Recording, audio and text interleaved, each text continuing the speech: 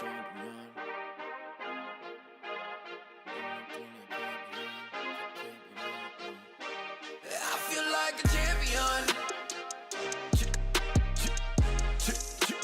champion, ain't nothing that can't be done. Oh yeah, I put it all on the line. Definition of divine. Yeah, I feel like a champion. Ain't nothing that can't be done. They told me I wouldn't be nothing. Came on down second to none. I need me a trophy, I need me a ring. I'm not with the bull, but keep it a beam. You know what it is, you know what I mean. Shit, all I do is win, win, win, win. Haters wanna hate, they ain't made top 10. Double, triple team, what they need to defend. I juke left and I'm gone with the wind. I'm gone with it. I feel like a champion. A champion. Ain't nothing that can't be done. Oh yeah, I put it all on the line. Definition of divine. I feel like a champion. A champion. Ain't nothing that can't be done. Oh yeah, I put it all on the line. Definition of divine. Feel like a champ, MVP status. Yeah, the win been guaranteed. Snow, let's see about it. If you gon' speak about it, then be about it. If you don't bring that energy, no, I can't be around it. Nah, I'ma shoot my shot. I'ma stick it, watch. At the tippy top, I cannot take no loss. 2 seconds on the clock, they gotta give me the rock. I got a game on what? Yeah, I got a game on lock. I feel like a champion. A champion. Ain't nothing that can't be done. Oh yeah, I put it all on the line. Definition of divine. I feel like a champion. A champion. Ain't nothing that can't be done. Oh yeah, I put it all on the line. Definition of divine.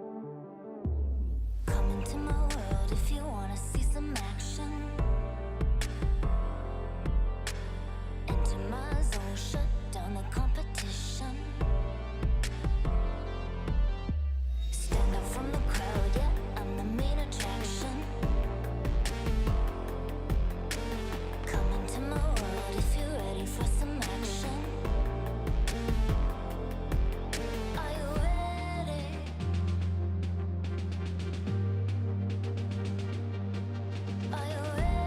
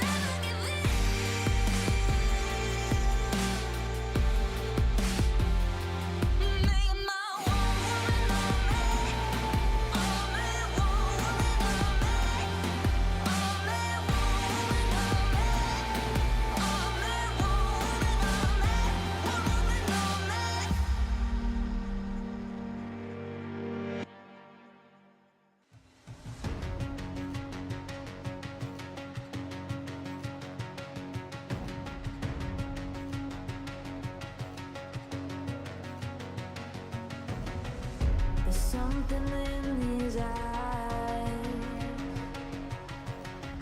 There's a storm within, but it's written in the skies. Let it break me till it's over. Won't let it shake me, no.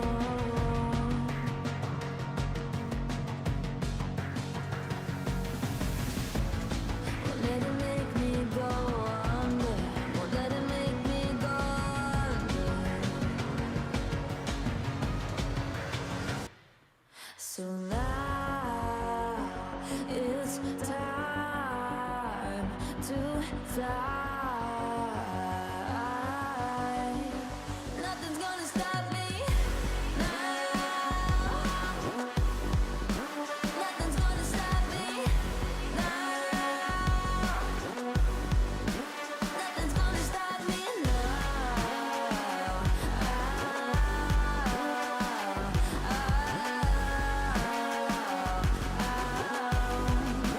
Nothing's gonna stop me. No one.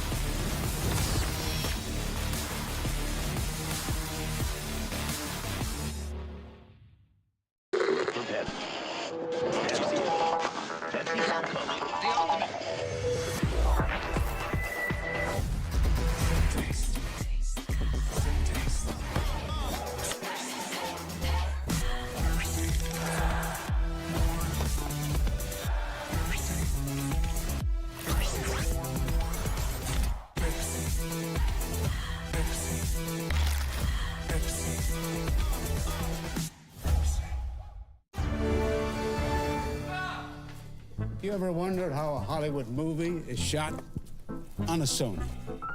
You review it on a Sony. And how do you make that sound epic? You record it on a Sony. Lunch break on a Sony. So why wouldn't you watch it on a Bravia by Sony?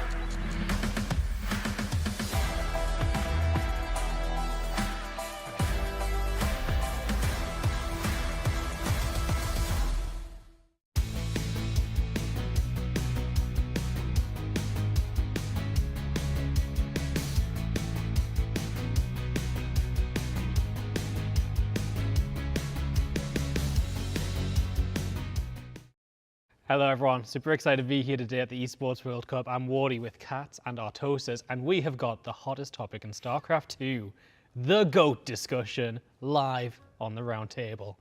Are you guys ready? I'm ready. Yeah. Well, I'm always ready. Brilliant, well go on. So who's the GOAT? Who's the GOAT? This is going to be really fun for me.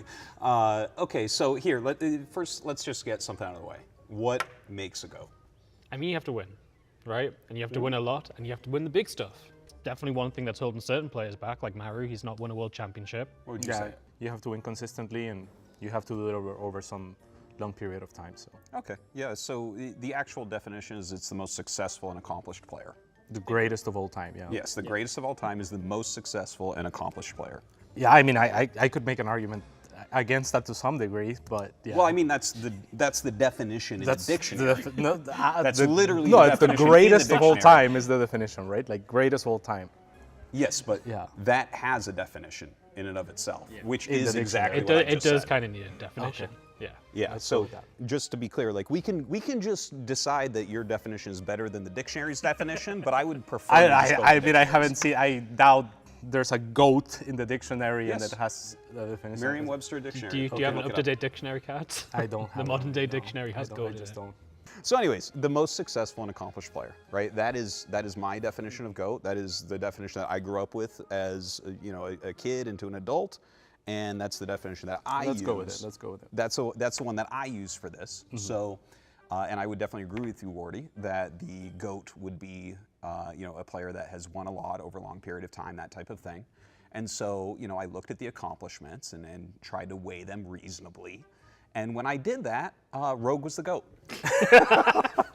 Yeah, and I mean, there's a lot of discussion around how everyone pretty much thinks that Serral is the GOAT except for you, right? And so I think it's important that you frame maybe your points on why Rogue is the GOAT, and then we can go over that. If you actually look at their tournament victories, if you wrote down their big tournaments, okay, and the ones that I get rid of are online and region lock.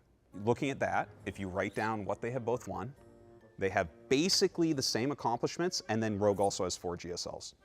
So how in the world does everyone just brush him off?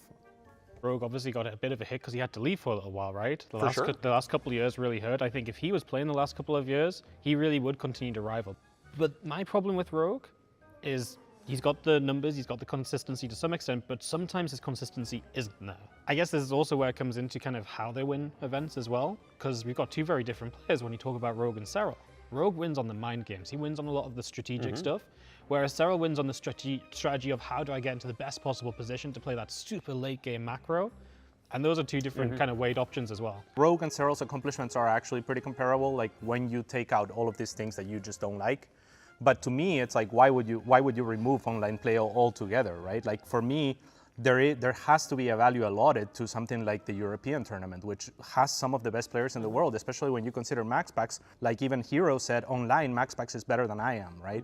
And then there's Clem, I think a player very comparable to Maru and Reynor, and these are players that you cannot discount. So to me, when you just say those tournaments just don't count at all towards the discussion, that's where I have a problem. Well, I think that a big problem with the majority of those are not only are they online, which is less pressure and less involved, right? But why is that more StarCraft or less StarCraft? It means more to travel to a location, sit across from your opponent and beat them. There are two beasts here, and you're discounting one altogether and giving it 0% importance.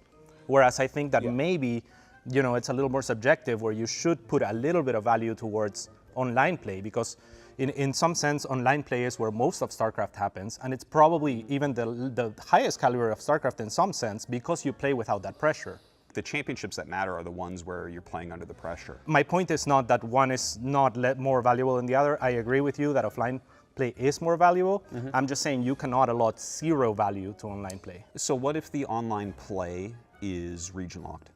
Well, I think there can be an argument made for that. The GSL is in some sense region locked as well. Well, it's not region locked, so let's just stay No, on my I point mean- here. So if the online tournament is region locked, does that change your value? Because if I think it has to do with the caliber of players either way that play in it. Okay, well, let's talk about the caliber of players. If you take the top 16 players at any point from right now to the beginning of StarCraft II, if you take the top 16 players in the world, I would bet that minimum 12 are Korean at every moment.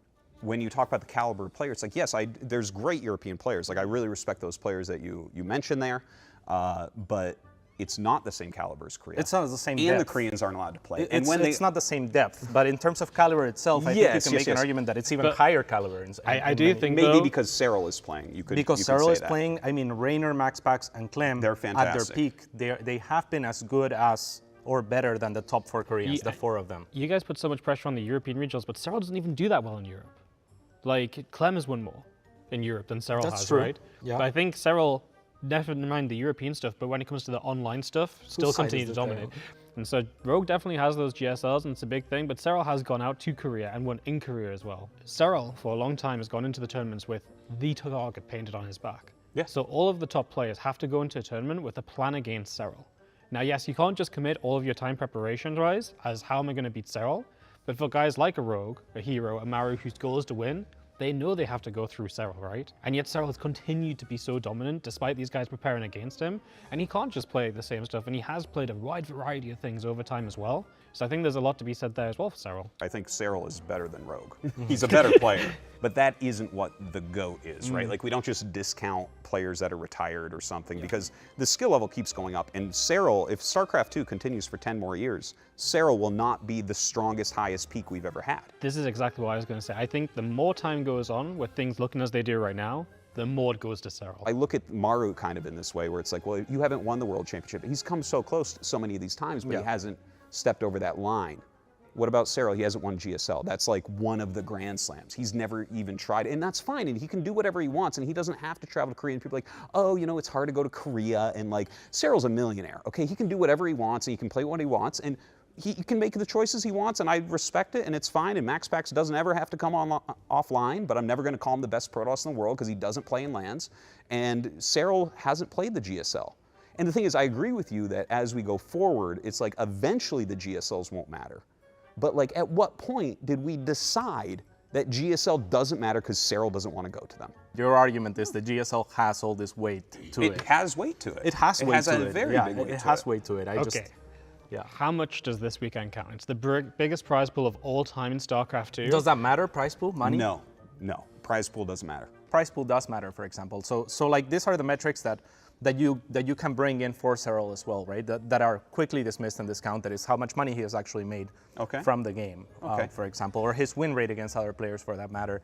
He has the best win rate against every pro player that he's ever faced for the last. It's because he's the strongest player. Yeah, for sure, but also consistently for like 6 years or something like that. It's a longer period of dominance than anyone has had. Really. Okay, yes, a couple things. So you said many things there. Okay, as far as the longer dominance period, Rogue was forced in the military, forced retirement, right? That's rough. That's tough. You can't, it's like, you just can't be the GOAT if you maybe, go away. Maybe that's what it ends up being. And then as far as prize money goes, you know, Rogue is banned from so many tournaments Serral gets to play in. I see. He really is, right? So that does inhibit that. And Serral's gotten to play longer because Rogue had to go to the military. And I mean, if we're talking about prize money, there was a tournament back in 2011 where 5th through 8th got 25 Bitcoins. That's more than Serral has won. So are those 5th through 8th place players in the discussion for I mean, GOAT? it has to be priced in for what it was back then, right? Like, you can't just reprice the Bitcoin because the money is an incentive for sure for players, right? So players are going to practice for this event both for the prestige and the amount of money that it has. I mean, we keep saying it's the largest prize pool of all time, and it is because it matters, and that makes it so that players are more invested in winning. I would disagree with that, and I think that you can actually find studies about this where it's like the players are invested completely. Whether it's for $400,000, whether it's for $1 million, whether it's for $2 million, it's not like they're trying harder because it's a $10 million prize pool, right? They're trying as hard as they can. So I don't like the prize money being brought into it, honestly, because I think it has with to do how with much the preparation Koreans are and such. banned. Like, it's super active right now. Like, for the last few weeks, everyone is practicing for this tournament, right? If there are many tournaments alongside this one that have different levels of prize pools, people are probably going to hide strategies for this one. Yeah, well, it's the World Championship. Yeah. That's why. It's not the It's 400K. both, I think. It's super important. So Yeah. I think we're all in agreement that this weekend Yeah, is going to be for important. sure, yeah, and we for could sure. probably do with 3 more roundtable discussions about the GOAT. Unfortunately, that's all we've got time for today. So we'll see you on the battlefield. Wait. Wait. If Serral wins this week, is he your GOAT? Oh, I mean, he's getting closer and closer all the time. You got to count that really It high. has to Like, in the count, yeah. current day, the World Championship is the most important thing.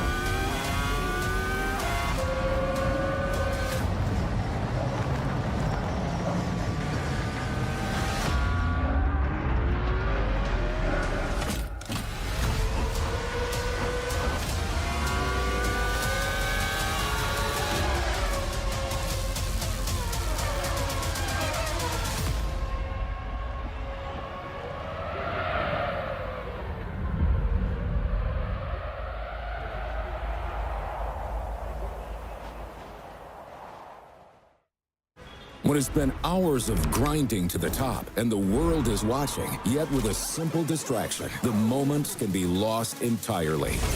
Clear Men eliminates all distractions, on or in your head. Here is your moment of confidence and clarity. Clear Men. Keep a clear head.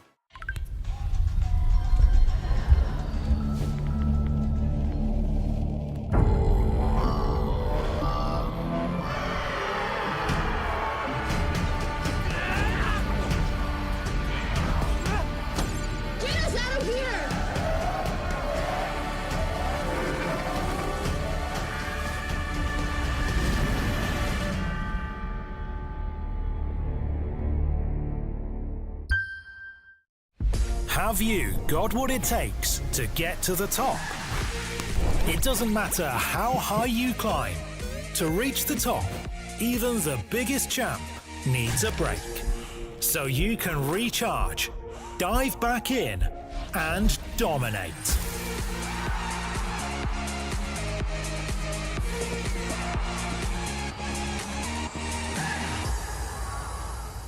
Have a break. Have a Kit Kat.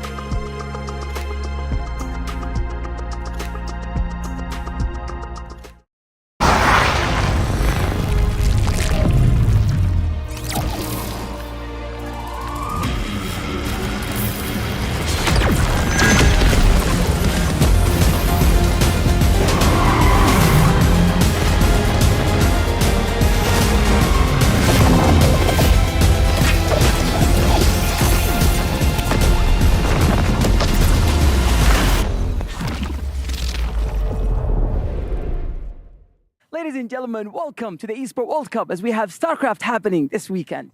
This is promising to be the biggest StarCraft tournament of all time, with what is for sure the largest prize pool this game has ever seen. The tournament has already started last night. We've seen a lot of group stage matches and we continue them tonight. It's going to be an exciting one. Absolutely, Fancy. I'm so glad to be back hosting StarCraft with you. And audience, I'm so excited for the games you're about to see. So how about we don't keep you waiting and let's start the show. Yeah.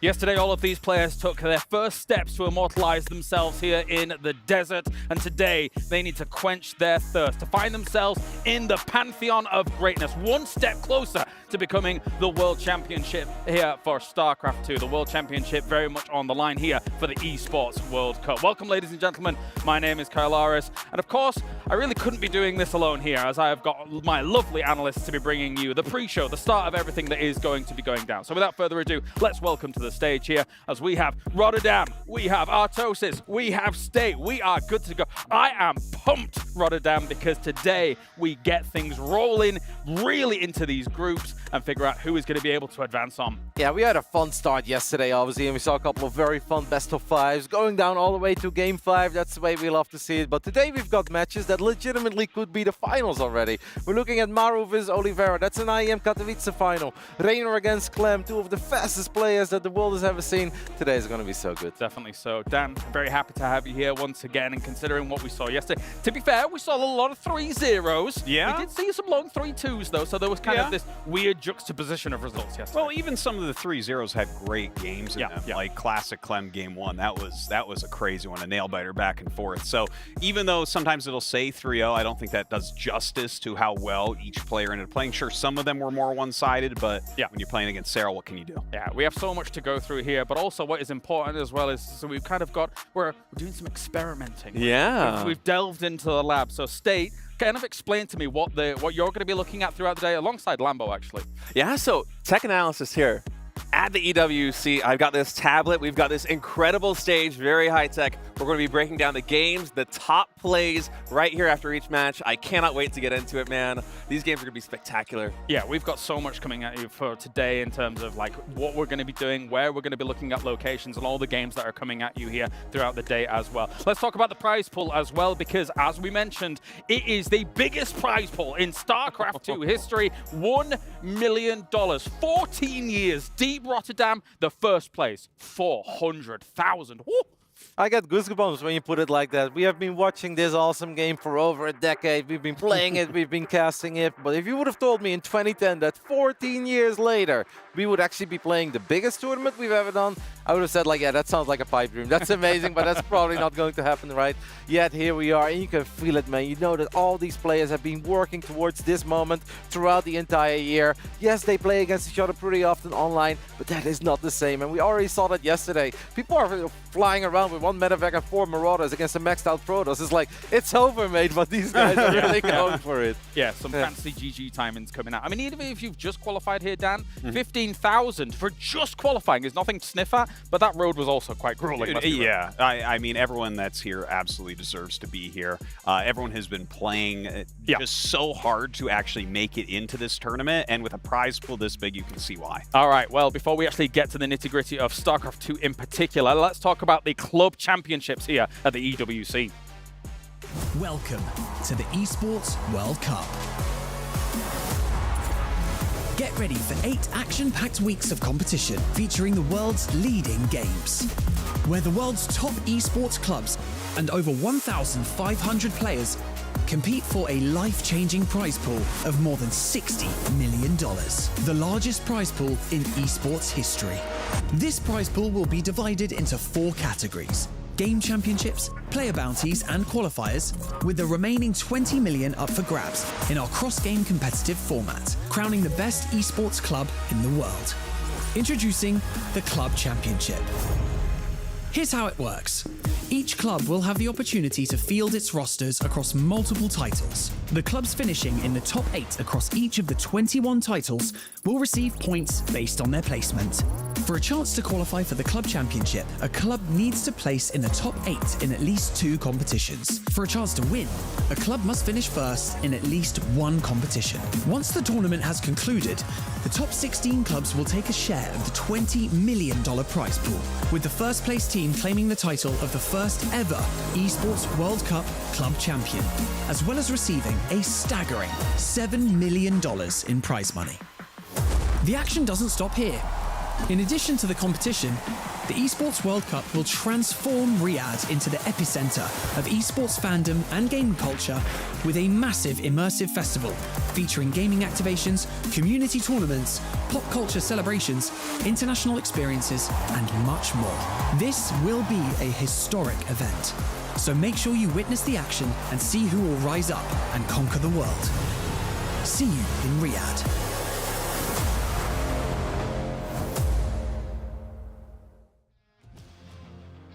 Actually, one of my favorite initiatives out of all of the Esports World Cup, the fact that all of these teams are vying for a huge, huge prize pool. Right now, Team Falcons very squarely in that #1 spot. However, teams like Team Liquid, Gaming Gladiators, Vitality that's not currently on here are representing in StarCraft, and they're looking for big points. Yeah, they're represented in StarCraft, and look at how close the leaderboard actually is here in the middle of the pack. Yeah.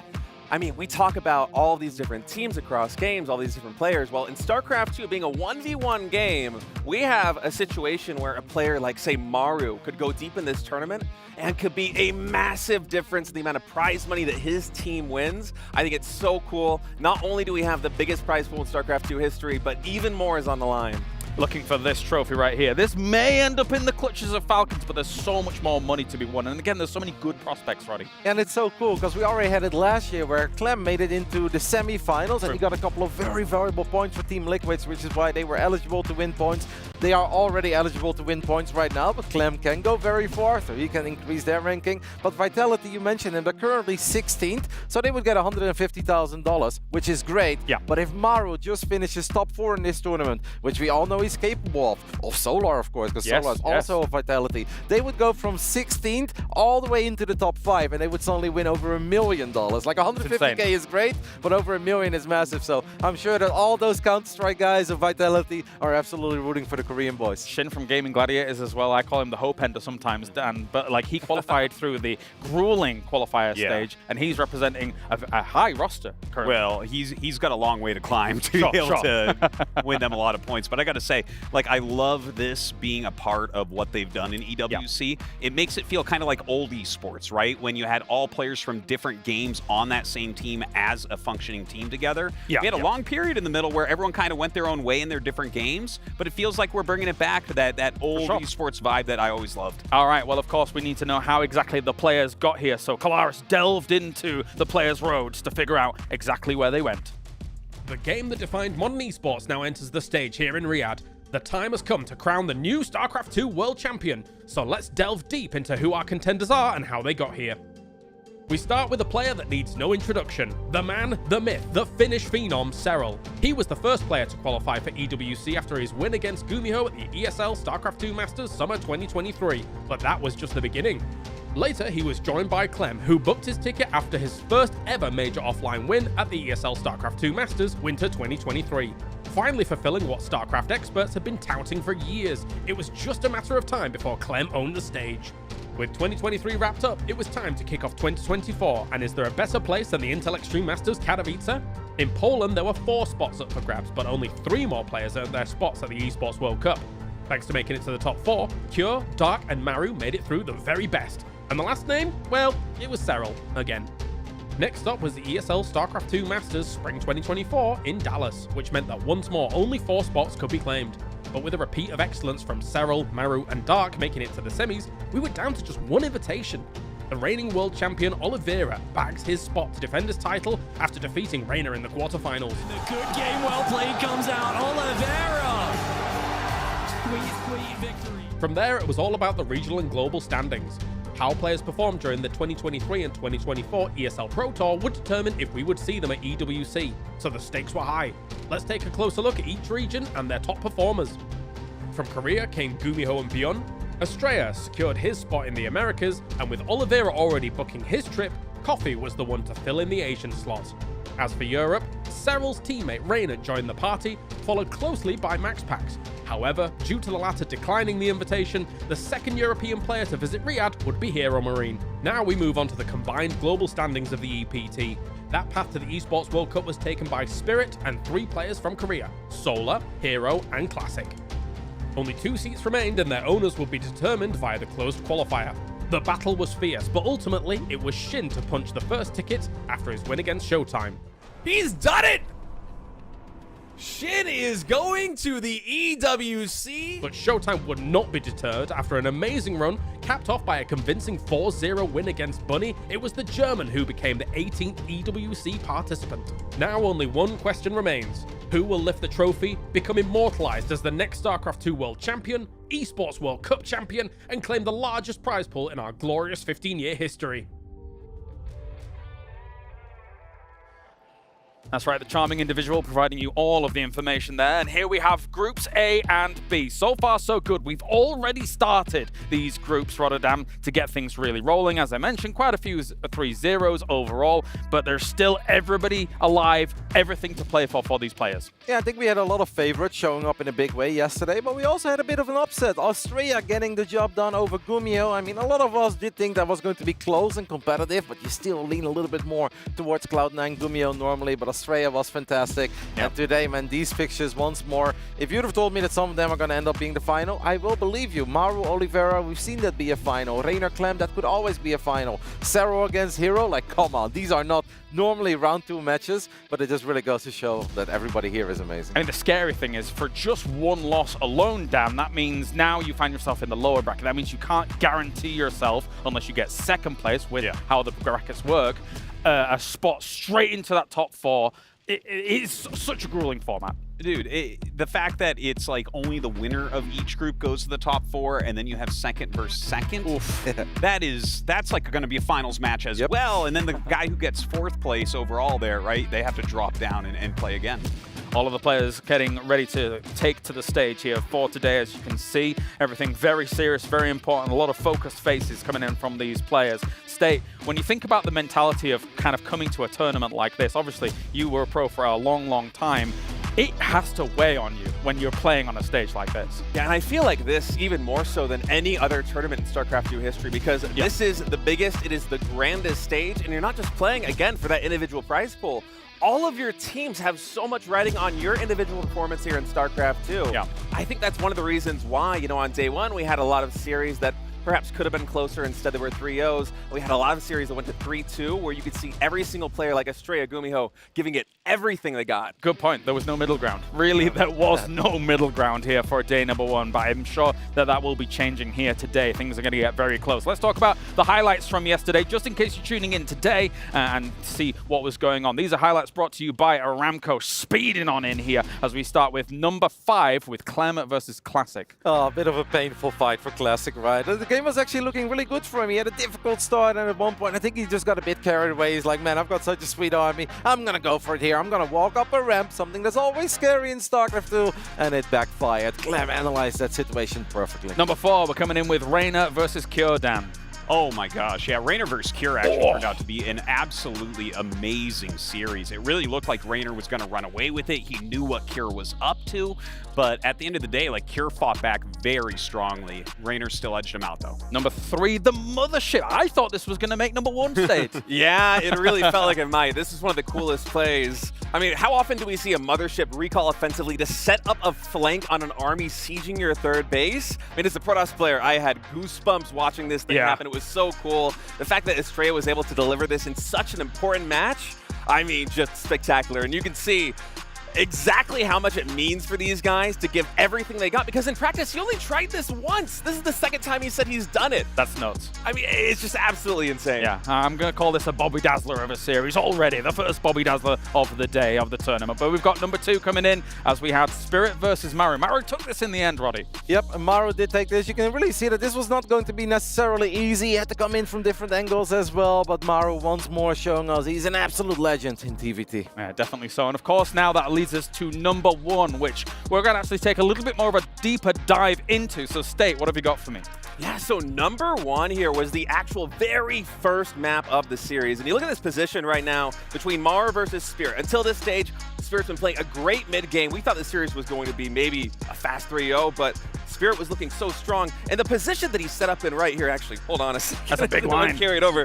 This looks like it is unbreakable. Maru is coming into this choke point. There is not a lot of space, and everything that, you know, kind of speaks to as a player, you do not fight from this angle. Maru, he's got about 6-7 Ravens right here. He decides he's going to go in anyway.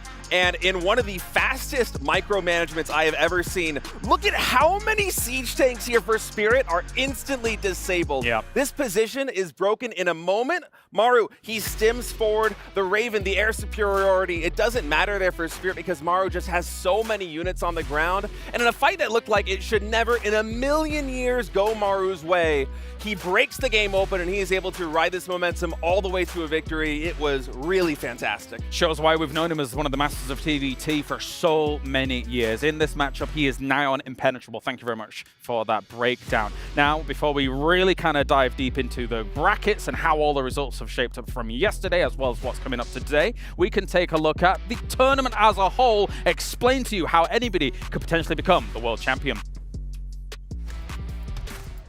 The path to the StarCraft II World Championship and the largest prize pool in the history of the game begins now, here at the Esports World Cup. It will be a daunting task for our players, so let's take a look at exactly how the tournament format works.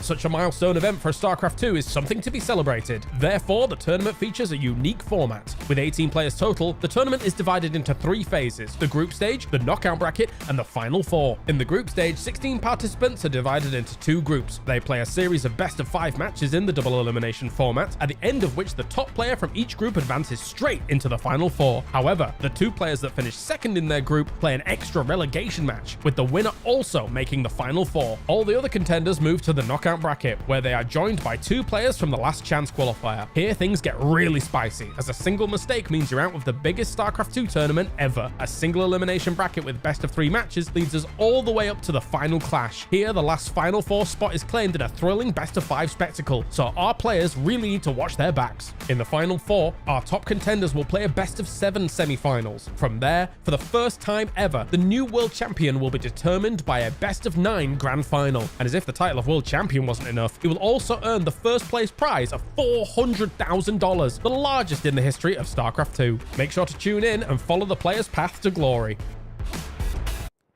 All right, that's how it all breaks down. I think one thing for sure, Dan, when you look at this tournament format, it is grueling. It is brutal. You have very few chances to try and get through into that final 4. Yeah, well, I mean, the top 4 is the hard place to get in the tournament, but I love how many different elimination stages we have here. Yeah. It really feels like we will have the 4 best players in the world in that top 4, no matter what. Let's talk about Group A then, of course, as we had results coming in. Now we find ourselves in the upper bracket, Maru versus Oliveira. We won't talk too much about that because that's our first match, but Astrea versus Dark. Astrea going through that barn burner of a series. Yeah, he played incredibly well against Gumio, and those games were just so damn entertaining. They may not have been flawless, but they were so incredibly fun for us to watch, and it's so cool to see the American player make it into the semifinals, the upper bracket.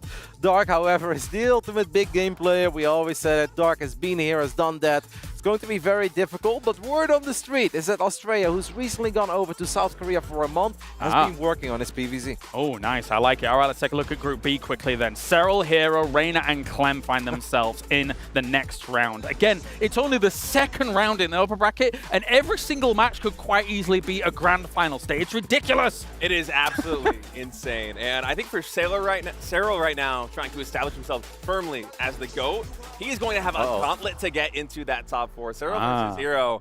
This is going to be absolutely insane. Hero's been working on his PVZ, showcased a lot of very cool strategies. Yeah. I'm excited for it. Let's take a look at the schedule of matches. We have 2 streams that are going to be playing simultaneously for this one. So Stream A, we have Oliveira versus Maru starting things off. We all know what a rematch that is. And then later on, we have some fantastic fixtures. A lot of TBDs because, of course, those are big matches for later, Rotti, to figure out who's going to be able to move through to potentially Final 4. Yeah, obviously we need to know who is going to drop to the lower brackets, right? Yes, to figure out who's going to play who. We do have a couple of matches already announced in lower brackets round 1. These are those games. We've got nothing but TVTs in Group A. Beyond versus Spirit and Hero Marine versus Gumio. And I saw a post of Hero Marine saying oh, today looks a bit more doable than yesterday. I was like, whoa. I mean, Gumio's pretty good, mate, but I do love a confident game. All right, well, let's talk about our first match then. We have a huge rematch to start off the day. It's the rematch where Oliveira claimed a world championship as he goes up against Maru again. I think one thing's for sure, Dan, when you look at this matchup, it's a star-studded match here with Maru looking impenetrable in TVT, but Oliveira has been one of the only names that's been able to break him in the past. Oh, that's for sure. I mean, Maru is the best TVT player in the history of the game, the best Terran player in the history of the game, but he was denied a world championship by Oliveira in this very matchup. He opened up very well there, and then Oliveira just kind of turned it on. So is Oliveira going to be able to do that again on this huge stage? He might be able to, but I got to tell you, I'm thinking Maru is the favorite and is going to make it very far. And that series really does haunt Maru a little bit. Like, obviously losing a final, especially in IEM Katowice final, is always painful. But Maru literally came out in an interview and said, I don't care if I beat him for the rest of my life. That will always hurt. And that will always sting. And those were pretty feisty words, because Maru normally is like, oh, I'll just do my best next time and I'm going to try to win the next one. He literally said, he's like, I can beat him for the rest of my life and I will still not be happy about the fact that I lost on that day. The crazy thing is that when you look at him, and also you guys at home, by the way, can actually predict who you think is going to be able to take this with www.stcplay.gg. Head on over there and vote for who you think is going to be able to take it. We've got the numbers, we've got the tail of the tape here for the match. State, what are your thoughts coming in? Oh man, honestly, when I saw the first bracket, I was really happy for Maru because he is the king of TBT. He's the best mirror matchup player, bar none, in the entire history of StarCraft II. PvP, ZVZ, it doesn't matter. Maru is a force to be reckoned with. I feel like because of that, he's very close to working his way to the top 4. Oliveira, he's a tough opponent. He has shown hot streaks, especially in World Championship tournaments in the past. I think Maru's got his number, though. Let's be real. If Maru didn't make top 4, I feel like for a lot of the community, for us here, the pundits, that would be a bit of a disaster for Maru. We're expecting him to make top 4. Absolutely, but whether he does it through the upper bracket or he finishes second in the group and then he could potentially win that playoff match, or he gets the job done in a knockout bracket. There are so many ways for Maru to get there. I absolutely agree that Maru is the favorite, but Oliveira truly is one of a kind when it comes to activating the turbo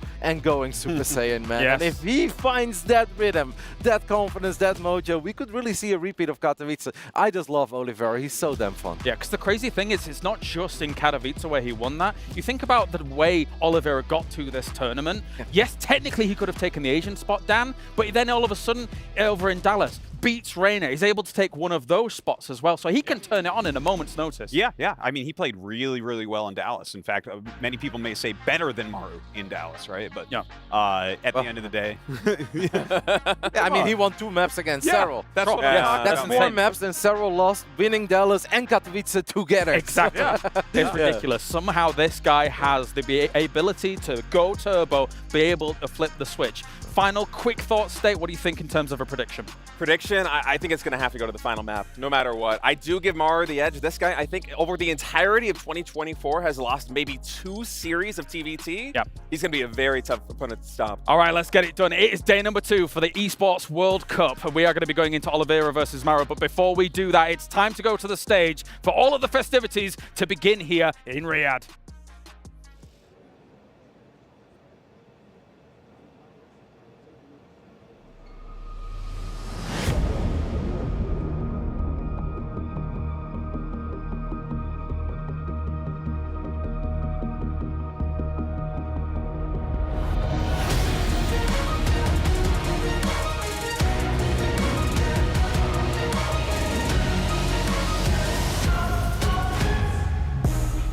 Welcome to the Esports World Cup, presenting StarCraft II.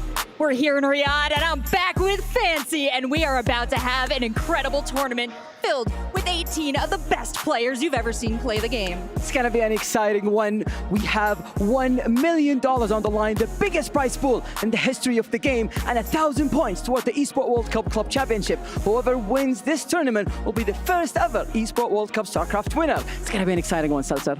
Absolutely. These players have been fighting all year long for a chance to be here, and now we are kicking off their last few days before the winner is decided. We have so many players waiting to walk on stage. They're very excited to be here. We're excited to have them in Riyadh, in Saudi Arabia. So how about we start welcoming the players on the big stage. For our first player walking on the stage, it is going to be Oliveira.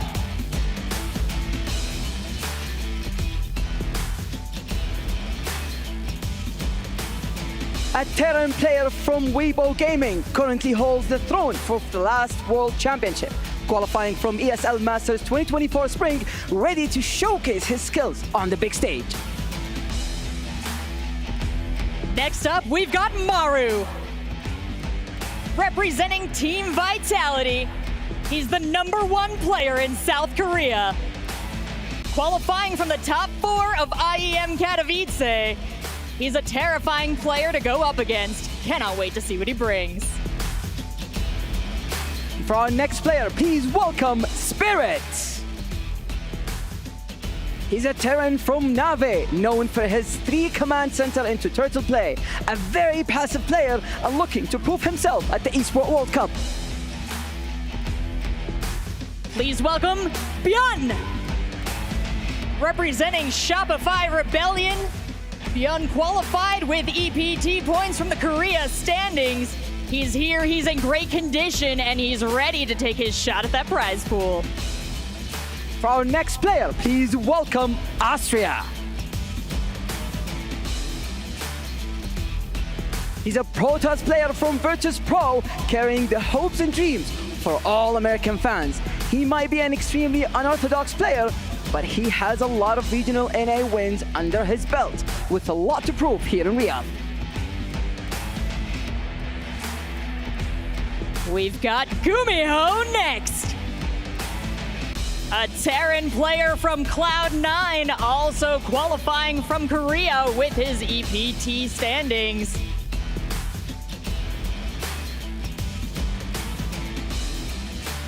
For our next player, it is Hero Marine. He's the Big Gay, previously known as the King of Weekly Cups, coming all the way from Germany to the Esports World Cup.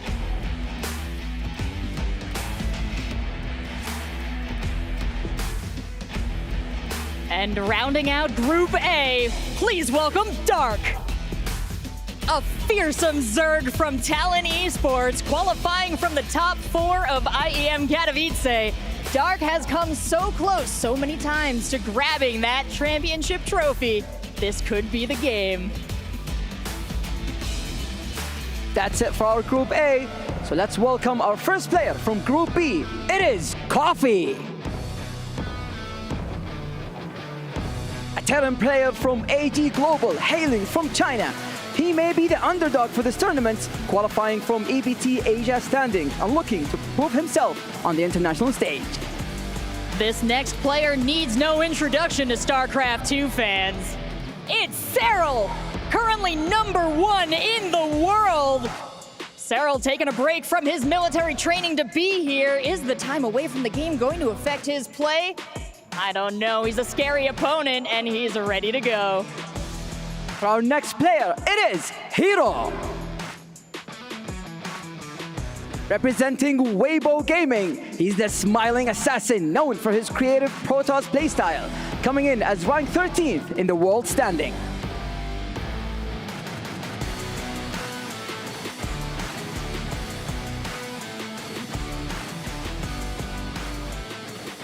Welcome next to the stage, the Zerg from Team Vitality. It's Solar, qualifying through global standings and taking his power from the sun. He should be good here in Saudi Arabia. For our next player, please welcome Reynor. The Zerg player representing Basilisk, the Italian player, is back here to Riyadh. After winning last year's Gamers 8, he's looking better than ever and ready to take another international tournament in Saudi Arabia.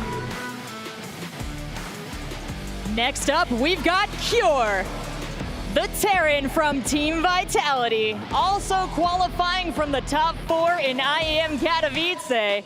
No stranger to the stage here in Saudi Arabia either. Ready to play.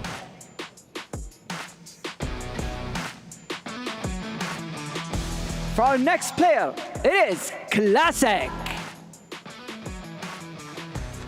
He's the Protoss player, representing Twisted Minds, the Chintas.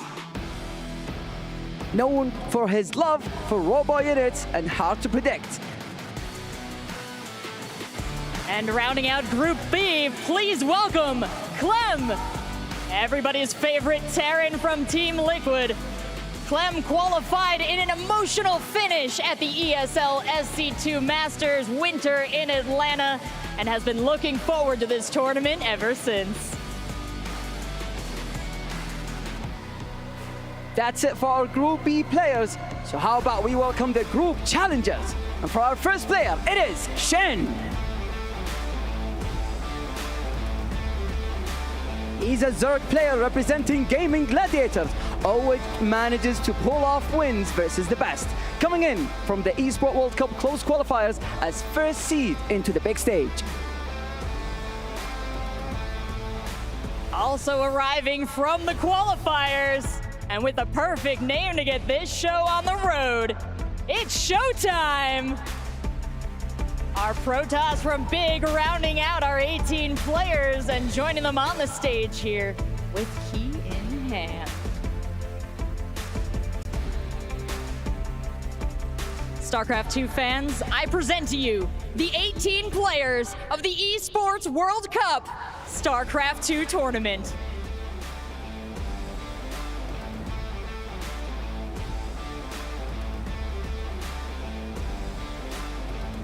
Players are now leaving the stage as we start our first match of the day.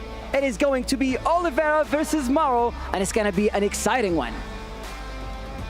Absolutely, fans. I can't think of a better way to start things off. We had some matches yesterday, but now we're on the big stage. Cameras in their faces, and these players better bring their all. Honestly, I don't want to keep the fans waiting anymore, so how about we send it to the casters and start our first match? What's up, everybody? Welcome to our second day here at EWC. I'm Tasteless. Joined with me is Zombie Grub. And what a hell of a match we have to start the day off. I was kind of expecting this. There was always a chance it wasn't going to happen, particularly in that other TVT with Bjorn and Oliveira, but there was a heavy chance that we'd get the first rematch offline between these two. They have faced each other online, and Maru has proved to dominate there. But as the desk said, Oliveira just pops off. He knows when to go Super Saiyan. Usually when Maru's playing, it's pretty safe to say he's probably going to win. Maybe if he's against Serral or somebody like that, then we have to say it could be a close match and maybe he'll be defeated. But going up here against Oliveira, we can't forget what just happened a few years past. In Poland, Maru, who was basically easily supposed to win the entire tournament, becoming the world champion back then, he was usurped here by Oliveira. Yes, he was. Yes, he was. And Maru said it in a brutal way, but I, can't really blame him, right? Like, even if I win every single time from here on out, it's going to haunt me. But what a time to prove that he is actually the best TVTer here in the offline EWC. Oliveira, he's been looking sharp, he's been looking good, but there were some faults yesterday versus Bjorn that Maru can take a look at. Now, Maru definitely wants to get over this hump, definitely wants to take this win. It's going to be very psychologically damaging if he is to lose here again, because Maru in Korea and generally speaking around the world historically has been a player that doesn't really have anybody he's weak against. And this was really out of left field, the fact that Oliveira from China was able to pretty dominantly defeat Maru. It wasn't really a back and forth. I think it was a 4-1 if memory serves me correct. And so this should be a fun match. This is probably going to be the peak TVT here of the tournament. I'm very curious to see what's going to happen next. I've got to imagine that there was at least some thought put into this match for both players, but particularly Oliveira, who is coming in as the underdog despite what happened last year in Poland. So he had to think of Bjorn first, which is very tricky. TVT and a TVT, you can't be bringing out too many new things, especially when Bjorn pushed him to Game 5. So he might have had some time to think about this. He had obviously time before this match, just overnight, probably staying awake in bed, right? Like, how am I going to bring out a new TVT against Maru? But the onus is on Oliveira. Oliveira, when he defeated Maru, it was a very technical victory. They weren't the longest Terran versus Terrans. They weren't drawn out. The map wasn't consumed on both sides. Instead, they were very tight games where Oliveira basically almost judo flipped Maru in the early game, coming out on top and punishing him. Again, the game times were all very similar. The way that Oliveira played, mostly drop play, but different combinations of units, which is interesting. I'm curious to see if maybe Maru's going to try to play aggressive himself. Sometimes that makes for more of a chaotic game. If you have two players, they're going to be a bit aggro, or if he's going to try to dial it back, be more conservative, and basically intercept attacks here and there. Yeah, it's a tough choice here for Maru, I guess. You don't really want to get yourself tilted in the early game if you do lose a micro battle and start thinking, oh my gosh, what if it is Katowice all always going to, No, but he often does not get tilted, or you don't see him lose his mentality, and that's what was extra amazing about that Katowice run from Oliveira. You could just tell that Maru was off, but generally he doesn't. So I really wonder what he is thinking. Does he come in like, no, I gotta approach this guy like I do almost everyone else, which is I'm gonna beat you and I'm gonna do it even casually, or if he really is actually thinking hard about this and is worried, because as you said, if he loses this, that mentality break going in the lower bracket for Maru could be huge. These players have come here today to become the champion, to become on top of the world. And a lot of times that means you have to have specific strategies and build orders for specific players. Usually it's the weaker players that have to play their heart out no matter what and give their best stuff. Even in the early parts of the tournament where the very best players can pocket some of these strategies, these build orders, these techniques for later parts when they're almost to the end, or maybe against a specific player that they have a hard time against. And I think this is going to be a match where we have very specific, tailored builds, tailored strategies that these guys are going to have for each other. Yeah, I can almost guarantee that Oliveira has taken a look at Maru's games over the past year, not just because, he took a series from him that was on the world stage, but also because Maru is still the leading TVTer, right? So you're studying a lot from him. Oliveira might have been able to craft something unique to face him, as he actually has already discussed some of the ways that he practiced and studied against Serral. Perhaps he can do the same thing versus Maru and cause an upset. In the top left, as we get into game number 1, on Oceanborn, he is Weibo Gaming's Oliveira. And his opponent down here in the bottom right in the blue from Korea, he is Maru. Representing Vitality, an awesome pickup leading into the EWC. Picked up the entire onside gang, actually. Maru, obviously, that standout player. Well, we got a big map to start with, Tasteless. Oceanborn is also the most typical map. Now, we're in a mirror matchup, so we're not talking about a lot of caveats as far as whose race gets to play what, right? But you do, tend to see some different styles on these big maps, maybe more abuse of some air, for instance, and some other ones. This is actually so cookie cutter that it's probably actually a nice point to leap off from for both of them. Kind of get into their groove and actually do a typical TVT, because that's currently what they're doing, and being quite safe about it, too. Both of them going for SCV scouts. Yeah, this is a map where there's a lot of different ways you can play. It's generic, and that's not necessarily a bad thing.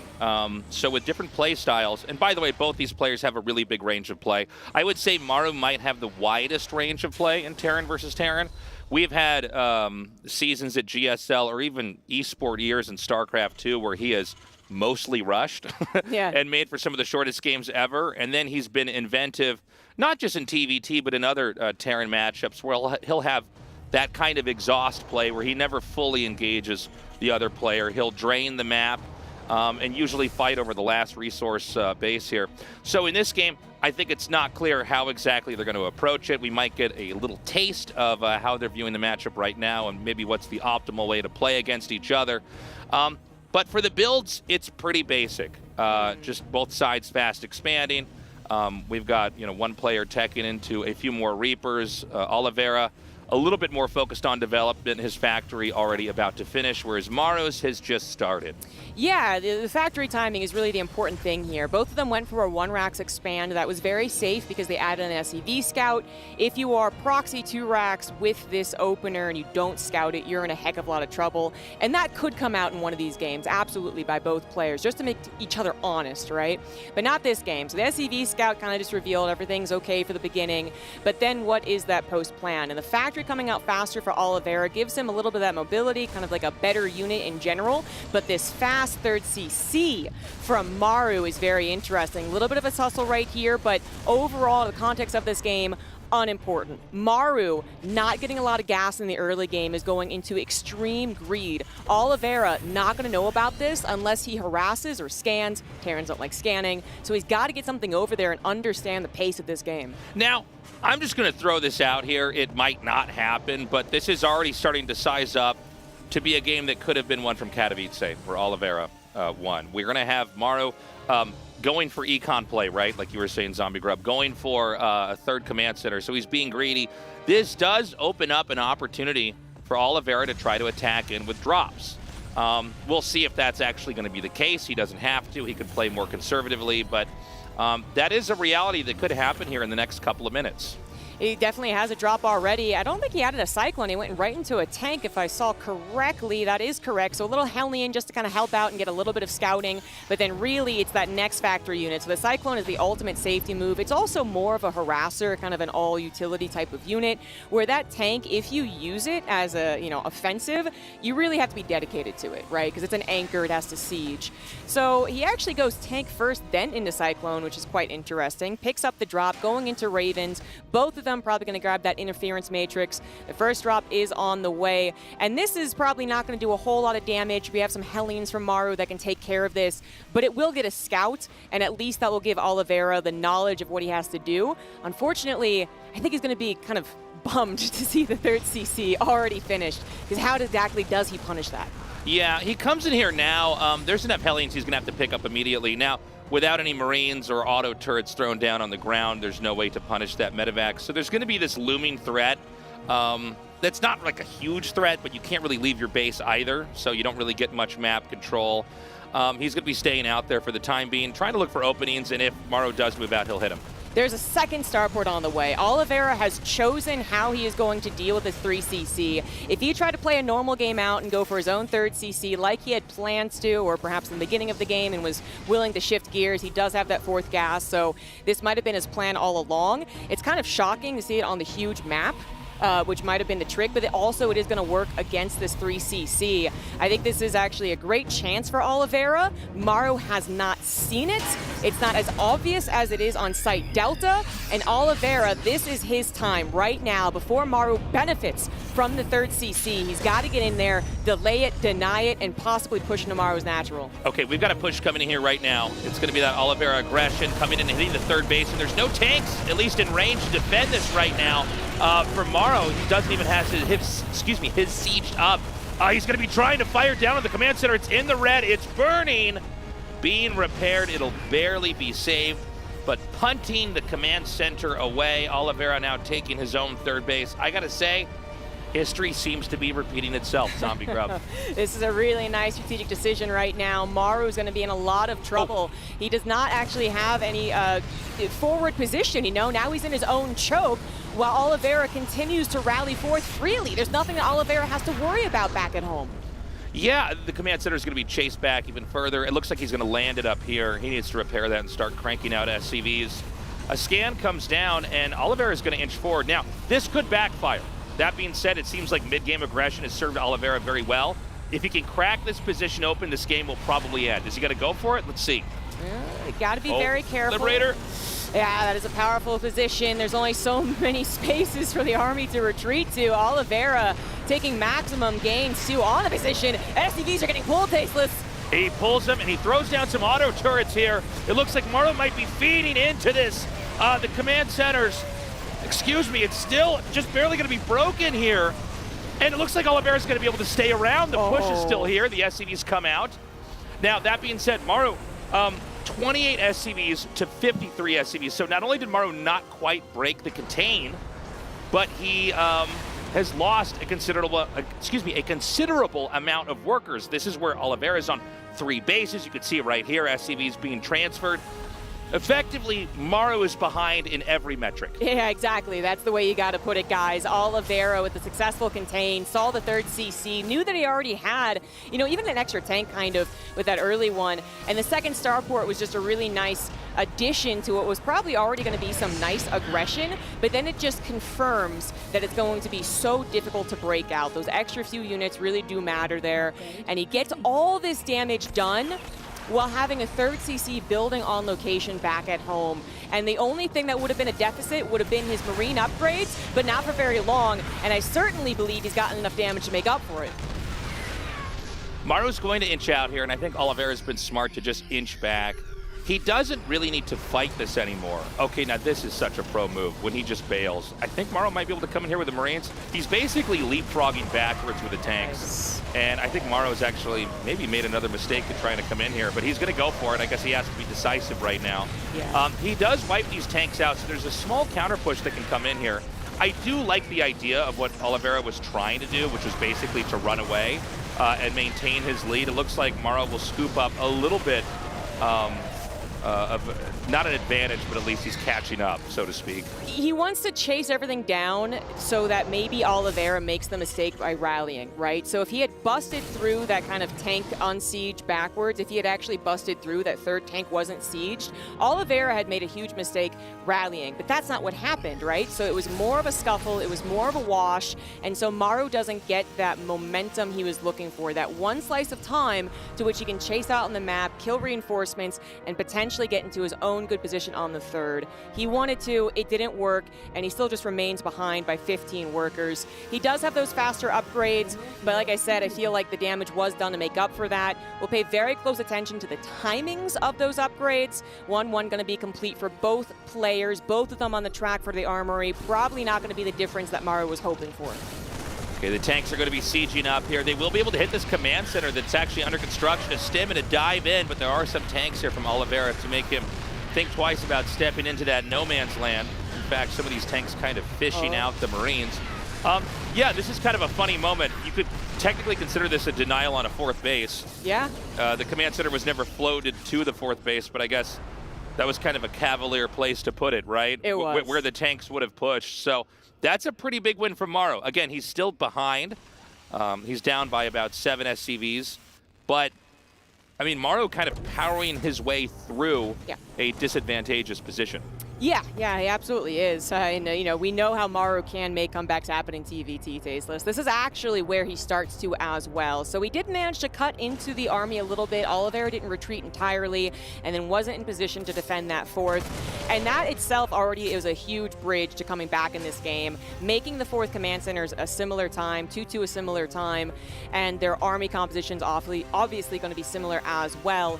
This is where Maru makes comebacks happen. 3 bases, I'm being able to pump out my units. I'm gonna add Vikings rather than Medivacs because I know I'm a little behind and I need to prepare for that eventual stomp with Viking Liberator air superiority. I need to prepare for that. So that's what he's focusing some of his limited resources on, and this is what he does best, making the comeback happen. Triple Medivacs coming on out. That's going to give some nice harassment. Tanks should be at home defending something exactly like this. Now he's got sensor towers in the top center, to see this. And it looks like Maru's just going to fly right on through. Does not care if he's spotted. He's actually scanning and seeing if is there anything over here.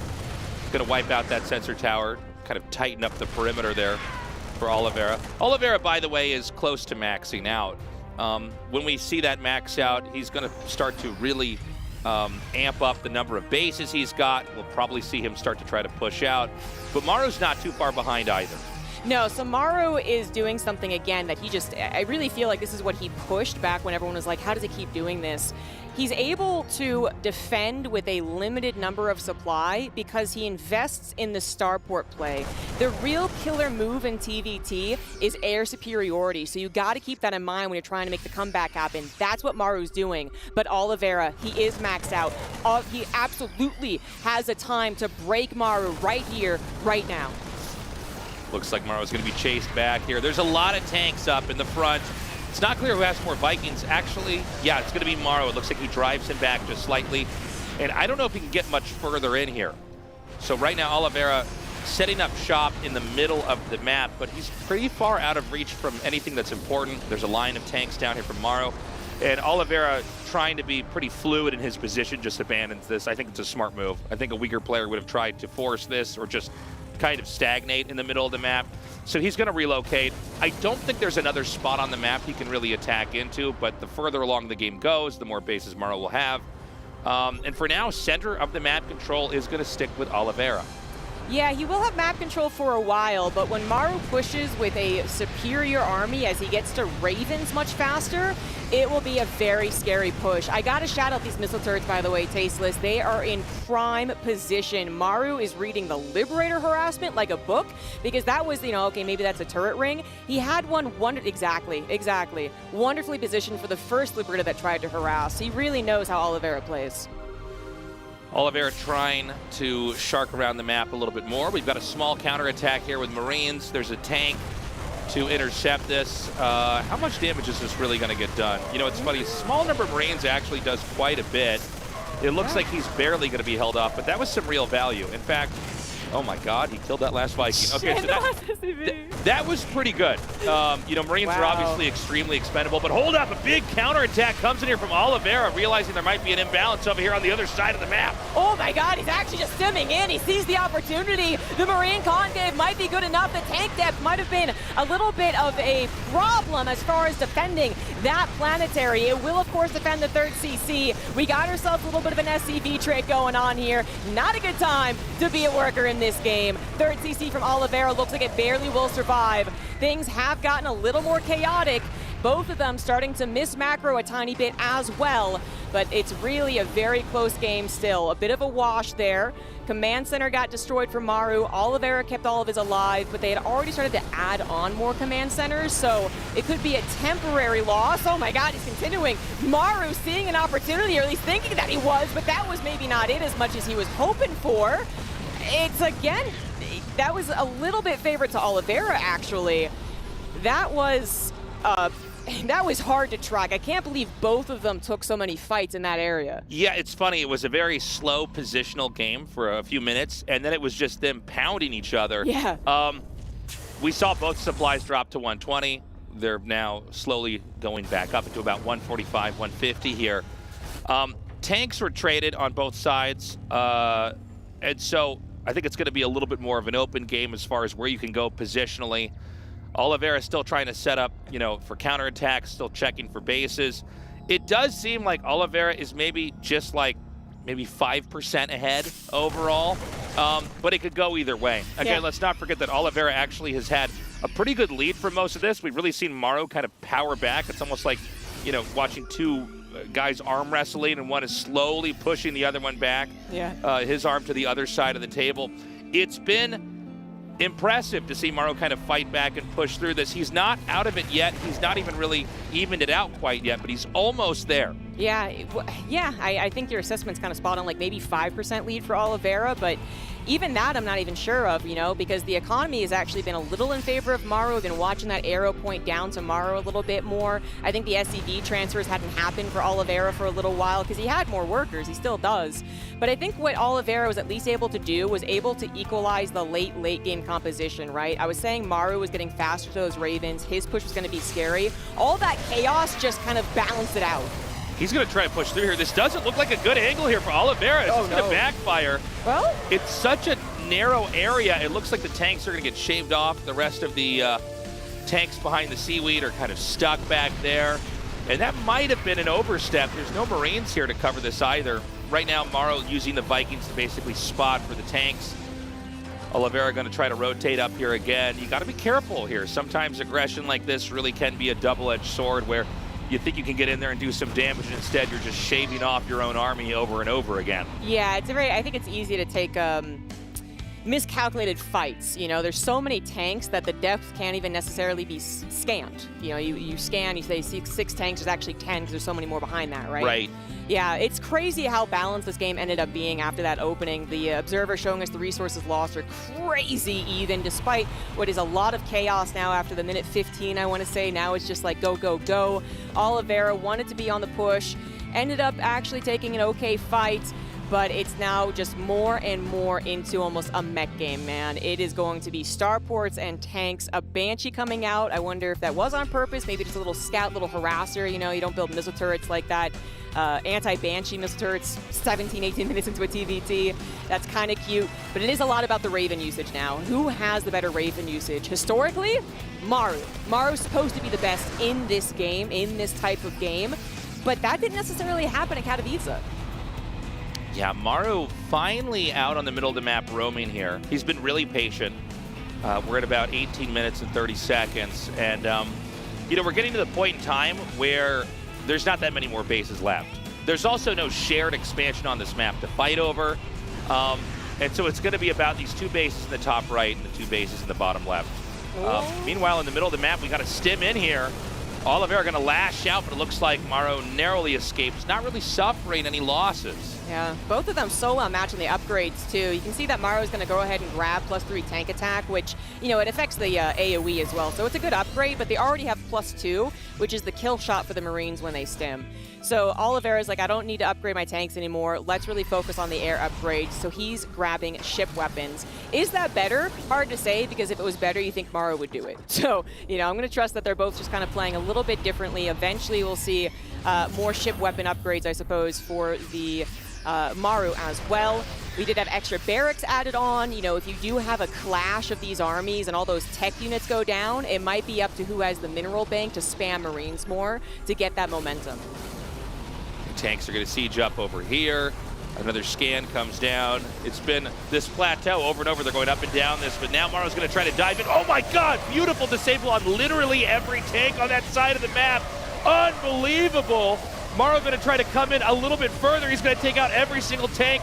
This could turn the game completely upside down. It absolutely could. It actually ends up being a little closer than Maru maybe was hoping for, but it absolutely was a win for him. Oliveira caught in an awkward position, couldn't get his own interference matrix, couldn't buy enough time for his tanks to get unlocked. I cannot believe how perfect that execution was.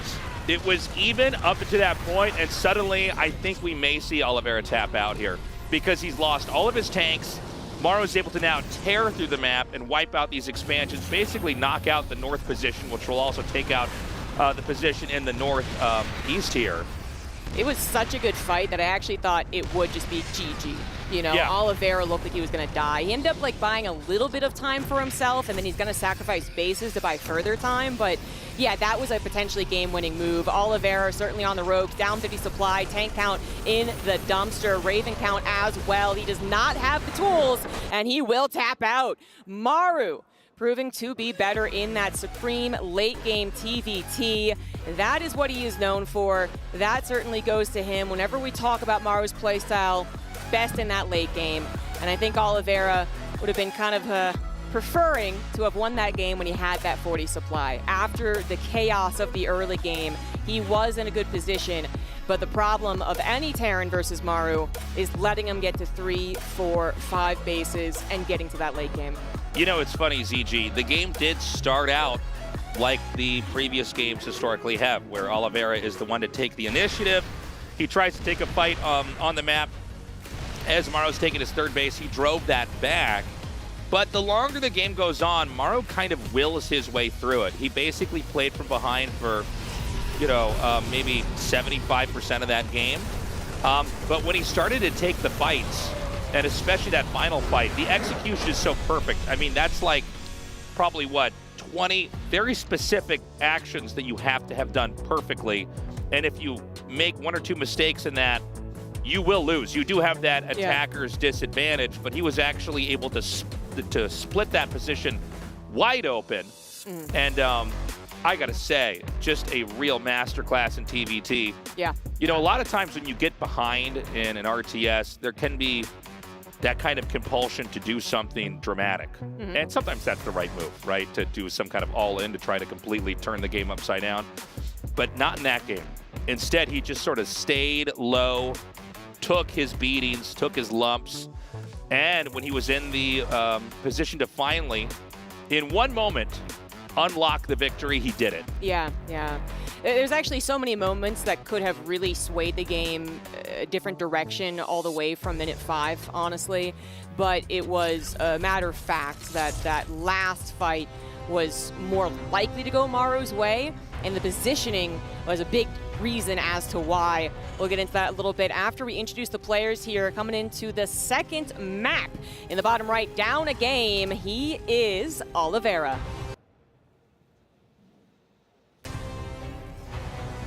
And his opponent here in the blue in the top left from Korea, he is Maru. Yeah, big thing about that last fight before we get too deep into game number 2. Oliveira was on the low ground. That's actually a huge problem because he could not repel the Ravens from his tanks in the same way that Maru was able to repel them, well, actually slaughter them, because Oliveira had to dive. He knew that he had to basically get his opponent's tanks out of the equation or he was dead. But then he sacrificed his Ravens, his tanks were dead anyway, and he just knows that he had a bad start to that battle. Should not have been in that position, but it's so difficult when the game gets that fast. It was after all that chaos as well. You're just going to see some of those positional mistakes, very understandable. But let's focus in on map number 2. It is Site Delta. Now, this is actually the map where we do see a lot of 2 starport-based attacks, something that Oliveira did include last game, but not in the same kind of fashion as it happens on Site Delta. It did still result in a pull in the natural and the chokehold, right, that Maru had to decide to break out of. But since that already happened on Oceanborn, does this 2 starport play happen on Site Delta as well? It's possible, Tasteless, because Byun did it yesterday, even though it was scanned, or no, Oliveira did it yesterday, sorry. Oliveira did it yesterday, even though it was scanned, and Byun still failed on the execution, basically. That can still happen, but are you going to guess that Maru will fail on the execution defending against that build? I don't know. Yeah, I don't know. It did seem like in the last game, Oliveira was maybe trying to force something that couldn't happen. Maybe. It does seem as though when these 2 guys get together, Oliveira, if he can get in there and find that weak spot, find that Achilles heel, find that solar plexus on Maru, he'll hit it until Maru's dead. But Maru, even when he takes a beating there, is pretty good at staying back and can kind of play a quiet game, play a dull game. And then you have the situation where Oliveira's trying to post getting his damage in and trying to then find that killing blow. Can't quite find it. I don't know if we're going to see a better late game positional execute than the one we saw from Maru. I mean, what was that, 7 or 8 tanks? All disabled. Probably, the stim, the fanning or the arcing of the Marines down there, laying the auto turrets as well, just so that they would soak the damage. Yeah. I mean, we're talking about within the course of about 2 to 3 seconds having literally the perfect input. Yeah. And then going, which is, and I mean, I think TVT really is kind of a fascinating matchup because it's a glass cannon matchup in that everything is fragile and everything does a lot of damage. So, having precise attacks like that is really incredible. But yeah, I don't know if we can top that here. I do still think that Oliveira's early game is maybe a little bit more interesting. And the truth is, his early game did kind of work for him in that last game. I mean, he did punish the 3rd command center. Yeah, but then, again, like hindsight, I think you really go into it seeing how it unfolded. Hindsight might have said that he should have retreated a little bit sooner, even though he kind of made it an even fight. Maru did still grab some of his units, and then that kind of let him feel comfortable going to that 3rd, which found the 4th, so on and so forth. The map is so different now, though. Site Delta is very skinny. It's shorter as well. Maru's not going to go for the 3rd CC. That makes sense. He does open in a similar way as far as the factory units, though. Number of Hellions, actually, which if Oliveira were to only get that scout, might misread it, but shouldn't just depend on the Hellions to be like, oh, that's a 3rd CC. No, that wouldn't really be the case. Oliveira this time around getting that faster 3rd CC. Maru just a little bit behind, grabbing those 2 Cyclones again. Oliveira did grab his own Cyclone, but no medevac drops, which really have been so popular in other Korean TVTs. That's right, and in this game it is Oliveira showing that he's also got a pretty big range of play, right? He's not going to do the same kind of aggressive stuff. He can try to be more in your face after getting his 3rd base up and running, after playing, a little bit more of a econ game here. We've got interference matrix, finishing up here for Oliveira. I don't think we're going to have much happen here in the next minute or 2. We're just seeing infrastructure get placed down. Well, I say that, but now we've got Maru moving out on the map. This is kind of a funny comp. It's just Hellions, 2 Cyclones, and some Ravens. It's a very turtled position here for Oliveira. He's got a tank at his natural, but it's like in the worker line. It's not out at the ramp, so there's nothing hanging out that you can try to snipe at. No. A tank on the high ground and Ravens patrolling, so we're actually seeing Maru now pull back. It looks like he might have been looking to see if he could catch anything in the middle of the map. Yeah. So I'll go back to what I was saying earlier. Yeah, they're both just focused on development. We can basically watch the unit, the production tab, at the top left here. We've got eBays on both eBays, finishing here for Maru. Maru comes out now, looking around. You know, on the surface, if you're not scanning, this could look like it might be a little mechish, right? With the Hellions and the Cyclones. Right. I say that, but he scans now. He's going to see that it's, in fact, Barracks play. Yeah, that's a good scan, too. You want to see if it's Barracks play, yes, but you also want to see that third CC timing. You know, if there wasn't that, and then the panic sets in, you're like, oh no, we got 2 starports. But no, it's not that. So, unfortunately for Maru, while that army supply did have like a moment where you're like, oh, okay, maybe he can actually contain, you know, 6 Hellions isn't really that helpful. It really is about these Ravens more so, which are going to come in, exactly, and take out the tank. At least try. Yeah, it was a goner. And unfortunately, that is a big loss in the early game TVT. Oliveira going to go for some of his own harassing Ravens. Let's see how many SCVs that get. But Maru's continuing to rally fourth, and the army is getting better. He's rallying tanks fourth, and he wants to maybe catch Oliveira kind of too turtled, but he's actually going to pull back. Doesn't think that there's a chance to do anything more. And, well, unfortunately, it's an awkward timing, right? Because his army's not here to help out against the auto turrets, which have killed 9, 10, perhaps 11 SCVs before everything is said and done. If he focused, it would have happened. Unfortunately, didn't get the chance. These Ravens do want to live. The Cyclones a little bit later to the party. Might be too late to get the kill. Yes, indeed they are. Nice little drive-by by Oliveira. Yeah, I mean, great play. Getting a lot of those SCVs killed off here. We've kind of had a couple players take swipes at each other. I'd say nothing too dramatic. You know, if the game goes on long enough, you do want to use something on that Raven energy. You know, spend it on some kind of damage. Try to get some kind of value. Obviously, you can't bank it up past when it's maxed out. So, for now, we have the army starting to gather in the middle of the map. We have Oliveira with a bit of a preemptive setup here so that he can't be pushed. And there's a drop that's going to be looping around this. So we have a skirmish that's going to happen out here. Maru going to try to drive this back, but I think the drop is going to be the more important part to look at. Keep in mind, a lot of these SCVs have been damaged already due to the auto turrets that were thrown down. And this push is going to come in here. The tanks are actually on the run, but the stim marines are going to be a little bit faster, and this is so bad. In fact, this is going to really fracture the position. Another tank is going to get disabled and get killed. There is a drop that's hitting the command center, but I'm a lot more worried for Oliveira because this army is going to push right into where all the SCVs and the barracks are. That is terrible for Oliveira. He did not have the army to defend this push. He had given so many units up to go for the drop in the main base, which might not do equivalent damage. He is in the main, which is usually a great sign for TVT, but he's only Marines. Can he actually stay here and camp the production? Because he would need to. He is starting to massacre the SCVs, however. Maru did not send enough units back to deal with this. Finally sends enough. It is going to have to leave. But now at this position, Oliveira losing 30 SCVs, access to his natural, potentially his upgrades, and Maru just lost 21 SCVs. Not much else as far as his base structure. Now this is scary because if you get on top of that infrastructure, it's going to be so punishing. I love the auto turret placed down here just to be a sponge for damage. Oliveira's going to try to drive down this ramp. It looks like he might barely do it. He's going to be able to kill that final tank. And I think, yeah, be able to wipe out this position, but there's a lot more reinforcements coming on the map. Look at this.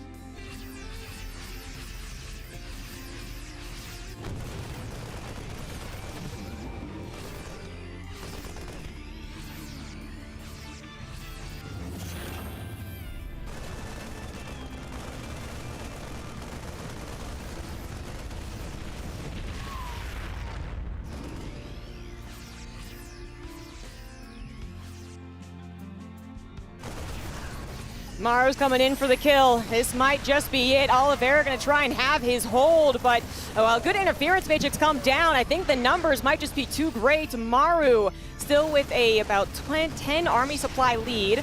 Upgrades, unfortunately, were not going to complete for Oliveira, right? That +2 attack did not get completed. It didn't start. I think it might have gotten killed, actually. So just armor for him. That is a bummer. It's faster at the very least, giving him a moment of time. But I didn't realize this engineering bay is just back here quietly getting the armor upgrade. It's been ignored. This should be fatal. He's going to be able to take out the command center. The tank is actually covered by the barracks here. The SCVs are pulled. They're wiped out immediately. More stim marines are going to come in here as well, but it looks like there's just too much muscle in this fight. Maru should be closing this out with a 2-0 victory here. It looks to be the case. Hold on a second. I guess the game's going to go on. The issue is going to be there's only 6 SCVs. There's 38 here for Maru. This space has been ignored. By the way, you can just go behind the minerals with 1 or 2 Marines and kill off all these workers. So I guess he doesn't have vision of that. That's so funny. I was wondering why that was being ignored up here. Oh, no, the timing! Jeez Louise. It's still bad because they're in the medevac. They have to unload.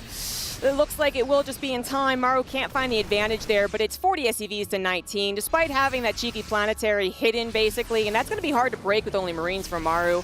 I don't think it's going to bring Oliveira back into this game. Tank shot does help. He takes advantage, goes after a medevac. Marines forced to pick up. Another medevac boosted forward. That was a little odd. Now he sees the planetary. Yeah, he inadvertently retreats into the hidden base here, just north of this position. Kind of a funny moment in this game.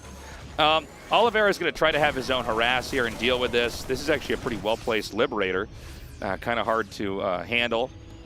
Oliveira is going to move out on the map, and I'll tell you what, he's catching some stray units here and there. Yeah, some. Big problem now is that even if he did have an okay Marine fight, numbers-wise rather, the upgrades are done. Maru has +2 attack and Oliveira does not. He's kind of lucky he got that +2 armor anyway, that was supposed to die in the natural. But it's still a big problem not to have that second upgrade. Oliveira is going to need his tanks to fire. He's going to need just more Marines if he ever takes a direct fight. And now he needs something back here to help defend against the cheeky Liberator. Very nice play here. Don't have to dedicate much to this harassment. Oliveira close to Maru's base, going for the drop in the main, but no tanks are here. Okay, so can he contain? This could flip the game upside down. Oh, 1. Okay. Yeah, it could. He's on top of infrastructure. The drop over here might be the saving grace, but Maru's going to have to really put the work in here. But we have a counterattack in the bottom right, and there is nothing here to protect this. Oh, yeah. I mean, Oliveira's going to have to worry about a straight-up losing last building situation. He's lifting, and he's going to tap out. Not finding enough of a comeback opportunity. Maru did not make any tremendous mistakes when it got a little scrappy, letting an army just sit in the middle while he was distracted in the main or something like that. That's what would have had to have happened for Oliveira to come back in that game.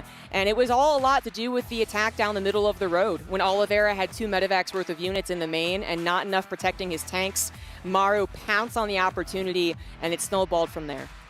Kind of a cool game. Funny to see that he missed that base north of the natural expansion. Kind of retreating away from the fight, and then he goes, okay, it's over there. But also an interesting approach to the game in general, kind of going for the heart, going for the organs of the Terran, so to speak, instead of trying to deny your opponent and starve them out in bases. Instead, you go for that infrastructure kill play, which is, I think, more common in TVT really than any other matchup. At the end of the day, I think Oliveira had a great counterattack at the end, but the problem is he's working with less. So when he does the counterattack, Maru can basically take a beating and just go for his own kill there when he gets in there.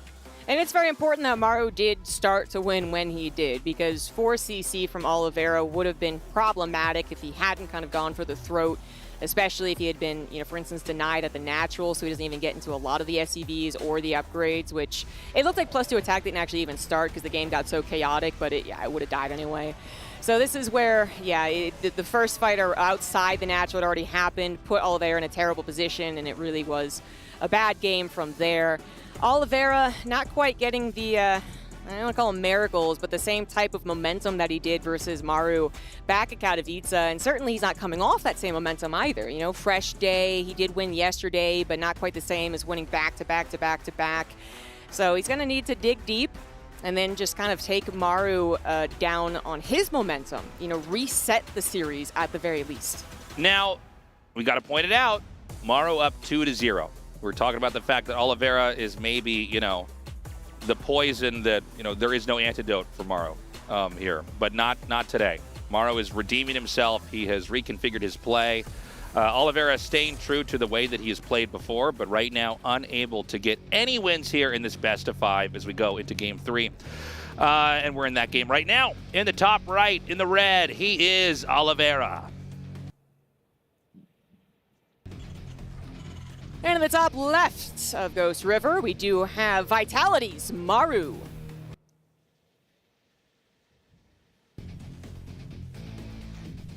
So let's see if we got a game more in line with what Game 1 looked like, where maybe Oliveira tries to move out and do some drops and harass here. By the way, nobody's really cheesed at all. There's not been any crazy all-ins. It's been I guess you'd say proper TVT in that sense. Yeah, just a 2 starport play, which is a little aggressive. Never but mind. Speak of the devil, SCV out on the map. Yeah, we are going to have exactly that. So it's going to be Maru rushing this game. And, you know, this is going to be something where Oliveira is going to have to be very much prepared. Oliveira could be in a position where he can handle this just fine. Yeah, so he is scouting. This is very important because he actually is trying to 1-Rax expand on this pretty short map. He's not going to see the barracks. He just did, you know, an over to the main base AI scout, right? So he is going to see that if he's let into the main base, he's going to see a lacking factory. So that's kind of the key thing here, is that he actually goes that deep and doesn't just go, oh, like 1-Rax expand, I guess that's fine. Oh, and that's what Maru is denying. So there could be a factory back there. Gosh, yeah, it looks, he even scouts the gas due to the vision range of the SCV. So it is a real deceptive base setup. Yeah. Where you would think, okay, nice. But on the way back he spots it. Okay. Nicely done. You should have let that SCV in there. I'm well, kidding, of course. That is a joke. yeah, and he was already, you know, concerned about any of those problems, right? Early game, so he puts the command center on the high ground. That's kind of the, you know, consolation prize here. Maru probably shouldn't get much more damage because of that. If you're defending 2 places with a limited number of units as a defender, you're just having such a harder problem. 1 base, much easier, especially where you know where the Reaper hop-up is. Pull the SCVs there. If they go this direction, they go this direction. You got to catch up to them, but you know, they're supply depots, and then they go around. Yeah, you track them, right? And the SCVs do have to come along initially, but ideally, yeah, you don't lose any units here. Maru forced to escape. He also saved his Reapers, so good micro, of course, on his part, but he's not getting quite the momentum, quite the just like, you know, 2 up, and then boom, 3rd game easy peasy. Right. Factory's going to finish up here, and so is the command center for Oliveira. Maru's starting his command center later. And this should be a game where we're going to see Oliveira try to concoct a plan to get control of his low ground. He's going to have to deal with these Reapers first. Maru's going to do a blind jump up here. There's nothing defending. It's kind of it almost doesn't make sense to attack in the same spot twice, but that's why it works. Is you're thinking, okay, that's illogical, so I'll go back and defend the other place you could come in. That's kind of the poker game of the Reaper rush, right? Yeah. So he called his bluff and did get in there and got a little bit of damage. This time around, it's going to be through the bottom, but there are Marines to deal with this. Well, yeah, it will be enough. Yeah, Cyclones pops out especially, for sure. So, yeah, he got the 4 SCVs that I feel like he was kind of looking for, honestly. With his command center on location, because you do have the map control, you're going to take a little bit of a lead, I believe, especially when there's also still the threat of a Reaper backstab. That Oliveira is going to have to consider. This is why Maru really doesn't want to just give away his Reapers in exchange for army, because they're so threatening on the map. So this is the Maru move that I think changed TVT proxies a lot. I think he's really the guy that innovated this. But post-rush, he'll take the barracks. He doesn't send it back. He floats it in here and says, okay, what are you doing now? Because I'm going to try to counter it directly. And he even sends the Reapers around here as it comes in for a little bit of extra damage. Mm-hmm. And it's going to be a threat every single time as well until those things die. Catches the SCV on the supply depot and is going to delay that as well. 3 more SCVs do go down. Maru extending his lead by, I guess, to like 1.5 SCVs as the command center finally floats over and lands for Oliveira. It is a 2-worker difference. Barracks is sacrificed, which really takes away any possibility that could have turned into like a 2-1-1 or something. Proxy single barracks usually doesn't anyway. And Maru, you know, probably still going to go into bio, even though he's sacrificing a barracks, guys. But he did just get a really proper scout to know exactly what was going on. Medevac is on the way for, well, both players, but Maru's is much faster. He's really going to be in Oliveira's face for this entire game. Okay, we've got a Medevac coming around the bottom over here. He's going to come in and try to intercept and save these Reapers. He does target the Cyclone, but good control by Oliveira. Could have gone either way. Both sides basically leaving with the important units intact, even if they are damaged. Oh, Maru has a 4th gas before 3rd CC, actually. Oh, yeah, he's going to 2-starport. He's going to give Oliveira a taste of his own medicine, except he might actually win with this one, where Oliveira was really just shy. He certainly did a tremendous amount of damage, but you know, up against 3 CC, that comeback potential is there. That was the first game. We could have the game kind of begin or end as it begun in a way. Maru is going to get scouted, though, something that he was not able to scout Oliveira's, you know, 2-starport play and had trouble against it. Oh, no! Oh my God, that's so bad. Oh no. Yeah, at that top part of the map, there's no way to unload. You got to get onto ground where the Marines could safely evacuate. And oh my God, yeah, we just caught the tail end of it in that shot, but he's slumped in his chair. He's shaking his head. He's going, man, I'm in so much trouble. There's no real opportunities on the map right now. The infantry count's going to be way lower. And Maru could just clobber. Oh, that, okay, wow. Okay. All right. Whoa, he just taps out. Yeah. Well, the thing is, he also got the scout on this aggressive play that was about to hit him, and he just lost 8 Marines in a medevac. Any type of map control, any type of worry given to Maru to like stay back at home for an extended period of time, all out the window when that happened. So yeah, he just concedes. Maru writing history here after Oliveira had one of the biggest upsets in the last several years of StarCraft II. You know, we were saying maybe this is kind of the one that knows how to play against Maru, how to beat him. Well, not today. Oliveira is wiped out in a very, very decisive 3-0. Yeah. Kind of felt like he lost energy across the series, right? Because first was the most promising, then he loses in a way that's, you know, it's not atypical against Maru, but it's still discouraging because you know you had a lead, you know you had a chance. And the second game is still like it's even poor, and the third game is just catastrophic. Yeah, sometimes when you have 2 players where one, in fact, is better than the other, the more they play, the less close the games get. Yeah. You know, you have Oliveira unable to make the adjustments and compensate for the weaknesses, and Maru basically downloading the playstyle of Oliveira and seeing it more and more clearly. It's under the microscope by the time you're at the end of Game 3. And of course, there was the very unfortunate fact that the dropships were caught, medevacs, were caught on the map. You know, you're trying to be sneaky, but you get spotted, you're caught with your pants down. And, you know, you lose that, you really don't have any options. And so, you know, Oliveira not even going to try to waste his time, will instead focus on the next phase of the tournament for him. But Maru now one step deeper as we're here in day 2 of the Esports World Cup for StarCraft II. Yeah, he is definitely goal on the mind to just get right on through to those Final 4, right? He knows that he can win this group. The biggest contender is probably Dark. He had to be, you know, maybe a little worried about Oliveira, but now maybe the mind is more on obviously watching the rest of the games and then thinking about that match that actually gets you to the Final 4. Interesting to see that Maru is also covering his mouth with a handkerchief. Did you notice that in the game? Yeah, he's done that a couple of times. I think we have more and more Korean players playing with that over their mouths here. I don't know if we have as many Europeans or people from North America doing it. We're going to be going to an interview in a second here when they're ready. Curious to see what Maru's feeling after 3-0ing Oliveira. Let's go to that now. Thank you so much, gentlemen. We are here at the stage after Maru went 3-0 against Oliveira. We have a few questions for the winner. First of all, you faced Oliveira at IM Katowice earlier this year, and you won. You went 4-0. Sorry, now I think it's 4-1. Yeah, you went 4-1 against them. Just wanted to see, how does it feel to get back at him at the big stage now? 축하드리고요. 일단은 올리베이라 선수를 작년에 이제 IM 카토비ce 결승에서 4대1로 아쉽게 이제 패배를 하셨는데, 그래도 이번에 이제 복수에 좀 성공을 하신 것 같아요, 확실하게. 그래서 좀 기분이 어떠신지 좀 묻고 싶습니다. 뭐 아직 진출은 아니라서 막 그렇게 기쁘진 않은데, 그래도 진출전에 와가지고 복수했다는 것보다 진출전에 와서 더 기쁜 것 같습니다. Well, it is not the advancing stage yet, so I don't feel that joyful. I mean, even though like I got the revenge, so I'm just happy that I'm just in the advancing stage now. I mean, honestly, we still got a long way to go until playoffs. So I do want to ask you, who are you looking to face the most later on in the tournament?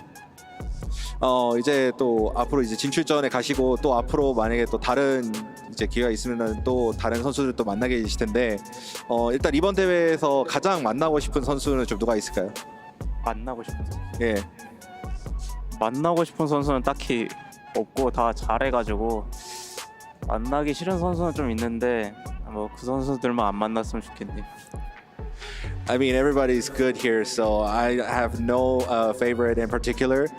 I just have someone who I want to avoid. So, yeah, I don't have any favorites. Do we know who you want to avoid? 혹시 누구를 가장 만나기 싫으실까요? 세랄 선수를 만나기 싫습니다.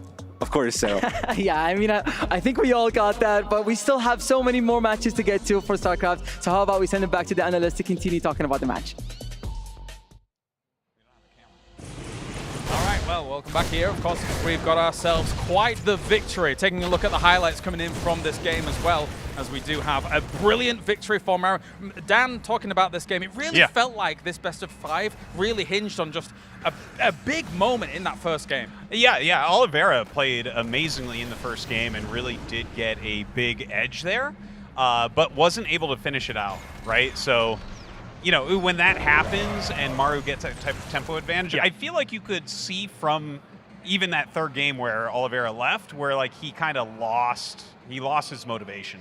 Yeah, it can be very demoralizing. You start at best of 5, you know you're the underdog, but then you actually get yourself in a really good spot in game 1. You think you've got him, you lose like 28 SCVs in the beginning of the game, then you think you almost have him again in the mid game, but Maru does Maru things where he just refuses to die. He hangs in there like a champ, he enters the Raven phase. We know there is no one better when it comes to Ravens in TVT, and those are the worst games to have if you're Oliveira. Like, losing a game is okay. If you get cheese, you can shake it off, but knowing that you're ahead, and you can't close it out, it is so damn tough to reset yourself then and hop into game 2 and game 3. Yeah, definitely. With Maru looking this way, with him being able to play like this, on a stage like this, it feels like Maru is almost a shoe-in, because one of the only weaknesses he's had in the past was Oliveira. Of course, Serral is one of the big weaknesses as well. But with Oliveira being taken down 3-0 here, that's a big scalp for Maru. Yeah, when you come back in a game like that, where you've already kind of lost the mid-game, or like, how do you do that? You've lost so many SCVs, it's a tough position, but he kept his cool, he didn't give up. It's a best of 5, like, you can leave a lost game.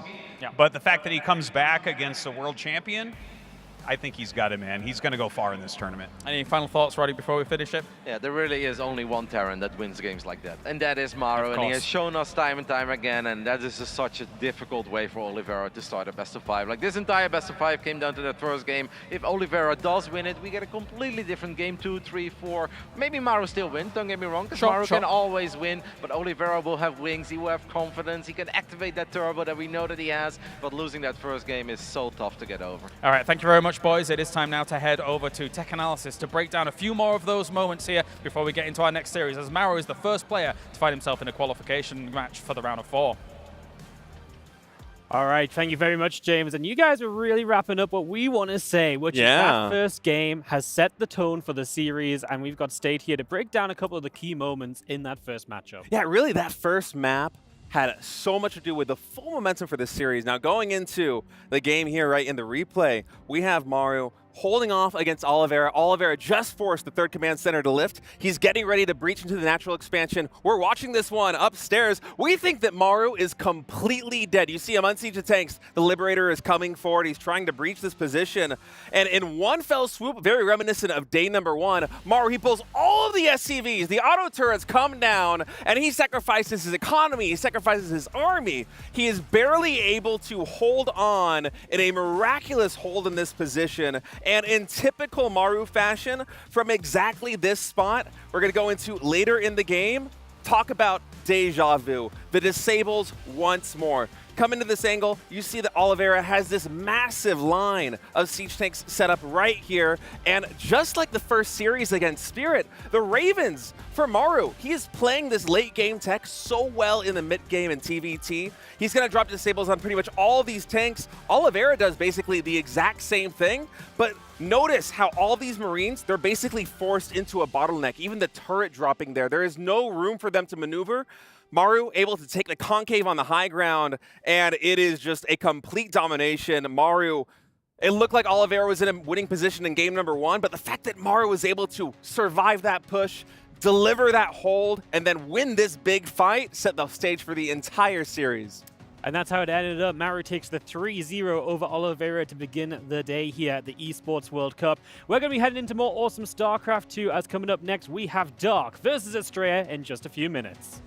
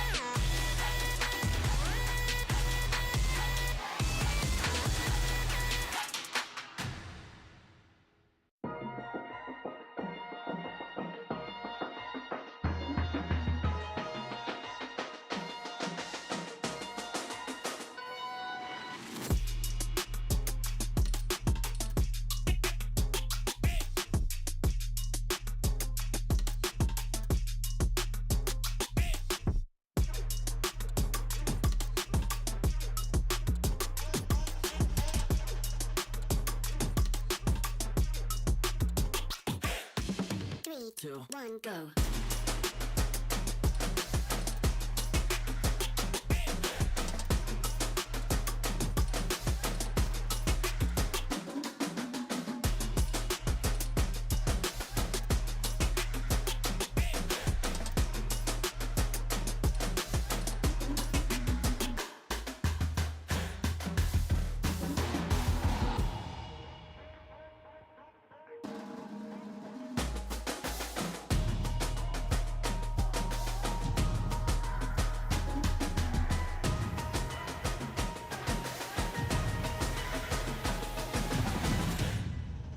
Three, two, one, go.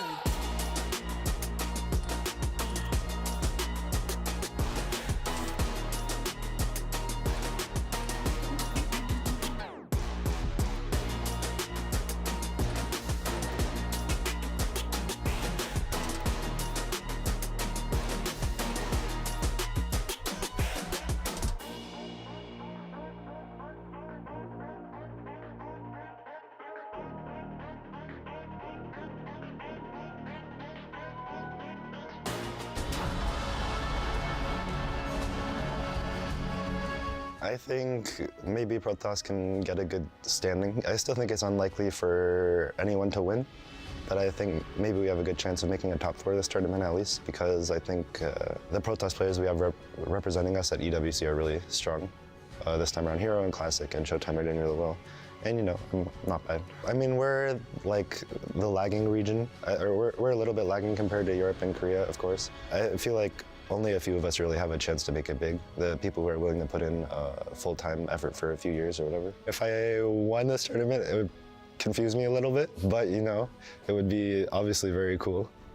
It would be strange more than anything. I feel like my skill level is not bad, but I'm not a championship quality player yet. Like I don't expect to be able to beat Serral this tournament, for instance. But you know, if I placed top 4, I would be super happy, for instance.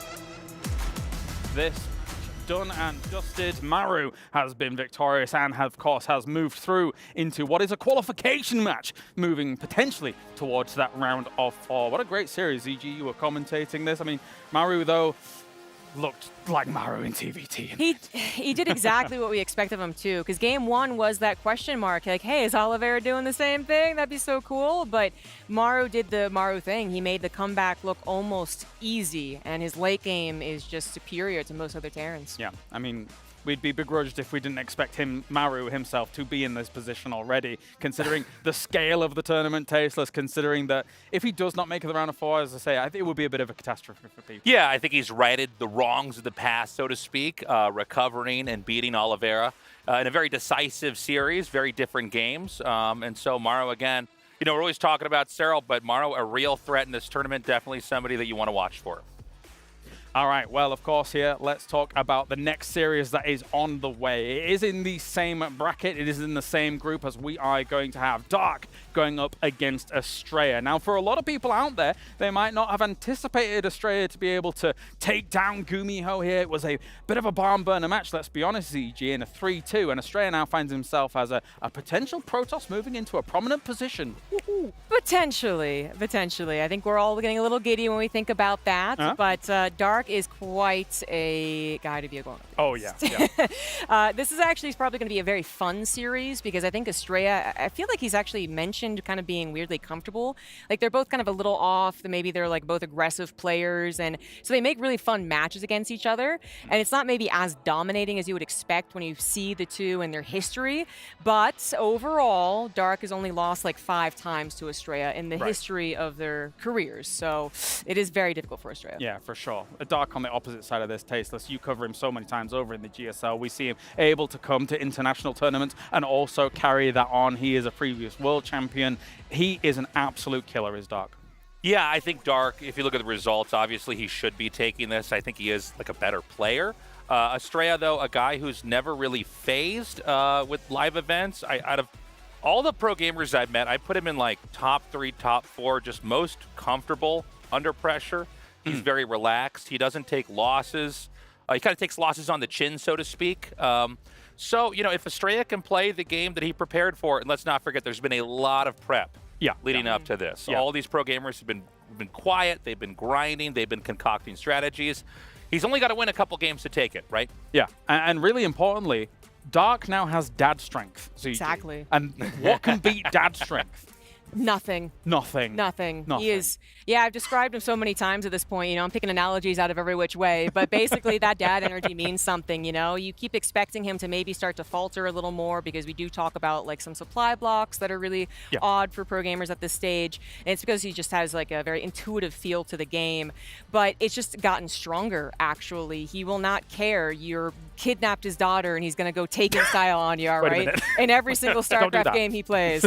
But seriously, that just seems to be what's happening right now. He's punching even harder than before. Yeah, it feels that way. It really does. And he also knows that, and this is a bit of a somber moment actually, because he knows that his career as a pro gamer is coming to an end. So he's looking at these tournaments saying to himself like, well, this is my big opportunity to go with an absolute bang. He's representing Talon now as well, Tasteless. Talon as well as Virtus Pro are two teams in running for some big points in the Esports World Cup Club Championship. So that is important for a factor for these two as well. You're absolutely right. I actually had the opportunity to interview him. You did? About him joining Talon. And, you know, it's a huge moment here, especially for a game like StarCraft, which is, you know, it's smaller than the biggest esports that are out there. So it's a real privilege to come here and represent this team. And you're right, this is a team that absolutely could use the points to advance their position on the leaderboard here. So a lot of pressure, but I think Dark is certainly a guy who functions well under that kind of pressure. I think one thing also scary for Astrea is that I think a lot of the community is expecting a guy like Dark to end up in that final four. So there are technically expectations on someone like Dark, even though some of his games can be chaotic here and there, ZG, but he's one of the names. Wait, did I hear you say that Astrea should be worried because the community wants Dark to win? Not wants to win, but just the expectation that Dark is a clear favorite. No, I think that does add some pressure, you know, but I feel like if Astrea did win, right, like then it's just like the top of the world feeling. Oh, and for it's like, sure. oh, okay, suddenly this has completely changed our perception Yeah. of Astrea. So if he goes up against Maru, does he also win?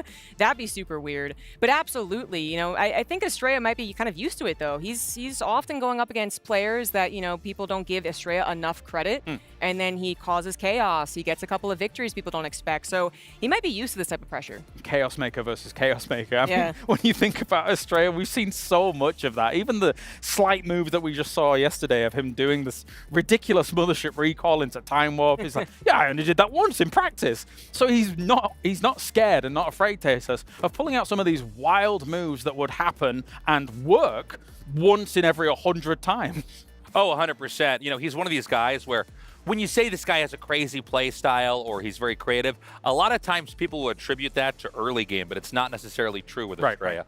At the same time, Dark, you know, we think about his late game. For me, it's always like him barely holding off a push and then like two Ultralisk attach at the very end, and he drives it back. But Dark also is a guy who has been known to do some crazy cheeses and some aggro. So this is going to be a fun series. I think it's really hard to predict exactly how it's going to look. Because both these guys have such a wide range of play and have their very own approach to the matchup. Yeah, definitely so. We're just getting word that we're just getting ready for these players to be up and good to go. We're just giving them a few moments before we do get to that game. So whilst we do wait, let's check in with good old Rotterdam and some of these players as they travel over here to Riyadh for EWC. Joined by two veterans of the StarCraft scene, and I'm going to talk to them about some of their favorite memories of StarCraft II. They've been around for an incredibly long time. They've gone to so many events across different places of the planet, and let's just hear some of their favorite moments. Let's start off first with our handsome German. Tiny introduction, Gabriel. Yeah, hello, my name is Gabe, also known as Jeremy. And of course, hello, this is Solar, the real veteran in StarCraft in this year. How's it for you, Gabe, as a player personally, if you think back of some of your favorite events in the history of I mean, you know, when I started, I was still in school and like 13, 14 years old, so like still a child. But nowadays I'm like double the age, I'm like 27. And if you think back of all these events that you've gone to, what are some of the events that really stand out for you? For me, I was actually never really a traveling guy. When I first started playing, there were a lot of tournaments next to my, like in my city in Cologne, and were mostly like national tournaments because I was still in school, so I couldn't just like travel to America to play a tournament. In 2018, I released like the DreamHack in Leipzig. I really enjoyed that one because the only reason I played in that one is because it was in Germany. And then I also played the next one because I qualified. Solar, do you have any events that stand out for you after all these years of traveling? The first one is like, it was 2014, the DreamHack Stockholm. I remember this tournament because I won the first international tournaments in offline, was this time. There was so much crowd and so much fans and really amazing like the place. I mean, like after I win tournament and I went to the sightseeing, and it was really, the Stockholm was really cool place to see around. If I have to pick one tournament, I think it's the BlizzCon in 2018 when Serral won. Because that was actually, like at that point I was already out in the tournament. I had some nice vacation, but I was there then as a spectator, and that was quite a memory when like Serral did the impossible, and in the finals there were like so many people, like the big BlizzCon and so many people cheering for him. That was like a huge moment, I feel like in all of esports probably. Yeah, absolutely. I like that you mentioned that because I was thinking of 2018 as well, but one that was very special to me was GSL versus the World 2018 because that was the first time that Serral went over to Korea, duked it out with all the Koreans. I mean, if you guys don't necessarily look at it from your personal point of view, but you guys are both big fans of the game as well. I remember like, as a spectator, the most memorable point was like, I don't know what year was it, but the Stats against Su final, it was offline. 2019. Yeah, 2019. It was like the last offline before the GSL changed to the studio finals, and there was really amazing fans. And like the CEO of the Africa, he paid for like drinks for every fans, and including like players, talents. He rented one place to let everyone just for free get the free soju and free drinks. Yeah, it was really amazing. No, that's fun. Is there any city that you guys specifically remember? Not necessarily for the tournament, but you know, StarCraft has brought you guys to so many different places. Is there one city besides Stockholm that really stood out for you where you're like, oh, this was such an amazing place? I like LA in America. It's really like, they has like nice weather, nice food, also nice people. So I really love to visit again to LA if I have chances. All right, Gabe, he loves LA. For me, it's definitely Katowice because I've been doing well in that tournament. I mean, I've been so many times there at this point that I know the city pretty well, and I feel like it's kind of nice. It's like close by, and it's like a random city in Poland that has like such a big standing in esports, which I think is very nice. So for me, it's that one, I think. Thank you guys so much. It was a lot of fun. I mean, there's many more tournaments that we could talk about, many more great cities that we've gone to. I loved Gamers 8 last year as well, but we'll talk more about that on a different day. Thank you guys.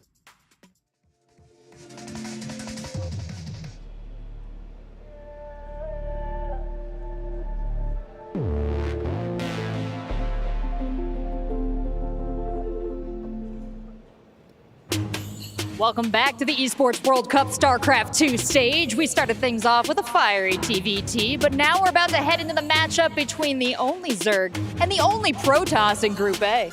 Honestly, it's going to be an exciting one. 3-0 for Maru for the first game. Let's see if history repeats itself. So how about we welcome our first player to the stage. It is Dark of Talon Esports. After getting top 4 at IEM Katowice, being the only Zerg player in Group A, he's looking to get his first World Championship before the military obligations. He went through 3-0 against City Marine last night, and he's trying to get it back for this stage. His opponent for this match will be Astrea, the #1 USA ranked player, and of course our only Protoss in Group A, but that's not going to stop him. He went 3-0 over Gumiho yesterday, and he qualified for this tournament, getting first place at the ESL SC2 Masters Spring 2024. He's a fearsome opponent. Let's see how this all plays out. Are you ready to send it over to the casters? Absolutely, so how about we send it to the casters and start this match? All right, thank you so much, guys. This is going to be an amazing match, Roddy. I am so excited about this one in particular. I love the way that Astrea approaches the game. He was just in Korea, specifically working a lot on his Protoss for Zerg. I think there's a chance. Yeah, and that makes a lot of sense because obviously pro gamers can play cross-server, but everybody wants to practice with low latency. And if Astrea would be stuck in NA, I mean, the only one I can really think of that is close to the level of a player like Dark is Scarlet. But if you play against Scarlet over and over and over again, you just become really good against Scarlet. Yes. But you don't necessarily become very good against Zerg. So it made a lot of sense for a man like Astrea to go over to Korea, where you can start playing against the likes of Dark, Solar, Rogue, of course, who's getting very good again. Su is still in the mix, and of course there's Ragnarok there as well. So you're looking at 5 world-class Zergs, and that is really going to help you elevate your PvZ to the next level. A very smart move there from Astrea, who's already having an amazing tournament with that win over Gumiho. Honestly, I think one of the bigger wins in his career so far. But now on the main stage against an actual world champion, can he continue this streak forward? It's going to be very difficult, but I think it would be silly for us to count him out. It's funny, by the way, because I took a look at the player card before, and once more Astrea got rated, I believe 79 this time, and he always kind of gets 79, 80, 81. And then all the pro gamers tell us, man, they did Astrea dirty. He's way better than that. Yeah. But I was like, you guys are also in charge of this. Like, you guys are the ones who are grading him, and you're giving him a ranking for his micro, macro, so it is kind of funny. If you just look at those numbers, you think that this is a one-sided affair. I do think Dark is the favorite, but it should absolutely be very competitive. All right, well, I think we are getting into game number 1 here. Here we go. We're going to go to Post Youth for our first map. And in the top right, a former world champion, one of the best Zergs in the history of the game. It is Dark.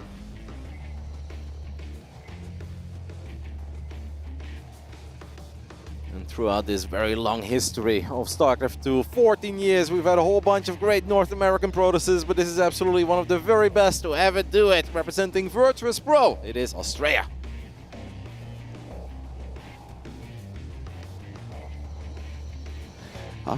All right. So, just talking about them a little bit, already something crazy happening here from Astrea, a very, very, very fast proxy pylon. This is, oh gosh, and it's going to get scouted immediately.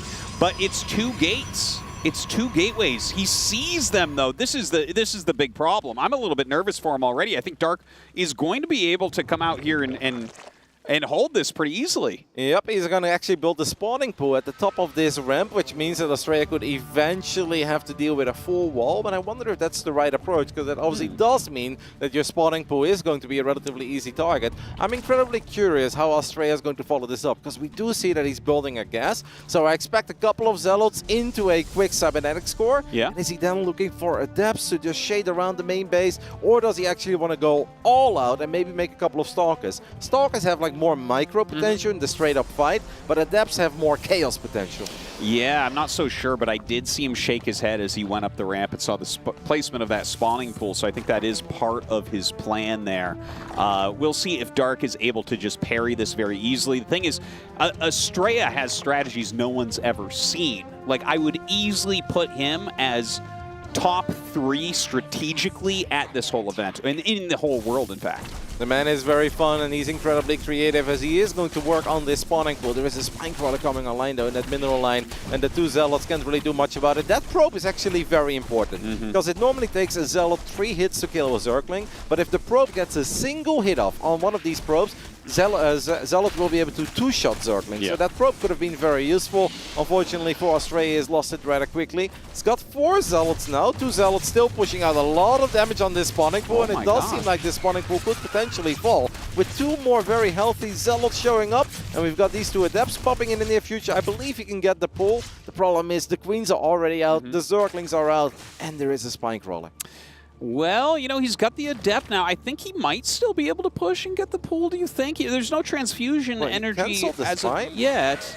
Yeah, maybe he did that a little bit too quickly. Now he's going to go ahead and shade, and if those Lings go over there, I could see him maybe not only picking off these drones, but the Zealots should probably hit the pool again right now. Yep, I don't think the Queens really have transfuse energy yet. Dark canceling that spine is honestly kind of crazy to me. Dude, it's so low. It's so low. He's got to target it if he's going to go for it. Oh, he's going after it again here, and he's so oh my goodness, no. Close. No, and the transfusion comes down. That is a heartbreaker. That was some miss micro there from Astrea. It's almost like he was afraid to kill it too quickly, because then he would have to worry about all those broodlings that would surround his units, but now he doesn't get it in the end at all. Does not have enough DPS anymore to stick around. There are Zerglings in the main base on the other side of the map. I believe Dark for a split second there rebuilt the spawning pool, or he got a spike crawler up again, and then he just cancelled it. Dark says, I really don't need it, I am fine, as enough time went by for the Queens to have 50 energy, to drop a transfuse. And this is just a bit of a disaster start for Astrea. I mean, it's fun to see different stop Arthoses. Yeah. But obviously, if you play these risky builds, you know they can fall flat on their face. They can. Some bad luck there. Some bad execution there, unfortunately, for Astrea. But we'll see if he's able to maybe try to fight back. It doesn't look likely since Dark is going for a Baneling Nest, and there's already Lings up here. So, like, this is like worst case scenario, I would say, for Astrea. I'd be very surprised if he's not dead in the next minute. Oh, I think he will be, and I think he knows it as well, but he's just wondering. Maybe Dark does something silly, like he just stays incredibly passive for 6 minutes, but Dark is a no-nonsense Zerg. If he can get you out of the game, he's going to get you out of the game. We look at the army splites. What a depth right now for Astrea. 2 gateways are about to finally be able to warp in a couple of units. I guess, theoretically, we could warp in a couple sentries. He does have 500 gas, and with non-stop sentries, we've got a chance when he goes for a depth. And I don't believe that is ever going to get the job done. No, this is looking pretty rough. That last pylon going to be able to be taken out here as well. The Baneling walking in, and he's about to have 2 more. So, I mean, from bad to worse right now. Lings flooding in. GG is called, and Dark will end up taking game 1. But I will tell you what, if he hadn't seen those gateways with the Overlord, I bet you Astrea would have sniped him there, you know? It really felt like a build that, even though it got scouted, Astrea got very close to making magic happen. Yep, because if he doesn't see that gateway, he doesn't fire up 6 Zerglings immediately. If you don't have those Zerglings, if you don't have that Queen immediately right where it's supposed to be, then it would have all looked very different. Even towards the very end there, by the way. That is so omega frustrating for Astrea. Because of course he will look at this and be like, man, this was a bit of a disaster. I didn't get the pool, my gateways are going to be unpowered. But if he warps in 2 sentries there, and he drops a force field, and he drops another force field, he has enough time to get another set of warp-ins going, and he actually had a 5-worker lead. Now, I'm not saying that the game looks good for him, because he's just stuck on 2 gateways. He's got no Stargate, he's got no Twilight Council, so he's still in trouble, but that is actually a position that you can still play from. Then maybe you can drop a Robo, do something fancy with a Warp Prism and Adepts, but to warp into Adepts and 0.1 second later Baneling show up is like, oh, come on. Could anything else have gone wrong in this game? And look at that, 78 health. He was mis-targeting here a little bit. Look at this, 38, 22, 15. That's 1 Zealot hit away. It went down to 7 health, and then the transfusion came out. It's really unfortunate. If he had focused on that a little bit more, it would have died. Look at this. He has a 5-worker lead, and he warps in Adepts 0.1 second before the Baneling show up. Now, I still think that even if that Baneling boss doesn't kill Astrea, this man will have still been in a mighty fine position. 4-0 right now in this tournament. Yesterday, a very convincing 3-0 over Hero Marine, and he has now taken the 1-0 lead after successfully defending some Protoss cheese hailing from Korea. It is Dark.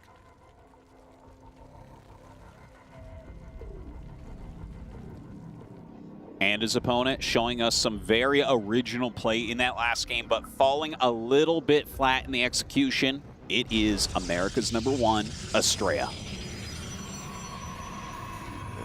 It made sense what he did, where you start battling the queens. If you feel like this is a battle that you can theoretically win, you don't want to go for the spawning pool immediately, because then the pool dies, but 8 broodlings show up, they surround your units, and then you get the pool, but you lose all your DPS. So he's like, you know what, I'm going to put some pressure on the queens first, maybe I can get one of the queens, and after that I'll shift my priorities to the spawning pool. Well, yeah, it obviously really backfired. Did not get the queen, did not get the pool, and it was a bit of a disaster, but it was already disaster when that first Overlord flew over the gate so quick. If he builds it 2 pixels towards the right, that Overlord does not see the gate, and we're probably still talking about this very cool opening of Astrea. I honestly think he would have won, because he wasn't that far off in that game anyways.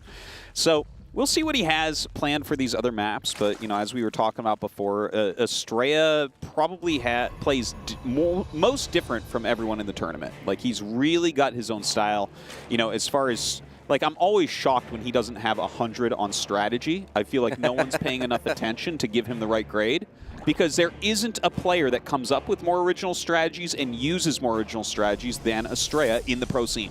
I do hear you give out a lot of 100s, Artosis. If I was a 100 in strategy. Well, if For you're the best player in the world on Maru something, gets hundreds across the board. Yes, he gets 100. No, on speed we'll give him a 99. But I wish I had you as my teacher in high school, man. I would have done so much better.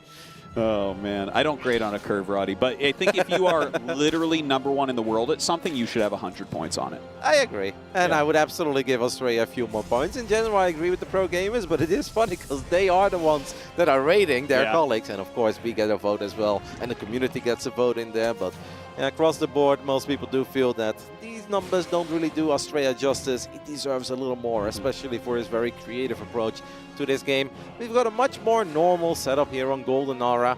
And when we talk a lot about how Astrea plays different, I do think we have to mention that Dark plays very different as well. Yeah. You look at Serral, you look at Reynor, and they always have these mega high drone counts, and they creep the entire map, and they have got mega quick hives, and they rely on the lurkers with the upgrades, and Viper control is perfect. And Dark is running around with 68 drones, roaches, and hydras, and you're like, Dark, you're all in. He's like, I know. It's like, but you didn't kill him. He's like, I know, but I'm going to do good enough in every single fight that this game can go on for another 7 minutes, and I'm okay with 68 drones, roaches, and hydras. It doesn't make sense to me. It doesn't make sense to a lot of pro gamers. Yeah. But Dark is just so damn good in taking certain fights. Yeah, the way that I've always looked at Dark is like he's the best low drone macro player in the world by miles. Like this guy can be on 44 drones at 18 minutes, and I'm like, no, it's a macro game.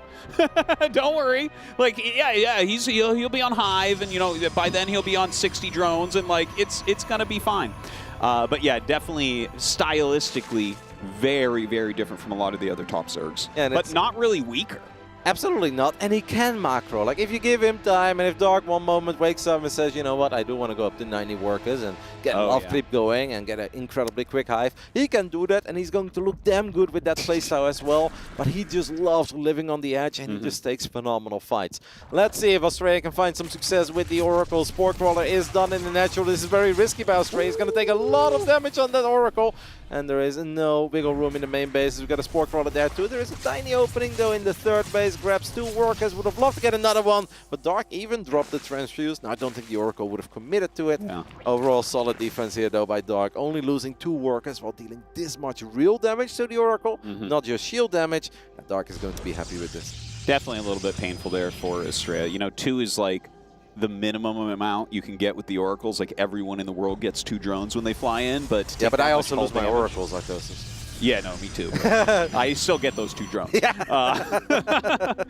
yeah, he's taking a lot of damage on those. You know, I'm sure eventually he'll slip it out. I mean, he could use a recall. I don't think we'll see that, but he's taking his third base. He's getting up into Blink, so some pretty standard stuff. You know, we talked a lot about the different strategies of Astrea, but he can play these more straight-up styles as well. And it is worth mentioning that Golden Aura is an excellent defensive map. You basically have this 4-base core setup on your side of the map. If your opponent wants to attack you, he always has to go up a ramp one way or the other, and that makes it incredibly difficult. As this stasis trap, by the way, is actually pretty solid. A couple of drones get stuck. The 2 queens will be stuck for a little while, as Dark is going to fire up his first 8 roaches. We don't look at a whole lot of Zerglings. There is no +1 melee yet, so Dark absolutely does need to respect the power of the Blink Stalker, especially on the edge of creep with Oracle support. Yeah, I love seeing him actually walk around here and kill off some of those creep tumors. I think that this is we've seen Protoss doing this more and more lately, right? Where they're trying to shave down some of these tumors. Terran players have been on top of that for a long time, but very good here from Astrea, just picking off a few extras. I saw a quick infestation pit and I was like, is Dark gonna give us a quick hive game? But that is not what he's going to do at all. He drops the Nidus network as well, which means we're probably going to see a lot of roaches, ravagers, queens, and of course the swarmals. And I don't think that Astrea is going to scout this anytime soon. And this goes back to these Oracles taking so much damage of the Spore Crawler and the Queen in the early game. At that point, you're a lot more hesitant as a Protoss to send those Oracles in deep to figure out what's happening in the main, what's happening in the natural. And if you don't know you're playing against Swarmals, it can be incredibly difficult to go up against. It's a good point, but I actually don't like this choice. Like, I'm actually a huge fan of Swarmhost Nidus, but I actually don't think that's good in this particular game, okay? Because like, the Swarmhost Nidus does best against someone who's making Immortals and Archons. Like, it's unbelievably strong. Ah, there's the double Robo. I was going to say, he doesn't have a Robo. He might be going very Gateway-centric. But one thing I will say about Astrea is I think he has really good understanding of the fundamentals of why you should do certain things. So when the Locusts start flying, I think we're going to see him get pretty aggressive on Dark. We see a cannon coming online, and I'm incredibly curious where that cannon is being built. Maybe Astrea right now is like, wait a minute, why am I so successful here with my Stalkers on your side of the map? All I've seen is a couple of roaches. It's got to be a bit more difficult than this. So I think Astrea is expecting something along the lines of Swarm Host Nidus. Could potentially be worried about Mutalisk as well, but Mutalisk don't make a lot of sense after so many roaches while going up against Blink Stalkers that are already pretty good. So I think that Astrea at this point knows. I think what you really want to do here is see where these he's looking for it. Dude, he absolutely knows. so good. He's heard it, of course, as well as he gets an alert whenever the first Nidus comes up, and just forcing a couple of these Locusts to land on the low ground. Don't get on top of your probes or your Nexus is already a big win. Even if you end up losing a couple of workers, this is okay. But now Astrea does need to start buying time. And I would honestly say go crazy on your static defenses. Batteries and cannons are fantastic against Locusts. And look at this, he is fighting against the Locusts. So the Swarm Hosts are gaining some value here. In the meantime, a little counterattack by Dark. He has a huge amount of supply right now. Overcharge goes off, but he is being powered down on these Stalkers. And it looks like a little bit of a flank as well. You know, the supply definitely looks super Dark favored, and yeah, it is, but I don't think Astrea is actually in that bad of a position. You know, the supply doesn't tell the full story when it's like Roach, you know, like a Roach-based army coming up here. You're spot on there, but it is important then that Astrea stops losing units, and he's already been bleeding out a couple of Stalkers, and Stalkers are not cheap. Roaches are cheap. Stalkers are not cheap. We are losing a couple of the gateways. I do think it's going to be more and more difficult for Astrea to maintain a pretty healthy army supply as the Roaches and Ravager are here. Locusts are going to keep the Protoss army at bay. Battery Overcharge is on cooldown, so Dark wants to go for the Nexus, but Astrea with a forward blink is going to trap a lot of these units, and that is absolutely a great fight for Astrea. Even if he loses a couple of units, he kills a lot of real units as he now blinks forward again, gets on top of the Nidus network as well. This is such a crazy battle. Dude, those three Immortals have done so much work here, but with these Lings coming in, he does have to pull back. Locust swarming in on top of him as well.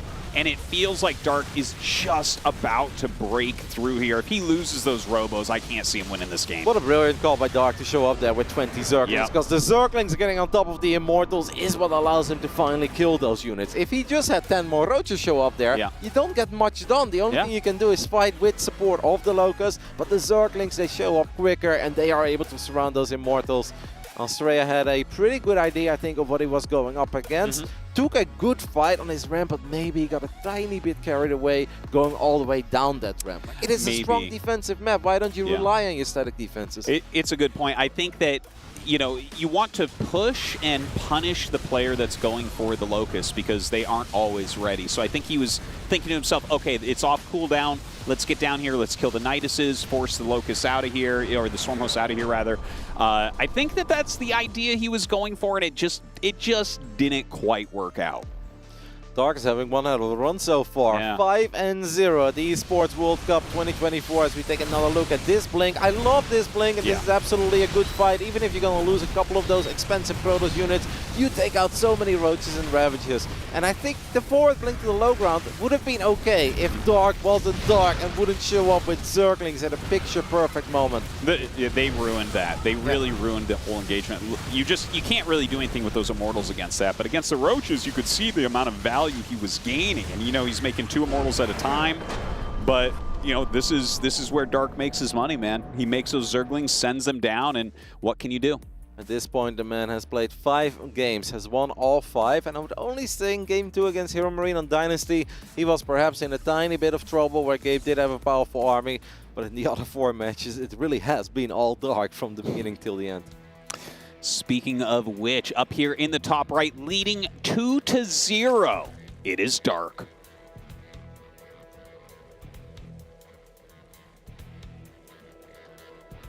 In the bottom left side of El Sione, we take a look at the main base of the man who's trailing 0-2, but he had a great win yesterday over Gumio. Can we turn things around for the American Protoss representing Virtus Pro? It is Astrea.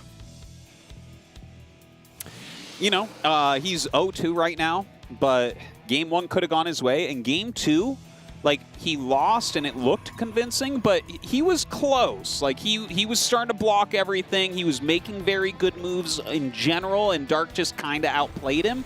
But, you know, I feel like he was relatively close to blocking everything and kind of resetting the position of the game. Yeah, it seems silly when people hear us say that, but he was down like 70 supply. Yes, that's often going to happen when it's roaches and swarmos. And I think the initial catch on the first Nidus and forcing a couple of the locusts to land on low ground was excellent. The fight he took on the right side of the fourth base wasn't very good because he was bleeding out a lot of Stalkers. Those Stalkers are important. And Astrea just needed a little bit of time because an investment from going pure, like, okay, we open up with the Oracles, that's standard. We make a couple Stalkers, we get a Forge, but then we go double Robo and a Templar Archives. Your Protoss army is going to get a massive power spike if you can just survive for 90 seconds or 2 minutes. You get 2 Archons out near batteries. Maybe we get a War Prism in the mix, right? So we can pick up units if they ever get in trouble against the Locust. And then supplies can absolutely swing. You can be down 60, but after one good fight with battery overcharge and a bit of micro, it can suddenly be even. And if it's even, well, then you're in all sorts of trouble as the Zerg, because with that army comp, you're never supposed to be even in supply. So it may not have looked close, but I do absolutely catch your drift where it could have been close. If Australia would have just done 1 or 2 things slightly better. It's a tricky thing to explain, but supply, you kind of have to understand what units are supply efficient, what are not, and all that good stuff. So anyways, that was a one-of-a-kind game there. We have some Lings on the way, as well as the speed upgrade. And over on Astrea's side, he is going for the Stargate once again. That's very early, by the way, those Zerglings that Dark made. There was a probe still on patrol in front of the natural Dark, so maybe Astrea has done his homework. Maybe this is something that he knows Dark likes to do. Because obviously, as a Protoss player, you like to build your first adept, shade it to the other side of the map immediately, because there is nothing to worry about, right? They are just defending. Well, if right when you're on the other side of the map with 1 adept, 6 Zerglings show up in your natural and get on top of your pylon, it's incredibly annoying, can be forcing you to use recall immediately when you really don't want to use it. But because of that probe, I think Astrea has nothing to worry about. So perhaps homework, job well done. Yeah, well, that's one thing about Astrea is he thinks about the game a lot. You know, he spent actually quite a long time in Korea over the years, so I got to hang out with him quite a bit. And he's like, I really appreciate the way he thinks about the game. He keeps a notebook, he keeps notes, he really thinks about the way different players play and what types of styles are doing what and everything. So I think that does help him out a lot in events like this. Yep, and this is one of these games where it may look like nothing has happened now, but that was actually a pretty significant victory for Astrea, because now Dark's like, man, I made those Zerglings way too early. I didn't get any value out of them whatsoever. And they will help him out defensively. They will make sure that he has nothing to worry about when it comes to these first adepts. But Astrea should be able to have a slightly larger economic lead than you normally have in a game where nothing has happened so far. Yeah, that's like a funny thing. Like you might be able to make as many drones at home as the pro gamers, but it matters what order you're making them in. You know, that's one of the huge things about Zerg that's like kind of hidden unless you play a lot of StarCraft. I don't love the positioning of that Twilight Council because it's basically blocking a few of the probes on the right mineral patch, and now they're going the long way around. Like, these are tiny. Are they? Oh, I think he just needs to click them inside. Yeah, there is a way to do that, but if we're not doing that, we're still losing some mining time, right? And now we're dealing some indirect damage to ourselves. Dude, now he's got 3 on the outside. Okay, he's fixing it now. He's fixing it. Yeah. I hope it works, though. Like, it'll stay. They'll stay on the inside now. Yeah, but the rally point of the probes from the main base are still going to that mineral patch. It's a little bit frustrating. It's not going to make or break the game, but it's a tiny bit frustrating. Let's talk about that follow-up, though. Resonating Glaive Adept for Astrea. Yeah, maybe something you wouldn't expect right here. You know, Glaives goes in and out of popularity. Oh, the 2 Oracles jumping in right now, and, well, I guess they only get 1, so not that big a deal. But what do you think about this? Do you think he should go, like, really heavy? It looks to me like this is just going to be like an Adept pressure while he continues to macro. Yes, could be with an Immortal, like a Robo coming up at home and then building a few Immortals. There are sometimes multiple waves of Adepts, where first time we make like 12 Adepts, we shade them to the other side of the map, we hope to get a lot of damage done. Then we actually have a second wave of even more Adepts, and maybe a War Prism and an Immortal or 2.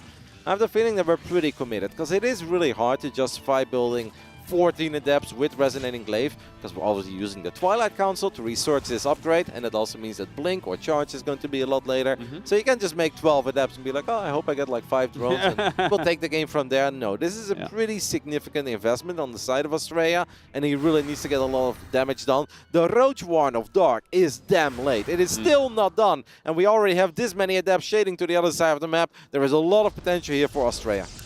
Yeah, and you know, he didn't really get to scout all of this. Now the Overlord flying over them, 8 Roaches get started immediately, but this is a relatively big window for these Glaive Adepts to do some damage. Yep, there are a lot of drones at the third, so even trying to just keep these Adepts out of your natural main doesn't necessarily help you. It will make it a little bit easier to only defend in one base. I would love Astrea if he leaves like 2 or 3 drones behind here, by the way. The vast majority, he's going to shit everything into the main base. Leaving 1 or 2 behind would have been a sweet play too. This is already a success, but what is very important is not just the amount of drones you kill, it's also how long this link is on. Because the longer this takes, the more time you have at home to start building Immortals. Yeah, very, very true. If you can just buy time, don't forget that they are losing mining time. The drones are traveling between patches. They have worse saturation when you're oversaturated at a base.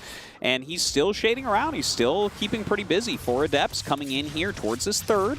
Going to be able to pick off a fair amount of drones here, even with the Queens attacking them.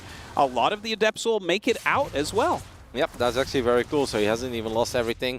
It is very difficult for Dark to bring your units in the right spot, because that Roach Warren was so late, which obviously means he's got no Roach speed either. And sure, they get a bit of a movement speed buff on creep, but Roaches without their speed upgrade are still pretty slow. Now, that's a little bit sloppy there by Astrea, losing one of those Oracles. Not needed, as Dark is heading into Roaches and Hydras. Astrea is building his first few Immortals. He's going to transition into Blink Stalkers. I think he should be okay. This is a crazy move, by the way, by Dark, because he's got no Ravages to break force fields. So if he would have gone up that ramp, he would have been force fielded in. He would have had a hard time there. I love the amount of sentries that Astrea has actually made at home. That's going to just really excel against the armies going up against. And I love the second Robo in the bay. Same. I'm so happy to see it. I saw that War Prism and I was like, oh no, I hope that we don't just continue attacking, because this is the kind of situation where the Zerg kind of needs to attack you, and defending is so much easier than attacking, especially if you're sitting on top of a ramp.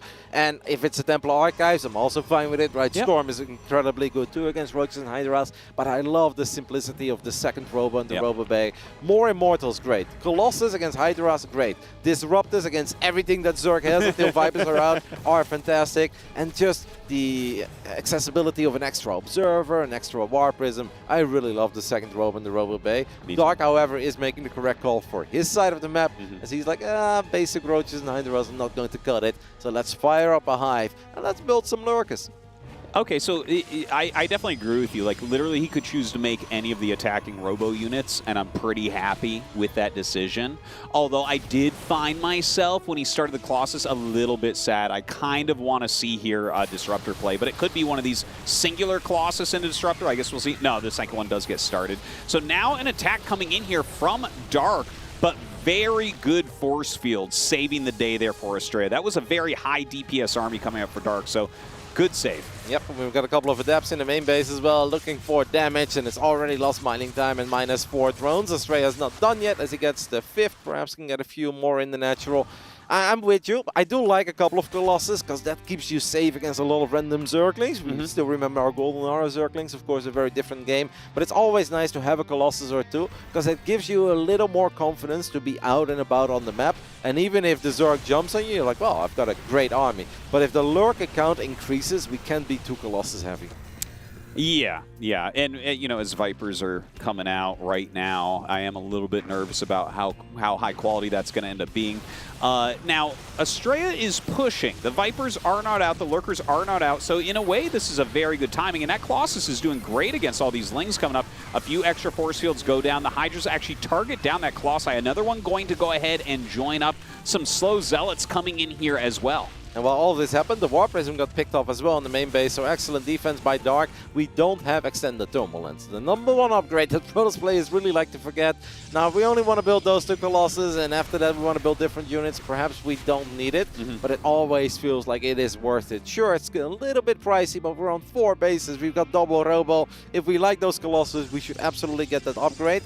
He's actually dropping the Templar Archives now, which I don't hate, because it's going to give us access not just to Storm or Archons, but feedback is incredibly important against Vipers. Yeah, I think so. At this point, I wouldn't mind if he stays a little bit more Immortal heavy and just focuses on high Templars as his splash damage, as his anti-Viper. But, you know, as that Lurker count grows, Lurker-Viper is one of the most cost-efficient combos in the entire game.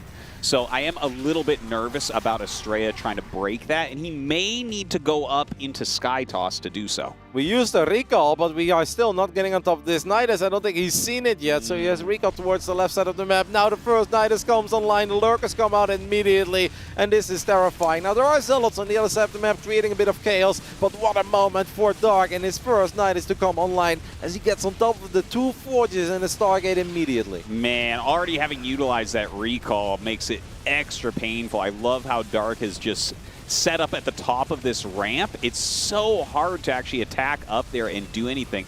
Goes ahead and reveals everything, but how do you break this? And the most problematic thing is you can't just give up the main base, because if you give up the main, then your natural's in danger and your triangle base is in danger as well, as the lurkers can attack those bases from the high ground in the main. What a play by Dark, obviously finding that tiny corner of the main base of Astrea where Astrea did not have vision, and Astrea recalled his army to the wrong base. I thought he recalled because he saw the Nidus, but he did not see it, and he is going to lose his entire main. But the problem stays. You look at these lurkers, indeed in range of the minerals on the right side. You look at the lurkers near the Nidus, and they are in range of the natural. So Astrea has just been dropped from a 4-base Protoss to a 1-base Protoss. It's rough, man. The thing is, I really feel like Astrea has played very well and very smartly throughout this series, but Dark just showing that his level is above Astrea's right now. You know, Astrea is very, very close to death at this point. He's down 80 supply, and he's against pretty supply-efficient units, too, so definitely not looking good for him. Dark is a mystery because he always finds a way. This game really did not start off all that well, and I can guarantee you that a lot of professional Zerg players would have said that Dark should have been dead already against the Adepts because he was not ready for those Adepts. But Dark always finds a way, and the first opportunity that presents itself to him to straight up win the game, he grabs it immediately with both hands as he advances into the upper bracket final of Group A. And that means that this man will be playing a single best of 5 to go straight into the Final Four. Yeah, and that's going to be a very tough one as well, isn't it, going up against Maru. So one thing about Astrea, by the way, is I hope that this does not deflate him at all, because Dark is one of the tournament favorites. So it's like, yeah, you did get 3-0'd, but actually you were looking good, you had good strategies, you had good ideas. It's just you're playing against one of the favorites of the tournament. So if he can kind of keep a level mindset, I still feel like Astrea can have an excellent tournament. Absolutely. I mean, there is a long way to go. We've got multiple lives in this tournament as well, but it's a frustrating one, right? Because in that first game, your build gets revealed immediately by the Overlord. In this third game, this really is the kind of game that should normally go to Astrea with the start that he had and the read that he had on the game, but he was a little bit sloppy. We looked at that Colossus. So A Colossus is not supposed to just be sniped like that. Against Astrea, I noticed in game 1 you spotted his proxy right off the bat. Astrea, a very creative player. Do you feel like you had to prepare differently for him than most? 일단 박영호 선수 승리 축하드리고요. 일단은 1세트 경기부터 한번 되짚어 볼게요. 1세트 때 아스트레아 선수의 전진 건물을 빠르게 또 확인하셨는데, 아스트레아 선수가 확실히 또 이게 창의적인 플레이를 좀 하는 선수이기 때문에 좀 그걸 의식하고 하셨는지 좀 궁금합니다. 좀 스타일리시한 선수라고 생각하고 있었고, 근데 딱히 의식은 하지 않았지만 좀 오늘 운이 좋아서 운 좋게 발견을 해서 손쉽게 이긴 것 같습니다. I mean, of course, he's a stylish player, but I didn't necessarily like prepare for his style. But I was kind of lucky seeing that. Fantastic. And Dark, we've talked a lot about the changes in your life that have happened this last year. Congratulations on becoming a father. That's really incredible. You also have your military obligation looming. Do you feel like these things are putting extra pressure on your game here?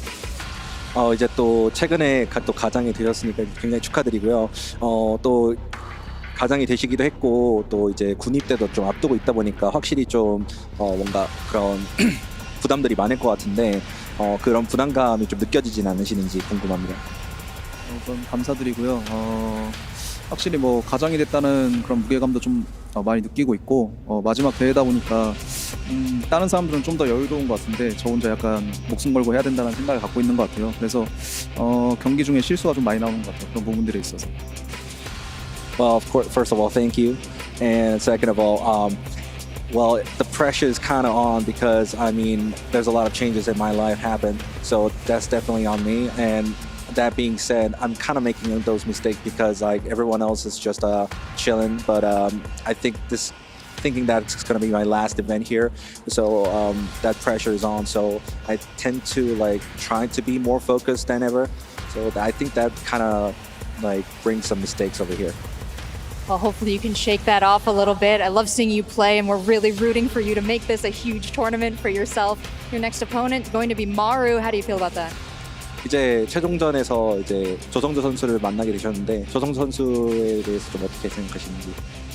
성주도 확실히 우승 후보라 생각하고 있고 원래가 컨디션이 좋았어도 좀 이기기 힘든 상대라고 생각하고 있는데 오늘 제 컨디션이 너무 최악이다 보니까 남은 시간 동안 잘 케어를 해서 경기력을 끌어올려야 될 것 같고요. 그냥 뭐 좀 살살 해줬으면 좋겠네요. Well, definitely he's a contender, so that's going to be a tough match. And considering the fact that I'm not in a very good condition here, so I'm just praying that he's going easy on me. Well, hopefully your condition improves. We're going to give you a little break right now. We're going to send it over to the analysts to take a look at your last matches. Thank you for your insights. All right, Dark, you think you're not in good condition, do you? All right, you just slaughtered Astrea to 3-0, and he moves on into a match to try and qualify for that round of 4.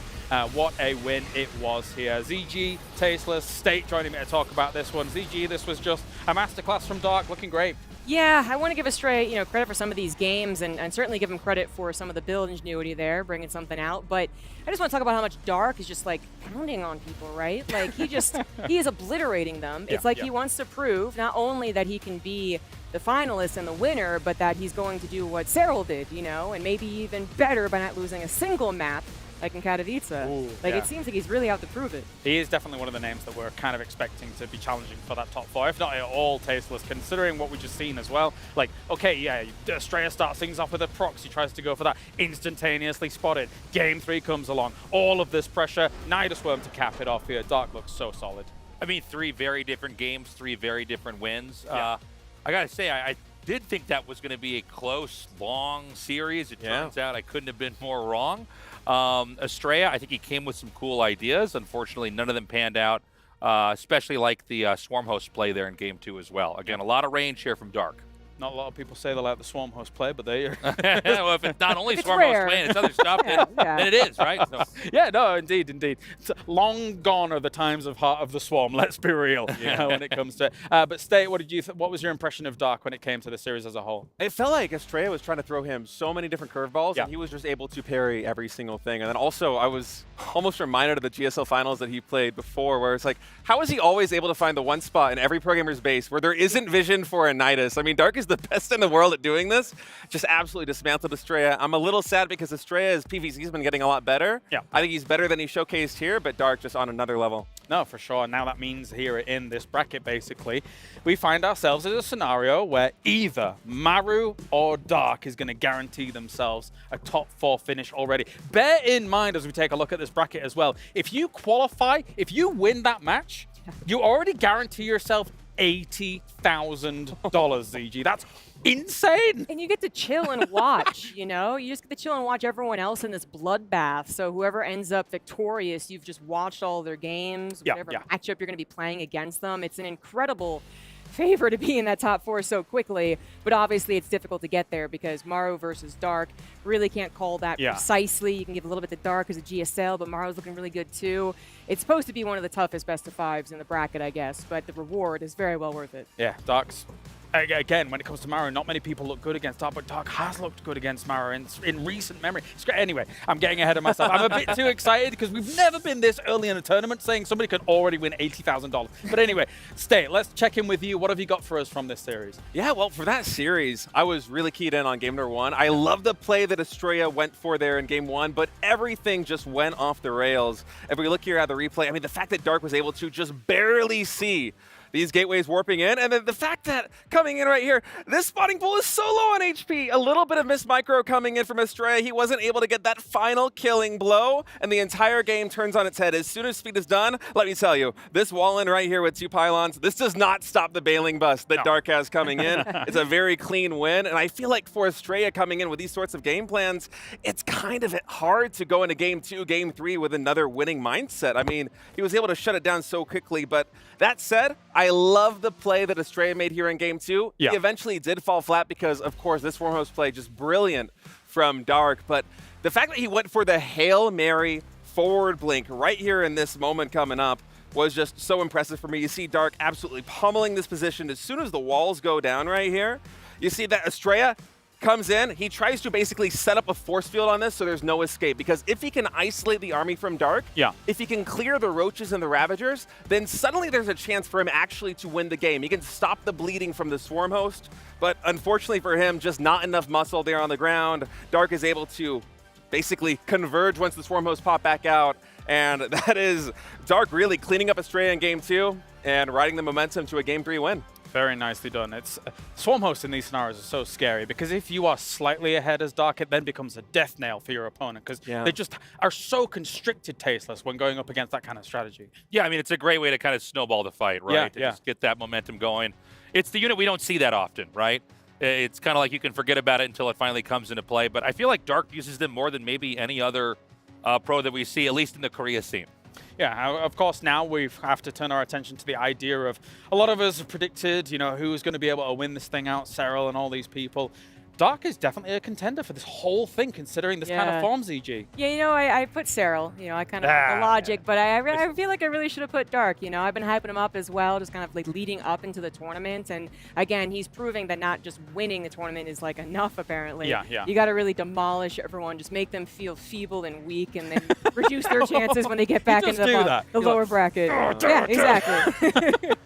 So actually next up, coming up, is going to be Hero going up against Serral. Two names that, again, it feels like these two are also not only contenders for the whole thing, but in just the second round of this bracket state, it feels like another potential final between these two. It's insane. I love the way the bracket is set up right now. We're getting so many insane games, and because it is so punishing, you know that these players are playing with everything on the line. They are saving nothing in the gas tank because you want to go through top 4 in those first 2 groups. You do not want to fall to the knockout bracket. You don't even want to fall to the second place versus second place bracket.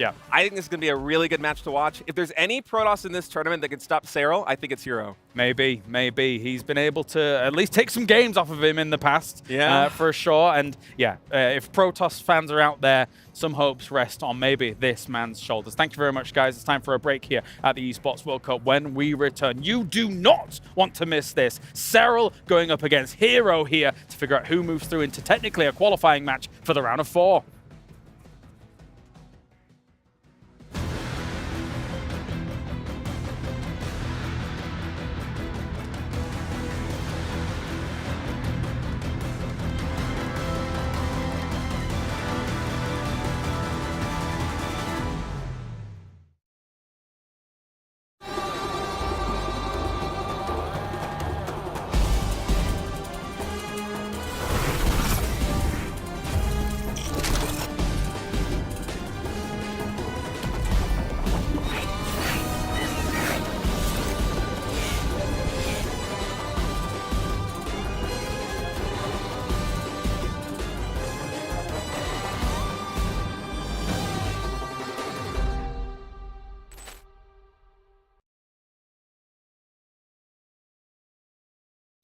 لحظات البداية عاشت معنا. كنا نحسبها وقت للتسلية بس. نحسبها بس ذكريات.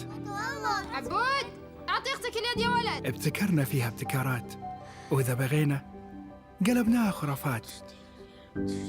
كنا نحسبها بس لمة وصحبة وسهرات. انتبه نوب ترى نوب. لكن كنا نشوف عالم ما حد يشوفه. ليت يشغل وقته بشيء يفيده. الله عليك على اليد سود. عالم كبر وعاش فينا. عالم الحماس فيه يوصلك كل مرة لحلم أصعب، بس ما يصعب عليك. بارد معك وين ما تروح.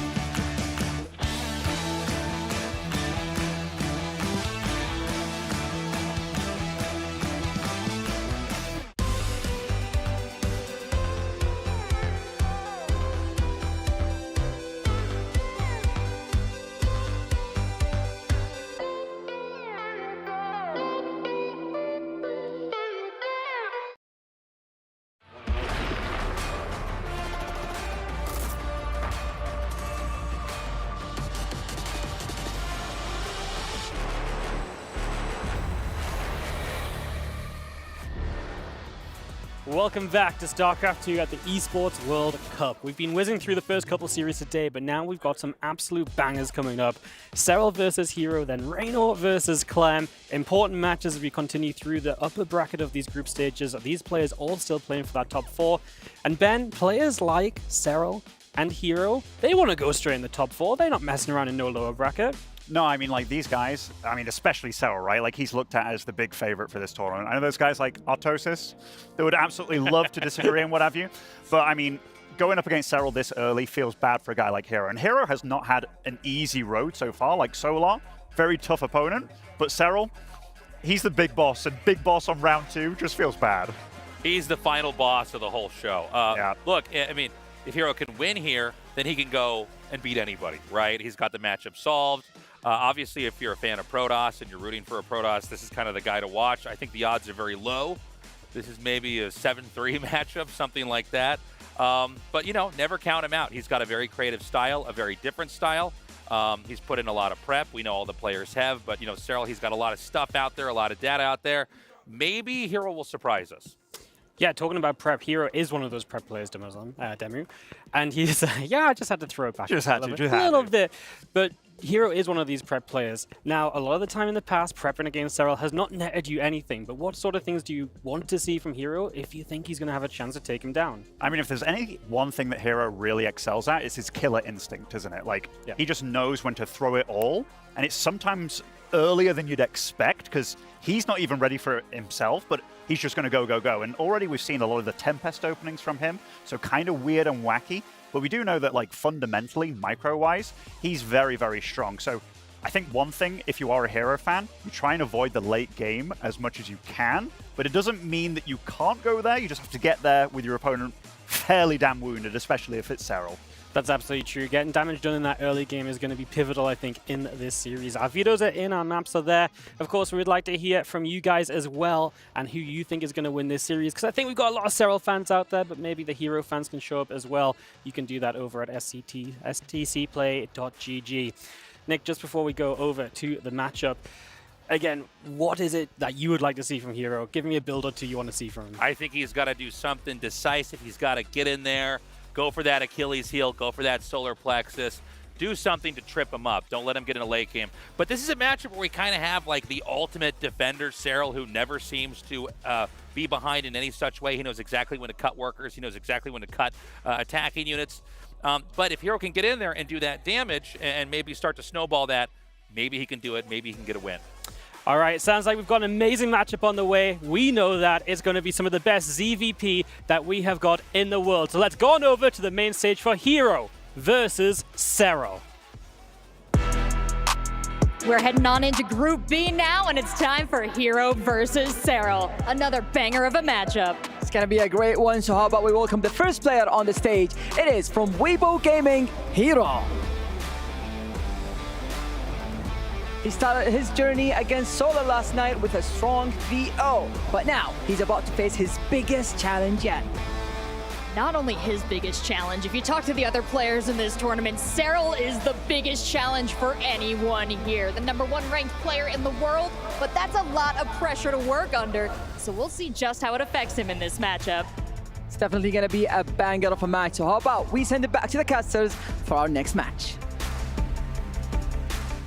All right, thanks so much, guys. This is a banger of a match, Pig. I cannot wait for this. Serral, the strongest player in the world, the favorite of the tournament, going up against our strongest Protoss player. It's going to be so exciting to see the form these players bring, finally getting out here up against some of the strongest opposition in the tournament. And so early, it is, of course, something where if you look at it, Hero didn't have the greatest start to the season. And because of that, his seeding was a little bit lower going to some of the tournaments, and that's why, despite being the best Protoss in the tournament, one of the potential favorites to get into that top 4, he's already running into Serral, the player who is, you know, considered the strongest and the biggest favorite for the entire tournament. Yeah, it's a tough one. It's a tough one, for sure. This is not who you want to hit right now. But to be fair, like, he beat Solar, and he beat him somewhat convincingly. I mean, the games were good. They were pretty close overall. But Hero was showing some styles that we don't really see, some of these very fast Tempest builds and everything. I think that he's really bringing his own flair to this tournament, and I give him a real shot in this match. I would never count Hero out. He really does have such range as a player.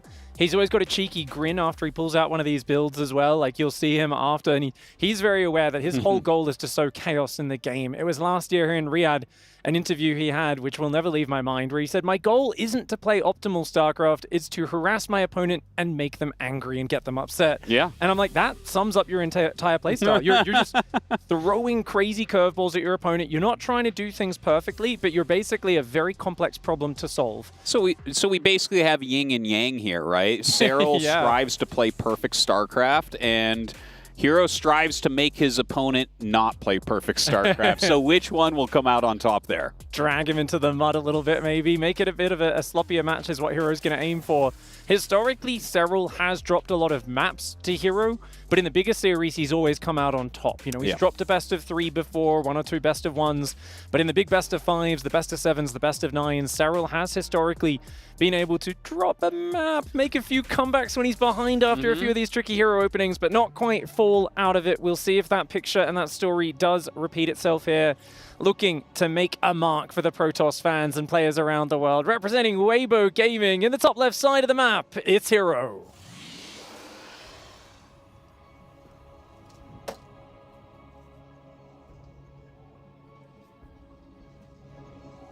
And his opponent in the bottom right, the unbelievably strong favorite of this tournament, it is Serral.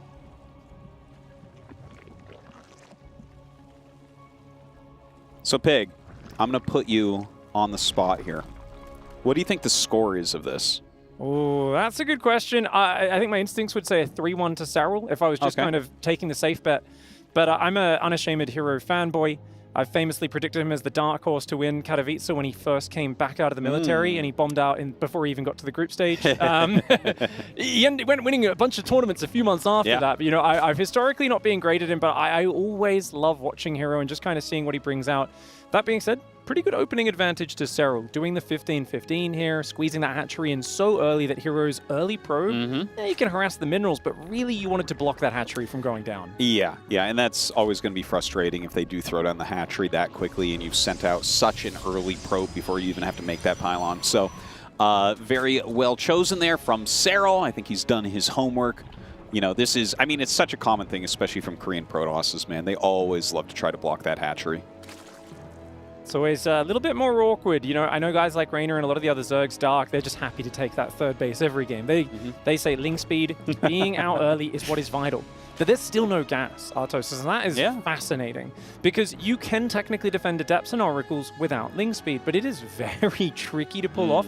Because it seems like, okay, yeah, Queens can defend, it's fine. But the moment your Queens move out of position to defend the Adepts, the Oracle will come in from the other side of the mineral line. Yeah. And I imagine, seeing no gas, Hero should be chrono boosting these Adepts across the map, at the very least chrono boosting the Oracles in the near future afterwards. And Serral is going to need to defend without the Ling speed mobility. Hey, I like it. I like seeing this from him. A very mineral-heavy opener here, probably a little bit more queen-heavy than we oftentimes see. But the thing is, yeah, Hero's micro is very, very good. Like, I would say historically for the Protoss race, he's top 2 micro ever with parting.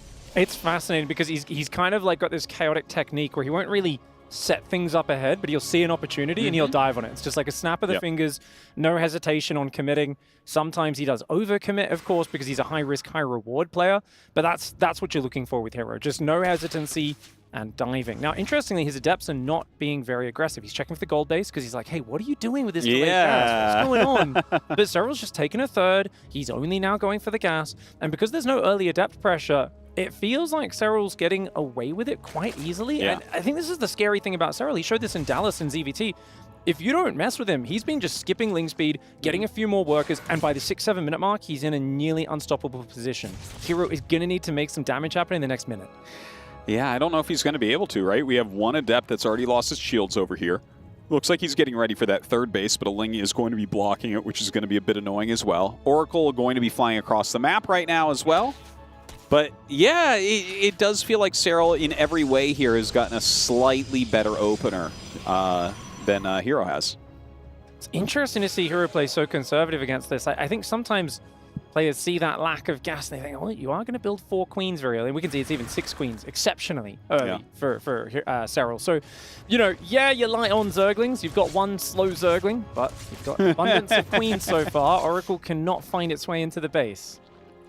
No, he's zoning it out very, very well. That third hatchery finishes up, sends a few queens down here to help defend, get those injects, spread that creep a little bit. In the meantime, Hero does throw down his own forge. And, you know, I got to say, like, Hero, he's not over-defending or anything like that, right? He's trying to kind of optimize his build in response to what he's seeing from Serral, but it does seem like Serral's done a little bit better job of that. You know, there's a rare kind of mini-game some people like to do competitions over, which is maxing out as fast as possible with a faction in StarCraft, just in a custom game. And it used to always be Zerg. That was like kind of the quickest economic growth. But in Legacy of the Void, it's actually Protoss. If they're not affected by anything, just chrono boosting out probes and stuff very quickly, and like the kind of the mineral explosion. The difference is Zerg can switch on a dime into army to protect themselves. Protoss can't do that. You've got to invest in much more production, so that's a very sterile environment. But you can kind of see that Hero's economy's kept up reasonably well. Serral now taking his first big worker lead in this game as the Oracles come in, but Transfuse is ready. And that's an Oracle for nothing. A bit of Queen energy. Serral is very happy to take that trade. Yeah, not the best there from Hero, but it's not the end of the world, right? Like, he's got his economy really together. Serral, of course, still exploding his drones. Dude, he's going to be over 70 drones in a moment here, and we're not even at 5.5 minutes. That's wild. These gasless openings, if you don't punish someone skipping link speed, it's just scary. It is absolutely frightening. It's especially off these 15-15 openings, because you think, well, what's the big difference? You delay a few drones, you get your hatchery faster. No, you also get your queens out earlier. And if you are allowed to turn those injects straight into drones, like Serral's been doing for now 5.5 minutes, you find yourself on 73 workers with an incredibly fast Spire on the way. He's going to be making lots of links to defend the Adepts, and Hero is definitely on the behind. He's got to find a way back into this game. The Adept Oracle clearing creep hasn't been able to slow down Serral at all, hasn't been able to force out a big reaction. Serral's confidence with holding down that drone key has put him in a fantastic position as we enter the mid-game. I love the Spire as well. I'm such a big fan of something like this where he's exploded his economy and then bam, there's the Spire. It's like, but wasn't he mining not much gas? It's okay, he can take as many gases as he wants because he's in the 70s on drone count. So now he's going to be able to kind of seesaw the action, right? Like, he can just go heavy muta and force play against that and then just switch his tech up as well. 4 drone kills there for Hero. He finally gets a little bit of a bite, but 4 drones at 4 minutes is really good damage. Here, when you're above 70 workers, it's a scratch. It's really not going to even bruise Hero's economy, or Serral's economy, I should say, as Hero unable to get the 4th base up just yet. Probe and a pylon go down. Lots of gas starting to bank up Serral. He's not committing to the Mutalisks just yet, but very likely to in the near future, as there's just no map presence for Hero. And of course, in Serral's scenario as the Zerg, you can mass Roachling and just defend any Protoss attack. But if you don't see the Protoss on the map, nothing but a Warp Prism, I mean, those mutas are going to be coming out. He's going to be taking control of the skies, and Hero has not really got any of Serral's respect just yet in this series. No, not so much. You know, he does have +1 here on these Zealots, so they definitely can wreck those Zerglings. Both the mutas about to pop. I think Hero's in for a bad surprise right here. I'm not sure what Hero's going to want to try to play like from here, right? Like, he started his 4th. Does he try to mass up like a Blink Stalker Archon Zealot type attack? And Serral, we can see, he's not going to stay on the mutas. He's switching it immediately into the Roach Ravager. You know, Dark here, a different type of Zerg. He'd keep building Mutalisks. He'd go mass mutas and try to base trade if the Protoss pushes. Hero's saying, look, if this prompts you to attack, I've got Roach Ravager to defend. It's a very hard situation for Heroes. The Mutalisks hit the mineral line. They are going to be taking out a lot of those probes. Already so many going down. And the Warp Prism on the other side has already been shut down by those Queens as well. This is a slippery slope that Hero's on. What can he do to get himself out of here? He's trying to build Phoenix one at a time, but he's just got so little anti-air. I don't think he even has Blink. Yeah, that's a little bit rough. He just rushed up into that charge upgrade, and that hasn't really done anything for him either. 17 probes already falling. He's still got an okay economy, so he's still in this game, but you can see Serral just picking apart various locations here, still dealing some damage to the economy as well. I don't think Hero expected Mutalisks to be possible this early, but you got to realize what Serral can do if you give him an advantage early on. A lot of his playstyle over the last year has been, I'm going to be greedy and you have to do something about it. Hero did not manage to slow down that growth, and now he finds himself vastly outnumbered on the grounds as the mutas cycle back into the natural. Oh man, Hero's having such a hard time defending all of this. He's down a good 70 supply right now. Not even that big a Roach contingent for that kind of supply gap. More Phoenixes are coming out, but like this is the last thing you want to do is be making Phoenixes while your opponent's going Hive and Hydralisks. Looking at the strategy here for Hero, is a very static defensive play, economically focused, building a fantastic ground army. You know, Storm, Immortal Archon count was looking really good. Mutalisks were the one thing he didn't want to see. And Zerg is playing overly careful, who's a bit afraid of you. They might not risk going for Mutalisks, because it does feel a little dangerous. They're not a good front-on fighting unit. I think this would have been a good play if he'd maybe opened up with some fierce all-ins and timing attacks, had Serral on the back foot mentally. But my gosh, the classic mistake there for Hero. No one on duty in the door. Oh, that is going to be a lot of damage as the Lings flood in. Well, this is a Hero game, I can tell you that much. The Lings going absolutely everywhere. The Zealots are able to obviously clean them up really quickly if you have enough. Up in the main, he does not as of yet. Another 13 probes falling. He has lost a lot of workers, over 30 workers going down this game for Hero. And you can see that reflected in these probe counts. He's down a good 29 workers right this second. Blinks, Zealots, Disruptors are the investments for Hero. None of those are going to be necessarily like Hive Tech, lurker-beating plays. But of course, Hero doesn't have the economy to support much else. Zealot drop comes in, snags a Queen. Nice bit of harassment. You don't want to throw the Zealots away. You've got to be so efficient as Hero. Every unit has a lot of heavy lifting to do. The fourth base is still protected. 60 probes are there. Lesser Zerg, you look at in this scenario and you say, you know what, you've really got to get a move on maybe. Think about how you're going to finish the game. Serral, though, has a different aura when it comes to late game Zerg versus Protoss, where we don't really ever feel like he gets worse the longer the game goes. No, certainly. Every stage is very, very strong here for Serral, and looking scarier throughout. Now the Lurker's coming up for a bit of a push here on this fourth base. Hero spreading out his army. Some of these stasis wards definitely doing work against this, slowing it down. But will you be able to actually field an army that destroys all of this? Oh, Disruptor's trying to drop behind, but there's Roaches and Lurkers on top of it. I can't believe that he had Roaches waiting for that. Are you kidding me? Like, seriously? 300 IQ preparation Artosis or Fortuitous Rally. I'm not sure which one is which, but yes, it works one out or the either other. Sometimes it doesn't matter which it is. When you're this good, we just assume that you meant to do that. Okay, so this game, I liked what you said at the beginning. It feels to me like Hero didn't really identify that this was such a mineral-heavy build. We didn't see him chrono boosting out Adepts. We didn't see him go super aggressive on trying to kill drones. If there's no Zergling speed, your Adepts can't really be caught. So a little bit sad to see that, because Serral was able to kind of run away with the game. And it feels like if Serral starts to get an advantage, how do you do it from there? 100% Artosis. I would have loved to see the chrono boosted Adepts. I mean, right at the start, it said, you know, he's going to chrono Adepts, and he kind of just chronoed probes and said, I'm going to outgreed you. Not against the gasless build. They don't take gas. That Zerg economy is absolutely soaring. Replay there of the final engagement. At that point, the numbers were just too vast for the Zerg. And Serral, he's a player who gets quite frightening. We see him on the ladder with like 96% win rate sometimes, but everyone says he plays better on stage. They say when he comes out to these events, most players get a bit nervous. They feel like their form is shaky.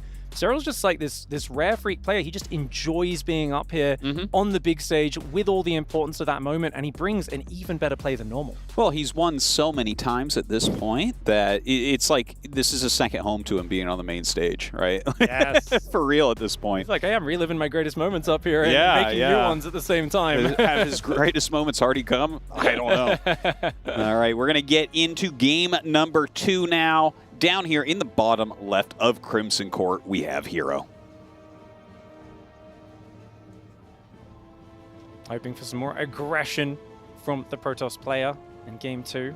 Because in the top right side, representing Basilisk, hailed by many as the greatest player of all time, looking for one of the biggest wins in his career. In the top right side, it is Serral. We'll see if he wants to go for one of those more gasless plays once again. As far as Hero goes, we don't really see that probe coming across to try to block the hatchery. But Serral not going for this super, super fast hatchery either. All right, Yep. so... Wins the little mini game, right? Yeah, wins the little mini game. Stuff like that can be really frustrating. Like, if you know, there's little rotations of builds that occur where you're like, okay, I'm going to try to block an offensive pylon here. The thing is, you could do that every game, but if your opponent knows that you're going to do that every game, they just don't scout. And, you know, here it's like Serral did the exact right thing against what the scout timing of Hero both games. Feels like the one tool that we don't really see much anymore potentially missing from the Protoss arsenal is the Cannon Rush. I feel like Parting was the last player to really mix that in very frequently at a high level. That being said, Classic is here, of course, in this tournament. He's one of the other few Protoss players who over the years has a few famous Cannon Rush victories in tense moments. Hero, though, it's been a long time since I saw him Cannon Rush a Zerg. I honestly, no Cannon Rushes from Hero even come to mind for me. Yeah. So, yeah, I have no idea the last time I saw him Cannon Rush. But yeah, that's not really his strength, right? Like, Hero's one of the best micro players ever. He's not, and it's not because he's like a cheeser. He is an aggressive player, and he has that very decisive quality that you were describing in the previous game. But can he get into a position where that's going to matter? Because in the last game, yeah, he was chrono boosting probes instead of adepts. He didn't keep the pressure on. And suddenly Serral just has so many units that you can't even attack him, right? You're under attack. Hopefully, Hero finds a spot here where he can be the aggressor. Absolutely. It's a more standard game this time. I like it. A lot of players will come out with a build, they'll get success, and they keep using it. And they use it a lot and a lot. Serral bucks that trend. I've had interviews and talk to him where I'll bring up a build, and he'll go, oh yeah, I actually have a new version of that I was planning for this last tournament. You go, oh, why didn't we see? He goes, I was planning it for certain maps, but I didn't see the right situation. He will save builds for sometimes a year in his back pocket, and he's like, no, I'm not going to use it unless it's the perfect time in game situation, and he'll get a win, and he won't use it again for months. Whereas other players will keep using it, and then opponents get lots of practice. They all understand the build deeply. They learn how to counter it. Serral brings out that gasless build in the last game. He's not going to do that again for a bunch more games. He's not going to give you practice against that. Yeah, no, that's a very smart way to approach it. Whereas I look at some things like, remember when Zest kind of revived the Glaive build, and then that was the only thing Protosses did for a year and a half? Yeah, that thing got solved. But you know, to hear stories about saving builds for years, this is a real thing that occurs. I feel like Zerg players do that more than anyone by far.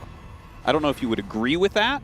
I think but I've seen Rogue that back in the day definitely would. Like Rogue was a real smart player. And I think Serral's in the last year or two started doing that really well. Yeah, and there's actually this really fun interview that happened with Shine, who used to play StarCraft II professionally and StarCraft 1 before. He actually had a build that he held in his pocket for like 12 years. What, really? That he had prepared about 12 years ago, and then he used it in a tournament like 2 years ago. Wow. Yeah. Shine was always a very creative player as well. He was always very fun to watch. So that's not too surprising there, as we do see the front third base on the purple gas for both sides. Now, this is always scary because Zergs love to do that queen walk with the Ravager and push on this map, and there's such a short distance. But you're pushing up a ramp into high ground. There's going to be battery overcharge, and you can see Hero's going Blink very early because he knows, look, if I'm going to have no time to react, I need to be building Stalkers early and putting on the aggression myself. Otherwise, there's no way to stay safe. 100% right there. Now, Serral is getting that gas going. There is a little bit of pressure coming up here from Hero. Shade forward with these 3 Adepts. Don't know if he'll let that finish or not. Yeah, does end up canceling that as the Speedlings are right on top of it. But you can see with that last camera shot we had just how close these bases are. But really, I do feel like there's much more potential in a quicker push here from the Zerg player. Absolutely. It's always weird pushing into a choke point once Disruptors and Storm and stuff comes out, but that's a while away. And there's going to be big windows before that, and I definitely have seen this map look pretty good in the Zerg results recently at the top in the numbers. We'll see if that trend continues. For those who don't know, purple gas, it's 100% extra mining, so counts as 2 gases there. It's a big boost to your income, really does help you out, whereas gold minerals are only plus 40% per patch. Lair is on the way, Forge coming in as well. Overlord's going to see the gateway count is growing, and it's going to be a bit of a standoff in the middle, no doubt. The Stalkers are going to start trying to siege, and you can actually take out the gas from the low ground as well, so I think that's going to be one of the primary targets here for Hero. Yeah, it does look like that. He's bringing over his Oracle to get that spotting immediately. The Queen's walked up for a second, but thought better of it. So definitely very annoying situation to deal with, but some Roaches are on the way. The Lair just now finishing up, Roach speed coming up here as well. But I like the build that Hero's done here. Like he got that blink very quickly, and he actually added those additional gateways, already getting charge, and even going into another Oracle. I like that as well. Yes. Like you have some different things you can do with this, right? You can utilize them for a little bit of damage. You can do a counter poke. You can give yourself some vision. You could even lay a stasis ward in case they push too hard. Stalker's now getting pushed back by the Ling Ravager. Hero does get 1 Stalker surrounded, so Serral grabs the Stalker, pulls out. Remember, every Stalker costs as much as 7 Zerglings, assuming you're weighting minerals and gas equally. So you've got to be very, very efficient and save those Stalkers and let the number grow. The Adepts still shading around a little bit, getting that additional intel. Some biles go down. Ooh, he eats a bile right there. Still trying to go after the gas, but not able to kill it as of yet. More and more lings being made. That robo coming up. Charge almost done. Adepts around. Serral's cleaning things up really well. Serral's really good at just kind of defending in these scenarios. Hero gets the gas. That's the second gas. He's getting a good advantage from this, but we've got to worry about the next step because right now it's just Roach, Ravager, Lings, Hydrotech slowly being added behind. Very basic army for Serral, which is a problem if the Protoss is getting splash damage. Hero's not even thinking about splash damage. No. He's just on Stalkers, Zealots, and Immortals slowly being added in. So it's a big mass kind of basic unit fight. It's going to be a really low tier battle for a while longer. Yeah, and Hero's actually pretty good in these positions, too. You know, I would definitely look at what Serral's doing and say, okay, I really want to see, like, Storm, Disruptor, something like this. But Hero, I think, is a player that is uniquely qualified to actually battle in these situations, where he can do things like just take an arc on top of a ramp and blink for days. Yes. 7 IEMs or something, some crazy number back in Heart of the Swarm that he was winning off and off the back of his Blink Micro. Hero, the Zealot counterattack comes in on that left side. Serral so quick to pull back though. Transfusers going down and his little control. It's the efficiency of Serral right now. It's in these moments where Serral shows his mettle. It's his ability to defend this. He won't be making any scrappy mistakes. We've seen him play against MaxPax, Zealot multi-prong so many times over the last year, and it's really given him probably the best defensive Zealot run-bys that he's ever had. Yeah, just MaxPax existing is a problem for Hero in these tournaments because Serral finally has a player of Hero's level to practice against. Ooh, Nexus gets cancelled on the 4th. Great Ling run by. This is the problem with Serral. The moment he defends you, his work account's not good for Serral. It doesn't need to be. Because he says, look, I've been super safe with the bigger army. I'm defending the Zealots absolutely clinically. 1 Queen for like 5 Zealots, getting the Nexus with Zerglings at the same time. And he's keeping a little bit of creep in the middle. He's also regained control of the purple gas. And only now that he's safe will Serral say, you know what? Now I'm going to make Hive. 11 drones, +2 range, Lurker Den. Doesn't ever get caught rushing up the tech tree. I feel like it's so different when you see his teammate Reynor, who's like at 80 drones trying to defend with like as much economy. Serral will be down 20 workers, but he'll make a giant army and he'll crush you in the battle. Yeah, I love that he can really incorporate any type of style, because that's kind of like Dark-esque in a lot of ways, right? Where he's willing to battle at these lower drone counts. And the thing is, it's like you think it's even. They're having a good battle. But like you said, suddenly 11 drones, Hive, additional tech, what's up? And if you don't catch that occurring and do something about it, he's just going to run away with the game. Especially because Stalkers are meant to out-trade. That's the whole point of this Blink Pressure. Disruptor comes forward. Good dodge from Serral. Clinical, doesn't lose a single unit. But yeah, if we could check that unit's lost tab, because it feels like often Protoss is a few thousand ahead by this point off the Stalker pressure. Instead, it is in fact dead even. That shows just how closely matched this game is. But Serral now the economic lead. The Vipers coming in as well as the Lurkers. And Hero really wants to push in. He's going to deny the purple gas yet again. But what can he do afterwards? Well, you know, he's still making a pretty reasonable army. He's getting some Disruptors in. Disruptor's going to be a pretty strong unit against what he's going up against. We do see in the picture-in-picture there a little bit of Zealot harassment happening up here at Serral's 4th base location. But of course, once again, it gets cleaned up very, very quickly. Storm is on the way. That's very important. You really want to swap into more of a Storm Immortal army here. Immortal's very good versus Lurkers, and of course the High Templar will feed back the Vipers as wow! Great Disruptors, not only landing on the Lurkers, but in the army as well. Look at that. He actually snipes every single Lurker that was up here defending also. Really good control from Hero. He's very much on top of things. Still adding a lot of Immortals. I love the second Forge coming up right now as well. And I got to tell you, like, Hero is fighting toe-to-toe against Serral right now.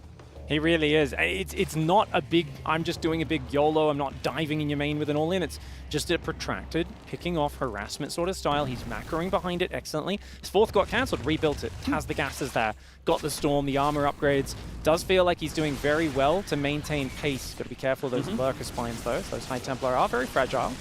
Yeah, now his actual units lost tab looking a lot better, although the Vipers are starting to fix some of that for Serral. Yeah, some really great snipes go down. He's going to have to really watch for that and try to get some of these feedbacks off. But does pull ahead in that in a little way. A few Zealots up on the side of the map, and we'll see if those are able to get some damage while he makes Serral look elsewhere. I'd like to see Hero start opening these rocks up. Feels like now that Lurker Viper's out, Serral's kind of got a range advantage. The Disruptors aren't really going to be able to get in. That ledge is no longer a useful harassment angle. I'm suddenly thinking, okay, yeah, we've got a transition indeed. Hero starts an air transition. Stasis trap nicely there as the Stalkers pull back. High Templar and Disruptors just patiently waiting for Serral to step too deep, and he knows not to do it. Oh my, is that a 6th lurker drop heading towards the main base? I was saying, hey, Hero needs to get in the back. He needs to open up the side paths, but Serral's one step ahead. He says, I'm going to take the fight to you, mate. Yeah, I love some of these lurker plays that you can see end up in that main base. You can make really, really awkward positions, and a lot of times you feel like you have to recall to deal with that, and then suddenly your front is going to be a little bit open. Maybe Serral hits that rich gas expansion in the middle once Hero goes back to deal with these lurkers. Really, he's making a lot of problems that are hard to deal with. Indeed. One Disruptor goes down, but multiple Lurkers for a good trade there for Hero. Blinks forward, grabs the Stalker. So dangerous. Stalkers are armored units, very weak to Lurkers. And the Lurkers there keeping them back. And now that Serral's got control, he's going to use that to push open the south. He's going to drop the main at the same time with the Lurkers. Hero's army's way out of position. It's mostly spellcasted. He doesn't have that much meat. His supply is dropping rapidly. Serral defending for the first 10 minutes of this game. It's his turn to be the aggressor now as he baits Hero into the mid-ground where he loses his entire army. Oh man, things going very badly for the last 45 seconds here for Hero. Really, really bad. In fact, that drop has hit the main base at this point as well. Oh my god, just damage everywhere. That's wild. I don't even know if Hero meant to walk through the army in the middle or he just clicked in the army path in the wrong direction because he's got Lurkers in your main, you've got Massling Ravager in your third. It's very understandable for a mistake to happen, but hats off to Serral here because you can tell he just had this this part of the map and the stage kind of mapped out much better. Hero stalled out when he couldn't deny that base any longer, and Serral said, okay, I've got Hive Tech, let's get going. And a beautiful way to control the middle, open up an attack path on that southern third base, and drop the main at the same time. It's a three-pronged nightmare for Protoss. He's ripping everything apart. He stopped +3 right before it finished. He just killed the fleet beacon, which is the endgame tech. Now he's killing the Nexus that's making the mothership. Nothing is going well for Hero. The fact that he just started 2 Colossi as if those are going to do anything in this game shows how desperate he is.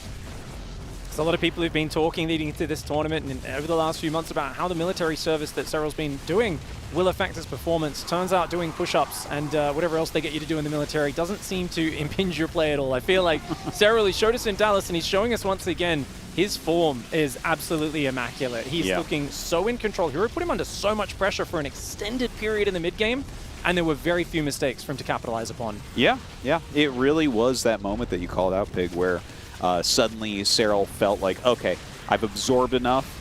Hive and 11 workers, let's go. And, you know, then starts putting the pressure on everywhere after defending for so long. Hero was putting out a really beautiful game, too. Like, a very, very good harassment, good pressure going on up at that forward third base.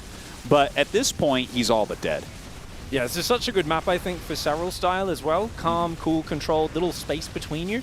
Serral always does well on claustrophobic maps that are meant to be bad for Zerg, whereas Hero actually does better on these big, wide open kind of chaotic maps. He's a movement-based player, and he's not an expert in Sky Toss, which is the natural transition for late game on Crimson Court. He started heading towards the fleet beacons and the Stargates, but it's not his forte. He knew fighting with a ground army and mobility is usually where he finds his most success. Yeah, and when the chokes are that small, that can be a very difficult style to deal with. GG is called, and Serral takes game number 2. A very good game, though. Really enjoyed this one. I think Hero did show his level nicely. But, yeah, it really feels like everyone just hits a brick wall when they hit Serral nowadays. Yeah. You can build a worker advantage versus Serral, but it's often at the cost of many other things. You know, so I'm up a handful of workers, and I had to give up all my splash damage, and my 4th base is cancelled, and now, oh, you built 20, drones, and you're just way ahead anyway. And we've seen this a few times where Serral also has some brutal counterattacks in this matchup, and don't get me wrong, Hero hasn't thrown a crazy curveball like one of his 5 Oracle Mass Zealot timings out, or any of these weird builds that he's pulled out in the past, and I think that's the result of him having little success against Serral with them historically. Yeah. He's playing more of like a straight-up style. But as we can see, Serral's reputation remains firm. He is still a very, very good standard player. Yeah, oh, for sure on that. Looking forward to seeing what we're going to have in this next map. We are going to go to Oceanborn. You know, I loved some of the games that we saw from Hero against Solar. I was hoping that we would see some of this like Tempest play that we saw against Solar, but it doesn't feel like maybe he's liking it on some of the maps that are coming up. That Tempest play was really cool post-youth, I think it was. Sniping the hatchery in the back and the gold base. It was a fantastic way to start that series, and We'll see exactly what Hero brings out. He's now down 2 maps. Our Protoss representative that a lot of people have hopes and dreams for, running into the stiffest opponent in the entire tournament so far. Representing Weibo Gaming, he needs to win 3 in a row in the top left side of the map. It's Hero.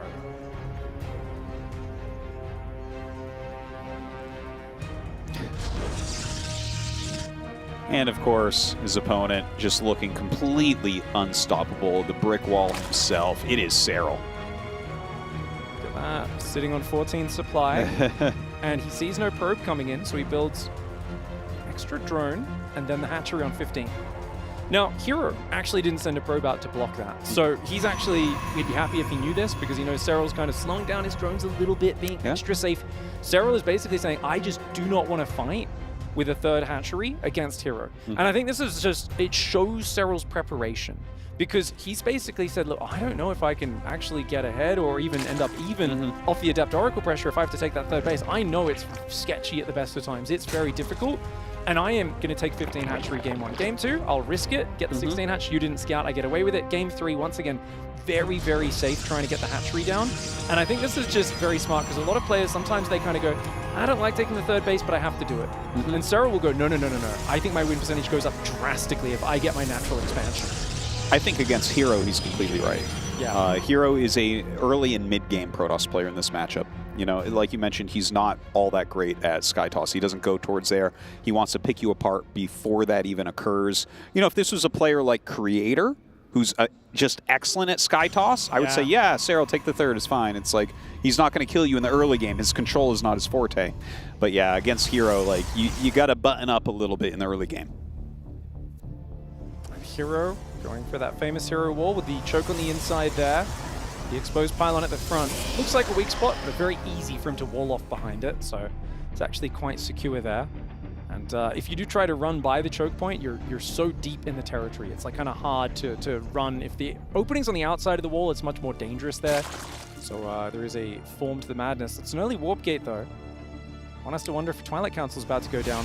Yeah, I would say so. It would be a really funny place to go for a Stargate. In fact, sometimes when you're playing the very best players that read all the situations, something like that can be good. Oh my gosh, this is going to be 3-gate? He's making a sentry as well. Sentry 3-gate. Dude. And you know what? I don't think it's an The probe is sitting there. Is he going to make a 4th gate? I think he's just going to take a 3rd behind this. Wait, he's that he's would not, be he's wild. Not, he's not probing and Lings are getting in. Uh-oh. The Serral Zergling. This is killing me, man. Oh, the Serral Zergling. Could we just not have the Zergling get in? Yeah. So that this is actually a surprise? Because no one does this. This is like, I haven't seen, well, now it's a 4-gate. It turned from a 3-gate into a 4-gate. I don't know if that was because the Ling came in and he wanted to switch what he was doing, but I haven't seen one of those in a long time at the top level. He's making 4 or 5 gateways, but also chrono boosting probes right now as Hero. So that's one foot's in the economy bucket. The other foot right now is in the kind of I want to heavy pressure you bucket. Pylon's finishing up. I think we're going to just see a big Adept pressure into a 3rd base. The thing is, your tech's going to be miles behind. Now, Serral has not built a Roach Warren yet. And there we go. Well, okay, I was as you going to say, it's like, if you delay that much longer against a guy who you've seen going 3 gates with no tech, that's beyond risky. Yeah, no reason for that. Does set up a pylon at that 3rd base location. The 4th gate has finished now. I don't know. I don't see this working. Look, as he pops in with the Overlord and sees that. What? You misplaced it. Oh, Hero. That's a 100 mineral donation to the Starving Probe Foundation, okay? It's fine. He's just a good guy giving a charity, okay, Dan? Oh, the last guy who needs charity is Serral. You know, this is a bit rough because everything he's doing is getting scouted. He's putting his Nexus on the wrong location. Look at this. His Adepts are in a line, so the Lings are getting a much better engaged than they should here. Good micro by Hero, though. Yeah. Salvaging a Feels 2 Adepts. Still not great, but he does force a lot of Zerglings as well. So the thing with this build, right, is normally with these sort of build orders, you force a ton of Lings, and you don't actually trade the Adepts, and you kind of fall back, and you go with Wave 2 with Glaives, and the Lings aren't the greatest unit. But this is not that version, because he's just going Robo Forge. There's no Twilight at all. So I feel like he might want to commit more with the Adepts, and that would be a mistake, because there is a mass of Zerglings waiting and Roaches on the way. Yeah, he sees that right now. He's not going to let that finish. Maybe walk around a little bit, hope to shave off some more Lings as they come up to engage. But I don't see any actual damage being dealt here. All indirect, right? Force Army. Yeah. Keep the Adepts alive so they can at least buffer for you later on. These sort of builds can work out well for Protoss because you kind of force an overreaction, but it's navigating the waters afterwards and not dying to the counterattack or throwing all the Adepts away and then just being hopelessly outnumbered. That's where a lot of Protoss lose the game very suddenly in the next minute. Yeah, it's really hard to tread that line of like, okay, let's get my economy up, but let's also prepare for like a very small window that I've created, because you don't know exactly where that window is. It's a lot harder to scout Zerg and figure that out than you would think. Adepts backing away now. Serral goes back to droning. He's at 51 drones against 54 probes, and he may have a bigger economy right now as hero, but your tech is massively delayed. He's got 3 sentries gathering energy, one of them almost full. An Immortal coming out as well. Yeah, as he adds in some more Immortals, maybe he'll find a place where this opens up. Obviously, you cannot lose those Adepts that are on the map. That's like really, really crucial right now. Even trading those out for some drones, I don't think would be good. Like, you need something to buffer for your tech units that you're making right now, because his standing army is not looking super hot. Bunch of unupgraded Adepts, a couple sentries, 1 Immortal, 2 Stalkers. No, not a lot of damage in there. It can deal with Zerglings, okay. Adepts, you know, that'll add some anti-Zergling firepower, but we've already got an Infestation Pit coming up, and the problem with this build as well is you don't have Oracles. You've got, you know, hallucinations to scout and an Observer. So it's difficult to go, is there a Spire coming? Because I don't have a Stargate. I can't make Phoenix reactively. Is it going to be Hive for Lurkers, which is what it looks like from our point of view, because we get to see the Evolution Chamber coming up, the Roach production, all this sort of stuff. But for Hero, he's going to be forced to play in the dark. And he does opt for the Robo Bay. So Disruptor is very good against the ground army, but it puts you in a real hole if your opponent's going Mutalisks. Yeah. Well, I think at this point you just have to kind of flip a coin and go for it, right? Yeah. If Serral happens to be going Mutas here, you just say, okay, yeah, 3-0'd. Such is life. This happens sometimes. A Dark Shrine actually on the way. I kind of dig that. That's kind of an interesting one. Putting that down right after the Overseer flies through. You know, these will be like as unexpected as you can get Dark Templars at this stage of the game. Yeah, and if we're really prioritizing our gas income with things like Disruptors or the Sentries and Stalkers we're building, then it is a cheaper way to make Archons if you need those as time goes on. Yeah, that's true. That's true. Obviously, they cost more minerals, but you save that gas. And 50 gas per Archon does add up as the game goes on. Now, I did like some of those builds in the old days of just making Archons off of the Dark Shrine non-stop so that you could keep all of your other production going and keep that pressure on. But we'll see if he can maybe get some damage with those DTs as well. If he can maybe get some sort of surprise off, you know, whether that's just slipping them in and killing off a bunch of drones or maybe picking off a few queens. Who knows? You know, maybe if a battle's going on, get a little bit more than that, but we shall see. Now the Stargate coming up.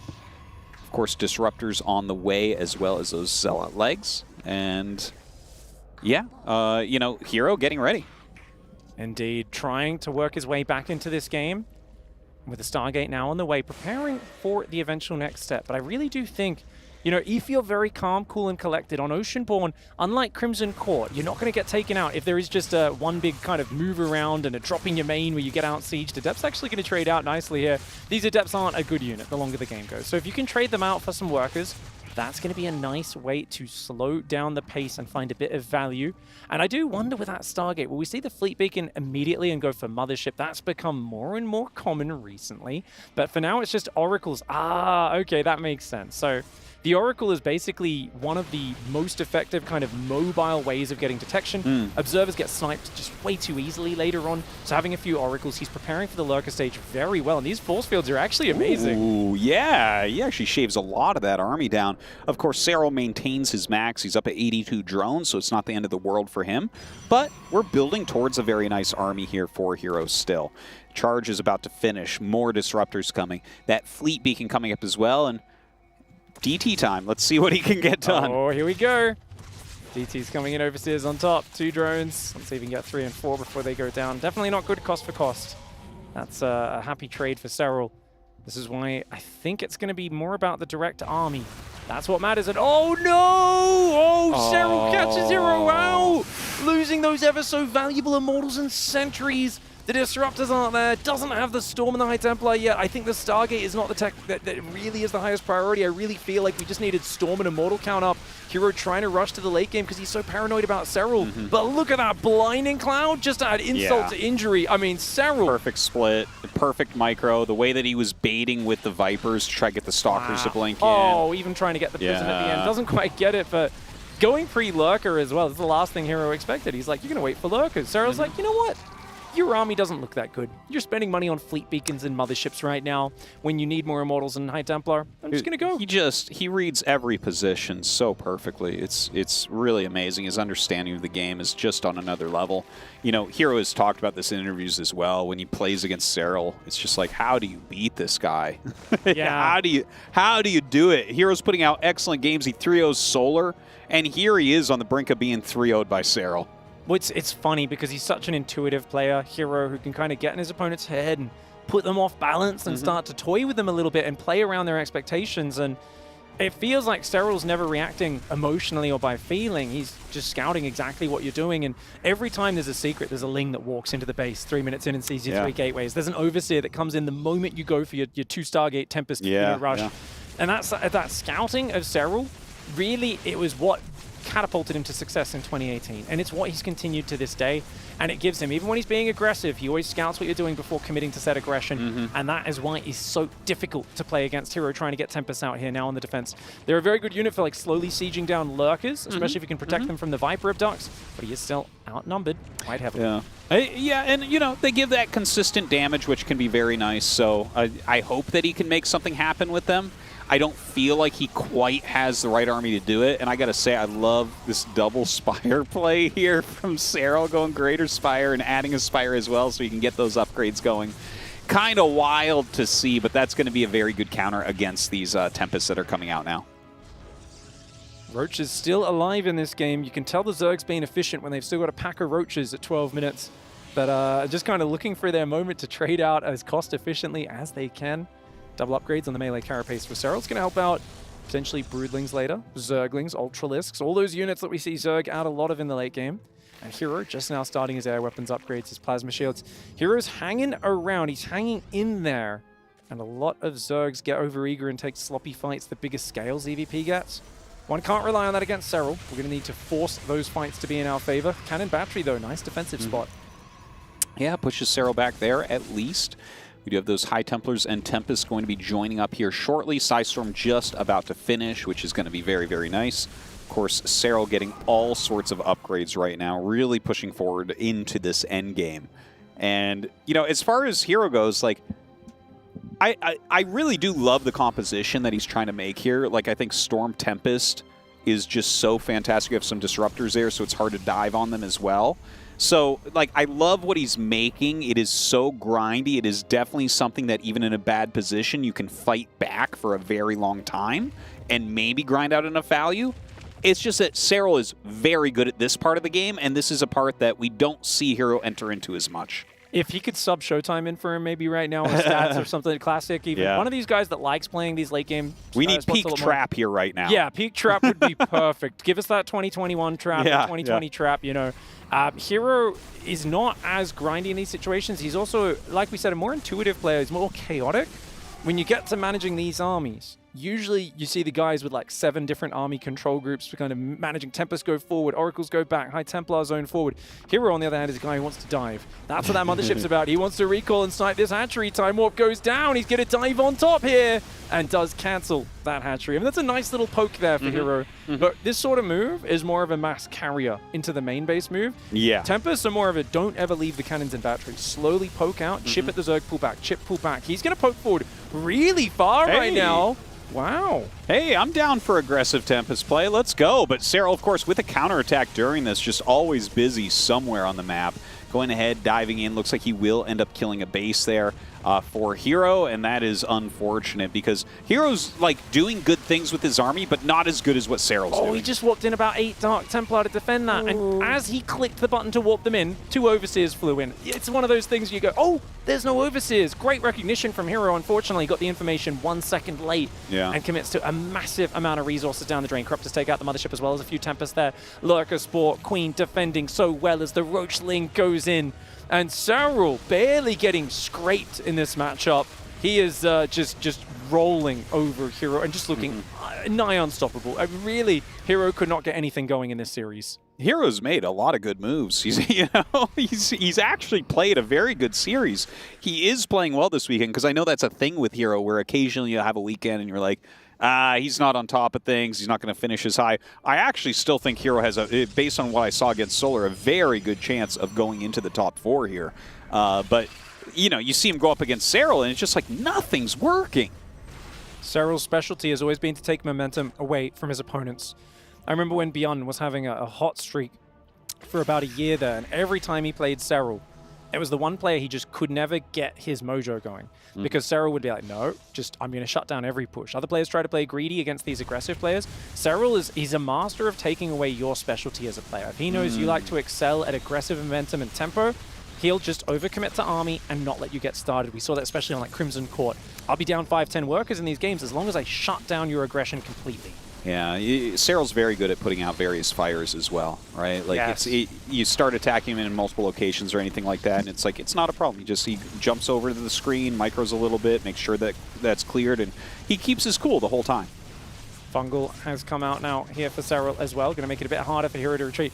It's amazing that Hero is still up so high in supply. A testament to his macro in this series is he has played a more macro-centric, kind of less cheesy PvZ than I think a lot of people would have expected, and it shows in his ability to remax, but cost for cost engagements have just been a bit Serral favored throughout, and that is why he is eking out advantage after advantage.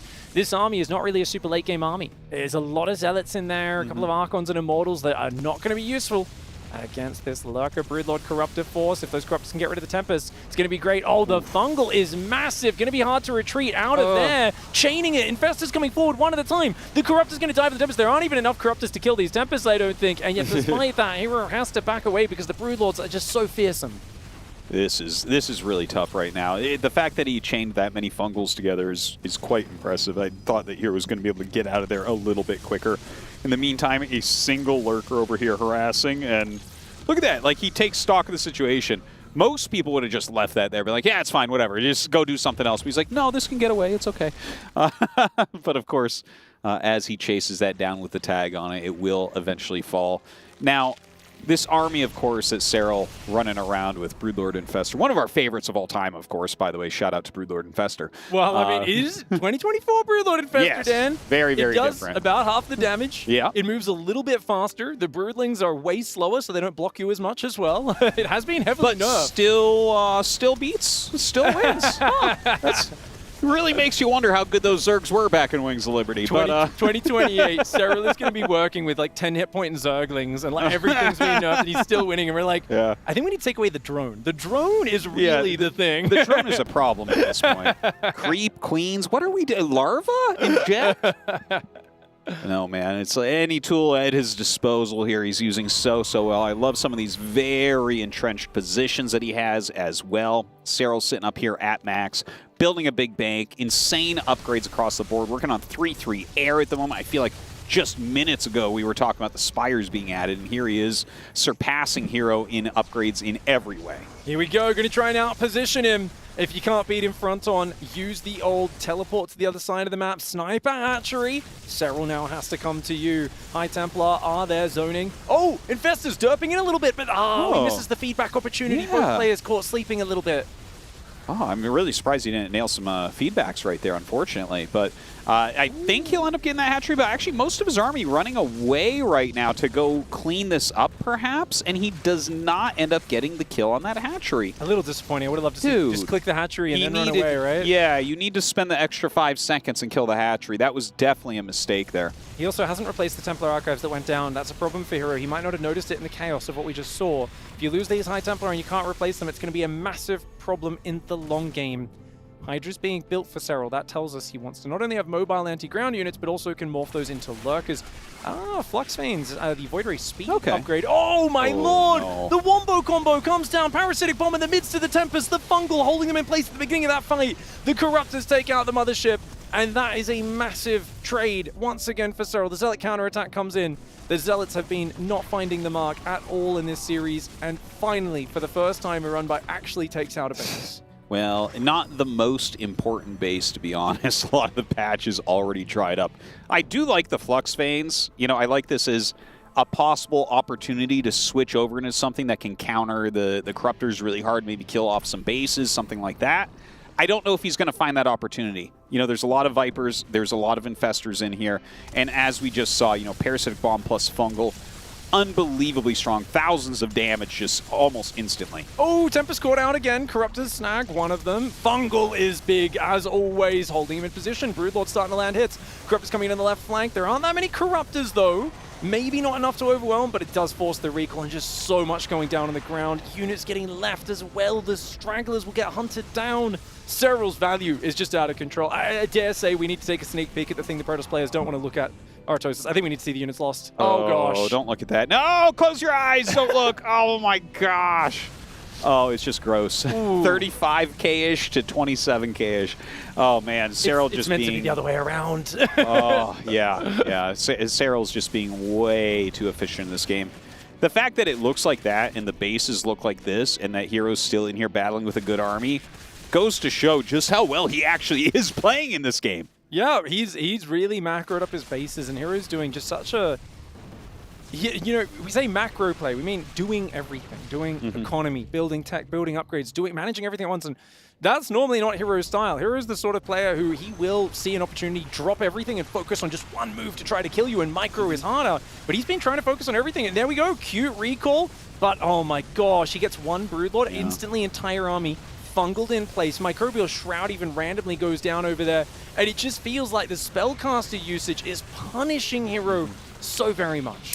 Yeah, it does hit some feedbacks there finally, but it feels like every time he makes any move, there's just fungals for days. And Serral's done a great job of that. I love the fact that he's trying to utilize recall. I think that this is something that Protosses have needed to develop for years, and we're seeing it being pulled out a little bit more here in Riyadh, but not enough here against Serral, who's killing everything. You see the look on his face. I think he's ready to say GG. There is a feeling you have. We call it getting bigger brothered sometimes, you know, playing your dad in RTS games when you're 6 years old, that sort of experience. And there's just something where your moves just can't get value. Everything seems to be stopped in its tracks. It is an uncomfortable feeling to experience firsthand, but of course it feels great when you're the one in the driver's seat and dominating there. Yeah. Just such a strong player. Who is going to be able to take him down? It is really hard to say at this point. Hero puts out some quality games. Like, really, I think that if he's playing any other Zerg in the tournament, there's a very good chance he wins this series. But against Serral, everything's blocked. It's a different sort of thing. And the lack of any player being able to get experience practicing against a Serral-like player has been a big part of the problem for a long time. Is you can emulate practice against most players in StarCraft, but getting practice against this man, well, there's only one of him. He's built a bit different, so it's hard to prepare for the style that he plays specifically. And that was a great example of just how to take control of the matchup.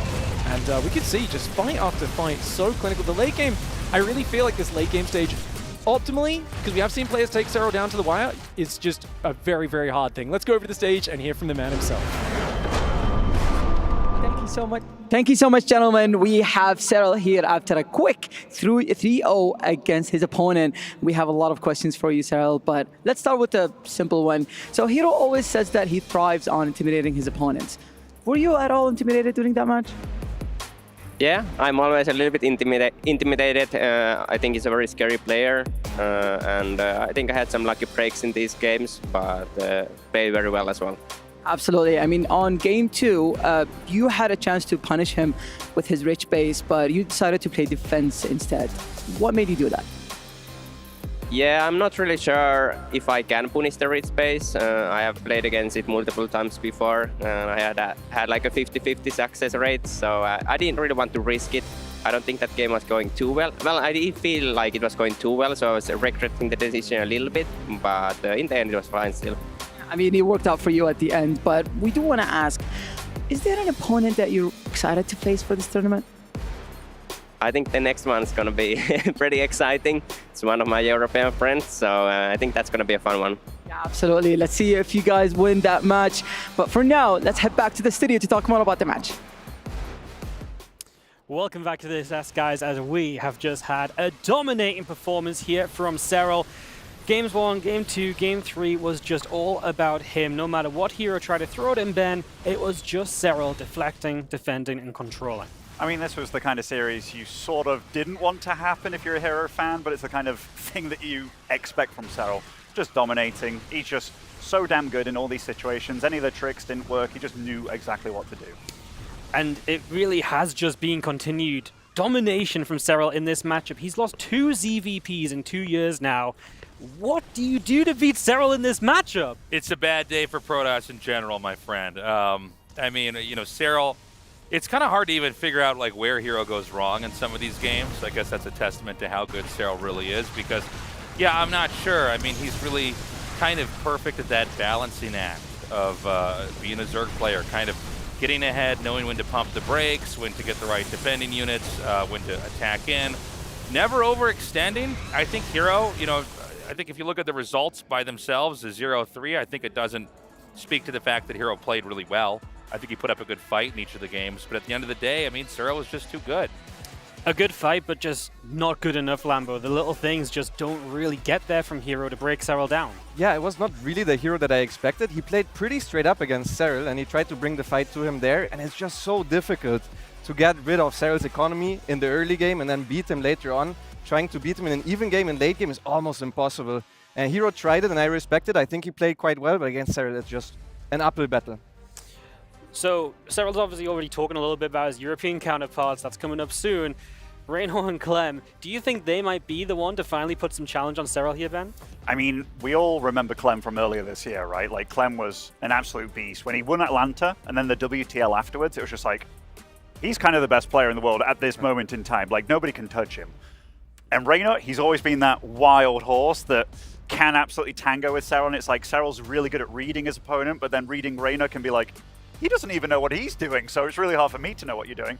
I think those two are probably the scariest two of this whole tournament for him if they bring their A game, because Reynor's been a little bit slumpy recently, but he's a big game player. He comes and turns up at these big tournaments.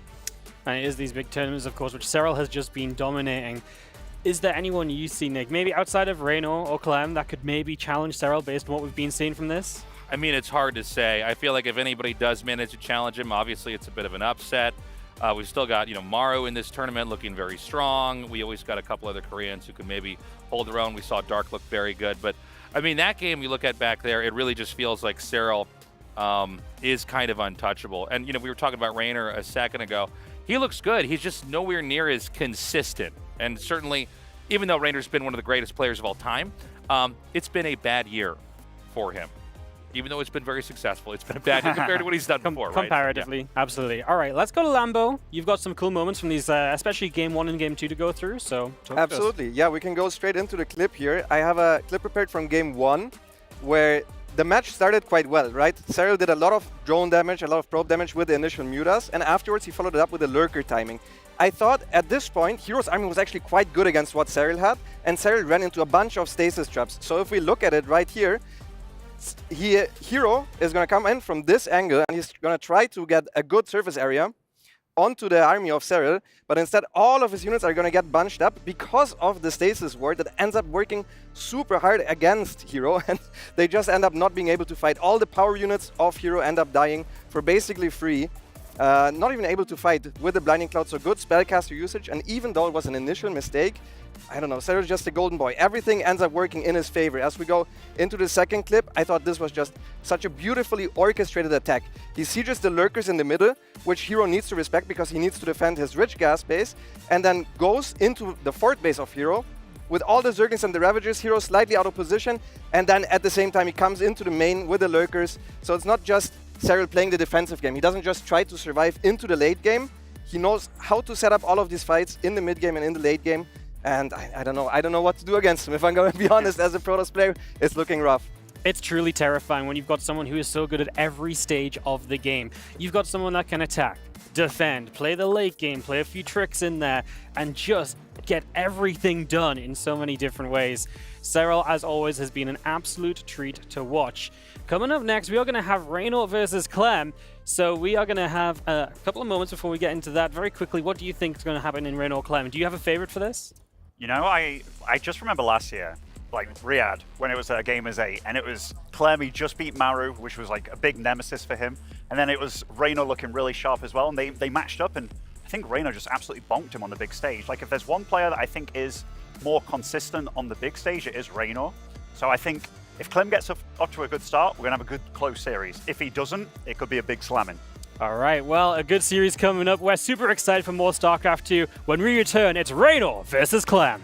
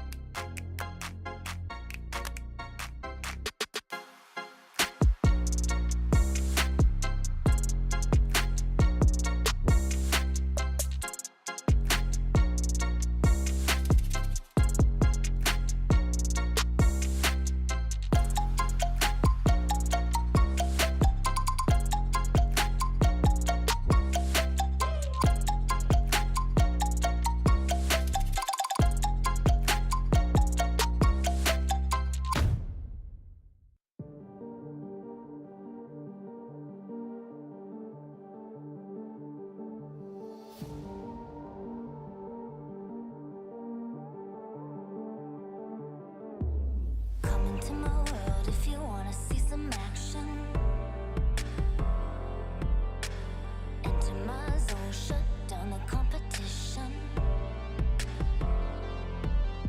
Stand out from the crowd, yeah, I'm the main attraction. Come into my world if you're ready for some action. Are you ready?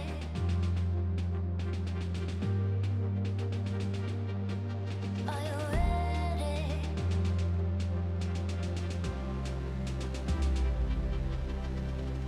I came here to win.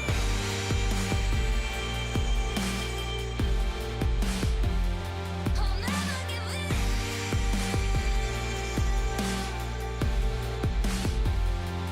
Make my one woman on me. Only one woman on me. Only one woman on me. Only one woman on me. One woman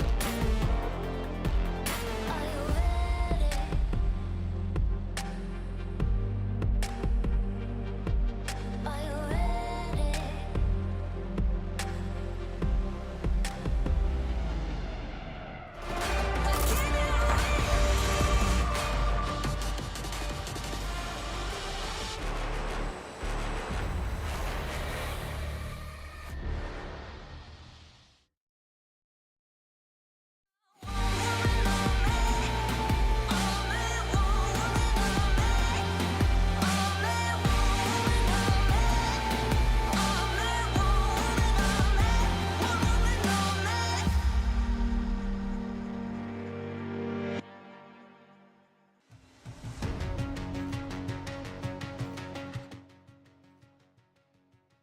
I came here to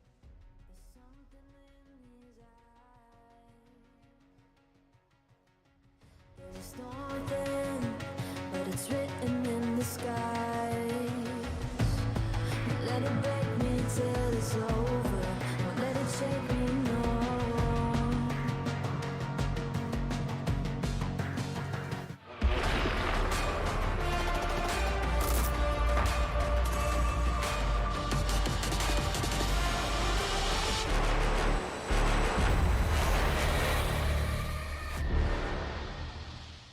Back once again to StarCraft II at the Esports World Cup. I'm Wardy, joined by Tasteless and Lambo as we prepare for the next series, which is Europe versus Europe, and some of the best in it as Reynor is taking on Clem, two players who have continually contested over the European region alongside Serral. And this, Nick, is one of those matchups where it's just anybody's game. Absolutely. These guys are superstars, and I think huge fan favorites here. Obviously, Serral still regarded as the best that there is out there, but it's impossible to not root for these guys. Obviously, Reynor winning in Gamers 8 was incredible. He's here kind of back in the same style of event, same area here to try to do it again. I think Clem's played very well, and Reynor's had a very inconsistent year. It's a tough one to call. I have no idea who's going to take this. And yeah, these are two players who we think can really just win Lambo, right? And Reynor shows up at big events. Clem has won a big event, but maybe not something on this level. They played on this stage last year in Gamers 8, right?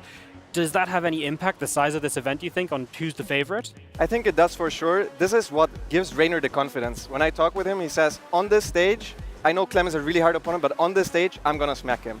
And then yesterday, when we saw Clem in the interview, he also said he was pretty confident, which leads me to believe that this is going to be a banger of a series. Honestly, it's two of the fastest players, maybe the two fastest players in the world right now, just duking it out, trying to play quicker than their opponent. And that's really what makes for the most beautiful stagger. I was actually going to ask you about the speed, because these two are the fastest, right? They are known for their multitasking. Clem dropping and attacking everywhere. So is Reynor. He's also all over the map. How much is this series going to come down to momentum? And do you think it's possible if one guy gets momentum for the other guy to even break that down again, or is that just too much?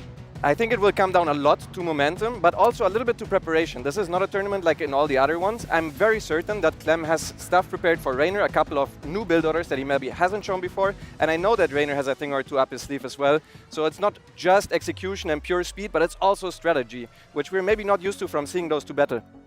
No, that's very true. Clem has been out in Korea, right? So he's obviously been practicing a little bit differently to how he usually practices as well. So do you think that's got any impact? Do you think that's going to give him a bit of a boost in the TVZ matchup? It's a good question. I think it might. You know, you got to keep in mind these guys, they know each other's play styles really well. They probably have a lot of builds prepped for each other going into this that would be tailored specifically for one or two of these maps to try to take it and pull ahead. So yeah, Clem being in Korea, residing there for just a little bit and training with those guys, maybe he's got something special up his sleeve. We'll see. Is that sort of practice that you've seen from Clem in the past, Lambo? Do you think that's more like designated practice as well? The fact that he's in Korea to practice, do you think that motivates him a little further? I think for sure. He also stayed with other pro gamers. I think the moment you live with other pro gamers, you're kind of forced to play because what else are you going to do, right? You see everyone playing and that also motivates you to try even harder. It was multiple players. I think he was staying with Astrea, who's also preparing for this tournament. So I think he was basically playing all day when he was there. And obviously, even on the ladder, he can try out new strategies that Reynor can't know because Reynor's not playing on the same server. So I think in terms of preparation, both of them won't know exactly what to expect from their opponent. Super interesting in a matchup where usually these two do play each other a lot, but that's not true the last couple of months. Let's actually listen in on the guys and see what they thought about this upcoming match themselves. Very excited to be back here. It's been 1 year, almost exactly, one last time, so it's exciting. Well, my preparation I think was very methodical for this one, and I played a lot and a lot and a lot and thought about the game a lot. Went over everything, so pretty sure I'm ready for this one. Let's just see. Well, I would really like to win again. I think I couldn't do more in terms of practice, so it's just about playing well now. I think it would be amazing for me to lift the trophy. More than the prize pool for me, it's the fact that it's a world championship. I've always wanted to win the world championship. I always did my best to win it, so it would just be very exciting if I could lift the trophy again. We'll just see.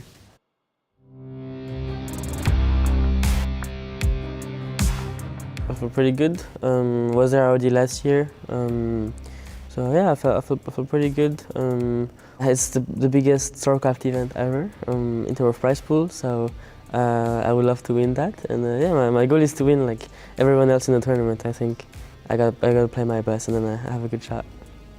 Usually people say that I'm the best European Terran. Yeah, impacts the StarCraft scene in a positive way because it encourages teams to pick up players and pick up StarCraft players. So yeah, I think that's the best way it encourages the StarCraft scene overall. Both of these guys talking about just how much money is on the line and the prestige of this being the World Championship. It doesn't get bigger than this in StarCraft II. How much pressure does that add on these guys? I think for them, not that much. I feel like these are two of the coolest, most calculated players I ever see at events. You know, everybody holds themselves differently when the pressure's on. Some of these guys are very reserved. They keep to themselves. Sometimes you don't see them at all. Whether they win or lose when the event's done, they kind of disappear. But both Clem and Reynor, there's these two really charismatic guys. They're, I think, very comfortable, relaxed, even under the highest amount of pressure. So I don't think that's going to be as much of a factor here, and I wouldn't say that about almost any other players out there. And building on that, do you think there's any pressure because they've got Serral after that? I feel like both of these guys have got to be fairly confident against Serral. Not because, like, you know, no one's ever confident against Serral, but if anyone does beat Serral, oftentimes it's these two. So is that something you think they have in their mind as well? 100%. I think both of them have stuff prepared for Serral as well, but they have to focus on their immediate opponent first. I think the immediate opponent is almost as difficult as Serral for them. I talked with Serral before, and he said those are the two players he's actually the most afraid of. So he agrees with us. And I think for now, you just gotta, I mean, Reynor, for him, it's a different matchup, right? He's very good against Terran in general, but he also practiced a ton of ZVZ. So I think both of them already thinking a little bit ahead. They just had so much time to prepare for this tournament in particular that I think they have at least all of their own bracket opponents they have prepped for. Do you think there's any impact from Reynor playing a ZVT yesterday? Because yesterday he played against Kua. Now Kua is a bit of a slower player than Clem and usually is a bit more methodical than just the be everywhere sort of style. So is that something that Clem can still look at and maybe learn from ahead of today? I think it's very difficult for Clem to read too much into that series because Cure also did a lot of special build orders, a lot of prepared build orders that Clem won't play himself. I think the one thing that Reynor can't do again is the Dynasty strategy. He had one strategy prepared, and that's like the card he already played. I don't think we're going to see that again. And we can already see him also banning that exact map. He played it yesterday against Cure. He was like, okay, I used up that strategy. This time around, I'm going to ban it because it is a good Terran map. And we'll see what he has prepared for Ghost River because that's the map he vetoed against Cure. Super interesting, right? Going from opponent to opponent and getting different maps in despite the same matchup. It's something which we don't always see in StarCraft II, but at this bigger stage, you get to see that preparation really excel because usually online we see the same maps all the time. That's not true here. Speaking of preparation, I mean, it's got to be awkward here if Clem is to advance here. He's probably going to have to bring out the very best builds he's got, best strategies he's got in a TVZ. And when you have the possibility of going up against Serral later on, I mean, how many cards do you have in that deck to play? So it's going to be tough for him no matter what. Yeah, and there's just so much on the line because, again, the winner of this plays Serral in that upper bracket final, and that leads into the match. That leads straight into that top 4. Lambo, just from a player's perspective, how grueling is it if you drop down here and have to fight through the lower bracket and all of that? It is so much more difficult. You definitely always want to go straight through to the upper bracket, keep your momentum up. You will feel just great going into the top 4 as well because you have more time to prepare. You can see all the other guys still show all their strategies. They have to show their hand. They just have to play way more matches and get through them. All right, well, don't forget to go vote for your favorite on stcplay.gg. This is one of the closest matchups of all time, 53-52 in series when they've played against each other, and it's very close in maps as well. Reynor and Clem is the peak of European StarCraft II. We've seen it so many times. We know it's going to be super good, and we cannot wait to get into this series. The winners play in Serral in that next match as well. So without any further ado, it's time to go on stage and see Reynor versus Clem. Well said by our analyst. We've had quick matches all day, Fancy, but if any matchup could go the distance, it's this next one between two EU favorites. It's absolutely going to be a banger of a match. So how about we introduce our first guest to the stage? It is Reynor of Basilisk. He is the champion of Gamers 8 last year. Took him 5 games to win against his opponent, Clem, last night. Let's see if he has what it takes to win this one. And Reynor's opponent will be Clem from Team Liquid, earning his place to this tournament at the ESL Winter Masters in Atlanta. An emotional win 4-1 over a very scary Zerg named Dark, but he's about to go up against another very scary Zerg. Let's see if that training in Korea prepared him well enough for this match. I think I'll hand it on over to our casters and get it started. Done one of the pocket, then I do one of the. The closest match between these two players ever been. They have always pushed each other to the limit. They've played offline plenty of times. They've played online a ton of times. But the situation coming to this EWC is a bit different. Clem has been training in Korea. Reynor is hungry to prove that he is not in a slump and he can win in Riyadh again. So this should be fireworks. It absolutely should. And everything you said there, absolutely perfect. I mean, Clem, he's the golden boy, right? Like Team Liquid, he is everything personified, like good in a human.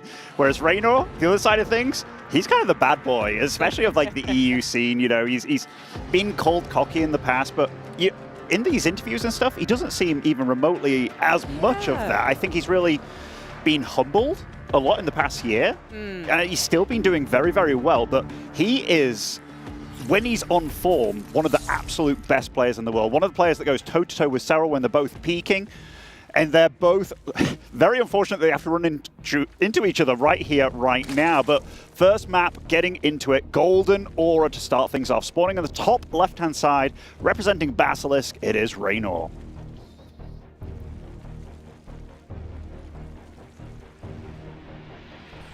And in the bottom right, as the blue Terran representing Team Liquid, he is Clem. Now, if there's anything that I'm really looking out for here, it's just about how the early game goes for Clem. most of the time, he's been very standard about the build order choices that he goes for. He is not that 2-Rax Terran, he's not this crazy Terran, he is the 1-Rax, expand, gets his SV Scout going, gets the Reaper Scout going, that's 3CC, and gets on going. Oops. Oh, wow. He They must- can actually hear us. He must be talking about me, Zombie Grove. Yeah, too loud, Demo. Quiet down here. Jeez. No, that's obviously very important that they do not hear us, as we might be talking about like a 2-Rax or something, right? Absolutely. But as we do get that fixed right now, right, Clem has been known for being able to play super standard play and yet still win regardless of that knowledge, because TDZ has been, touted as the most mechanical matchup, right? But you'd be giving it too little credit if you said it was only mechanical. There's absolutely strategy involved. I think we saw that a lot with Dark yesterday, for instance. We were casting that one. So I think we will see some curveballs. Clem has been experimenting with some 2-base, but I think he was just kind of practicing and seeing how it flows. He commented on Cure's games yesterday and said, yeah, I was playing kind of weird to bring those out at this form, right? So, I don't think I would do that. I don't think he would do that, so... not that maybe, but maybe like a forward 2-Rax, right? That's absolutely an okay opener for Clem. No, absolutely. And I mean, when it comes to the other matchups, you get to see Clem's diversity a lot more. Yeah. Just because, like, TVP, he can literally do it all. Gets to practice with max backs on a weekly basis. Yes. One of the other tip-top Protosses of the world. But this matchup, the amount of deviation you can do, which is why I feel that Cure really whipped out something super crazy, it is a lot about speed in this matchup, like TVC. Absolutely. And when it comes to who is the fastest Terran on the planet, Clem might just be it. Like, at least when he's on song. Yeah, I think when you include speed plus precision. Yeah, because remember when Beyond won BlizzCon? I remember him streaming beforehand, and you would look at what he was doing, you knew what he was going to do to you. It's just, you didn't have an answer to how good he was at what he did, which it was an era of StarCraft that was just weird, it wasn't the build prep and stuff going on. You prep for him, you couldn't beat him. And I feel like a similar thing is with Clem. You just have to outplay the boy. Yes, you do. Well, these two have played quite a bit. Not while Clem was in Korea, obviously kind of not playing in these European server tournaments, but before that, they were playing a lot of the Open Cups, and Clem did prove to be a little bit more favorable in those Open Cups, but it kind of had be 3-0, 3-0, and then boom, Reynor would actually 3-0 him. So you got the, I guess, feeling that Clem was kind of a little overall better, but Reynor would occasionally be in that perfect form, really sharp, his speed would be fantastic, and then he would also find maybe some tricky ways to play a mid-game Zerg. And we talk about the strategies of a build order, obviously there's all-ins that he could bring out, but I'm thinking more like a mid-game, lower drone count, kind of heavy Ling style that really pushes Clem on those counter-attacks, because, well, that was actually a classic version of these two facing off against each other. Clem's ability to micro against Reynor's ability to always have a backstab handy. And Clem is one of the best in the world dealing with those run-bys, but it's just something else that you have to concern yourself with when they're Reynor's run-bys. No, you're absolutely right. And here so far, so Clem did do that early scout that he very often does, just to make sure there's no early pool shenanigans going on. Going for the 3CC as well. So this, on paper, is absolutely what Reynor knew what was going to happen. Had that drone hiding there for quite some time, so it wasn't mining, but does get to get the base down, just as that SUV left as well. So far, all things absolutely as expected, and that's the kind of game that I want to see from these guys. We've also got to mention how much momentum-based they are. Like Clem, he is a player that visually, you can see him kind of crumbling and tilting a little bit. It doesn't impact the play too much, but when it comes to how precise he is and how much he does rely on being that quick and precise. By the way, here's Zombie Grub. Second factory on the way? Oh. Okay. This is something I didn't expect from Clem, but I like it. Oh, that is a big change-up. Making sure that it's not going to be scouted is going to be #1 priority. Marine is out in the more, I suppose, clever Overlord position. Usually it is exactly where it is right now on that pillar. We're not going to get anywhere close to a second factory from that position, not unless we had Overlord speed, which hasn't really been in the meta in a long time. So we could see Blue Flame, we could see Hellion Cyclone. I mean, both have their deadly aspects to it, and it does actually get a tech lab on it. So this is exciting. Clem bringing out something different. Reynor so far without the knowledge, and that might just be why it works so well. If he gets even a glimpse, Clem's 2-factory opener might not be worth it. It is going to be Cyclones as we have their upgrade on the way. I quite like that, Like the Blue Flame helps a lot with the Zerglings, but doesn't really make them kill drones that much faster. If they're on drones, they're going to kill them regardless. But interesting. And we do see a tech lab on the barracks as well. So whether he's going to go for a fast stim behind this, he's going to be getting a lot of gas, or it's going to be pedal to the metal, because these kind of build orders, you do not see them often. We also have to mention this is the Zerg map of the 5 maps they're playing. So if there is ever a map to play weird, it's this one. Yeah, that's a very good point. Honestly, Clem's going to get maybe a little bit of a bonus from some of these other maps. There's been a lot of talk about how the map pool does not favor Zerg at this point, and we'll continue talking about that as we see the maps develop. We do have barracks coming down. It is not going to be mech from this point, but you still, 2 factories isn't the worst thing to have if the game does go into the mid game, or obviously into the late. You would be not morseful for having 2 factories, but we got to get there first, right? So we're going to see how Hellion Cyclone does to control this early portion of the game, and then how well that transition over back into bio goes. Yeah, and Reynor did put down at least 2 spores, I believe, here, just to kind of, cross his T's, dot his I's, just make sure he has spores in each base for a potential Banshee that could come along, or a Liberator or something like that. We know that's not the case at all. And Reynor, he has no idea what's going on right now. And the amount of Cyclones is building up pretty massively. And that's a good number. The speed is just coming online for them as well. Hurricane engines, Stim has started as well. So it's not going to be a stick onto mech. But you can bet that Reynor's like, huh? Okay, I haven't played against this a while. Yeah, he is reacting as fast as possible to that scout. But I think it just has to come with what he was expecting, how he was positioning his units. Now he's got to pull everything to the front lines, but doesn't have any of those potential surrounds already set up. They're coming in from the same single file. Those are where the Hellion's going to kick in. Lings and Queens trying to defend as we have a Ling counterattack, trying to do some damage on the run by. Does find a couple of SCVs, and the Hellion Cyclones aren't really pushing past this Queen wall. No, the Queens are doing very well. Reynor's a guy that likes to make extra Queens, and you see that in the production tab now. He's really respecting this. He's dealing counter damage, quite a lot of counter damage on the backside as well. And so far, these Queens, they've just had energy for days, although starting to run dry a little bit here, which the Ling's trying to get a wraparound as well, but I don't think it's enough to really batter this back. He wanted to deal with this a lot better than he has done so far. Yeah, that's a problem with the Queens that are transfused. They're no longer the wall that stands strong. Lings do get on top of a couple of Cyclones, and the numbers are thinning out. Cyclones are glass cannons. The Hellions had to deal with the run-bys. They're a little late to supporting the front lines, but this has been such a struggle for Reynor, who is absolutely messing up that macro, where Clem, the mess-up happened with the run-by. Now that that's cleaned up, he's macroing totally fine. He's brought the Marines in, actually, whatever he could muster. He brings forth, but the Ling wraparound ends up being good. Will it be good enough? Do we have enough reinforcements coming here from Clem? Absolutely not. Widowmine is not even going to be able to help, and Reynor does hold. He certainly does. I mean, not without a cost. He would love to be much higher in drones right now, but resources lost fairly close between them. Worker counts fairly similar as well. And upgrades, if you were just to tune in now, you'd have no idea. It was a weird-ass mech opening going on here in this game. Little unfortunate SV is blocked over there. That is sad, but we'll be able to get a medevac eventually and pick it up. Yeah, just a humanizing factor to make sure you know that Clem's not a robot.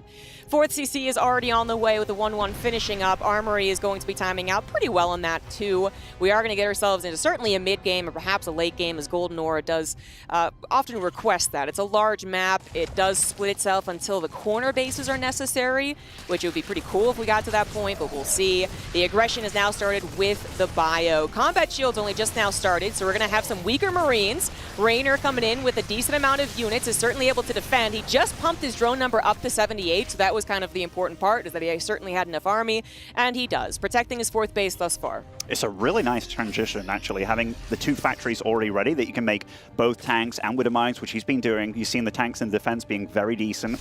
Going up to a 4th CC and 8 barracks. Armory is finished, so we can start the 2-2. I mean, they've both been very good about starting the correct upgrade as soon as their +1 finished here. That armor is taking a little while longer. At least it's not a Beyond, you know? Yeah, it's on armor first, absolutely. Okay, he does he does get that started, so not too much of a delay there. And since we are getting to this point where it's just so close into a mid-game, we're going to be paying attention to some of those really tiny things, right? But Clem is on the ball there. Reynor setting up into the infestation pit as well, looking to advance his technology as he also gets a little bit of a run by, catches some reinforcements. There are Marines in the wall. Not that, but that Widowmine hit. That helped out a lot. That helped out a ton, and here, this position on the high ground is pretty hard to take on, but Reynor just marching well up this ramp, and these Banes somehow got through not only the Widowmines, but the tanks as well, so maybe a little bit of a hecticness going on. Clem just not expecting him to run so deep into that. Exactly. I think that was just kind of a surprise of a Terran being like, oh, you are going to swarm me? Like, hold on here. And that was without all those Lings that were supporting. Clem was probably more worried about them coming back than the collapse, right? So that was a little surprise. Clem pushed back, perhaps with a position that should have lasted a little bit longer, or maybe a few more units were supposed to survive, but he's going to be back on the front lines very soon. Reynor has started up that hive. Lurker Den is on the way. Clem needs to worry about that. He must know that he has not hampered the progress enough. He needs to start worrying about the hive, about the lurker timing, and as the game goes on, Nidus Worm's positioning is going to be huge. Gonna need some ghosts as well. Little scuffle on the right side here with some Marines. Widowmine's not doing the best of popping off and helping them so far. That one was decent. I think I caught a couple of Banelings, but they're all gone now. I think Reynor wanted more than that, you know. I really do. And even though he microed very well against the initial Widowmines, just a few getting through, and now pressure is happening on multiple sides here. Reynor very good about the whole position micro, just to make sure these Lings do not clump up, defending in the main as well. We've got a game here, Zombie Grub. Yeah, we absolutely do. Both players playing on fire right now. Clem looked like he was getting ramped up side, you know, the right, left in the main. But Reynor giving as good as he gets, really. I mean, this is actually a very close game. I think Reynor absolutely would have loved to have been in a more comfortable position, but the game pacing did change thanks to the early stages, the early build order. +3 attack starts up ASAP. We got our Ghost Academy on the way, as Clem very well aware of the pace. Reynor kind of waiting for that to be his power spike. When lurkers appear, the game will shift. One thing that's really hurting Reynor right now is the fact that using all those queens early on to stay alive, the creep spread actually isn't that wild, considering how much he had, and that allows Clem to really bounce from side to side, picking the fights that he really wants, and maybe he doesn't want to stay around too long here, and he knows it, but there's not much creep in the middle of the map. Like, it's defensive, but finally getting it down below that 4th or 5th base that he has is a big deal. Gotta imagine when the Zerg's chasing like this, obviously going to win the fight, and he continues sniping Banelings, they're just like, stop that. Like, please don't. But that is Clem. He is forced to pull back even farther. He wanted to take a 5th base, and I think that will happen, but a little more question mark on it. A couple of Hydras staying back, seeing if they get a cheeky kill. One where Clem isn't paying attention because he's still under pressure in his natural and 3rd base. SCV's in trouble as Banelings come on in here. It's going to be about a dozen dead SCVs, but more importantly, that 5th command center, the 3 Hydras, definitely getting it. Nicely done. Kudos to them. But the Bio is trying to get some revenge damage. No Banelings that I can see. 2-2 to 2-2. The Marines in a ball, but running out of medevac energy. They are going to have to leave. Supplies remain similar. Upgrades on the lurkers are finishing, but no lurkers have been made yet. I mean, he does have a big gas bank to use, and maybe that's exactly what he's going to do over here. And 8 lurkers on the field. I don't see any Nidus Worm, but even being able to be aggressive against that 3rd base could be really brutal. And Clem, he's got Ghosts truly before he needed them, I want to say, but still, lurkers are here right now. So he's really damn strong here. We'll get a pounce on these queens. Concussive Shell does help slow them down as well. And this, Reynor needs time right now before he gets that really ultimate army together. Yeah. Of course, Clem has to be careful not to overextend, because if he does make a mistake and then suddenly lurkers appear with the counterattack, it can be truly devastating. Or they just bypass the army entirely and I missed it. All right, lurkers are already on Clem's side of the map. Clem surprised by that, as I am. 3rd CC has to lift. Quick reaction, of course, but this is dangerous. He has not started his ghost count, right? He got the Ghost Academy probably, like as you were saying, maybe a little too early, but not the actual ghost. Concave coming in here, complete surround on top of the lurkers. It's gonna be good enough. Clem takes down the lurkers. What an almost seamless response. I thought that was gonna be big trouble. That was big trouble. It should have been big trouble, but they were left out stranded. So even though we denied mining on that 3rd base for a bit of time, it looked scary, but Clem just showed us that, hey, you don't leave them stranded like that, because I will absolutely punish you. And right now, Clem finished up with +3, so right now the armor discrepancy is going to be a bit of a deal, but Reynor's not too far behind, and he is getting that Lurker Den going, and he has been mining more for a bit of time now. Oof, trying to take that corner base, might get away with it for a little while. Clem is awfully close to scouting it, however. Reynor definitely winning in the economy, but that's kind of norm for this. So what I'm more worried about for Reynor is he just lost all the lurkers that kind of were the surprise power spike like I was talking about. Now it's like, okay, lurkers are on the field, let's readjust how we play this as the Terran. That supposedly, that base down in the bottom left, definitely not hidden, immediately found and not canceled, but rather killed as a mistake. Clem definitely looking a little bit more in his element, I suppose. Reynor, I think, was really hoping more for the lurkers to buy him some time and cause some chaos, and it was a blip on Clem's radar. Wow, actually sniped down those Widow Mines before they actually could do anything here. And while this isn't Clem's full army, we do see a lot of folks down here. Those lurkers, okay, there are a few burrowed over here. Might lose a few, though. And Clem, oh my goodness, he's doing a me, but it's actually working out here, Zombie Grub. Yeah, he actually read that correctly. A couple of ghost snipes did help out as well, but Reynor was clearly just a little late to actually burrowing the lurkers that weren't burrowed. Big mistake there for Reynor, who's going to come in and actually try and take an engagement, but we could always just have the Medivacs fly away. That hatchery snipe is good, not going to get too much more, loses a ghost, but back on the right side, Clem goes. He is on 5 bases, by the way. The 5th base that died was so long ago. He's been in the middle for wherever much longer he's been, and the 6th base is on the way as well. 7 gets canceled, just very unfortunate, sorry, killed. Very unfortunate timing there, but at the same time, Clem kills another hatchery. He certainly does, and there is a Nidus Worm going up in the main. I know there's a tank on the high ground somewhere around there, so maybe it's going to be repositioned to deal with that, but Clem was aware. Big run by into this 3rd base, though, will get a lot of damage. I tell you what, these guys are tit for tat in this game, but Reynor, I think in this situation, he'd love to be a bit more comfortable, you know? Like, his drone count's great, but the worker count, or rather the base count, just isn't truly there. The amount of games you witness the same pacing from the Zerg player to the Terran, where the Terran just messes up tremendously against some of these attacks. The Lurker Surprise, the Ling Run-Bys, the Nidus Worm in the main base, all could have been game enders for worse Terrans, honestly, but Clem is holding strong, kind of keeping that momentum, keeping a little bit of that lead, and his army supply is extremely dangerous. 30 more army supply as Reynor not quite maxed out and having over 20, exactly, more drones. That'll be a problem in the future, perhaps. I mean, Clem just has so many units that he can go left and right like this, right? And even though it's less of your army in one position, Reynor also has to split, and splitting reactively is just so difficult to do.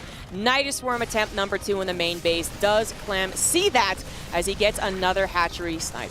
I tell you what, like the Nidus Worms, I love the fact he's continuously going for them, because if one of them gets up, that could be it. That could literally be enough chaos. The chaos that Reynor really needs right now, because he has not been able to move out from this small quarter of the map here. And Clem piling on the pressure, but also teching up. Ranged Liberator is going to be the final unit choice here to really join in. Nice parasitic bomb here on these medevacs will cause disaster over there, but Clem, he's the 5-base Terran. That's what you're so scared of against the Terran, and soon he's going to be moving up on up as well. Oh, the Nidus Worm finally got into the main base. Kind of 3rd time's the charm, 3rd one in the main at the very least.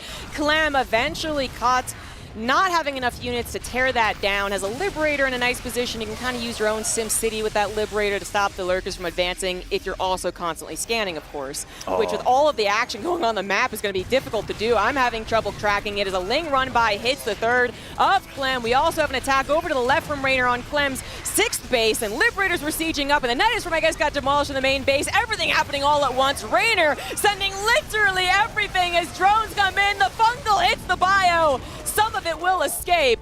So much happening in the span of 30 seconds, but it looks like Clem holds strong on the supply. He weathered the storm, Zombie Grub, and that's such a big deal. And when you see the Terran Command Center trying to take the gold from you, that is not a good sign. Clem's supply keeps on rising. The resource arrows now tilting in his favor, and Reynor, he is struggling right now. The main base dried up. Natural, I think that's dried up. 3rd base, he is just broke as a joke. Yeah. You know, he wanted to maybe demolish that corner and then take it for himself and continue a tug of war, but that has just not been the way that it's going.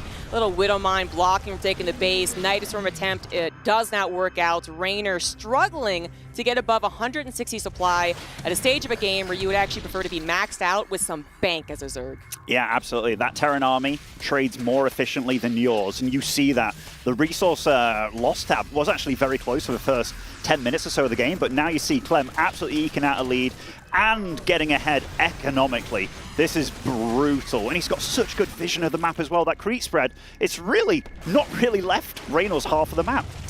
No, it has not. Been pushed back a little bit, too, as the game has gone on. Clem has collected all of his army together, and that will be causing the tap-outs. Clem, I mean, both of them were playing at an insanely high level. You know, I know we were kind of like talking more about Clem, but it was because he was a little bit more in control, and then it just all kind of collapsed together to be him dominatingly in control.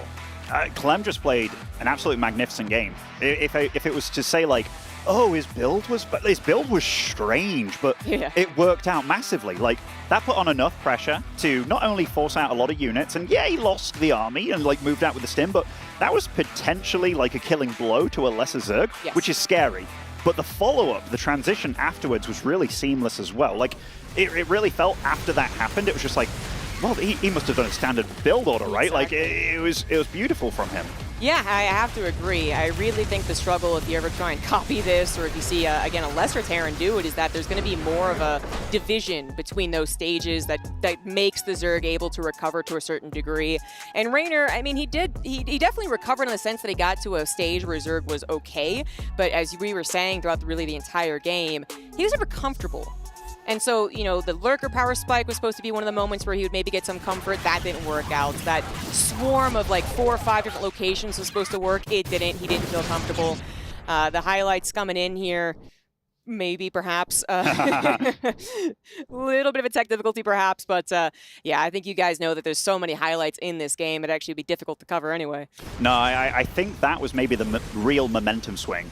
Those like 8 Lurkers that he morphed in, I really thought Reynor felt that was going to be way more trouble than it was. Maybe would have got across the map to reinforce, then everything connects really nicely, but as soon as they got stranded and taken out, that really allowed Clem to get together an army, do that counter on the left side where he took out those Lurkers that were stood up as well, unburrowed, and take out that base.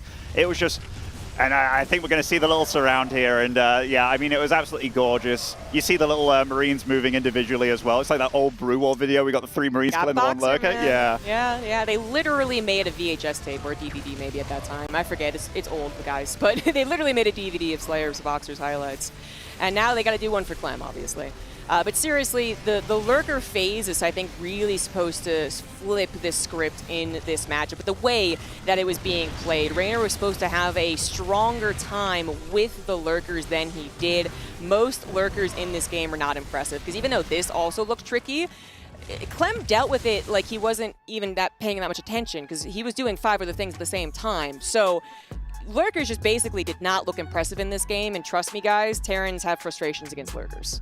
Absolutely do. And I really felt like Clem was gearing up for the Lurkers before they were out in the field as well. Like, he was prepared for it, you know? Like, the whole game was very much about Clem doing a lot of good things. Reynor absolutely countering and keeping up with, but just a few Lurkers caught out of position one too many times. And at this level, when you do have potentially the best TVZ on the planet versus one of the best CVTs on the planet, you can't allow that to happen, especially when they've risen above and they're performing better than they have done for most of the year. Yeah, of course, they're pushing each other to the limit, and so you might see, I mean, you could see a lot of mistakes from both players sometimes when that happens, but I also think there is that chance that you see almost flawless play until something catastrophic, you know, it's almost like they break, you know, because they've been pushing themselves so hard, and they'll continue to push each other, as that was only the first game. It was, and that was on Reynor's first map pick as well. That was the map he was meant to win.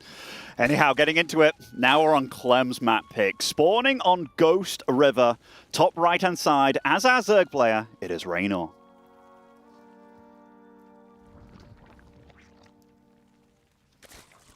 And in the top left for Team Liquid, up 1, he is Clem. Second Team Liquid Terran in a row for Reynor. The first one gave him a lot of trouble, but this is the one that we all knew was the one to maybe do it. But, you know, it's just game 1 out the way. Every game's a clean slate. And Reynor, I wanted to hone in on this. Like, Clem's the kind of guy, if Reynor won game 1, Clem's the guy that could get rolled over by the bull. You know, like we've seen it happen where it goes 0-3 or, you know, the big stage start tilting a little bit. Very important for Clem in game 1. Less so for Reynor, because I feel like Reynor, through a lot of his career, has been the Rocky Balboa. Yes. You know, he takes the punches, drops the maps, but in the end, he can absolutely come out victorious. Like, we give those tournament runs where people lose, like, 1 map or 0 maps and stuff. Reynor's probably the guy that loses maybe the most maps doing it. Sure, yeah, but it's equally as impressive, because he comes out victorious in a lot of these horrible situations, and that, truly, he's a special player.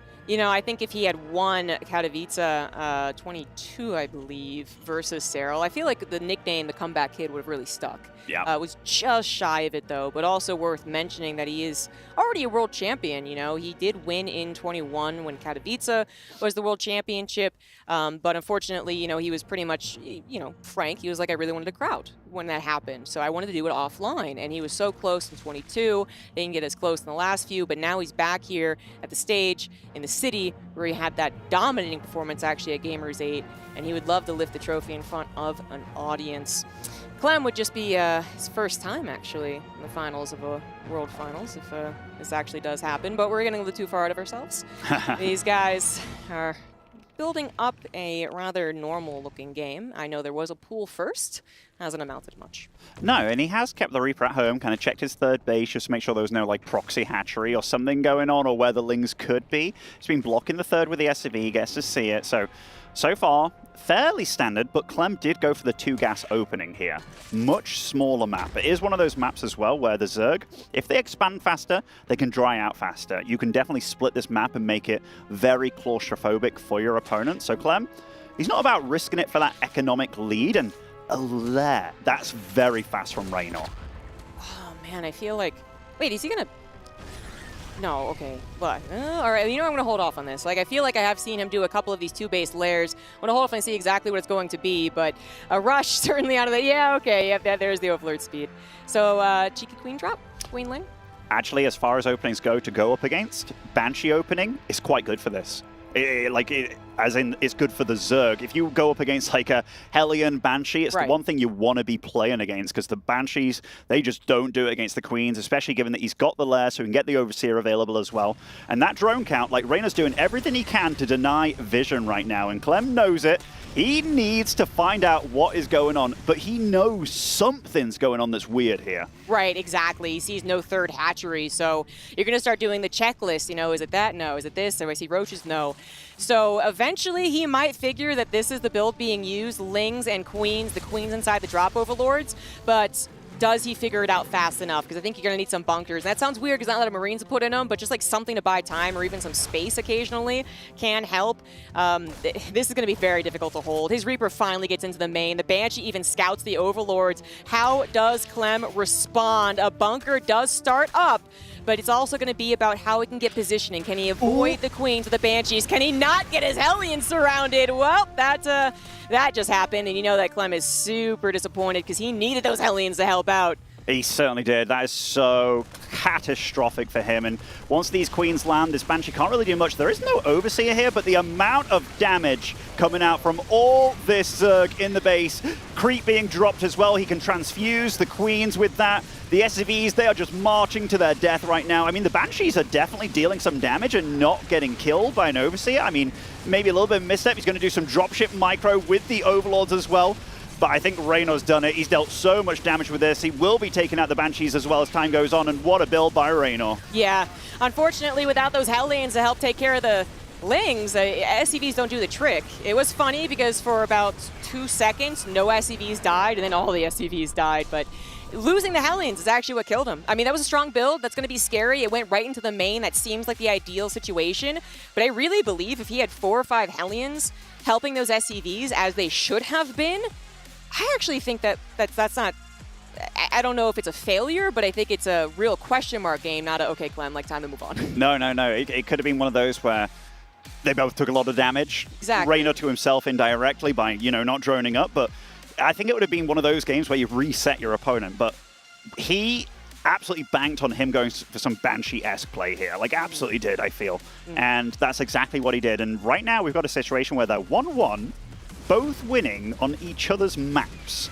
Now, that is spicy, because the amount of confidence Clem probably felt after the first game was sky high. Now, back to ground zero here. In Clem's face, it's just like, yeah, I lost those Hellions. Like, that sucked.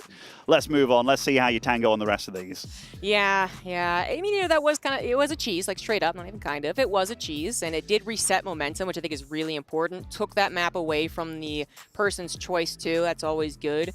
But Clem does have, you know, the macro to fall back on. It wasn't like it was easy. I know he won at the end it looked easy, but it must have been really intense for him too. So it's not like you sit back and go, oh, well, I just have to make sure never to die to cheese and then I win. Like, he's still going to have to worry about the later stages. He's still going to have to worry about different cheeses as Reynor gets a point on the board. You know, he has to worry about being on his last life yet. There's still a lot to think about in this game, but Reynor, with that swift build order, actually getting it to work there, I think was quite important for him too. I know Clem is probably more vulnerable, yeah, as we were talking about, to that snowball effect, but Reynor also a little more in the past couple of tournaments. I think that's contributed to a little bit of that slump that he's been having.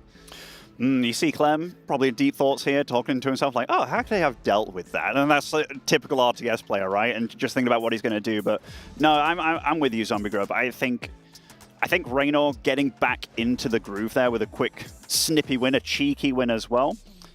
And I think Reynor's also probably feeling a lot of pressure from the community as a whole. Yes. Because he is a guy that you expect to come top 3 pretty much every tournament. When he doesn't, it's like, oh my god, like, what happened? It's almost a Serral thing, right? Where he comes top 8 at a Katowice, and it's like, wow, washed. Like, he's even made memes about, like, his dad calling him washed and stuff, obviously joking. But it is one of those things where he, maybe for the first time in a long time in his career, he feels like he's got a lot to prove. Yeah, I think so. You know, I think... Yeah, I don't want to talk too much about his mentality. Obviously, you know, he would want to talk about that. But yeah, there was a lot of pressure on him. There was pressure mounting, even when he first came in, you know. Like, at one point in time, Clem was, Reynor was not seen the way that he is now, right? Which is, as you said, kind of a bad boy. You know, even when they introed the players, he was standing up and kind of chilling on his seat, and Clem was actually sitting all proper. But I kind of want to stop talking because I know that you might be able to hear me now.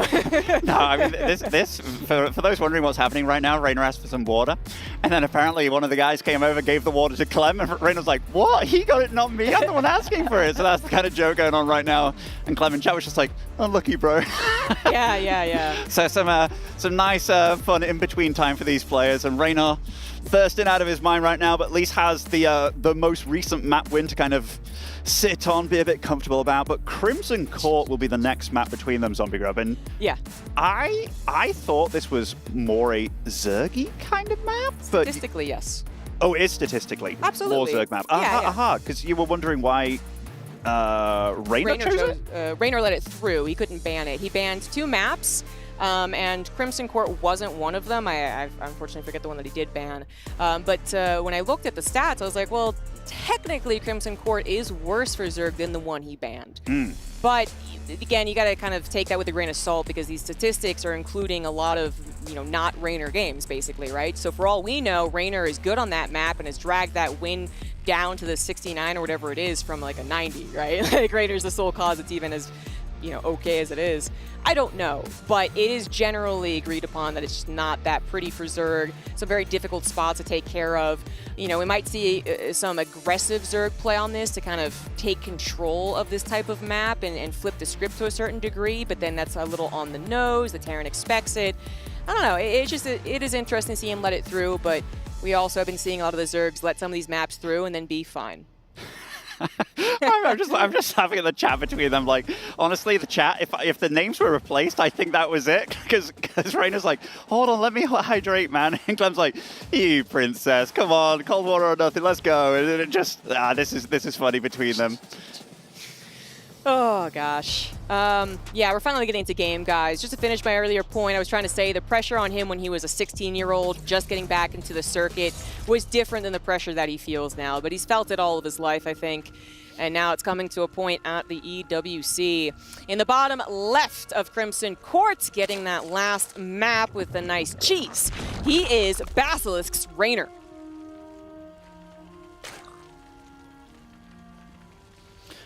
And spawning over in the top right-hand side, representing Team Liquid, it is Clem.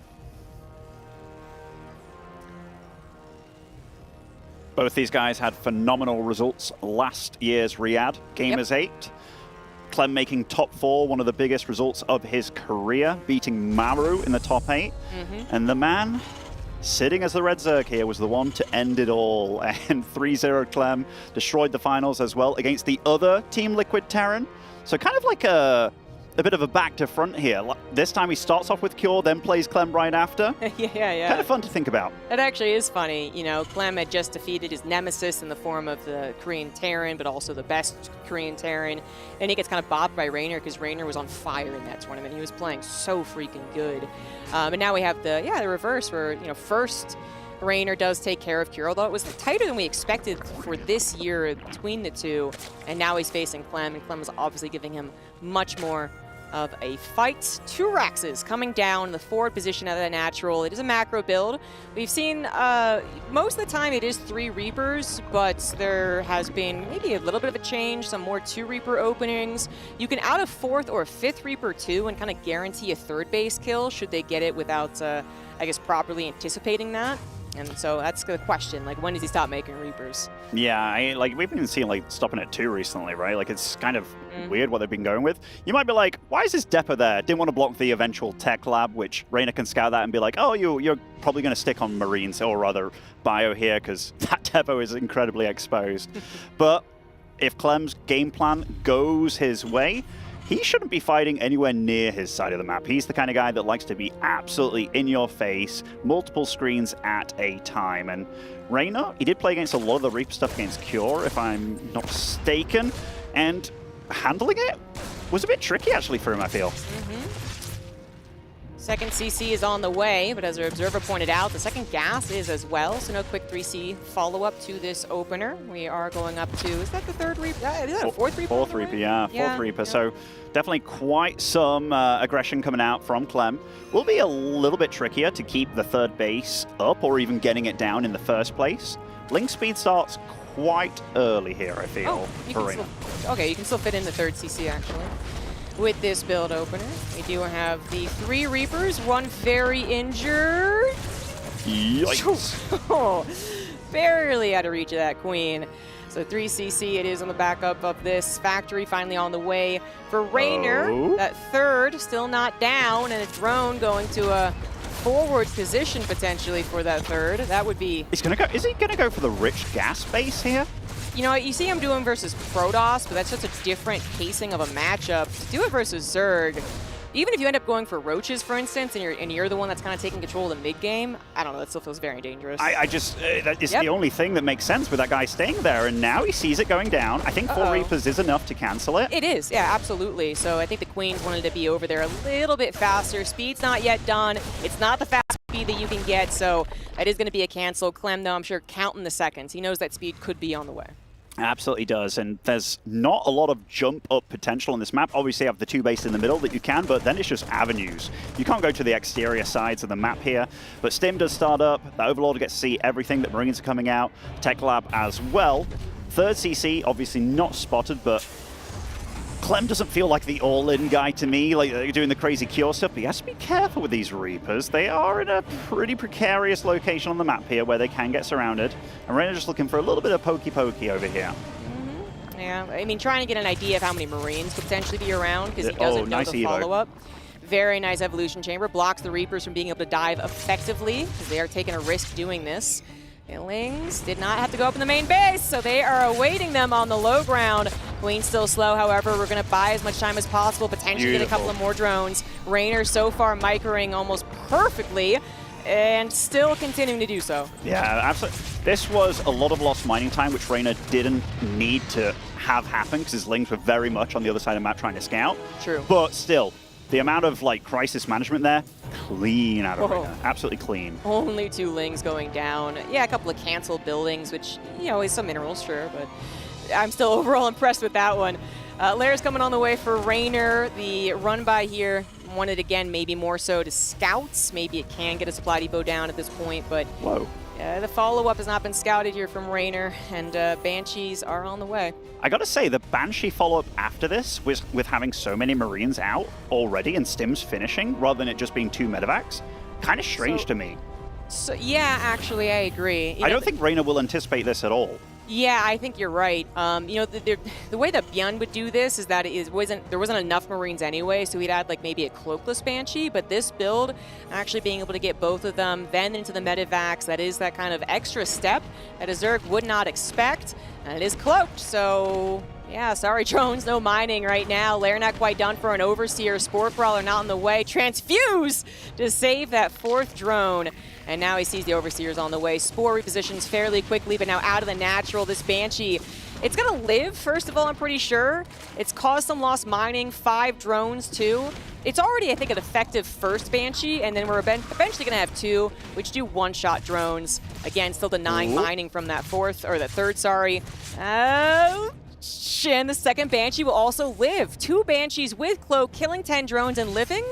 I'll take that. Absolutely, and you might be like, how was Reynor not prepared for the super weird follow-up after seeing, and he was pretty diligent about his scanning as well. The repro opening 1, having that amount of Marines and the natural as well. Losing the Banshee sucks, but seeing all that, the Banshees just doesn't, it's not the normal add up there. And now you see how far along his 1-1 is. He had the tech lab ready for the factory as well, and then switched over to the reactor. This build actually lines up really nice, but it kind of counts on your opponent making all the right scout calls, which Reynor did, but didn't expect the Banshees. Nice play. Yeah, no, we can't blame him, basically, right? Like, that was just tricky. Overlord does get killed and does supply block Reynor. We also have something really important here. That forward 3rd position often decrees a Roach play from the Zerg, because Roaches, especially the 1-1 all-in, forces the Terran player to actually play more defensive, right? On a map that's so small, that's a nice change-up. I think Clem absolutely on guard against that, right? He now knows, hey, I need to worry about that potential. He added a 2nd factory very quickly, so he'll have double tank production pretty quickly too. And he also added a bunker because he doesn't know if he's been missing a bunch of roaches already built. We can see on the production tab that the infestation pit's on the way, and that's not really Reynor's goal, but Clem is absolutely respecting what a Zerg can do on this map.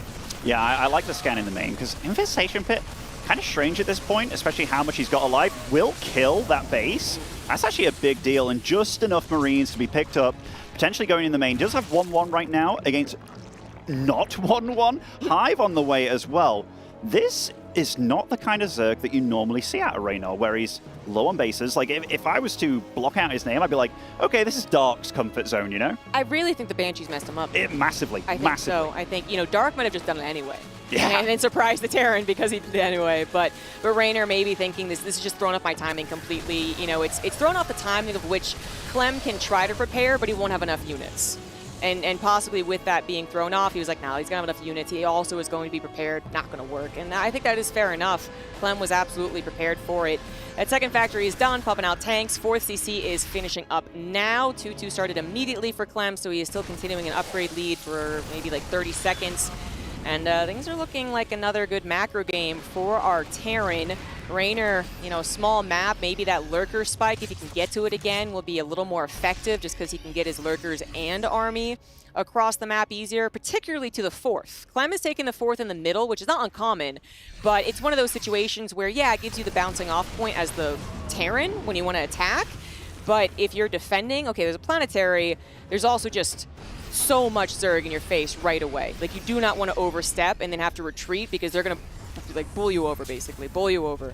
It's a very momentum swingy map when it gets short, basically. It really is. Like, we're having a big fight here in the middle. The Biles do miss the tank there. That is very unfortunate for Reynor, and you see Clem just kind of pouncing on the opportunity here rather than anything else. Drop in the main as well going on here. The pool is very exposed over here. Lurkers are coming in, but no upgrades available. 2-2 very close to finishing along with +1 on tanks, meaning they can two-shot the Roaches. Reynor is crumbling over here. Yeah, absolutely crumbling as another base goes down. Everything at once happening. Clem realizing he had the opportunity to be on the offensive, right? He didn't have to worry about being attacked, so he was just looking for any opportunity he could find, and he found it. 2 bases having been killed in this game thus far. We got Reynor on 3 in total, but the spawning pool having to rebuild. It's just so freaking awkward. The supplies look like they're similar, guys, but this game is a catastrophe for Reynor. It really is, and the fact that he didn't open up any of those side avenues, neither player has done really. Like, there's no potential for true counterattacks, and that's a sad counter in the back. He will be able to clean up these tanks, but this right now was an absolute win for Clem in every way, shape, and form. Yeah. And when this next wave comes, which by golly, it absolutely will, and the harass isn't even done yet. It is not, apparently. A couple of more queens going down as the medevac gets back into the main. Finally will get shot down, but Clem is all over this game, man. And because Reynor is in an unfortunate position, there's probably never going to be that fear of being overrun back at home. because there's just not enough. I mean, Reynor would have to be maxed out with the lurkers, with their upgrades to really get on top of that planetary. Should he ever find a decent fight, which he's not, because Clem is just running in and gunning down hatcheries and leaving. It must be so annoying to play against. Yeah, and you can see that in his body language there, a little bit leaning forward and leaning back, and just every unit popping out right now for Clem as well. Like Vikings taking out the scouting overlords, Clem's army's massive, SCV count ahead, and Reynor, he's struggling. He's having to make 3 hatcheries at the same time. He's only currently mining off 2 bases here, Zombie God. Look at those blue arrows. All of them in the Terran direction right now, when he's most likely trading way more efficiently as well. Yeah, I think that's 1,500 extra minerals per minute, if I recall correctly. That's what 3 arrows mean. It's a lot. Unfortunately, the reason that Reynor could even afford all these bases to be replaced is that he was also a little imbalanced mineral to gas, so he was struggling to have enough gas to build enough lurkers. I guess, you know, it gave him the 900 minerals to build the hatcheries, but yeah, he's got to recover. He's got to do the quick recovery, get back onto maybe Clem's side of the map to disrupt the momentum, and then maybe things could settle, but Clem is not letting that happen. Once again on the front lines with his entire army. Oh, and that is so much. These lurkers, they've got no fodder in front of them, everything dying. The base was killed as well. Reynor is doing some counter-attack, but that is right where the Terran rally comes. And I mean, that is a huge amount of roaches there, but still, they will not kill the base faster than Reynor's going to die on his side. Now, this army is fast, it's clean, it's getting all the big upgrades online. That's a lot of overlords as well to get taken out, and this army's whittling away as well. Yeah. Tank being positioned at the 3rd base. I don't know if the Banshee's still alive, might be able to go back and help out, but the problem is that Reynor, he doesn't have anything explosive. I mean, maybe the lurkers could burrow and stop Clem from continuing on, but there's nothing explosive that I see Clem messes up and runs into. Like, there's not 30 Banelings, right? And yeah, Clem is going to win this game. I mean, really taking control since the Banshees, I think. I think that ruined Reynor's plans, and it was snowballing from there. On top of that, the difficulty that is the map in general. Yeah, kind of an ugly game for Reynor. Not one that you feel good about, and they just put you on your last life. At least it's one of those you can be like, oh, he really caught me off guard with those Banshees, because it really isn't something, like every game so far between these two, you've seen something that they don't ordinarily do. So the prep is obvious from both of them, and it's an exciting series here so far, Thundergov. I really feel that the games that these guys have won, I mean, Reynor's was very quick and very swift, but they've been playing damn solid. Yeah. And we will be going to a short ad break, I do believe.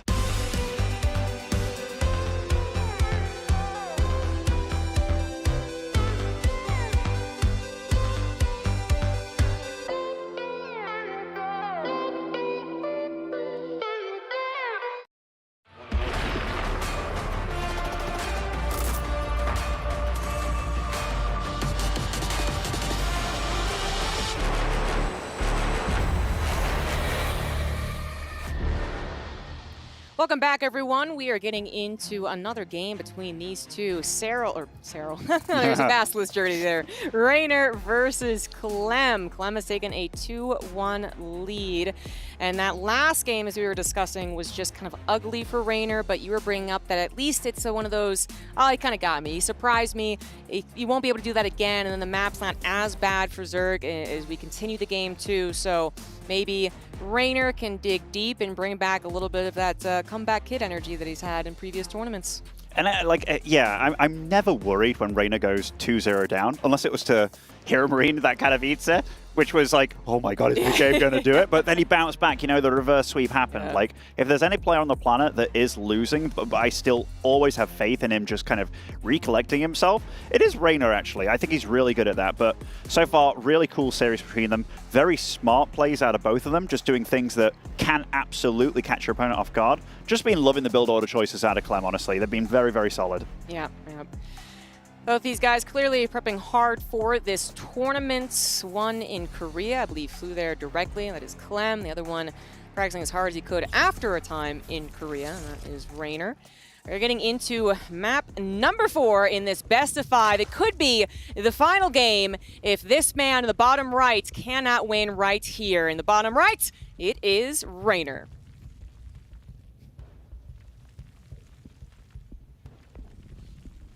And in the top left, looking pretty phenomenal so far in this tournament, it is Clem.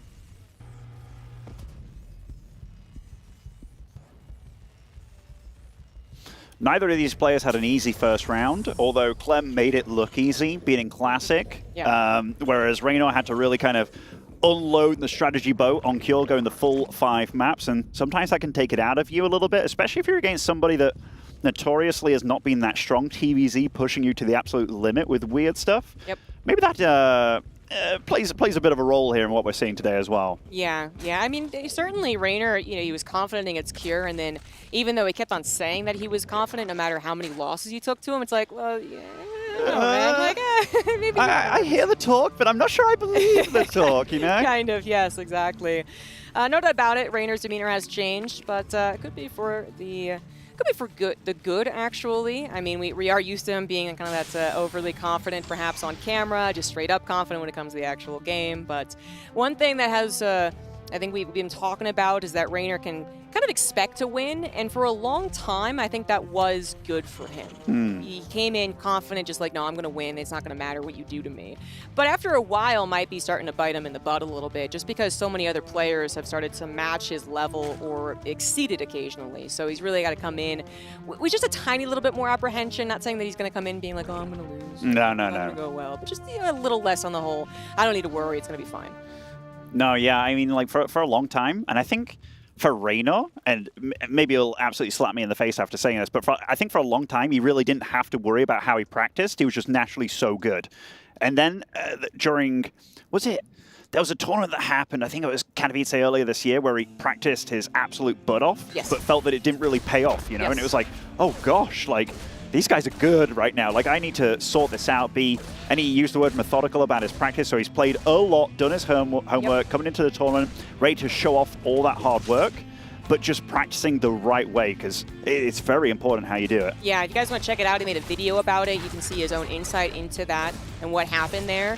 And then really worth noting, we kind of used the word slump for Reynor, but after Katowice, where it was definitely not a good performance for him, he wanted to do better 100%. Dallas was top 8, and he only lost to Oliveira, who was on fire in the matchup. So, yeah, he's definitely performing better and back up to form. It's just that Clem is really good, too. But Clem making a mistake, losing a second Reaper in that last one, very injured.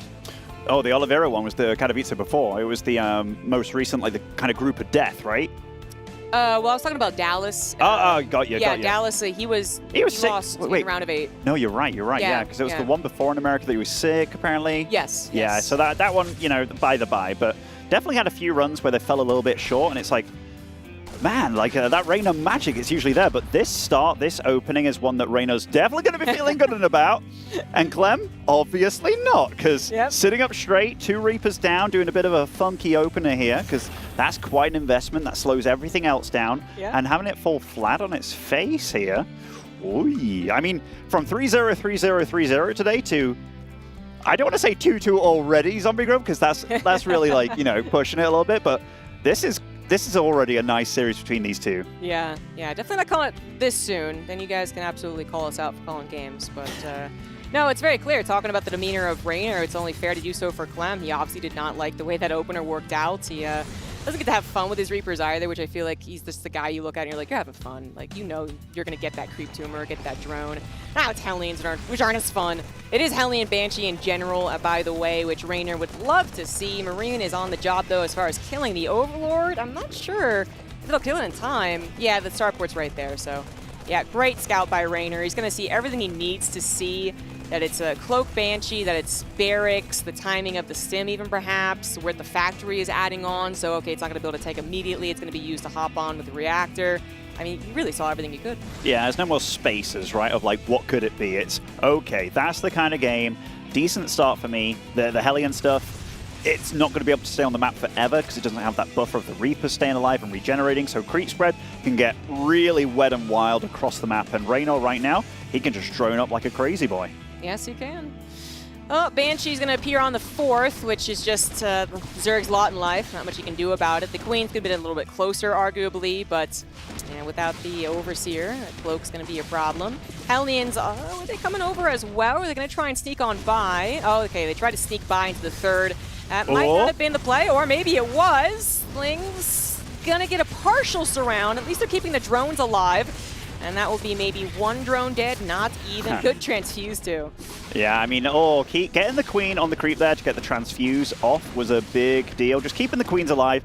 Everything so far this game for Reynor has been fairly bulletproof. I know there's a few movements of the Zerglings there that was like, oh, wait a minute, are you going to miss that surround? But he hasn't lost the game early, you know, which can absolutely happen in this matchup. He's getting the 2 Evos online a little bit later, but economically in a good spot. And that creep getting going. 5th base started very nice and swiftly as well. And we're going to see Reynor hit his stride here because he's a guy that likes to go not just 80 drones. I want to say like 95 is a Reynor number where he's absolutely consuming the map and barreling down on his opponent. One thing that he will be looking to stop happen. It's hard to stop the 4th base from Terran, but 5th base, that is one that you can absolutely make the Terran work for. Yes, for sure. Ooh. Oh, no, cancel. That's a little unfortunate. Couple drones going down as well as the Banshees continue to bully. We're using the airspace on Oceanborn, maybe finding a Queen here. Very, very close. You definitely want to keep these Banshees alive, however, so don't go too deep for just a Queen. They're very useful for scouting out 5th bases later on or clearing out run-bys. They can help too, or just spotters in general. Like, they are very useful as it goes on. They don't just need to get 10 drones and then die. So I'm glad to see that he's keeping them alive, maybe bring them back to repair, or maybe setting up that distraction as the Marines head over to the right side. This push from Clem is a little bit scary. I know Combat Shields hasn't finished yet, but 1-1 finishing up. Combined with the Banshees both still alive. Yeah, they're battered and bruised. Oh! Getting 1 is actually big. Now no longer one-shotting those drones, and that Clem feeling like, all right, I'll stop the creep from advancing a little bit, but I have to be a little bit careful now. Like, I haven't really seen what you're doing behind just the peripheral bases that I've been trying to harass in this creep spread. This is the first time I've really got to battle against it. Ooh. Actually, I was going to go for the Banelings, but he was targeting down creep tumors and wanted to get out of there. Combat Shield's over halfway done at this point, 4th CC as well, but Reynor really has, I mean, maybe one of his, his best setup. He lost a Queen in this game, so lots of creep spread. Base number 5 could be in a little bit of trouble. It's completed, it's healthy, and the Lings are getting over here in time to be able to defend that. Just take what you can get as far as the Ling numbers and get out of there. We are heading into another mid-game, but I think compared to the first, Reynor's just in a more comfortable position. He really is. Like, this is the most comfortable he's looked in a macro game so far. Not from him being bad or anything, just the start did not catch him off guard. He was absolutely prepped and ready, and Clem made a few errors with his Reapers early on. Upgrades, really key. Did not start the +2 melee. Double Lurker. That's not a mistake. He wants to get those upgrades online, and I think he's really going to gun and go and just absolutely take control of this game. And if he doesn't, kind of make the mistake they did in the first game where they were able to be surrounded without support, then heck yeah, like this could work. This could hit even faster with both upgrades. That could be really amazing. It is a bigger cost from the beginning, so you're going to be maybe a little concerned about pushes like this.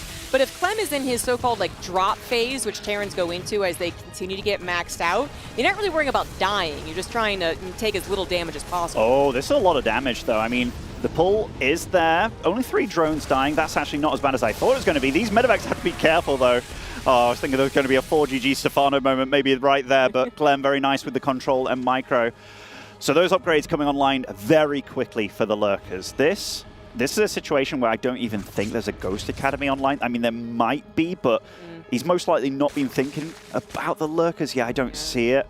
Because right now it's just like, how would you get them so fast? And they're going to be aggressive Lurkers as well. That's the only reason I can think that you go immediately for double Lurker Den like that. Oh yeah, for sure. Speed Burrow and range finishing up at the same time. Hopefully with 8 Lurkers that surprise Clem as well. That's a good recipe for victory for the Zerg there. We'll just have to wait and see if that happens. Because again, like Reynor, I don't think is concerned about dying right now. He's not getting majorly pushed. These are drops. This one bigger than the other one, but still drops. So he knows he's going to get to the Lurkers. I think it's really about getting the best possible position with them, right? And if all is ideal, you could even maybe win with that type of play.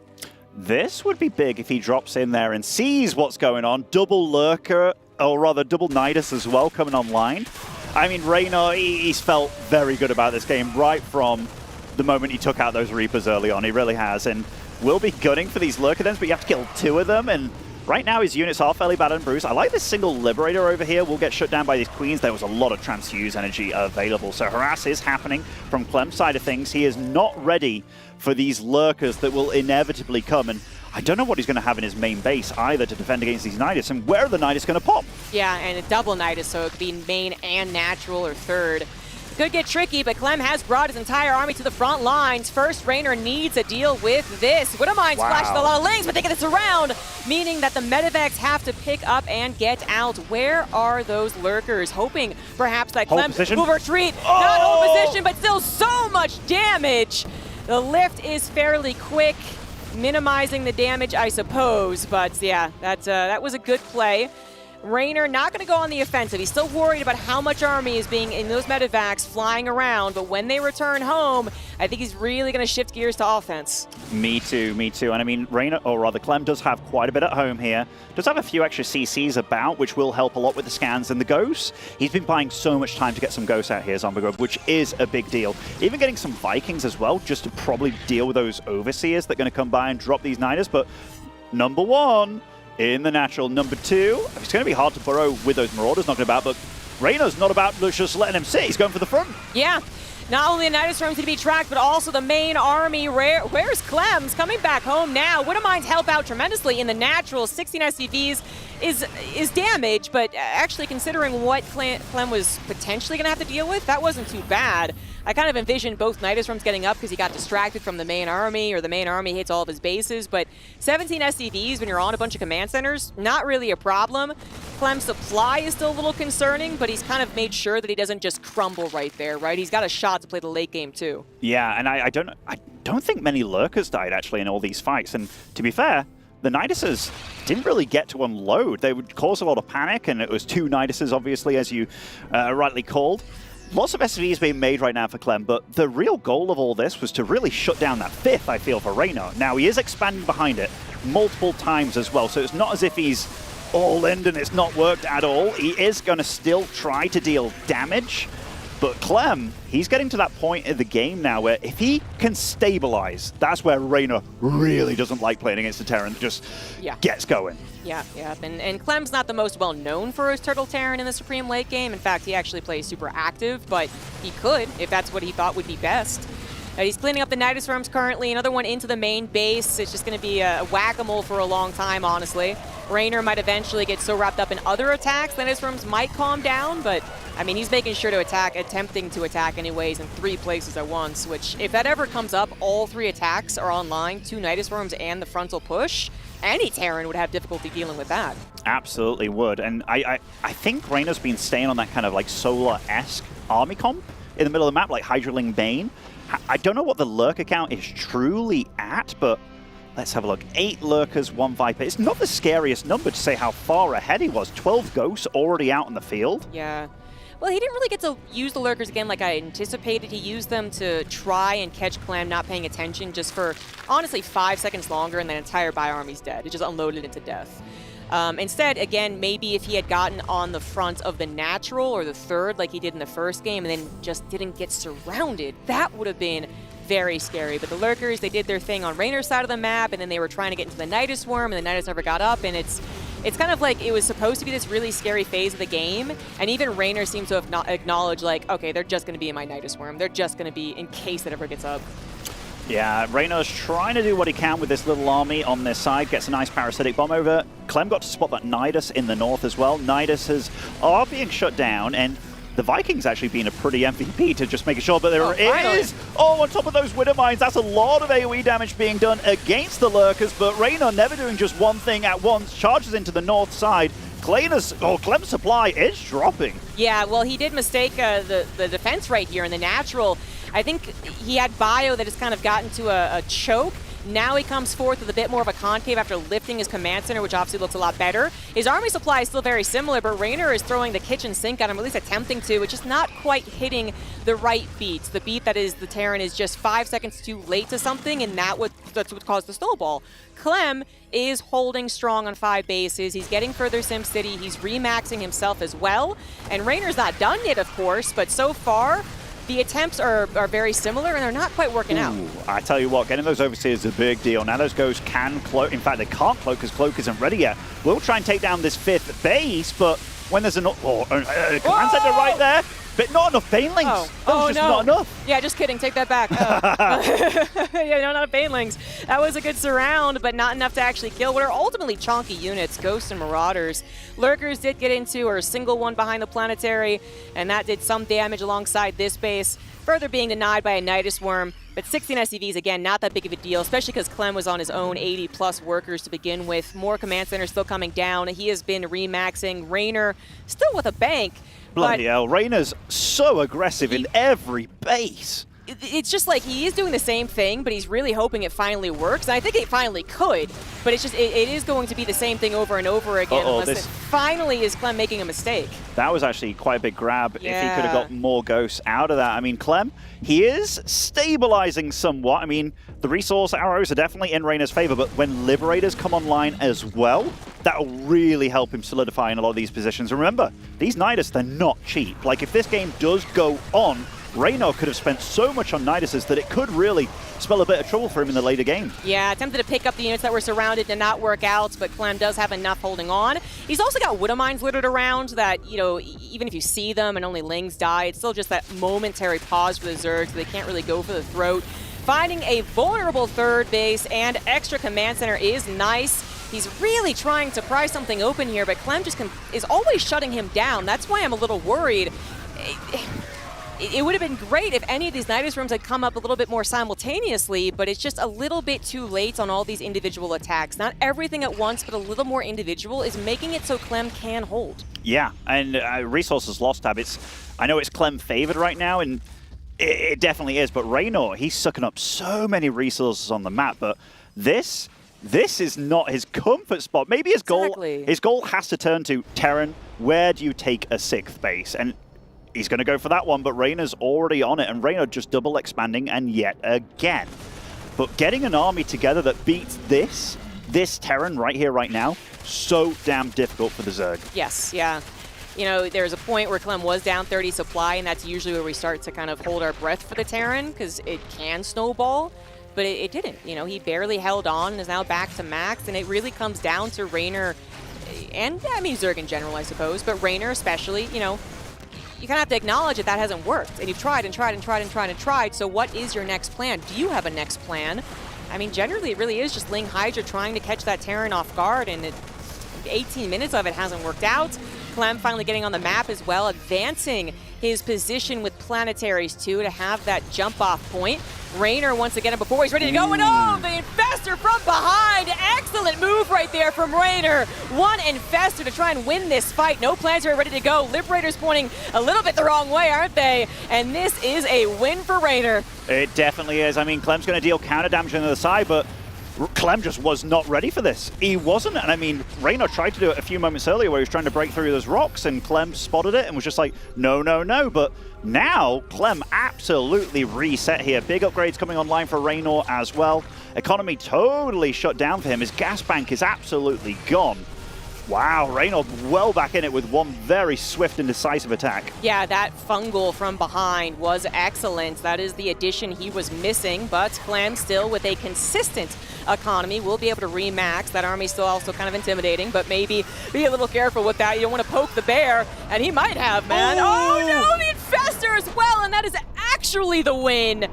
Wow, it felt like Reynor spent 18 minutes trying to get, a battle win. And then he finally did, and just a minute later, it was the actual game win that is going to bring us into a game number 5. Wow, I mean, this is what everybody was hoping for between these two. Like, just some damn good games. And, I mean, Clem, I'm going to say this again, even though I'm going to say this multiple times, probably during this tournament. Him having that early game go so poorly with the double Reaper is way bigger than you'd think. Like, it just allows Creep to get out of control, gives us so much time. It means like these Hellions aren't truly a threat. And I mean, he did some damage with the Banshees, but when you can combine that with the ground army you've made, it spirals out of control. So Clem was playing this game from a bad spot, but I got to tell you, some of these Infestors were very Serral-esque, weren't they? They were just in the right spot, behind enemy lines, and Reynor, he's not been a guy that you can truly be like, oh, he's great with all the casters, but here, the ones that he used, like even the Vipers doing the parasitic bombs and stuff, were really, really cool. He was very good this game. Yeah, excellent positioning with the Infestors, 100%.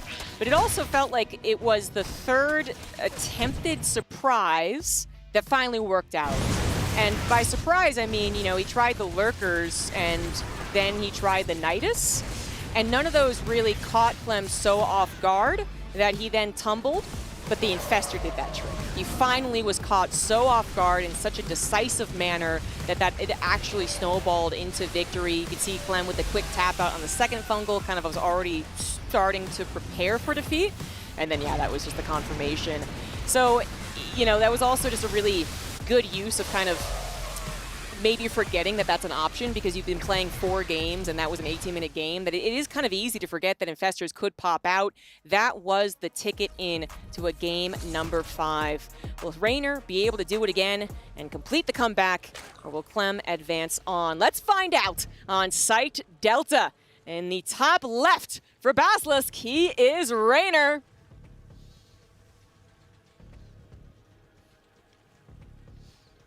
And for one final time in this series, representing Team Liquid, it is the golden boy, it is Clem. Who looks weirdly sad. Yeah, weirdly sad, Like, I was thinking that too. I was like, he's normally quite upbeat and stuff, but Site Delta to finish things off. I don't think this is truly favored for one side at all, so a lovely battleground to go at it, and it does look like Clem is going to go for most likely a double barracks opening here for the Reapers, and yeah, that's exactly what he's going to do. I mean, worked out for him on Crimson Court. Obviously a very different map here, but Clem, his micro's amazing, man. Yeah. It is a skinnier map, smaller map in general. That can lend itself to the Terran momentum. They get a couple of drops, they follow up with a 2-tank push or something like that. Just saying in hypothetical here, we'll see what actually happens. It's a 2 racks opener once again. I also wonder how many the Reapers are going to be played with here in this game. That little change can change a lot. The follow-up could also be different. Reynor was very attentive to scouting the last time there was a 2 racks, and eventually ended up being a Banshee that surprised him. But there's other things you can do from this 2 racks. There's so many varieties. There's so many varieties, and I'm not saying I'm getting worried for Clem, but this is absolutely the start of those brackets where you look at Reynor's run through, and it's like 3-2 Cure, 3-2 Clem, and then possibly just as many maps as you can lose, you do it. You make it look really difficult for yourself, but it's not because you're playing bad, it's just you're playing really good players right from round 1. I mean, 18 of the absolute best of the best here at the World Championship for so much money as well. Been playing throughout the whole EPT season as well to get here, and this comes down to this final map between these guys, and so much money is on the line here. All these guys want to make it through straight to the final 4. I mean, that really cuts your tournament work by a huge margin.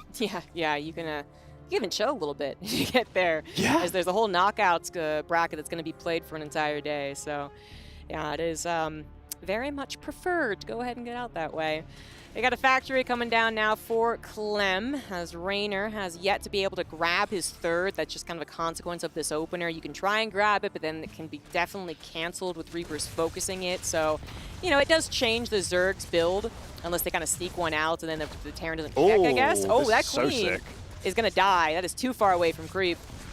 There you go. That's already a nice little play here from Clem, and no third on the way. I mean, this series has been pretty full of twists and turns, so both these players have to be so careful about, like, so what are you actually doing behind this? Because so far they've shown a lot of what could potentially look the same, but it's so damn different. It's been a smart series. This is a great start for Clem. Yeah. Absolutely great. And Reynor, looking fairly unfazed. He's very quick, obviously, but this, he's been slowed down a bunch. If you can get these Reapers, that is a big deal, though. Yeah, I think that's kind of why he wasn't so sore about losing that drone. If the Reapers had gotten away, then there's that little, like, kind of face, I bet. But the Lings took care of the Reapers. Aren't going to be added into any Marine fights or come in for that tertiary attack as the drops start up as well. Like, it can be annoying leaving those alive. Yeah, and I think Reynor feels most comfortable against those more regular open, even though I say regular, I mean 2 Rax Reaper is so prominent now as well, but I think he feels far more comfortable against the more generic Hellion stuff. But this so far, definitely now not the worst opening for him. Getting the Reapers off the map, you don't have to worry, you can drone up like a madman. The second wave, this is where it's going to be like, you can actually do quite a bit. You've just shown me that you can go Banshee with this, but this right now is the far more generic opening. Double Medevac, Stim coming online very quickly. Normally your upgrades can be a little bit delayed from where you want them to be, but at least you're going to have quite a bit of map presence. And Stim Marines, they are damn good, especially early on. Yeah, 3CC 2-1-1 is effectively what we got here. So going to be starting his drop phase and hoping he gets a little bit of surprise damage right off the bat if possible. Tank already on the way, actually. Going to have a high tank count. He continues with that. Bailing us for safety for Reynor as he continues to add on more drones. And we got ourselves a nice little macro game for Site Delta. Both of them eventually going to be getting into upgrades too. I'm not sure Reynor has added his evolution chambers, but Clem adding on his engineering base wouldn't be totally uncommon for him to be a little bit quicker on that. Starport's actually going to swap. Once it's on a reactor, you usually just see it stay there. But yeah, you do. But I guess gas-wise, he's going to use the gas for those upgrades. Can't really utilize the gas on the starport. Might as well pump out as many Marines as possible. It makes sense in this situation. that's not 16 Marines, is it? No, it's like 12 or 13. Yeah, so this is why I think Beyond adds the Banshee. Literally just a cloakless Banshee, you know, and the tech lab goes in the factory anyway kind of thing, and he just has another unit because he couldn't get 16 in the medevacs. But just a little twist that can happen. Obviously, this is fine too. But there's not going to be any Banshees in the sky, kind of speaking of that, for maybe some spotters on the run-bys, which we could be seeing as the game continues. We already have a little nibble from a Zergling on that third. Obviously, a lot of attention on the Queen-Marine dynamic, but with that many Queens, the Marines will not break through. Yeah, and Clem being over here, this is the most likely 5th spot for a Zerg, so wanting to halt the creep spread as much as possible. Obviously, the middle of the map is scary too, if they can just kind of get this massive creep highway going. But I feel like Clem's going to put a lot of emphasis on this north side of the map with how he's really positioning him, fighting for the Queen energy and the creep spread denial. Yeah, I mean, I like that he has such a fast tank already, and already, you know, second one on the way. That is a nice addition, feeling very safe back at home with that up on the high ground. Yes, the 1-1 has now jumped quite forward for comparison to Reynor. That's like a 60-second difference. That could be big leading into the next phase of the game. More barracks. Second factory once again before that 4th command center, which I guess we will be seeing. We haven't really touched on the lack of 8 racks so far, but that has actually been giving some Terrans a lot of trouble on certain maps, and it just seems to have never been the ideal situation for Clem to go for it. Oh yeah, a lot of Zergs, a lot of trouble. You're absolutely right, and I mean, we've seen it give Serral a whole whirlwind of trouble. And I mean, I say that even though he only dropped like 2 maps to Oliveira against it. It was the only 2 maps he dropped, right? Like, Yes. So it's definitely a good strategy, but I do think that Reynor's one of those players that doesn't worry too much about that, you know? Like, he plays to almost get attacked until he's ready, and then he's just go, go, go. But no, I'm with you. Few SCVs do fall to some counterattack here. Tank is saved, and first wave of aggression, true aggression, is absolutely thwarted here by Reynor. Yeah, it's not quite over yet. Yeah, it's going to unload again. The tank is even on a place where it could help against the potential run-by that Reynor might have been looking for, or maybe just trying to track the medevacs. Banelings did explode into the SCVs, guys. 7 of them went down, but it's absolutely the type of attack where you just have to take your lumps. You're like, oh, that happened. That kind of sucks. Okay, moving on. You don't want to pay too much attention to that. 2-2 starts up immediately for Clem, so continuing to have that upgrade lead. Infestation finishing up for Reynor. Clem not really able to get that scary push as of yet because it was kind of nipped in the bud, but it's coming back. He's going to try and reinforce. Reynor, though, looking for those reinforcements just a little bit late, now has a potential surround. Look at the 1-1 timing. Like, I think he's waiting for that, because if that comes in, that helps so much. And Reynor just biding his time, rather. And Clem, decent tank positions, like some of them against the walls here, but this, maybe a bit mismanaged from Reynor. Those back Banelings did not do that much. Clem, though, all the tanks are eliminated, and Baneling snipes are going well. Lifts up on the left side as well. I gotta say, Clem handled that fight about as well as he could. Burrowed Banes, though, this is what Reynor's been doing recently, and boom! That was huge. Nicely done, because I was actually worried about that. You know, yes, Reynor was able to push it back because the Marines on the left side just couldn't have the ideal fight that the right side did, but he was going to unload. He was going to apply pressure again, but those Burrowed Banelings, you know, really making him less strong as he continues the pressure. There's so many less Marines that I was scared of, and of course now he has to worry about Burrowed Banelings from the rest of the game. Picks up to get out of here. I think we have another drop headed this way, though. It's kind of weird. Actually, it's just like, this is going to stay a spot that he's going to attack into, but he's going to add the right side as well. Wouldn't minds do pop off, helping Clem out a little bit, and the drop, the attack on the right side, I think thus far, undiscovered by Reynor. The 4th base is where he's paying attention. The 5th, though, could be under attack very soon. He's already thinking about it. He has some units over there. Not going to let that go easily. Reynor is on top of Clem's game plan. Yeah, I mean, this is Clem being exactly where he wants to be. I mean, look at the 2-2 timing as well from him. It is so close to finishing, and then these Marines get a lot of extra damage. Ooh. And the creep spread is not too crazy over here. These Marines are all getting a bit low, but as long as the connections are not big, Reynor's going to be in a lot of trouble, and medevacs get taken out in the picture-in-picture over here. This push is sort of taken out as well, but Clem, he is macroing behind this. He's now producing 3 Widow Mines at a time. 2-2 is finished. Yeah, maybe some 15 Marines... drones while like the next wave is coming? That's pretty crazy. I think he did actually... Oh, perfect sick. Baneling bomb. Sick. I think he did actually push that back well enough that makes sense, right? Because he actually got a better fight on the right side than we could kind of see with the camera, just a little bit missing some Baneling on the Marines. And Clem was kind of pushed back entirely on both sides. So good time to do so, able to reinforce, getting his queens back in the front line as well to actually injure some medevacs. Not going to be able to set up the planetary. That would have been a tremendous loss for Clem. Things will stabilize, but Reynor actually able to kind of fight more than just on his side of the map. He's getting some jabs on Clem too. Yeah, and I tell you what, 94 drones that he's got available now. Going into the Hydralisk Den, that's a little bit late, right? He's been really surviving on just pure Ling Bane for quite some time, along with these queens and whatnot. But the Hydras will help out a lot for just clearing these minefields and not having to take these fights that are off creep and whatnot. But Clem, the supply advantage, or I was going to say advantage, the army supply advantage that he has, he can absolutely bring it. These Lings do not have +2, nor do the Banelings. Granted, it's not as big a deal, but if you are left with just Lings over against a good squad of bio, it can get very problematic. Yeah, exactly. The lack of additional technology is kind of worrisome right now, as Reynor just playing a lot later into that stage. Absolutely. He's under so much pressure. Now, the push is once again not going to be able to find any success over here, but it can linger is the problem. So it's like, yeah, that didn't do the damage, but what about the next time and the next time? And what is really your ultimate goal as a Zerg player who is still only on Ling Baneling? Yeah, absolutely here. And Reynor, he's doing a good job. Like, he's having to fight so much for creep. That would be a lot of Widow Mines to just absolutely blast out of the water, and that is a big pushback for Reynor. Will buy him quite some time. Clem trying to stick around here and fight, not unloading these medevacs properly as well. Maybe feeling the pressure a little bit here, but will eventually clean up quite a bunch of these Zerglings. I actually feel he could have maybe fought against that. I think that was like, I have to go, I don't have to go, I have to go, I have to, I have to look at somewhere else. And now he's fighting with these Liberators as well, dancing. This is very annoying. All the Queens were positioned in the north to deal with that aggression. 3-3 will be coming online fairly soon as well. This game is getting hectic for both these players. Absolutely. We see some mistakes on both sides. Clem, though, ultimately keeping most of his army alive. Again, can just stay on the front lines, keeping Reynor so nervous about how this game's ultimately going to go. Finally, actually actually getting to his Hive upgrades. It did complete, just wasn't used. Same with the Hydras finally on the way too. Both of them starting to bank up a little bit. Clem having to spend his money. Extra command centers coming down. Ghost as well as his 3-3 completes. There is that a Lurker Den, guys, so Ghosts aren't going to be like a necessity for that, but they are still helpful for the late game.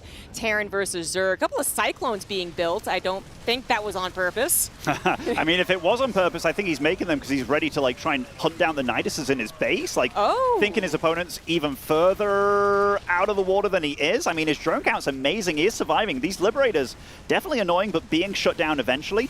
3-3 though, Zombie Grub. You have Adrenal Glands coming online, but those are +1 Zerglings. Yes. They are not going to clean up these pushes very quickly whatsoever. I wouldn't, like, Clem's going to be fast enough that he's going to be noticing this kind of stuff, but Reynor needs to expand. He needs the pressure to be elsewhere. He needs time right now, and those upgrades, he's getting +3 armor, +2 melee, but he's going to be absolutely behind upgrade-wise for a long time. Yeah, and the problem really is that, you know, without those Nidus Worms, how does he continue pressuring on Clem's side of the map, forcing him to look elsewhere? Perhaps he just needs to take a better fight straight up, and this is going to be a good one. It's full medevac getting out at least.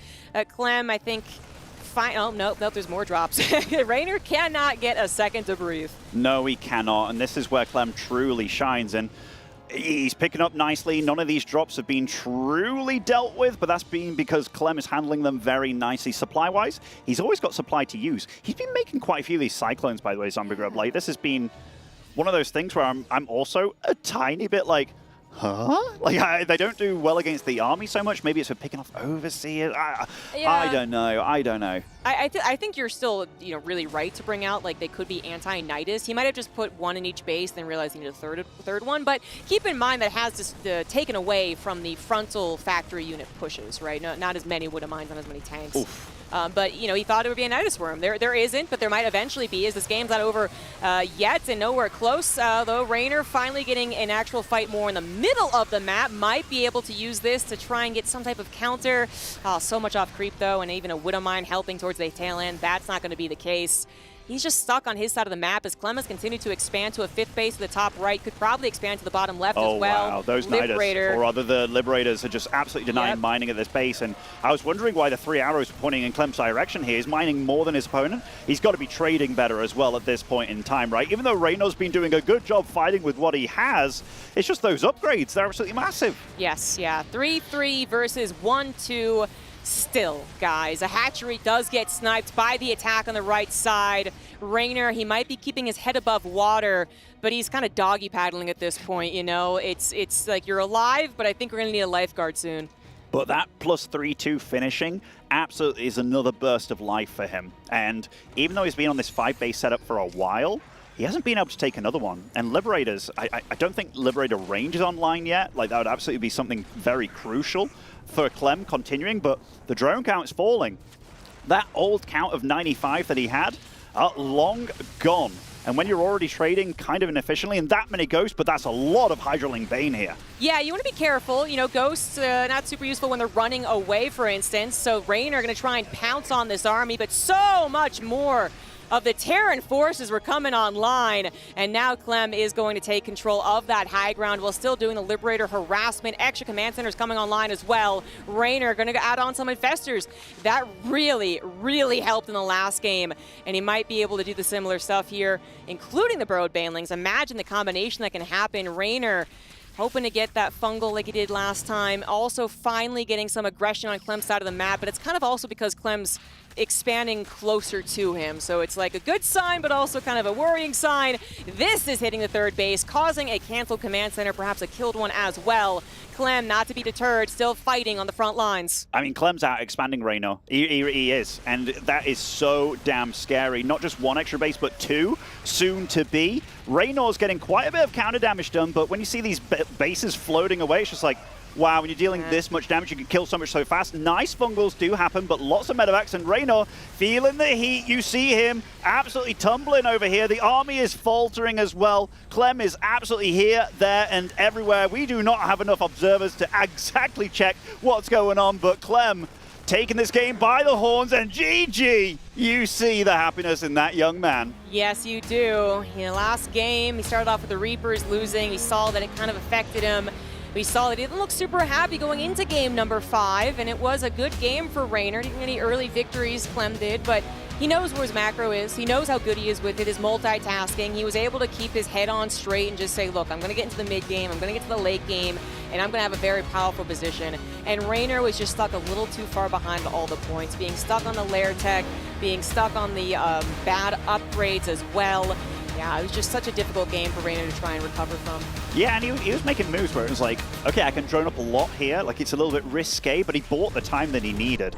I really think both these players played pretty damn amazing in this series. Like, you saw that when the other one put them in a bad position, they did everything they could to try and weasel their way out of it. So Reynor, he was on the back foot, I think, this game, right from losing the drone, trying to expand, and the queen. But still, he played absolutely phenomenal, Zombie Grub. Yeah, we're going to head to the interview right now.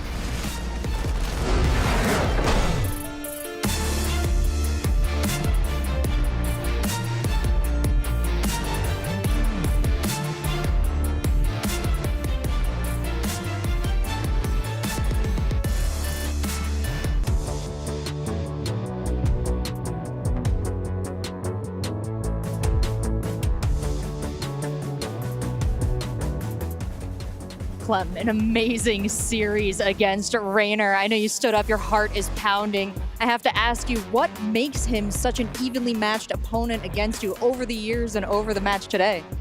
I think we have very similar strengths, like speed and multitask and stuff.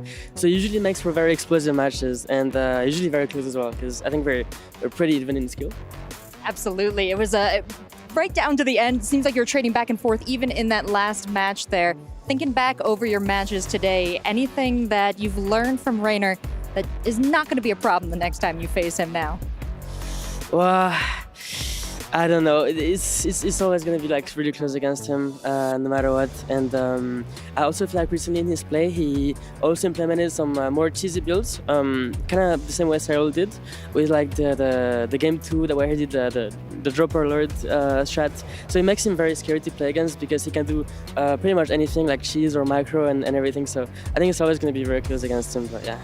Well, you worked hard to prepare for this tournament. You're out in Korea doing some practice. Anything you want to shout out that you accomplished there? Oh, a shout out to my house buddies, Astrea, Future, Trigger, helped me practice, and shout out to my friends watching the games always.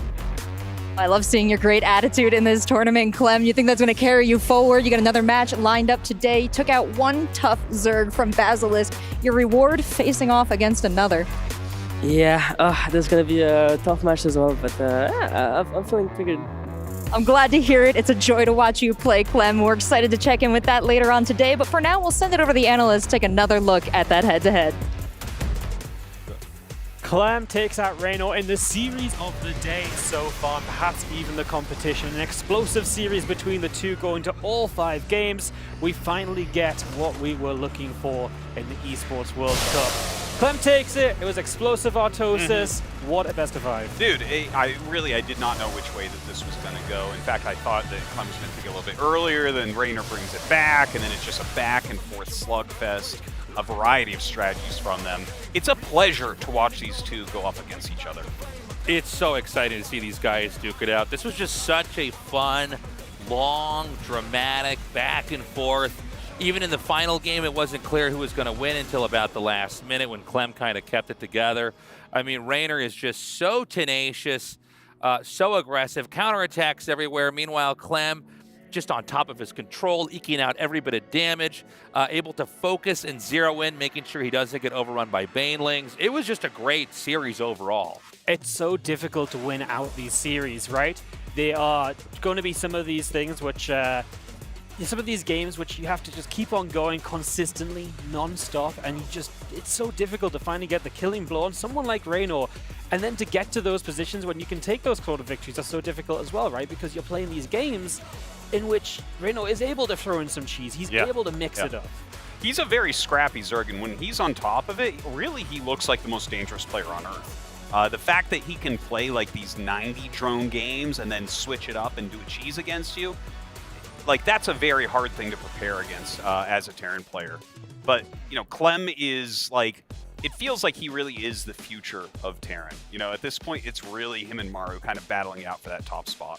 That is very true, and it's such an explosive playstyle. He has to play Serral next. That is one of the most difficult players you can play against, but with TVZ like that, surely he has something of a chance. I mean, he looks really good. I mean, how many little percentage points better is Serral than Reynor? I would say they're so close, right? So going into this, I think it's definitely a possibility that he might be able to do it. Obviously, Serral is always the de facto favorite, but I got to say that play from Clem, inspirational. I'm super excited to see what's going to happen between those two coming up here. Yeah, going to be very exciting. That upper bracket final a little bit later in this Group A. Very fun stuff, of course, when that Clem Serral series is going to be coming around. Just to cut back on this Clem Reynor series, Autosis, what was your favorite game of the series? Which one really stood out to you? Oh, I tell you, I think Game 1 was really good and Game 5 was really good. I can't really choose between those two, but Taste and I were on the edges of our seats watching that Game 5 occur. Like, we thought it was actually going to end at Game 4. We came down, we got ready and everything, and, you know, Reynor fights back, brings us to this Game 5, and really, it was, like, very, very close for a long time. All right, well, we are going to wrap it up for that Clem versus Reynor series. More epic TVZ later today, but up next, we are going to have some awesome Protoss versus Terran, as from the Americas, Astrea is taking on the Korean Terran player Bjorn.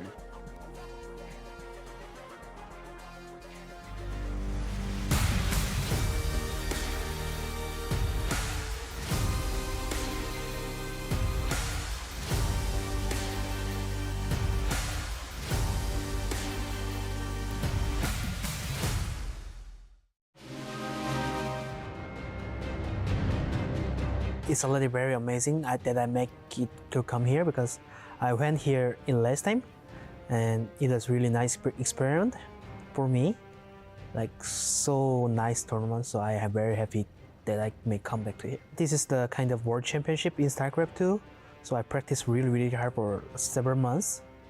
And this time, last time I lost in round of 4 semi-final, and I was very sad after losing. So this time I will make higher than that. Actually, the prize money is the biggest in every StarCraft II scene tournaments.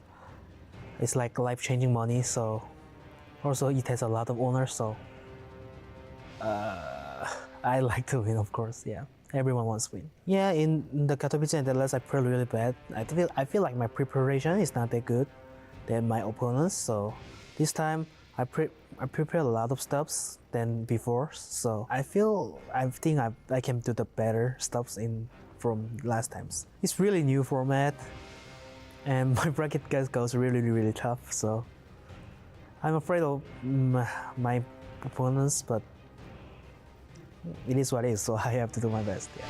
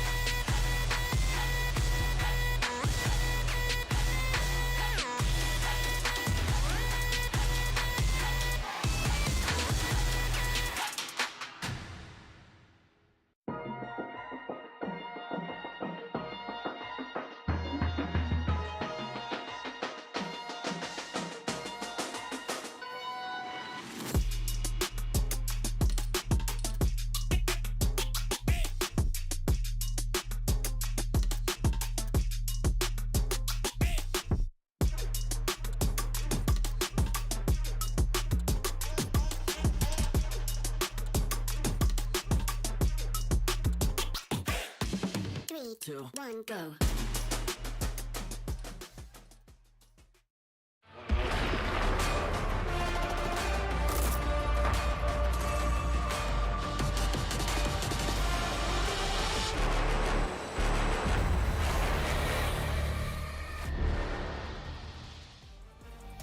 here on the secondary stage. Classic is leading his series against Cure. And meanwhile, we have Oliveira warming up to face Gumiho. Gumiho defeated Hero Marine on this same stage 3-2 in the closest series of the tournament so far, and also the longest, which involved battle cruisers on that final game. Welcome back to the Esports World Cup, where StarCraft II action is heating up. As you can see, we've got Serral versus Clem in that upper bracket final. Reynor drops down to play ZVZ against Solar. Hero is down there as well, going to be taking on Cure or Classic. Rotti, that was a great series, and we've got so many still to go in this Group B. Yep, I mean, the upper bracket incredibly exciting, the lower bracket exciting as well. As we now take a look at Group A, of course, we've got a TVZ for a match straight into the Final Four there as well with Maru and Dark. But our focus is going to shift on the lower bracket. Now, it's incredibly important to mention that if you win the lower bracket, you're not immediately into the Final Four. You are going to play a match against the winner of Group B. But that's still very important because one of those two players will go directly into the Final Four. And only one player makes it out of the knockout bracket, which is something we hop into later in this tournament. So the lower bracket also important. And those two matches look fantastic. And Astrea versus Beyond up next. I love it. Yeah, going to be a lot of fun. That knockout bracket pick, just to touch on it briefly, is brutal because yes, the further you get along in this, the better seed you get, but you've got a lot of tough best-of-3 matches to go through once you get knocked down there. There's a reason it's called a relegation match, right? If you do lose that last chance in the lower bracket to get to the top 4, you end up going through that knockout bracket, and it's a last chance, really, for a lot of the players. It is, you've lost multiple matches at that point, or you're a last chance qualifier, and you have to go through, you know, just an absolute gauntlet, a crucible of the best opponents, other than those 3 guys that are already in the top 4. So going into Beyond versus Astrea, really fun matchup. What a clash of styles. And we say that a lot in StarCraft II, but in this series especially, we have Beyond, who is always throwing everything and the kitchen sink at his opponents, and Astrea, who plays some weirder builds, Roddy, but oftentimes can create that defensive style and hold off. And I feel like that's the moment where Beyond panics. Yeah, Astrea is an incredibly good PvT player. We've already seen it in this tournament. He got that win over Gumiho in some incredibly exciting games. And I absolutely believe that Astrea has the skills to win this best of 5, but it's so important that he actually makes it into like minute 10 of a PvT, and he's not dead yet. You give the man 2 robos, 2 forges, and 70 workers or more, and he absolutely can hang with Beyond. He's potentially even favored in those kind of games. But getting there is going to be the real challenge for Astrea. Yeah, I mean, he's going to be running into Beyond, and we've seen Beyond in this matchup. He will pick up his entire army just outside of your vision, a hair's breadth, and he will fly straight into your main base and unload. And if you get caught out even once as Astrea in this position, things are going to go bad very, very quickly for you. And that is it. If things go right for Astrea, if he cannot make many mistakes, he is very, very good further on in the game. Beyond, the secret to success is just don't take your foot off him. Keep the aggression up and just stay in control from start to finish. Yeah, we often joke about how Astrea never stops building workers. The man can lose 10 workers early on. He will still have a 15 worker lead later because he never stops building probes. And the funny thing is, Beyond's kind of the opposite. Once Beyond starts losing SCVs at one point, he's like, that's okay. Never needed them in the first place. He will just keep on attacking you. And we're sitting here, it's like, how on earth does he create these armies of 40-something SCVs? Well, because he's Beyond and he's incredibly good in making every single unit count. Well, let's actually hear from Astrea to see what he thinks about this upcoming TVP. I am here with Astrea, the last bald eagle he's been called. How are you feeling, Max, going into this matchup against Beyond? It's a tough one. Yeah, it's going to be a hard match, but I'm a bald eagle, so I have to represent, you know, America and do my best for the other bald eagles. The other bald eagles out there. I mean, that makes a whole lot of sense to me. You were in Korea training. How often do you run into Beyond on the ladder, for example? Beyond literally has the most games of anyone on the Korean ladder, believe it or not. He is an extreme tryhard, an extreme grinder, and yeah, you can't escape a day of ladder without queuing him once or twice. That's fair. You did beat him the last time you played online against him, so how are you feeling about your chances here? Like, is there a good shot that you bring it home to the other bald eagles? Maybe 10% chance for the bald eagles. For the bald eagles. What? Why are you looking at me? Okay, what's gonna be the score then? Most likely score. Maybe 1-3. Back to you guys. Astrea, full of confidence, predicting a loss for himself. A 15% chance, but he might take a map along the way. Pig, You know, I feel like we've got Astrea who should feel a bit more confident than that, because when he got going against Gumiho, he really did get going in that PVT matchup. Hubris is the enemy of the competitive player, Wardy, and I think he's taken that to heart. Astrea has said, humble, let that be my feature going into this. Historically, Bjorn is chasing the 3-1 record against Astrea. He's not quite there, but it is still a dominant record. When you're above 2-1 against an opponent across over 50 series, it is, of course, a pattern, but Astrea did come out on top 2-0 the last time they played in an online weekly. Yep, offline Bjorn did win the last 2 times, most recent edition being in Katowice 2024, so that's only a couple months ago. But we have seen Astrea look incredibly good against Bjorn in the past. I think back of Bjorn Shopping last year, which was basically the first official qualifier on this very long journey to the Esports World Cup. Now those games did kind of get up to an abrupt ending, but Astrea was winning that. Astrea was playing incredibly well. He can hang with Bjorn. It's really important obviously to shake off that best of 5 that he had earlier today. That wasn't it. I mean, Dark is Dark. It's a frustrating one, but you got to reset and you just got to take some confidence out of the amazing PVT you played yesterday. All right, well, once again, we do still have predictions available for you all at home at stcplay.gg. And this is a close one to predict. This is not as obvious as I think Astrea is saying it is. Definitely think it's going to be a little bit more complicated than that. Got some videos coming up very quickly. Pick final thoughts on this series, maybe a little prediction from you? Oh, I mean, I think Bjorn comes in as the favorite for Astrea. It's all about surviving the 2-base kind of quick tank pushes. Don't be losing games in that 5 to 7 minute mark. You get past that little danger window in the first 2 maps, you're going to be much more confident going into the rest of the series. All right, beautiful stuff. Our series are ready to go, and that means it is time for us to head on over to the stage. An amazing Terran and an amazing Protoss in Bjorn and Astrea. Let's get to it. As we're heading into the lower bracket, I must say, this does not indicate the quality of play. We've still got excellent players who have so much to fight for, including a chance at that championship and this beautiful trophy right here. But Fancy, who's up next? Absolutely, like it's gonna be an exciting one because both players are under a lot of pressure. Losing this match means they're going to the knockout bracket. So for the first player that's walking on stage, it is Astrea of Virtus Pro.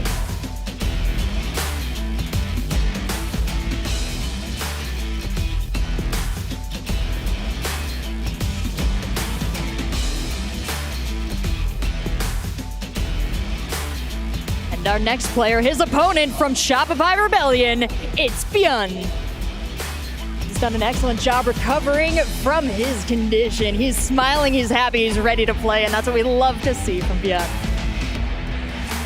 It's gonna be a lot on the line for this match. Losing it means knockout bracket, it means elimination and getting your key crushed at the Esports World Cup. So how about we send it off to the casters for this match. I'm so excited to be getting into this match, Artois. Astrea versus Bjorn coming up. Bjorn, a guy you and I have casted for well over a decade in Korea. Oh, yeah. But Astrea, a guy we've been very familiar with as well. He is off and on residing in Korea, training there, hanging out, living the life, living the dream over there. So he is not going to be any stranger to Bjorn's playstyle. Bjorn obviously going to be very familiar with him. Yeah, they definitely have played a lot of times in the past, and it's a really interesting matchup because I do think that Bjorn's style is going to be pretty good against Astrea. I definitely agree with the analysis of guys in the cube there about Astrea needs to live through the early game without taking too much damage. If he can do that, he's actually such a fantastic PVT player. It does seem like Bjorn is a player who is going to have his window of time to get the win, right? He's very strong with a lot of these aggro pushes early on, getting in there, trying to do his damage. Astrea, you know, you never know exactly what he's going to do. He's got a lot of different approaches, a lot of different ways to play the game. And so let's get into this. In the top right, in the red, he is Astrea from the US of A. What do they calling him the Bald Eagle? I guess so. 2 Bald Eagle casters over here. 90% of Bald Eagles are from Canada, Tasteless. Is that right? That's a fact. No, these Bald Eagles had their wings clipped, all right? They only cast now. His opponent down here in the bottom left, one of the greatest micro and control players in the entire world. He is Bjorn. Yeah, this is going to be a very fun match. You know, I think that Astrea, I'm actually giving a much better chance than a lot of other people are saying right now. I really like Astrea's overall PVT. Now, That being said, Bjorn opening up a little bit cheekier with a couple of gateway or a couple of barracks outside of his main base. So we've got the probe coming down here now, and he's going to spot this immediately. Yeah. Seeing that this is in fact a rush, and or rather, it's kind of tucked away over here. I guess rush isn't the right word, but it's definitely kind of out of sight, out of mind here. He's going to spot that, and that's going to foil a lot of the plans, I think, here from Bjorn. Yeah, just seeing that that's there is going to allow Astrea a much better chance of actually battling here against it and blocking these incoming Reapers. But of course, Bjorn's so good at this style of play. For the time being, it seems like we're going to see what Astrea will be able to deal with as far as aggression, as far as being attacked over here. Unsurprising to see Bjorn go for, some kind of early moves, trying to get some control, trying to get his damage in, and see if he can maybe do something to hinder Astrea developing. Yeah. So looking here, Astrea kind of leaving a probe there on the side. He is chrono boosting out this Stalker as quickly as possible to help deal with those Reapers. Of course, you start actually getting a lot of Reapers, like 3 Reapers, you're going to juggle back that Stalker super easy. So he's definitely still got to play very carefully here, but chases the first one out, and Bjorn's going to have to wait for the next couple of Reapers to get up here to have a real chance. So that command center is starting up. If Astrea has very good control, and it looks like, by the way, this isn't going to be that much of a aggro rush. He's already lifted off both the barracks here. So I would say Astrea's in pretty good shape. He's going to start to develop and soak up those resources a little bit earlier. We do have the 3 Reapers inbound. It looks like Astrea definitely hid that probe. And he's going to come down here and check, and he will confirm that, in fact, there are no more barracks, which means there is no more rush. Yeah, so now that he knows that it's just 3, I'm sure he'll go over and check, and yeah, he's going to see that it's a command center and all that. Meanwhile, a robotics on the way here for Astrea. Ooh, I like this robotics. See, Astrea really plays very differently from other Protoss players. Robo-openers are not that common, but I think in a situation like this, it makes a lot of sense. Your opponent's units are going to be slow and low in number. We might see something like an Immortal into a Prism and a push coming up.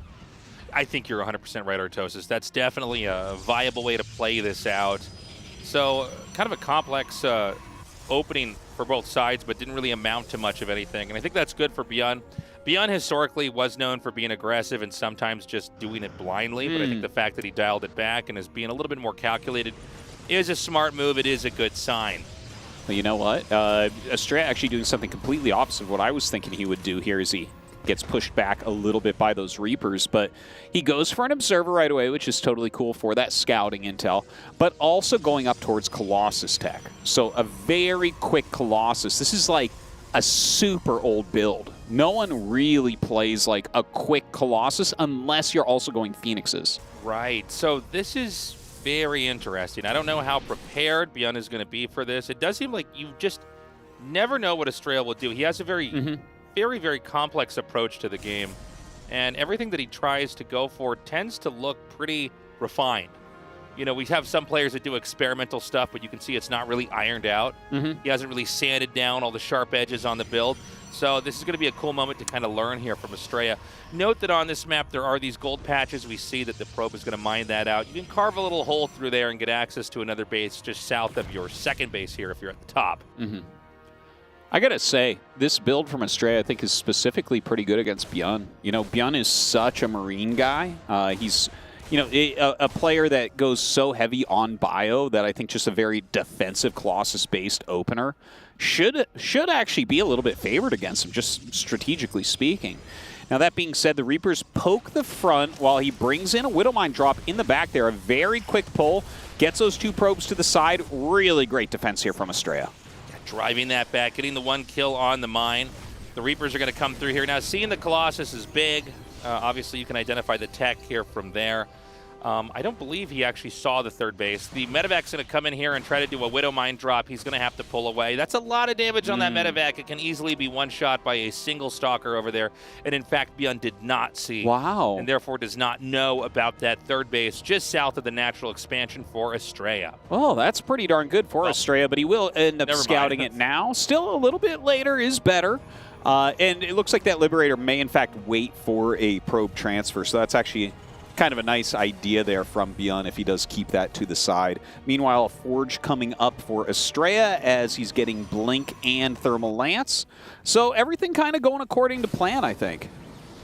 Beyond going to siege up out here, and it looks like just scanning there to confirm there's no observer. Sometimes you'll have one that's right out there. You can just snipe it and get the kill. He'll probably be setting up that third base. Actually, he just now started that over there. Surprisingly, this medevac will get away. The Widow Mine not going to be able to get much done. In fact, it can't even get that one shot. Maybe a little greedy with the micro there from Bjorn. Yeah, I think so. And so that medevac is going to be the lone survivor there of that attack earlier in the top right. Now for Astrea, we see a Warp Prism. That can mean he might be pushing. He also might want to just set up one Warp Prism outside of his opponent's base so that maybe if a push comes, he can unload some Zealots and warp in plenty more.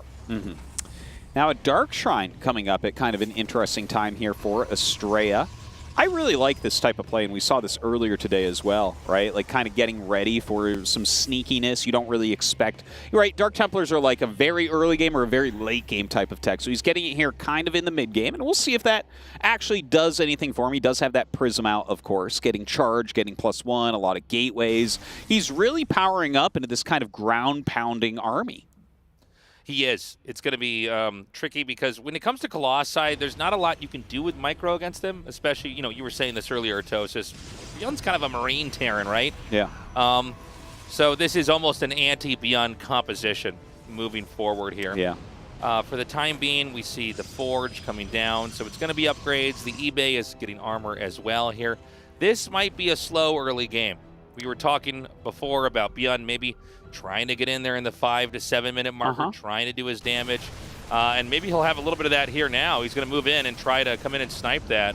Good control. Beyond gets in, gets the damage off, and gets right back out. Meanwhile, Liberator up here north of this position is killing off a decent amount of workers. Ooh, yeah, look at that. 10 workers ending up falling here. Bjorn going to pull back his Liberator for now.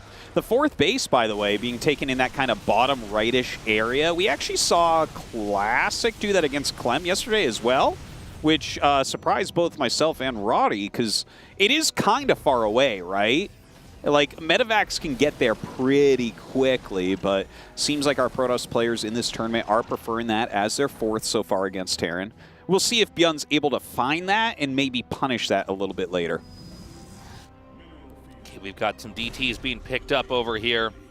Seems like Astrea is continuing to grow more and more. We don't have a push, so to speak. Oh my gosh, is he going to go right into this? Yeah, he is. Yes, he will. And it's at one of these angles where you can't quite go out. I don't think he's going to be able to get any warp-ins in here. Oh. Yeah. Just shut down. Not even a single Zealot can drop out. Yeah, those were actually both DTs, I think, Oh, too. I'm sorry. 2 DTs. You're right. I mentioned that earlier. They were picked up there. And the DT harass is shut down. You know, it's always a good idea to have a couple DTs go to different locations. You just need them to miss one of them, and the damage will pile on. Now, with the position that Astrea has, he's sort of angling down the south on the map. He's got his fourth base over here at the bottom right. The more spread out the Protoss is, the more vulnerable they are. They're just not as fast in mobility. Yeah, they can warp in. Yes, you can recall stuff, but that has its limitations. And you might have seen that Liberator sieged up over in the trees where it can't anything. That's just so that when he uses his all-army hotkey, it won't move. You can just keep it there.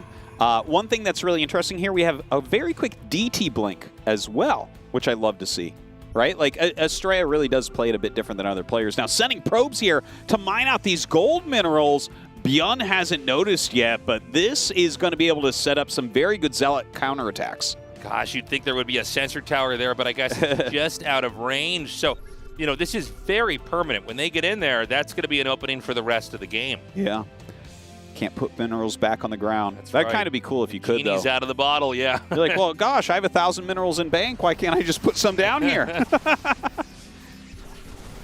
Okay, immediately spotting that DT. And so the opening's there. The question is, when is he going to try to come in there? You can see it's perfectly out of range of any sensor towers. Now, meanwhile, Bjorn is pushing in, so this may be kind of an uneventful thing that happened in the south. Well, hold on. He's going to send the Zealots over here now. Yeah, I think Beyond just now, yeah, look at that. He puts that sensor tower down that you wanted to see previously. But that is wide open at this point. Beyond moving his whole army back. There are a lot of Zealots here waiting to go through. And they wait till every mineral is out of the way. Start to come in, but yeah, he's going to have to turn that around. Beyond's whole army came down to intercept. Yeah, the Zealots are driven back because their shields are wiped out by the EMP. The DT is going to be parked down there for an opportunity, maybe later on in this game. I got to say, man, we're at about 11 minutes and 30 seconds. It's been a very tight, very conservative game here, excuse me. A couple pokes. Yeah. But, I mean, we're really building up into a crazy macro game. Yeah, nothing really too aggro from either side. And, you know, you kind of expect Beyond to maybe mix it up a little bit more. He has been actually pretty cost efficient, but like you said, not that much actually has happened. Now, Astrea attacking in, a very strong attack here. Some of the Zealots actually stuck behind each other here, but overall, a very good engage here from Astrea. Yeah, nicely done here. A couple more Zealots are going to come down. They are going to be taken out here by these Marauders. And this is kind of a weak spot here for Beyond, because you can both push here as Astrea, and you're defending your base that's furthest into the south. So it kind of draws all the attention from the Terran down there. Meanwhile, we've got a fresh base over here. Probes just now being transferred. I wouldn't be surprised if we see him expand into 12 o'clock in a little bit. Well, I think you're probably right about that he is going to be thinking about another base, that 5th base being taken at like kind of the triangle location. In fact, Beyond scouting, he's kind of expecting more bases to be taken. In the meantime, Astrea continues those upgrades. He's about to have +3 attack. He has +3 armor on the way. Observer speed coming up. Like, really just kind of getting everything. In the meantime, very heavy Liberator production here for Beyond, who's going to go ahead and get that Liberator range. Once again, just outside this position, there are no gold minerals here, just a few Widow Mines. And they're going to get their shots off, but this is a lot of damage. The Liberator goes down. We got 4 Disruptors coming in here. 1 shot chucked out. And the Terran dodges it, but there's plenty more to go there. And I don't see a way that Beyond can carefully get over here without losing a lot of units. If Astrea can just stay back, I think he's going to be okay, but maybe I spoke to... Well, hold on. Another big hit over there. You got to be careful not to overextend his Terran. When your army chunks up like that, the Disruptor shots are so punishing. Mm-hmm. That was pretty fantastic. Like, you know, some of his charge lots actually got really badly hurt by those first 2 Widow Mines, but still did an okay job there. And it does feel, to me at least, like Astrea is actually kind of dictating the flow of this game a bit, right? Beyond hasn't been able to pull off a ton of attacks. Astrea is applying pressure and then expanding and applying pressure and expanding again. Here we see him going into Mothership, which we've already seen some Mothership highlights out of Astrea. Yeah. Maybe going for that again. Another scan comes down here. And, you know, Beyond is kind of in his quadrant of the map.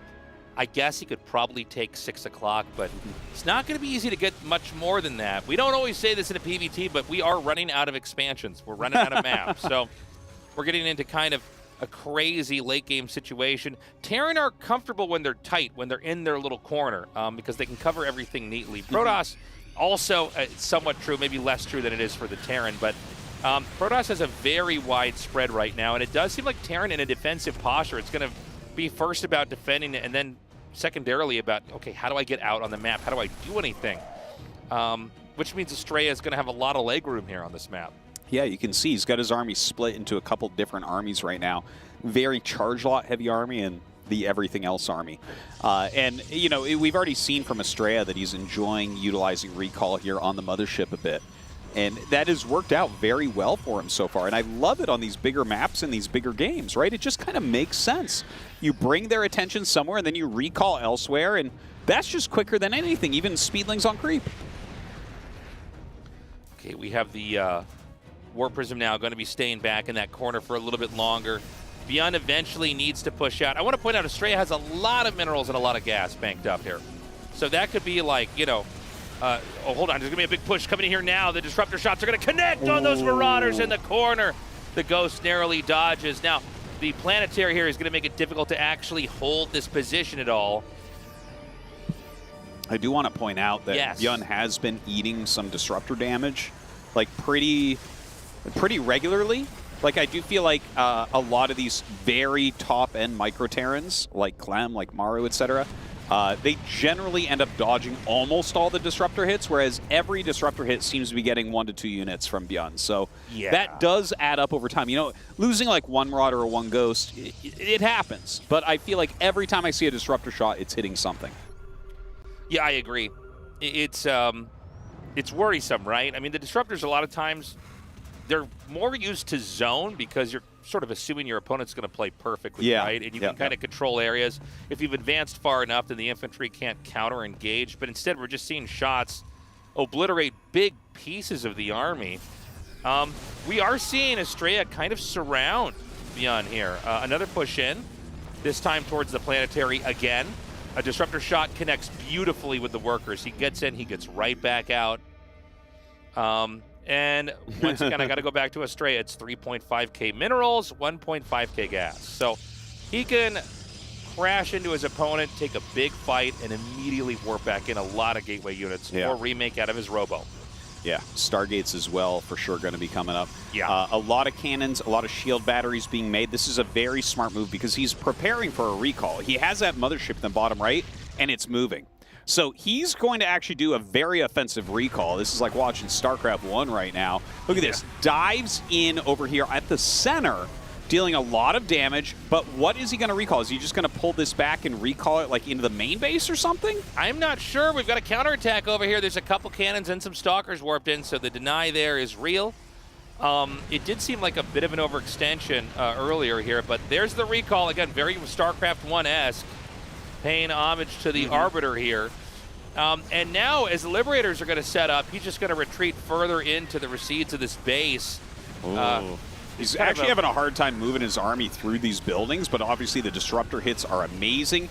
He's killing a lot of very valuable structures and then recalls a big chunk of the army out. Now, the mothership is going to go down, but look at the amount of damage he's doing all over the place. Dude, Astrea is like reinventing this matchup this weekend. It really is a StarCraft 1 PvT. Yes. That's kind of crazy to see. He basically drew him into the back of the base. It looked like it didn't work, but then, of course, all these other positions are falling all over the map. 6 o'clock goes down. Terran not even able to try to take a fight for that. This is amazing to see. And look at this, the mass stalker just supported by a few disruptors in here, trying to pick off bases. In fact, it looks like this command center might actually end up falling. Yeah, and there it goes. Burns down in the air. Beyond in some trouble. Yeah, he's at the same supply right now. In fact, pretty much higher army supply and honestly a higher quality army as well. But what Astrea has set up here is going to take a long time to get through. Yeah, we've got the stim coming in here now, pushing through into this position. And, you know, Beyond's able to lash back out on the map. He's able to take this base down here. A lot of the resources have already been mined from that, but Astrea's already looking for another opening. He's going to tear down these rocks over here, making this position a lot more fluid. Liberators and so many Marauders and Ghosts ready to meet this. He has to turn around. Astrea can't go through that bottleneck position, but he can shark around and try to find another spot. Another Nexus goes over here into the top left. Every base has been at least expanded into now once. Yeah. A few bases empty at the moment, but we'll see if those get taken a bit later. Now, the mothership is coming back up, so I love that Astrea is doing this, man. I really want to see him set up another recall. Look at this, blinking forward. He's playing a pretty aggressive game, just picking off what he can. His army is super mobile and hard to chase down. Yeah, he's just sort of playing keep away. God, that's so many gateways. Look at that. Wow. So 20 gates, man. 20 gates, 2 robos, 3 stargates. Incredible. He needs a couple more stargates and a couple more robos, if you ask me. I wouldn't mind seeing it. I'll say that much. So there's going to be a big counterattack up here at 12 o'clock. It will prompt a recall, and there's the recall now. So we can come in here and try to just take this fight. I think long-term for Beyond, the problem is going to be that Astrea just has a little bit more of the map. And we can break down these fights all we want and all the positional plays, but, you know, StarCraft sometimes can be shockingly simple in that it's really about who probably mined more long-term. Well, especially when you look at that units lost tab, right? They're within 2,000 resources of each other. When the game is this long, that's pretty impressive. So right now, Astrea does have out that mothership. He's gotten some air upgrades. No, not a lot. You know, he's got the plasma shields going, which is nice. He's got 3/3 on his ground and +1 air weapon. So we might see him switch up as this +2 comes. Like, he could go into carrier, he could go into Tempest, but still just utilizing these ground units and maybe preparing for another recall. Yeah, right now, Astrea just staying outside here. He's got to be careful. He might be overextending. He does snipe down that Liberator. Taking those Liberators out makes it a little bit easier to squeeze into the perimeter of these defenses here for Bjorn.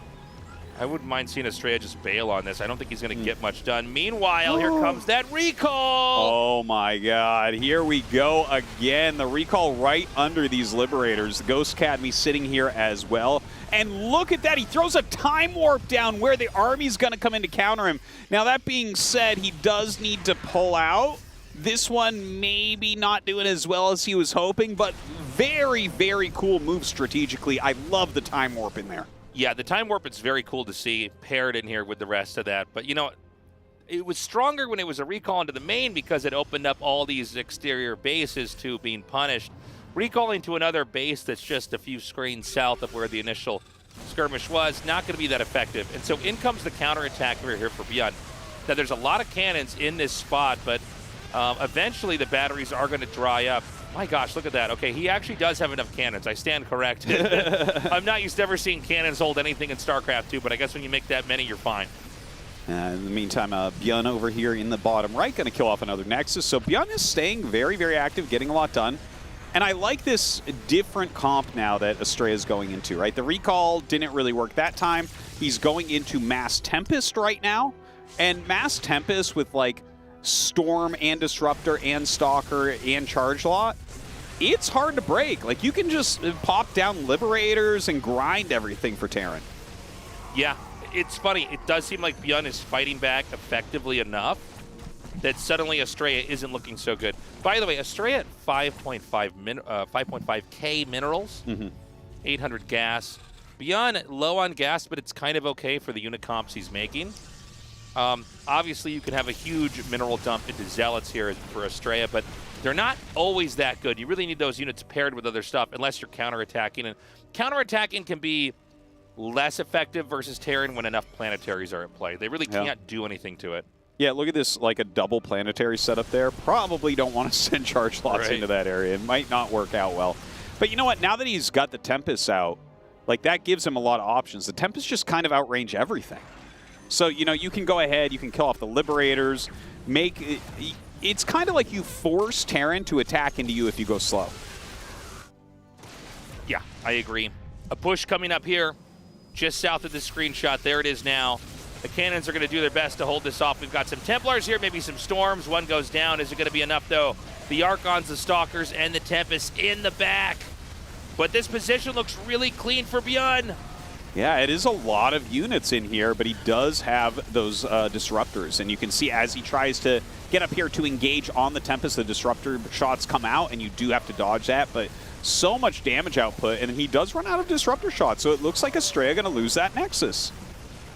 Okay, he's going to dive in now. He'll take the Nexus out up here at 12. Meanwhile, there's some Zealots harassing over here at that third base for Terran. So both these guys taking a beating right now.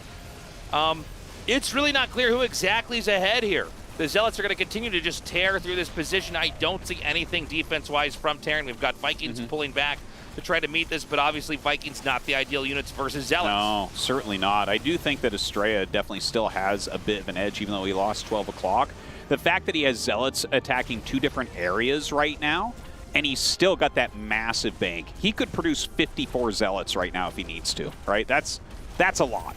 It is pretty insane. He's pulled this all the way back into the main. The Zealot's still doing damage here and there. I think Astrea really only has one functional base, and that's in the middle. There's just one that's been scanned down here, but you can see there's nothing mining there. But, you know, the same is probably going to be true for Bjorn here. I think he'll only have his base in the top left, and everything else is probably going to start to mine out pretty quick. Getting very low, at least, at some of these other bases. Yeah. Very skimpy on the patches. But there is still that base down at 6. You know, Astrea may re-expand to 12, even though some of the patches are missing there now. A lot of static D going down. You can see that Astrea has spent about half of his bank in the last minute and a half. So, you know, he's not just trying to re-max, but putting down some serious static D to try to hold these bases. And if you're trying to hold the bases, like, you can make a really strong defensive setup. But if you're attacking, that's where I think that Terran is going to get a bit of an edge on you. I do think this game can go either way. I think it's very not clear who's going to win this. Yeah. It's still up in the air. There's a lot of play. Like, you look at these army compositions, you take an engage wrong, and you're going to be screwed. I do like the Tempest. I think that might give him a little bit of a lead. Let's see how many Vikings are actually available here. God, they really It's a lot. I think he lost, what, 40% of his Tempest there? Man. That was kind of painful to see. Yeah, something like that. Yeah, I mean, Tempest, you just get enough. You will not be able to do that much with... sorry, if you get enough Vikings, you won't be able to do that much with the Tempests, is what I was trying to say. Beyond probably feeling pretty bold now on the map. He's going to be moving out, trying to get something done. He doesn't find anything out there to fight. But this is a pretty good distraction on the map because Beyond is soaking up resources at the top left. Astrea never took his top center base. And I think it's probably better for Beyond to build tension on the Protoss' side of the expansions. That way, Astrea is basically preoccupied with that.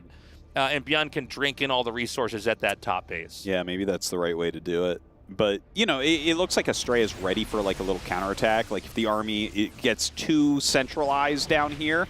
See this army right here? Okay, well, he can definitely get that command center, I think.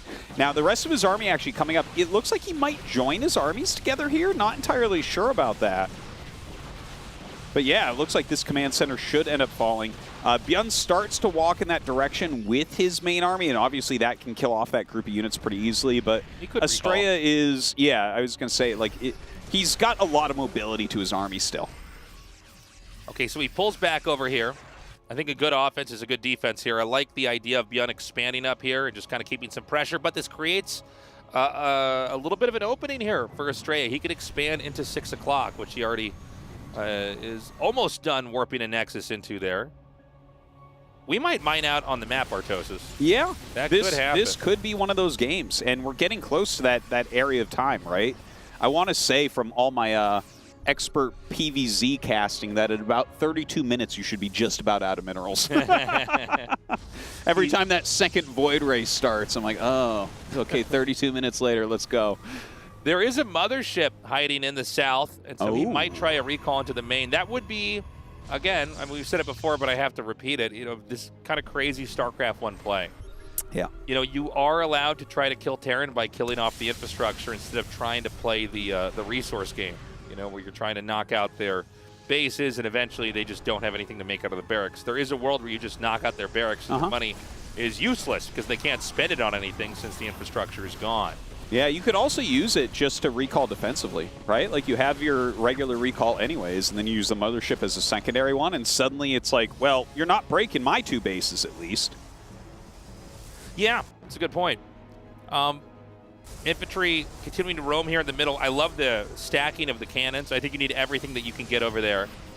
Remember that Terran in this composition, they are not sieging and pushing. They are trying to plow their way through with raw damage and hit points. So the extra cannons can go quite a long way.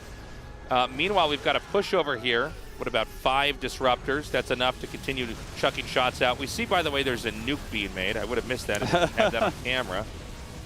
But now, oh my god, huge storms down here. Kind of baited into that. The disruptors go down, though. I think ultimately Beyond can win this fight. The mothership comes back to cover this. Those were some really, really nasty storms, though, dealing a lot of damage to this army.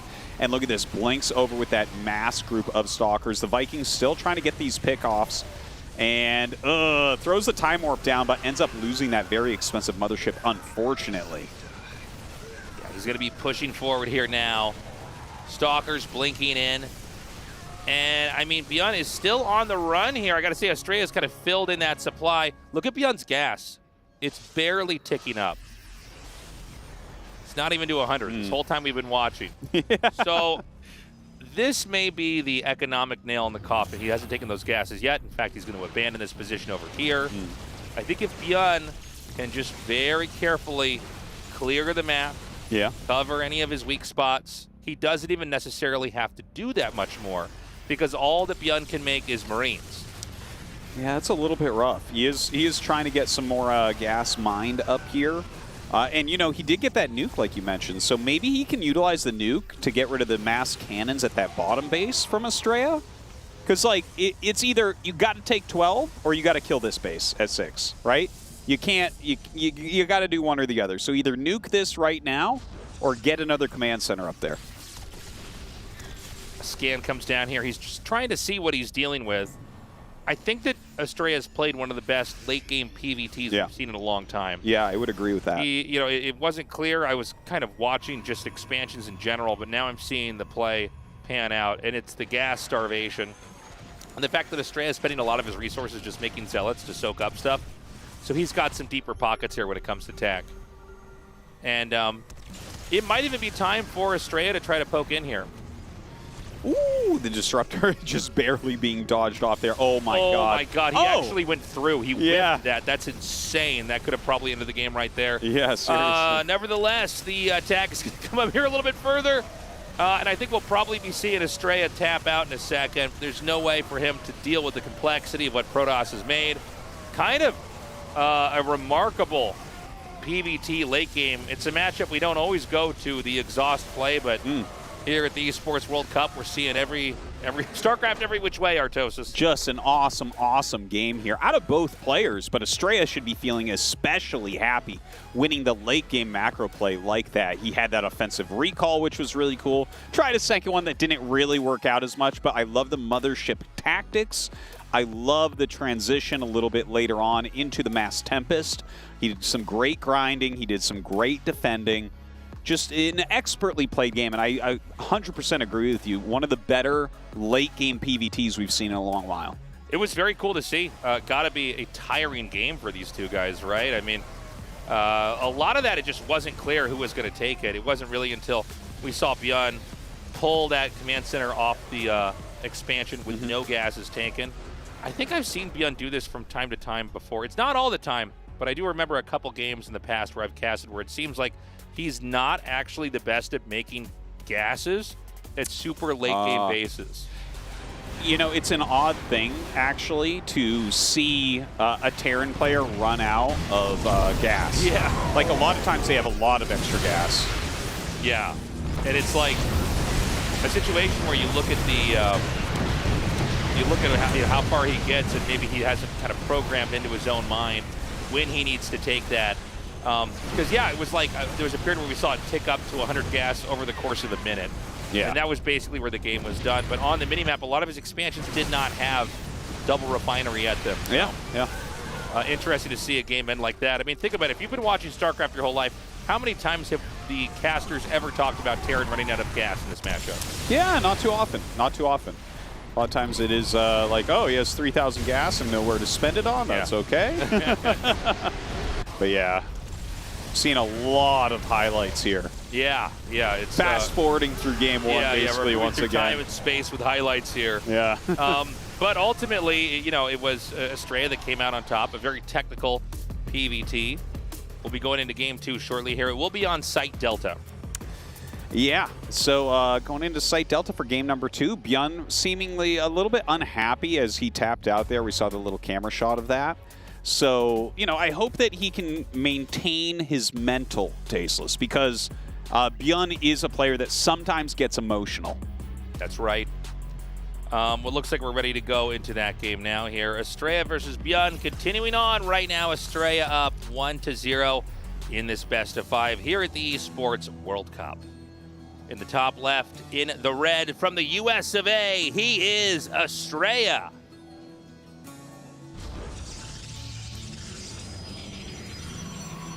And his opponent here in the bottom right in the blue from South Korea, he is Bjorn.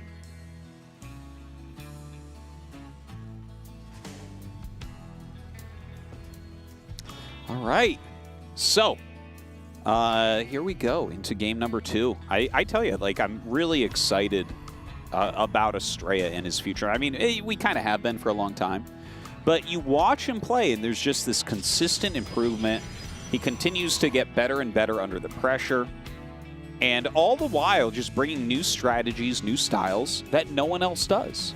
he really is the most strategic of the top pros. It's interesting because sometimes you'll have these players that are known for their creativity, but when it comes down to the most important games of the year, which are the ones that are happening here over the course of this week, they will go to more traditional, more textbook, more common styles of play, where Astrea really leans into the originality, the creativity in his StarCraft spirit. And it's fun, too, because we haven't had a player quite like him.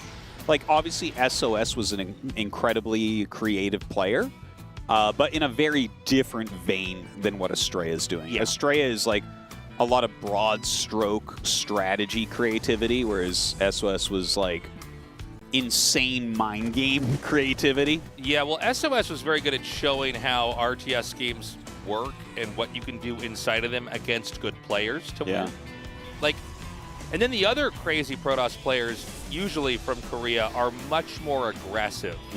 All the way in the past to players like Parting, to kind of the modern era with players like Hero.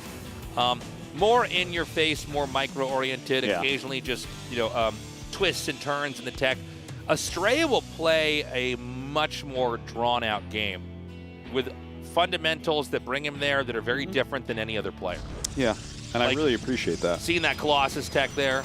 Yeah. Kind of slow playing it into Mothership, used to recall, like you do in StarCraft 1. I know we keep saying that, but for those of you guys that haven't explored StarCraft 1 competitive play, PvT, there's so much of it that is recalls into the main, so that was very cool to see. Yeah. We've seen that appearing in StarCraft 1 and StarCraft 2, a lot of cross-pollinization of strategies. A lot of the StarCraft 2 guys have gone back and played a lot of StarCraft 1 and then come back and played StarCraft 2 again, and we really do see that occurring. Some of these quicker carrier plays, like the carrier gateway armies, that's from StarCraft 1. The recall is a StarCraft 1 strat, and we've seen many StarCraft 2 strats popping up and doing really well, like from TY in StarCraft 1. So it's such a cool thing to see because the games are obviously quite similar, but very different as well. Yeah, so when you see those ideas get play into the opposite StarCraft, it's really something to see.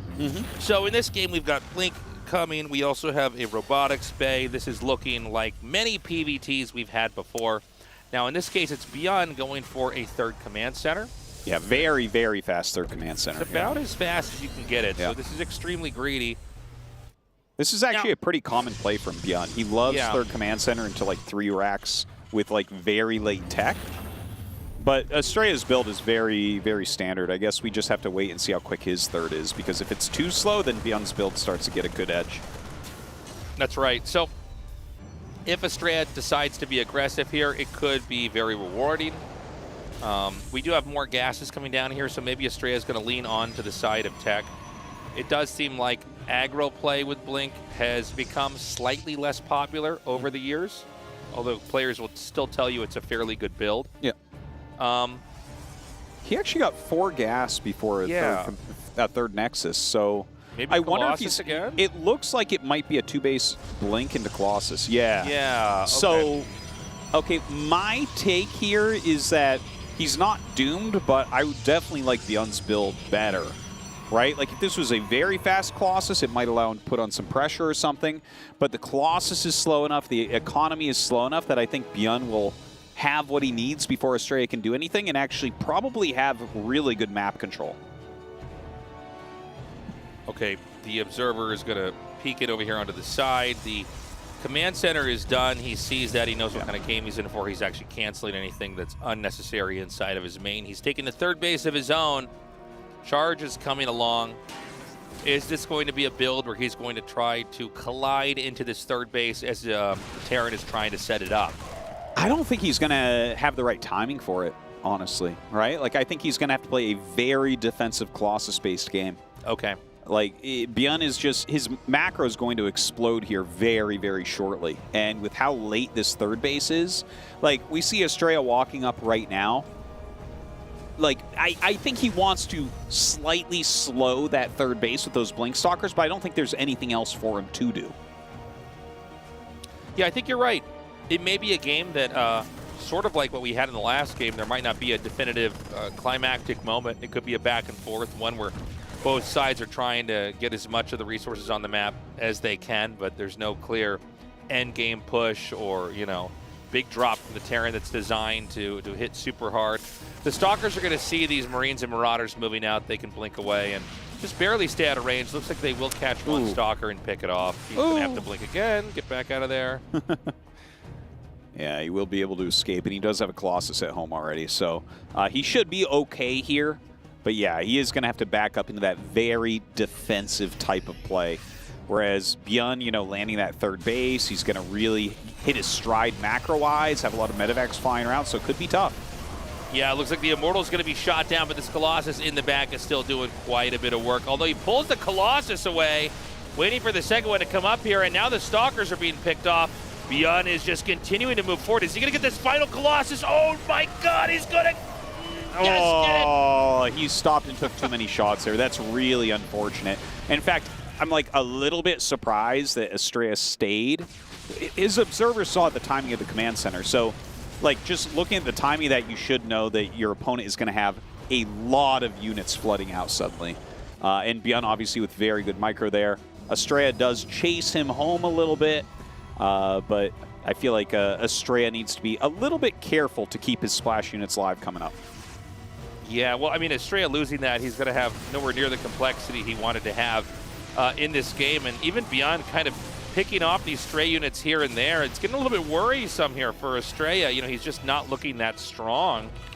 I don't know if there's going to be a big push that Bjorn could pull off and get in there and do that damage, but I mean, down that many Colossi already is pretty huge. I think this should be a much, much more relaxed and easy mid-game here for Bjorn than these other games. And we were talking about this before. Bjorn, at this phase of the game, it's kind of when he's the scariest. Yes, yes. I would definitely agree with that. Supreme late game is not really his. It's early and mid-game, and especially if you give him a lot of units. Like, he has got a lot of units right now. He's got a lot pumping out, and he's going to keep the pressure on. Here, trying to engage, but great force fields there from Astrea, really abusing that surface area. And now he's going to go ahead and get a Prism into the main base, it looks like. Yeah, he's going to have a War Prism with Zealots. He could drop into the main. There's a turret over here to hit this, but I think he could just kind of go around that. There's some DTs warping in, probably to put inside the Prism. And Bjorn's still roaming around the map, doing a great job. So he's going to come over here towards the main. Another DT is going to just slide by this army. It looks like Bjorn misses it, in fact. And, well, a DT and a Zealot do get into this base before Bjorn picks that off immediately. But, yeah, it looks like that drop not going to do too well. Really well-placed turret from Bjorn. Yeah, so this isn't going to get much done. Meanwhile, Astrea is moving out on the map. He encounters a large amount of infantry in the middle of the map and decides it's probably better to flee. He can't put any pressure on there for now. The other last DT is still out and about. It's going to get a few kills, but that will inevitably be cleaned up too. Yeah, the DT harass not working too well against the +1 armor here for the SCVs. Yeah. No plus attack for Astrea quite yet. You can see that Bjorn is actually going to end up being like 3 upgrades ahead shortly here. So that's going to be a tough place to play from. Really, he's going to have to lean into his splash damage, his robo units. Seems like it. The another dive in, and somehow the Colossus is narrowly picked off.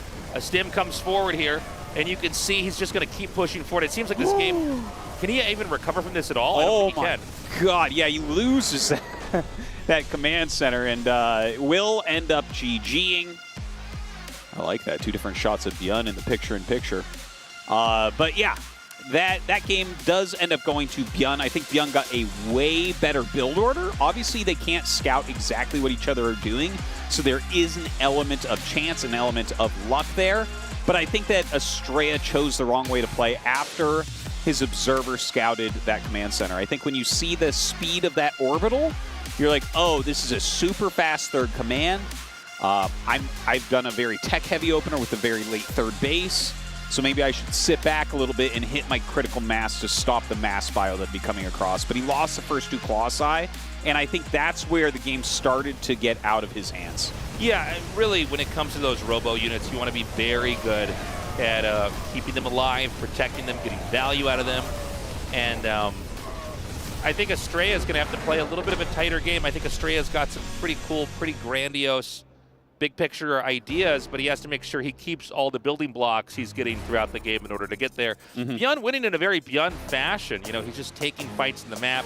He knows when to dive and commit. He also knows when to get out and cut his losses. And so it's been a great series so far. You know, this was a series coming into this. I think nobody was too sure who's going to take this. We knew it was going to be two different play styles going up against each other. Yeah, this was exactly the engage I thought went wrong right here that we're showing on screen. So you can see, like, he's out there battling in the middle where he should have already kind of been back, like maybe between the ramps or up one ramp, ready to come down the other ramp, that type of thing. It's just, when you're in the middle like that, that's where Bjorn wants to fight, and that's like how he's going to punish you for having a lower unit count. But if you do hold on to your Colossi, like if he doesn't lose those first two Colossi, he's going to build up into like a critical mass where he has enough gateway units blocking for enough Colossi, where suddenly the game is kind of forced late, right? Instead, Bjorn is able to apply constant pressure after the first two Colossi are picked off. I think it was just a poor choice there from Astrea. I agree. I think Astrea, it's pretty straightforward. You just have to really be on top of your army. You can be building whatever you need to build, expand, go where you want to go, but you have to be very careful to not get caught by that Marine Marauder in the middle of the map. We saw, not even just with the two Colossi, there were a lot of moments where Stalkers were picked off. I think Astrea maybe being too cavalier on the map in general gets punished. At the end, it's very easy for Beyond to close it out.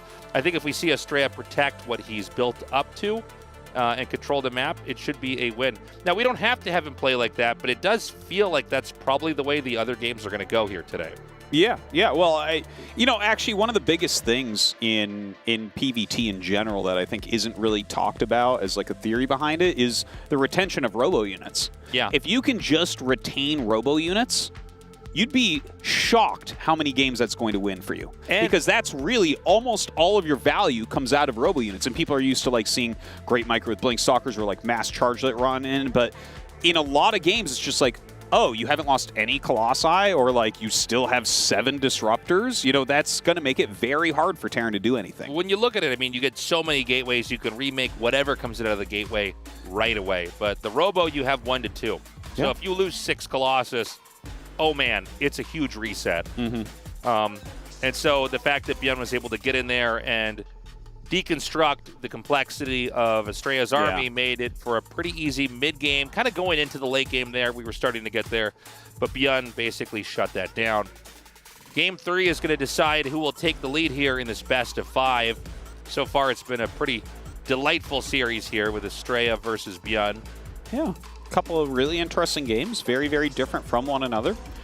Looking forward to going into game number 3. We're actually going to be on Post Youth, which is one of the more interesting maps, so very excited to see how they're going to want to open here. A lot of pressure on these guys, right? Like, you're not eliminated from the tournament. You still have one more shot if you fall here, but that one shot is a tough one. Well, it's a lot of pressure. You know, I think both these guys know they can beat the other one. There's a couple players that do seem untouchable. I'm talking about your Serrals, your Reynors, your Marus, but it's all about just getting to the next step in the tournament. We've already seen this has been a great fight. It's been a close fight. It's definitely not clear who's going to take it, but whoever falls down into that losers match is going to have a lot more of a hard time getting through the rest of this tournament. And it looks like we're ready now to go into the third game here. Starting it out with a look at Astrea here in the top right, in the red from the USA. I guess I said his name when we started this. It is Astrea. Terrible intro by me. And in the bottom left, in the blue from South Korea, he is Bjorn.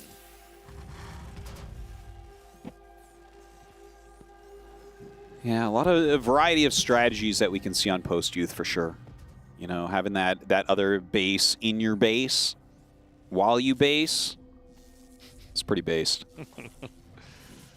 We'll see how this is approached here.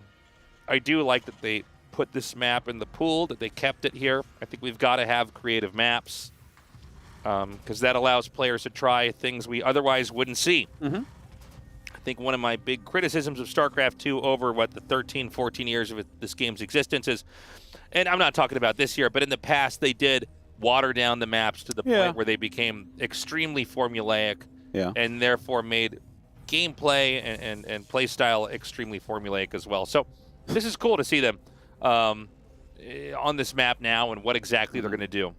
Yeah, there was definitely a period there where we had a bunch of reprints of the same like 2 maps. Yeah, these carbon copies of each other. Yeah, but I feel like we're in a pretty good spot map-wise right now. Definitely some very interesting ones out there. But yeah, Astrea up here pretty quickly, you know, doing some harassment with his probe, and of course he is making his Nexus back at home. No big surprise there, and Beyond certainly will be throwing down a command center here very shortly. Okay, so the command center goes down. We've got Beyond here trying to corner this one probe. And unsurprisingly, both sides just going for an expand. That probe is eventually killed off. Good control there by Beyond. And we don't know what kind of tech's going to come here. The factory is coming along for Beyond, but that can be so many different types of techs from there. Yeah, it certainly can. Will he do something like really teched out, like a Whittle Mine drop coming up?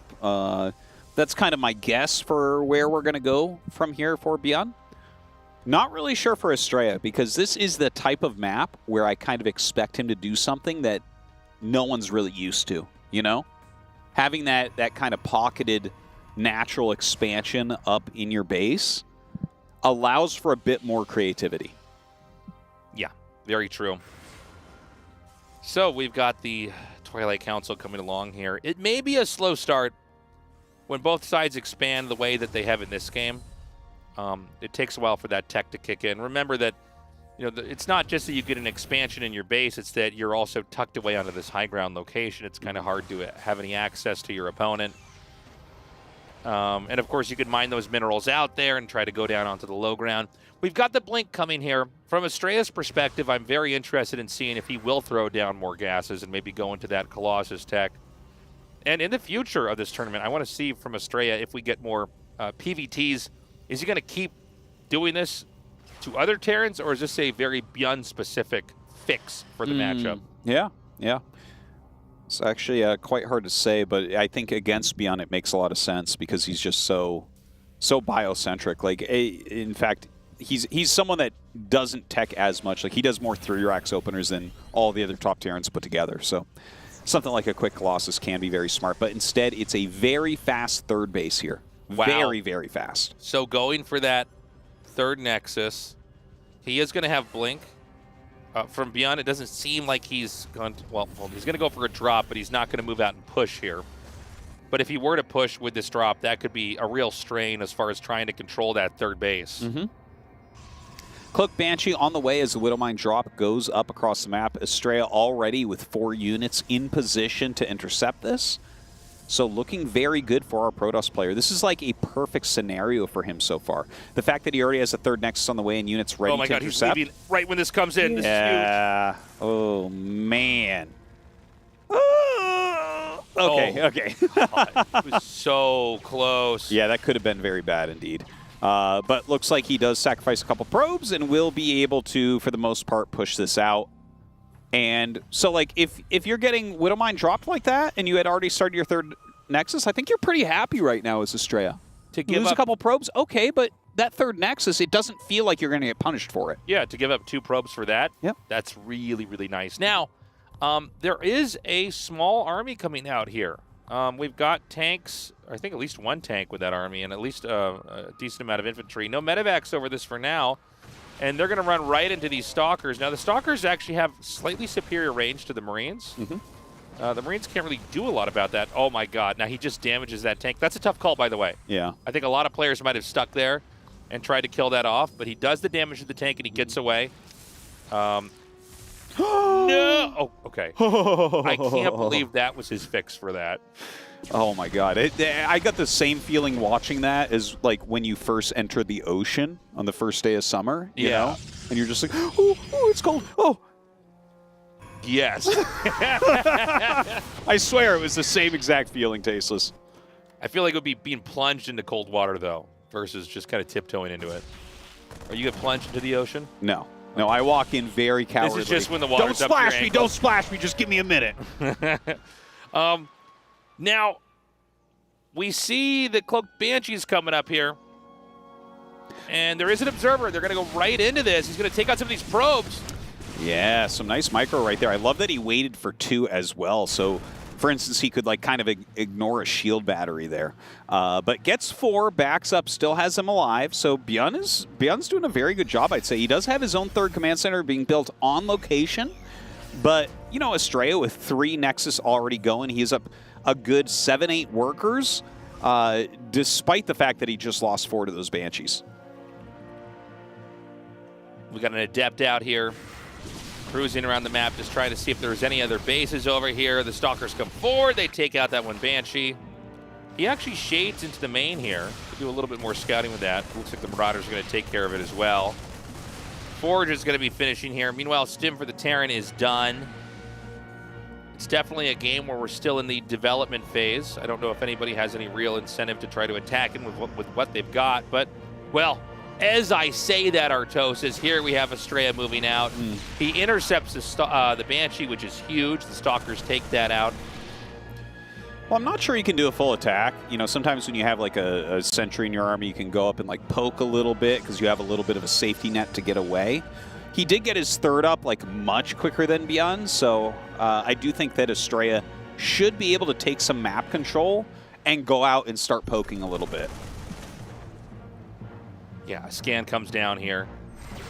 A drop over here. This is kind of funny. You see one Marauder come out here. That's going to be cleaned up.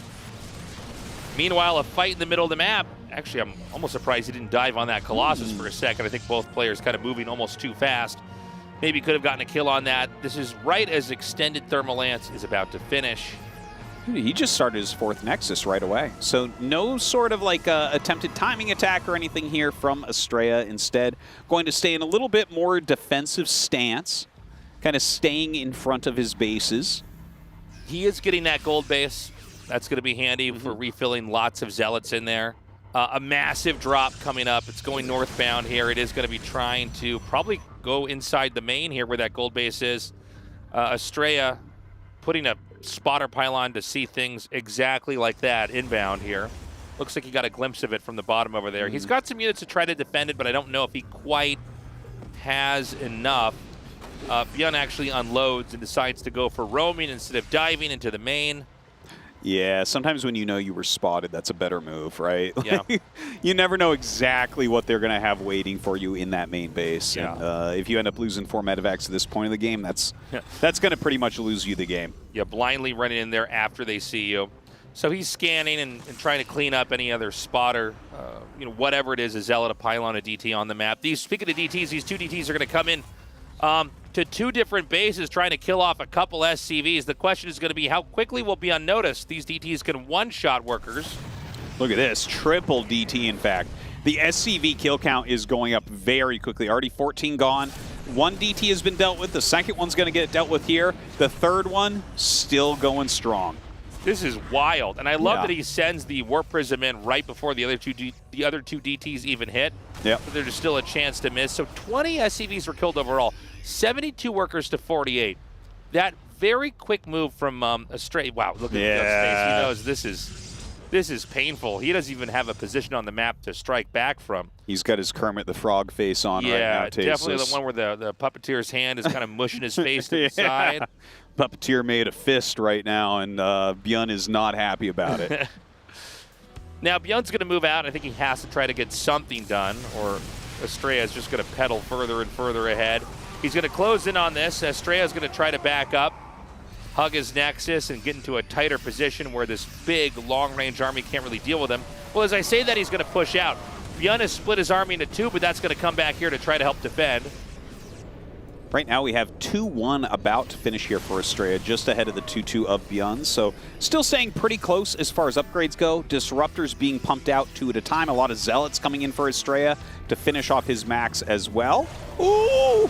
Actually, pretty good dodge there from Bjorn. Loses much less than I thought he was going to there for a moment. Nice little blink up here for Astrea as he joins up with that Disruptor and does push Bjorn back for now. Definitely looking at this game, I feel like Astrea is firmly in charge of it, but still play left here for Bjorn. He's going to look for a good engagement, and he's going to need that. But certainly no reason to, you know, he's not dead yet. Massive amount of medevacs here moving up. He may try to drop, but Astrea can spot this. And he doesn't know this observer's here, but luckily for him, he is going to unload it. Will he scan? He might be able to see that little wrinkle in the mini-map. I'm just going to kind of walk by it here, and a nice blink from Astrea gets 2 of the medevacs immediately. So even if you try to get away, you can't pick up everything. As that one Marine knows all too well. Yeah.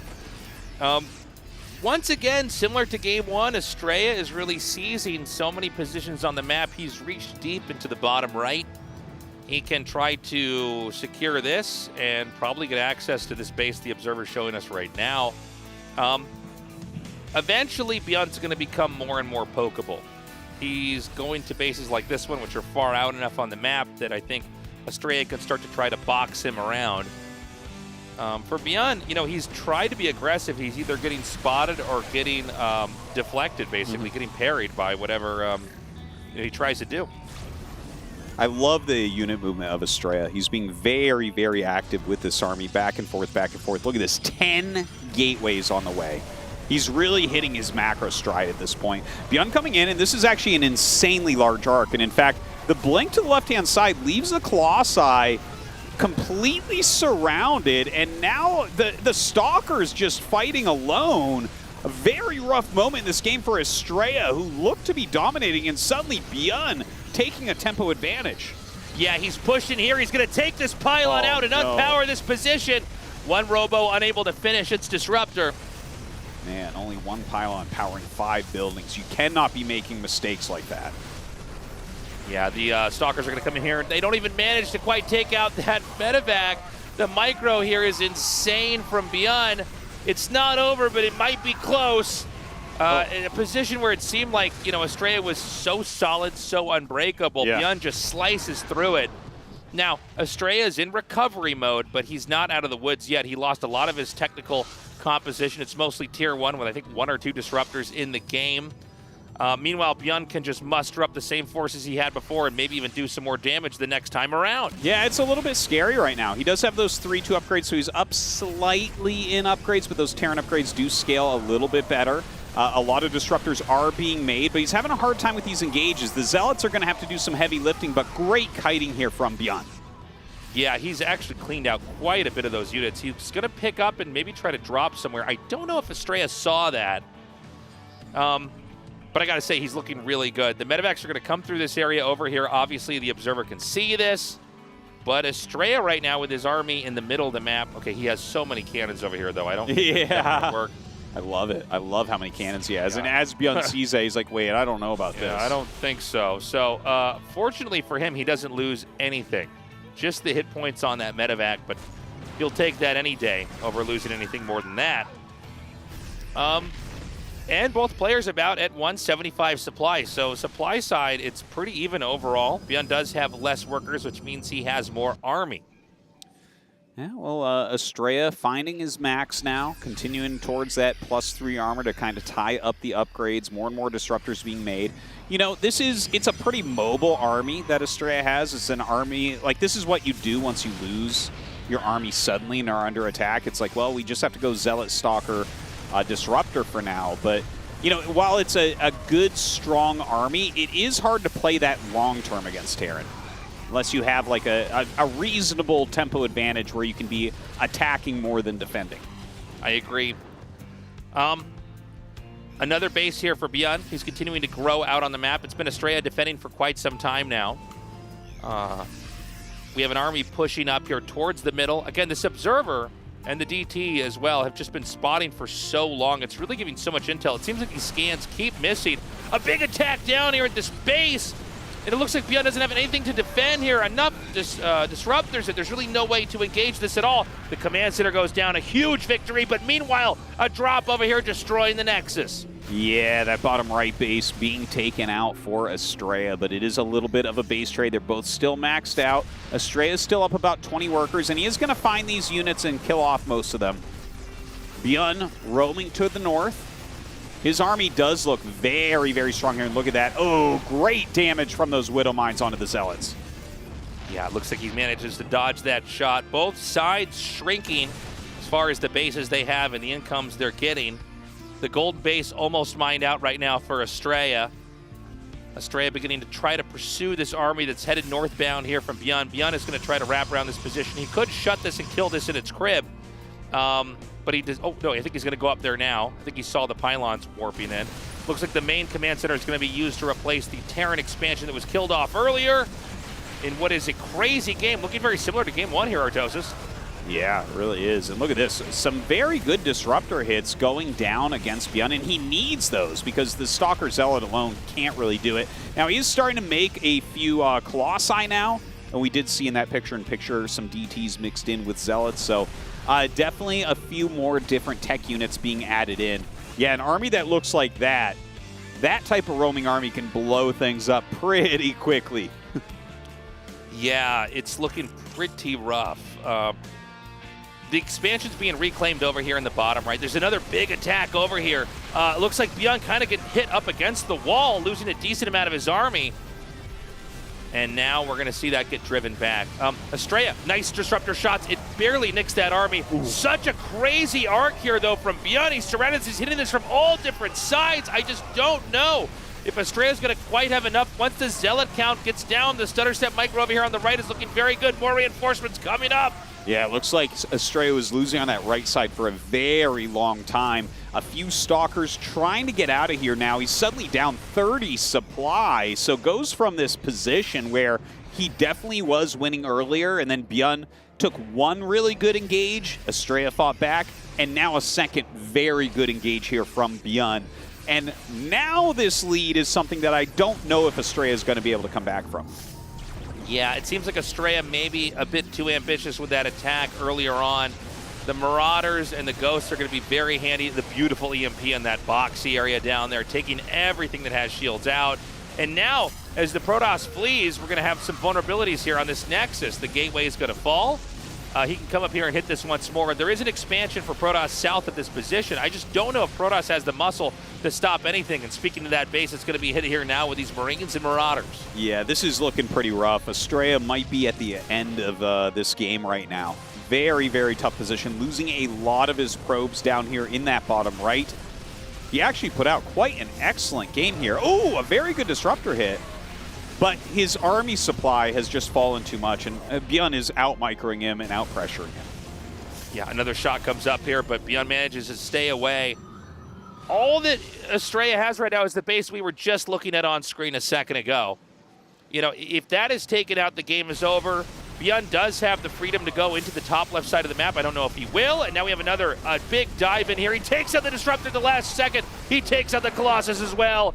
GG! Wow, really well done there from Beyond, coming back in a game that he was definitely behind in. I gotta say, like, this has been something I've seen a few times. Classic did a similar thing against Clem as well yesterday, where it's like it's been a few years of Terran pros being really, really good at engaging Protoss armies and like spreading out and really dodging well and taking the fights very, very well. And I feel like the Protoss players haven't really responded to that yet. The engages just a little bit off despite being ahead. Yeah, quick look at the recap here. Impressive stuff overall with these two guys. Guys, we're going to be cutting to a break here. When we come back, we're going to game 4 in this best of 5. You don't want to miss it. We'll see you soon.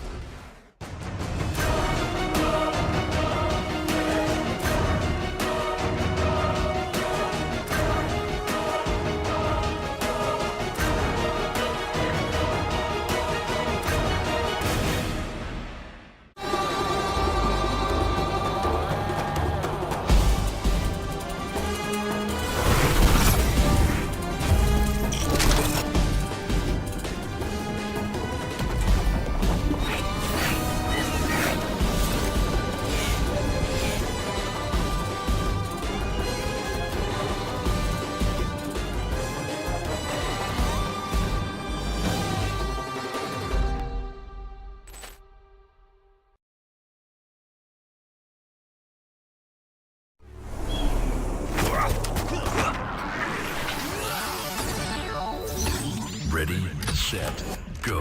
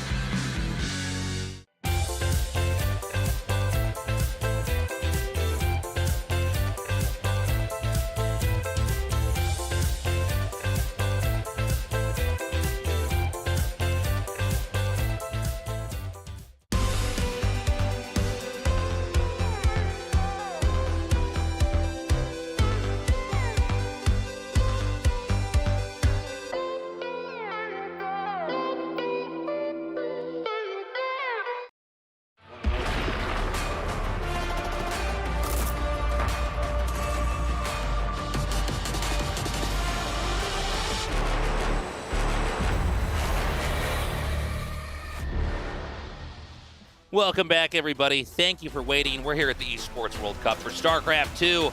It is a 2-1 lead here in this best of 5 with Beyond versus Astrea.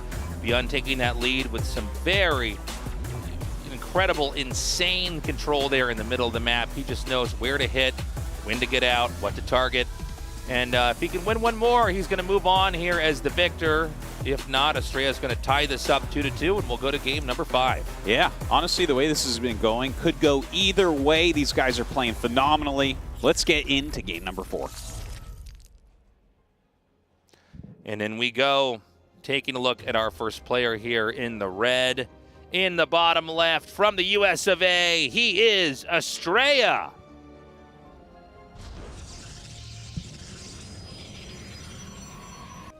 And his opponent in the top right in the blue from South Korea, he is Beyond. All right. We're on Alcyon, and honestly, I don't know what to think. I feel like Astrea gets himself into very good positions and then just kind of takes some poor engagements. I think in this modern age, like, Protosses are very careful to take really good engagements when they're behind. If they would engage similarly to how they engage when they're behind, when they're ahead, I think it would go much better. And I know that sounds weird, but it's like when you go and do like a full push, it's hard as Protoss because your disruptors like are better defensively than offensively, right? Because your opponent is kiting back. Your zealots get ahead of all your ranged units. It's very hard to attack. So I think you have to kind of take your time a little bit. And that's one of the reasons why we saw him win the game with the Tempest. Because you kind of, you know, you already, when the Tempest are out, you kind of know to do that. Whereas some of these other engages we see him taking without that, it's like all the units run forward and the engage kind of goes bad. Beyond does a great split, kites back on the side he's losing, pushes forward on the side he's winning, and suddenly the game is on its head. I think you make a good point. Nobody's making Astrea play the way that he's playing, right? He's got a kind of Zerg-like approach to the matchup. A lot of PvT is more about trying to get in and go for the Terran at that Achilles heel or try to cut him off somewhere, try to stop them before they start. But Astrea, he's like a Zerg. It's kind of funny. He just sort of techs into the Colossus, almost treats them like they're queens or something, uses them to defend and to poke and to cover areas. And then the next step is to just keep taking bases. In some of these games, we've seen him tech into Tempests and recalls. But it does give a lot of breathing room here for Beyond. Yeah. Beyond, who just basically wants to take skirmishes. He wants to use his infantry. He wants to drop where he can and stim and dive in when other spots where drops aren't necessary. It does create a dynamic where there's just a lot of opportunities for Beyond to succeed, and Astrea seems to have to, play an almost perfect game. Well, I think it can definitely feel like that. Whoa, putting the damage down immediately on there. Oh, man. But, yeah, I hope that Astrea can keep maybe a more defensive stance for a little bit longer in this game and maybe wipe out some of these attacks a bit better. Now, taking a look at these builds, it is Reactor Reaper here with some Hellions before that command center. So, he comes up and immediately eliminates that very injured Adept. The shield battery not up yet, and already some pretty good damage, right? He's already killed an Adept, he's already killed 2 probes, looks like he's going to get a 3rd, and maybe even a 4th, we'll see. I mean, this is kind of insane. You don't really expect this many probes to ever be picked off early on. He won't get that 4th worker, but hold on, I think he actually will here. He's got enough Reapers and a Hellion here. This battery can't last forever. He's going to try to cycle in between the grenades here. I guess the battery does, in fact, save the day. Enough energy to basically keep those workers alive. That could have gone up to even 6 kills had that battery not been there. But cool opening here from Beyond, getting in there, giving Protoss a bit of a black eye early on as the game begins to pick up. Definitely a bit of an edge after that opener. And, we talked about before how that's maybe what we're afraid of here for Astrea. If he takes some damage early on, it can be harder to get into those advantaged later game states. Now, 3-gate Blink Robo, very standard kind of old school play. We'll see. Oh, he did add his 2 gases. That's what I just wanted to mention here. So I think we'll probably see him go Colossus tech into the third base. I think so. Again, this is the way Astrea's playing the matchup. It is all about building up, growing. Well, hold on a second. A Templar Archives. Okay, so we were just saying it might be Colossus, but this is very, very, very different. So getting the Templar Archives with Blink. I think what you're doing here is you're getting Storm, and maybe he'll get a Prism with that. You don't normally see something that looks like this. This is not a very popular play. I remember seeing a build where you would get like the quick Templar Archives with like Storm in a Prism, and you get charged with that, and you crush the first push that comes out. Hey, there's the charge. But that was back in 2017. This was a popular build. So it seems like you could just get a third base, and you kind of use the Storm almost like it's the Colossi. Yeah. You could throw it into a War Prism and use it that way. This is another moment. You know, we were talking earlier about StarCraft 1 ideas coming into StarCraft 2. Well, we know that Shuttle Templar play has been very popular. With pros in that, and there's really no reason at all you wouldn't put Templars into War Prisms and just use them the same way. The idea is that they can't snipe the Templar, they can't even really preempt it in any way. You run in with a big attack, you unload the Templars, they storm, you pick them right back up, and there's just not a lot of recourse for Terran. And of course you can also alternatively use them to defend and use them to deflect any attacks, and it makes it pretty tough for Terran to get anything done. That being said, you're reliant on energy, right? So you don't just have a unit that can deal damage over time, whether it be a Colossus just firing again and again and again, or the cooldown on disruptors. Yeah, and you know, sometimes actually if you do end up hiding them, sometimes the Terran doesn't even realize that you're on Templar tech, right? Yeah. So that always can be something that, like, if the first time you realize they're on Templar tech is when your army gets stormed, that's never a good sign. You can definitely take an engagement very poorly because of that. Well, either way, we have a couple of medevacs making their way across the map. Psystorm is about to finish. Charge is about to finish. Obviously, we already have Blink here for Astrea. That third Nexus is done and starting to open up the other side as well. The tank is going to come down here. Where's the angle he wants to go at? There's medevacs. They just thread that needle perfectly just in between the vision. So he wants to try to drop in the main over here and perhaps push this third base. This is going to be very tough for Astrea to hold on to. Already 6 workers are killed off. The Nexus could be just shot down. Meanwhile, Zealot's coming across the map. It seems like Astrea wants to be ready for this attack and is at third base, but he's just not ready for what's happening in his main. He picks up, he escapes. It seems like the storm and the feedback just are not going to happen. Meanwhile, there's a not empty bunker, excuse me. 2 Marauders are inside here. SCV is trying to repair, going off and on that, and it looks like it's eventually going to, be picked off here, but with the rest of the infantry coming back up, these Zealots will be cleaned up, no problem. Doesn't feel like any of Astrea's moves are working out for him right now. He's taking some damage, losing probes left and right, getting his buildings unpowered. You know, a lot of little flubs for Astrea, unfortunately. And when Beyond starts to get an edge like that, you know, his fast-paced, pressure-filled style can be very hard to deal with. Another push comes out across the map right through the middle here. I got to say, Astrea feels more brittle in this game than any of the games we cast of him before here in this series. Great Storm, that was kind of what we were talking about earlier, where, you know, if you get 1 or 2 good storms off, the whole infantry army melts. Obviously, you are able to dodge them, although Bjorn didn't in that time. He was clearly preoccupied with something else on the map. Regardless of how much of a beating Astrea has taken, growth has not been slowed down. He's taking a 4th base north of his 3rd, right over here. And, you know, he's very spread out. He didn't turtle. He didn't take his triangle base 3rd, just outside of where his main is. There may be openings for Bjorn to try to hit in over here. Another great storm, and again, Bjorn a little bit slow to pull away. Feedbacks on the medevacs is going to make this whole army a lot more squishy. Yeah, really well done by Astrea, and I gotta give props to him. The fact that he's still up in the 60s on his probes and taking a 4th Nexus, despite the reasonable harassment that Bjorn has done, very good, very on top of that macro play. So Bjorn just still in the middle of the map, scans, takes out that observer. And, you know, puts a little bit of pressure on here because Bjorn could attack anywhere. He could go to the bottom, he can go to the top, he could try to poke right in between the 2nd and 3rd base. And this makes it tough for Astrea to try to come out with any kind of slow-moving ground army. It might be forced to recall back at home immediately. We're just seeing tech on both sides. Terran is now taking a 4th command center. Looks like that'll probably be sent to the 3 o'clock spot here on the mini-map. Right now, some Marauders hitting into this 4th base, but looks like he has absolutely plenty to deal with this between the Storm and the Battery and the Zealots there. We have the Stalkers kind of helping to push back as well. Byun, though, has 2 armies, of course. Gonna pressure into this natural now, and there's nothing here. Oh my god. But he only wants the pylon. Yeah, well, enough is enough. I take that out. Doesn't want to overextend. I kind of appreciate that. This does supply block Astrea.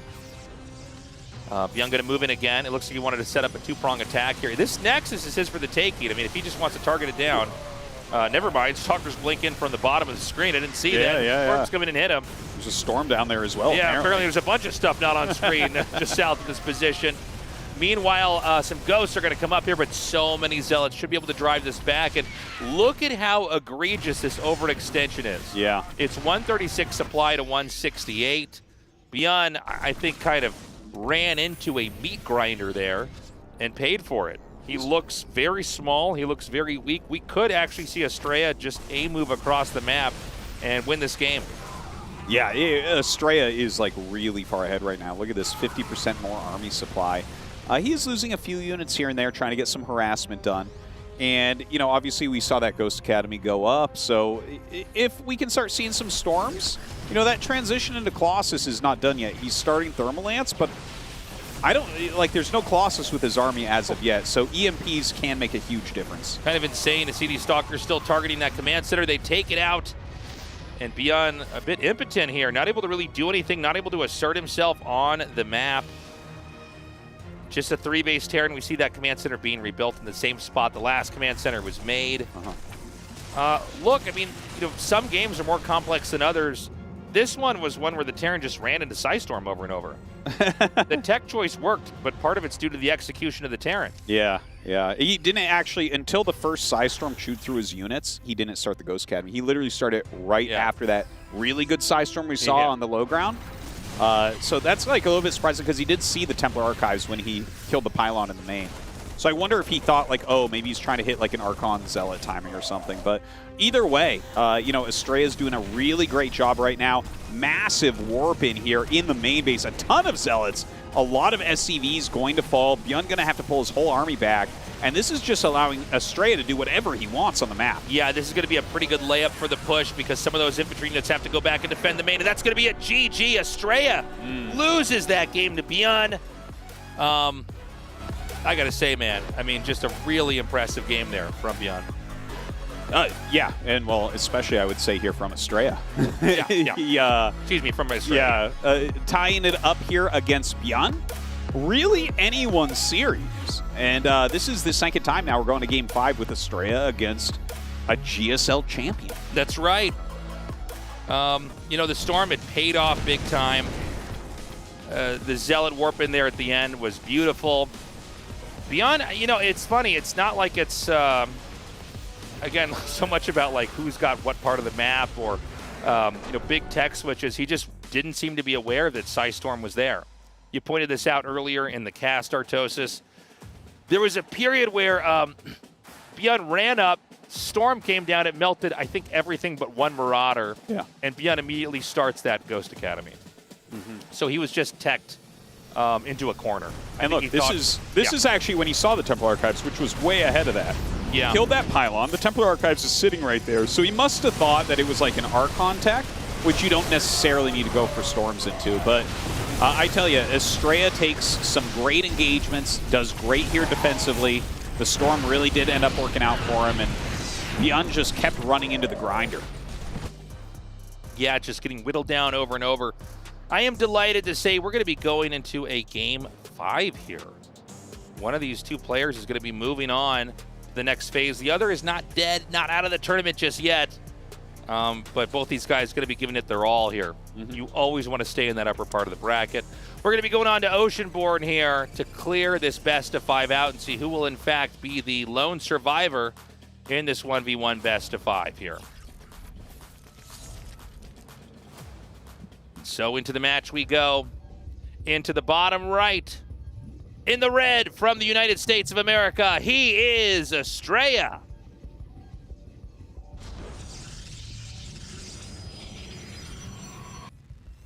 And into the top left in the blue here from South Korea, he is Beyond.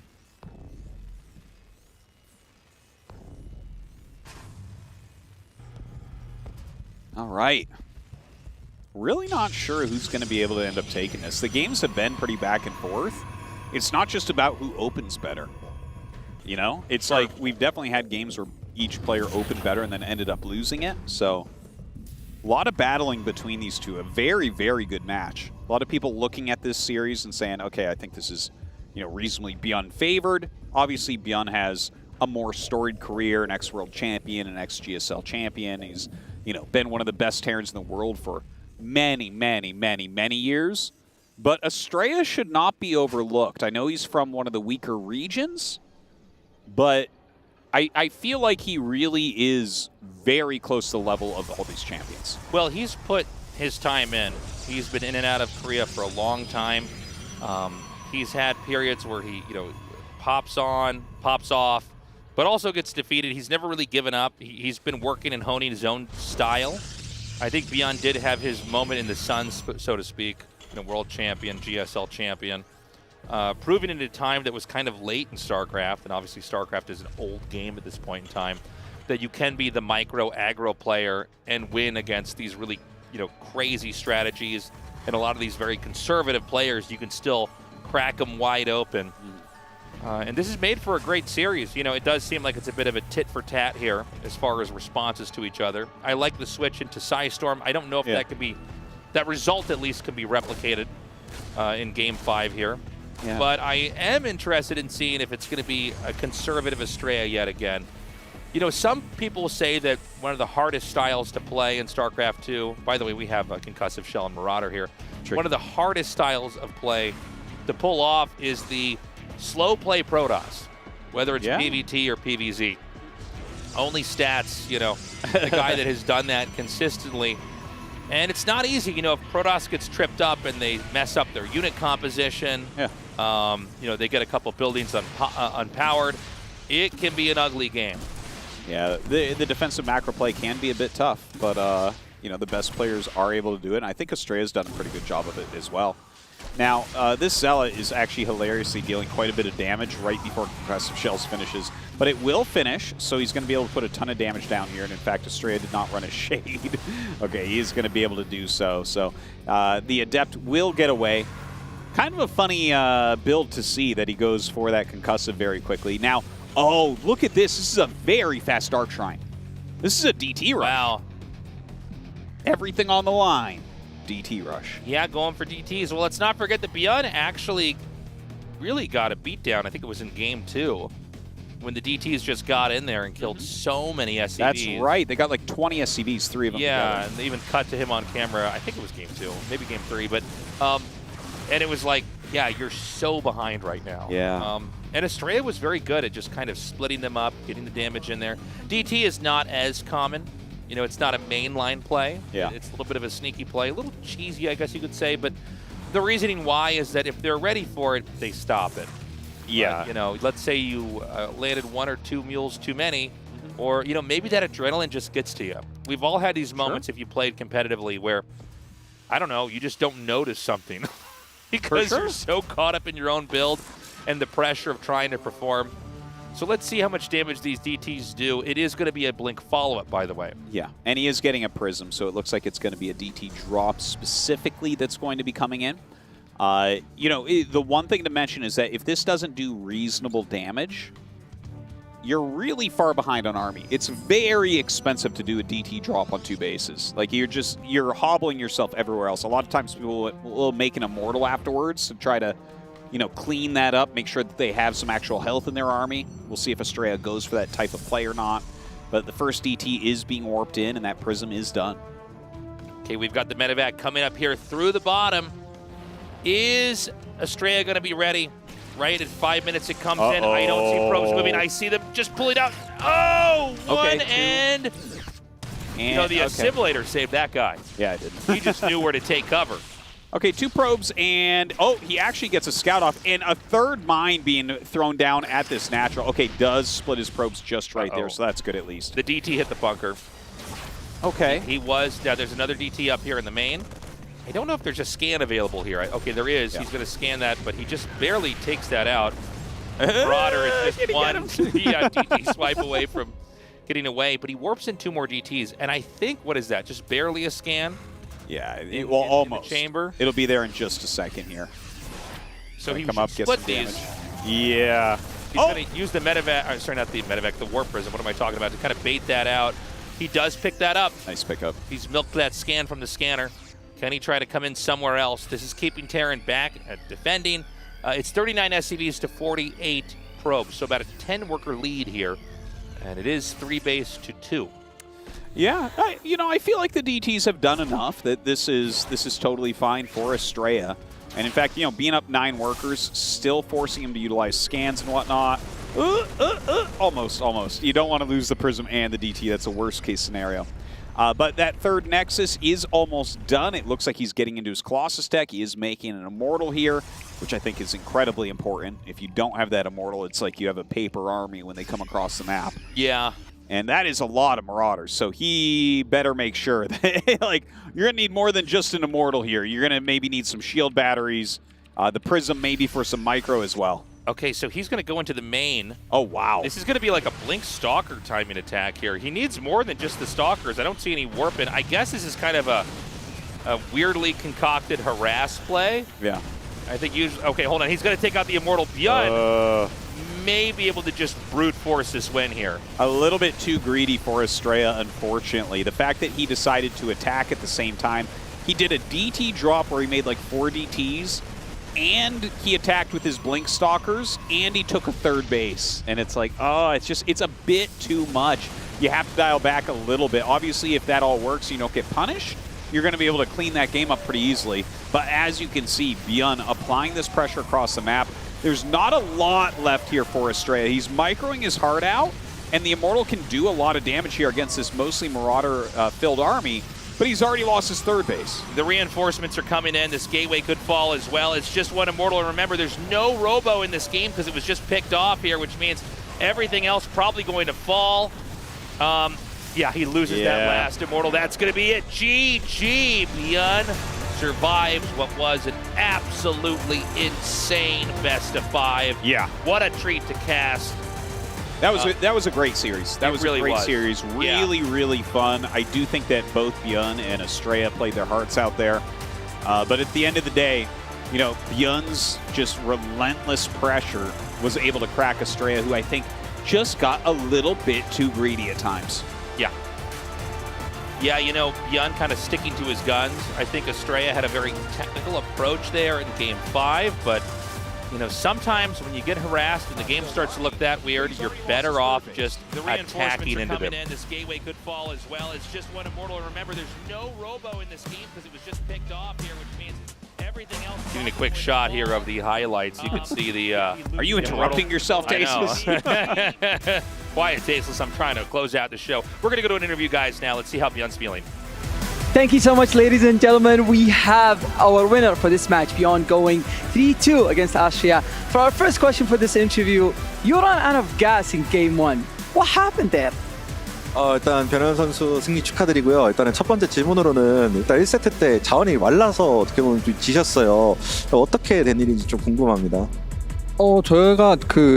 저는 제가 유리하다고 생각했는데 생각보다 아스트레아 선수가 뒷심이 좀 강하더라고요. 근데 끝나고 리플레이를 보니까 제가 센터 멀티를 아예 모르고 있었더라고요. 그러니까 그 맵을 센터 멀티가 되게 중요한 맵인데 너무 무아지경으로 플레이하다 보니까 센터 멀티를 아예 까먹고 플레이하다가 제가 좀 더 공격적으로 했으면 더 좋은 결과가 나왔을 텐데 그 센터 멀티를 몰라서 수비적으로 했던 게 좀 패배가 됐던 것 같아요. 그게.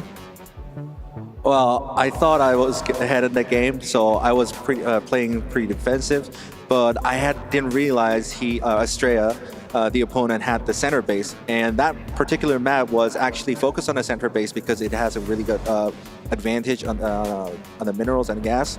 So I should have noticed that, but I didn't even notice. So I was too focused on the other things that I could even notice that exist. So I kind of played really stagnant. So if I played more active, then I could have turned the tide. Yeah, I mean, honestly, there was a lot going on for game one, so nobody's blaming you for not noticing. Don't worry about it. But I do want to ask you about their next match. It's going to be a rematch against Oliveira, who put you in the lower bracket. How do you plan on taking revenge? 이제 다음 상대로는 이제 올리베이라 선수와 이제 리벤지 매치를 치르시게 될 텐데 올리베이라 선수를 다시 상대하시게 된 좀 소감이 어떠신지 또 어떻게 상대하실 계획이신지 궁금합니다. 일단 어떻게 상대할 계획은 뭐 올리비에라 선수가 이 인터뷰를 보고 있을 수 있으니까 말하지 않겠고 일단은 제가 생각하는 테란 중에 되게 잘하는 상위권 최상위권 테란이라고 생각하고 또 이번에 만나서 졌을 때 되게 아쉽게 전 제가 이길 수 있을 줄 알고 플레이했는데 되게 아쉽게 져가지고 정말 많이 멘탈이 나가고 아쉬웠는데 이렇게 리벤지 기회가 좀 빨리 찾아오게 돼서 되게 기쁘고 내일은 좀 살살했으면 좋겠네요. I mean, Oliveira is a tough contender, so I mean, well, he's a really tough opponent, and he's a top Terran. So I'm really heartbroken. Even though I put up a good fight against him, but I lost to him previously. So yeah, it's kind of a melancholy thing because like I have a really fast chance to get revenge on him, but also he's also a really tough opponent. So like I don't know if I should be like joyful or maybe. Yeah. I mean, who would have thought that you would have a chance to take revenge so soon in the tournament? But here we are, and we're gonna definitely look forward for this match. But for now, let's head back to the studio to talk more about the game.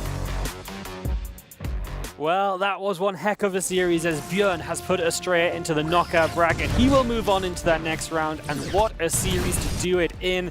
Roddy, you said this best of 5 has too much to talk about, because it really was a bit crazy. It's ridiculous, man. I feel like I was a different man before this started. Some absolutely amazing games. Game 1 on Crimson Court, epic. Game 3, epic.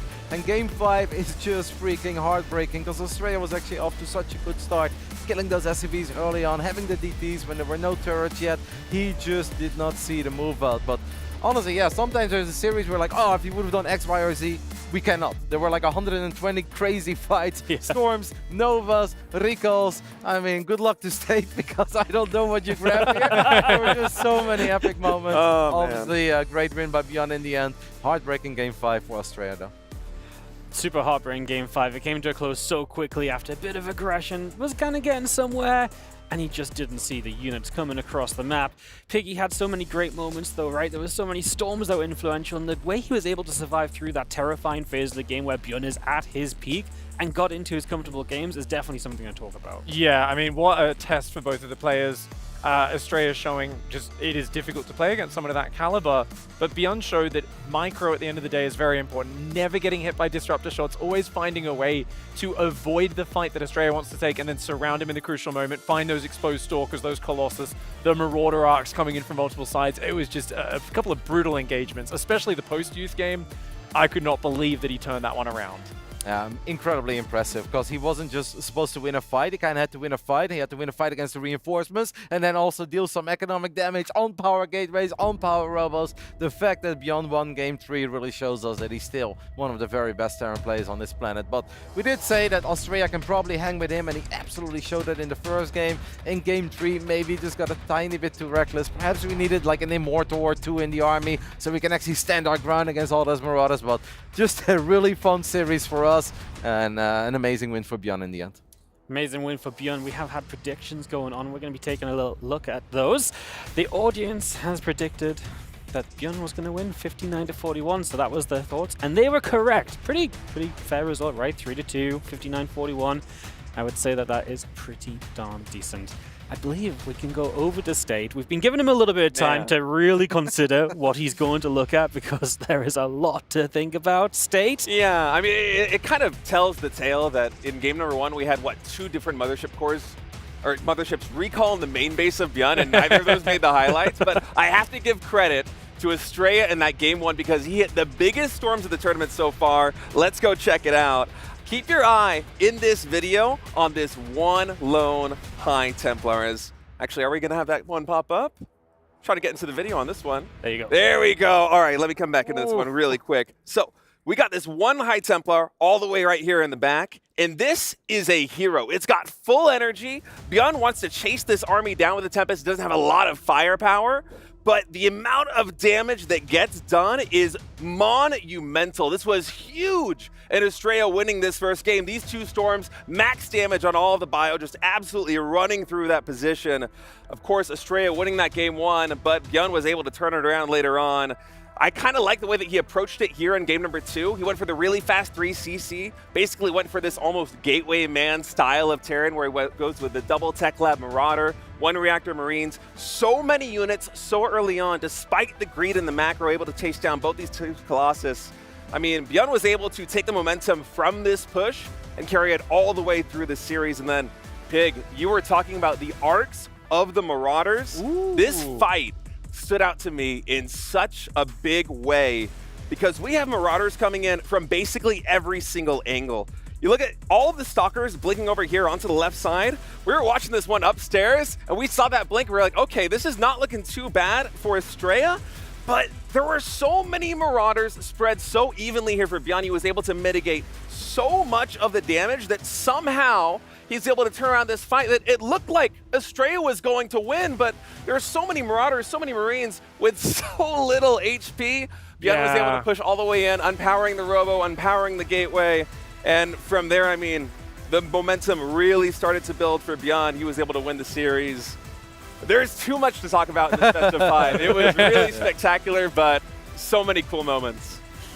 Absolutely beautiful stuff. We are having a great day of games here in the Esports World Cup with StarCraft II. The games are just getting better and better. We started off a little slow, right? Some 3-0s, well, kind of fast, really. But it has just got better, and we are getting to the best parts right now because up next, we are going to have upper bracket finals. We are going to be going into the legendary GSL rematch of Dark versus Maru.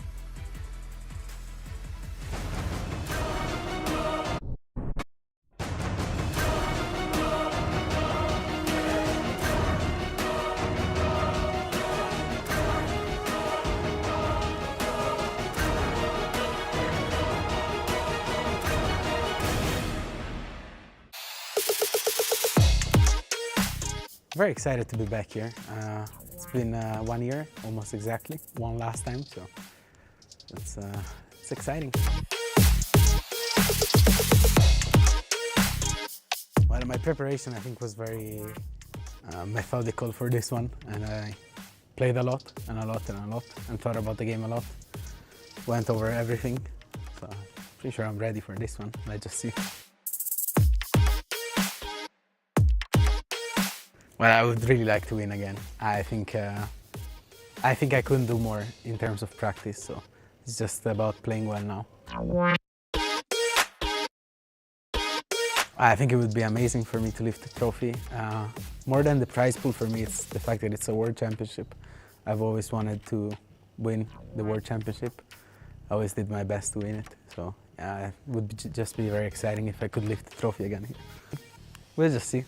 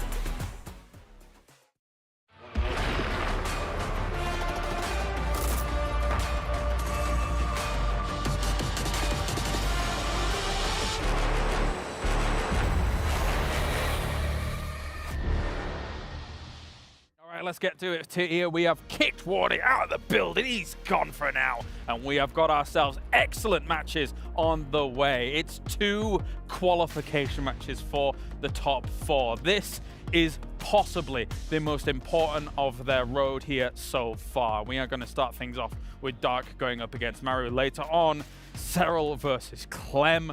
Oh, I get chills just thinking about these next 2 games because they are unbelievably important. Every single time basically one of these players gets a win, they guarantee themselves $80,000 for getting top 4 at least. But anyway, let's talk about this. Rotterdam, Dimu talking to me here about this one. Rotti, where do we begin? This is awesome.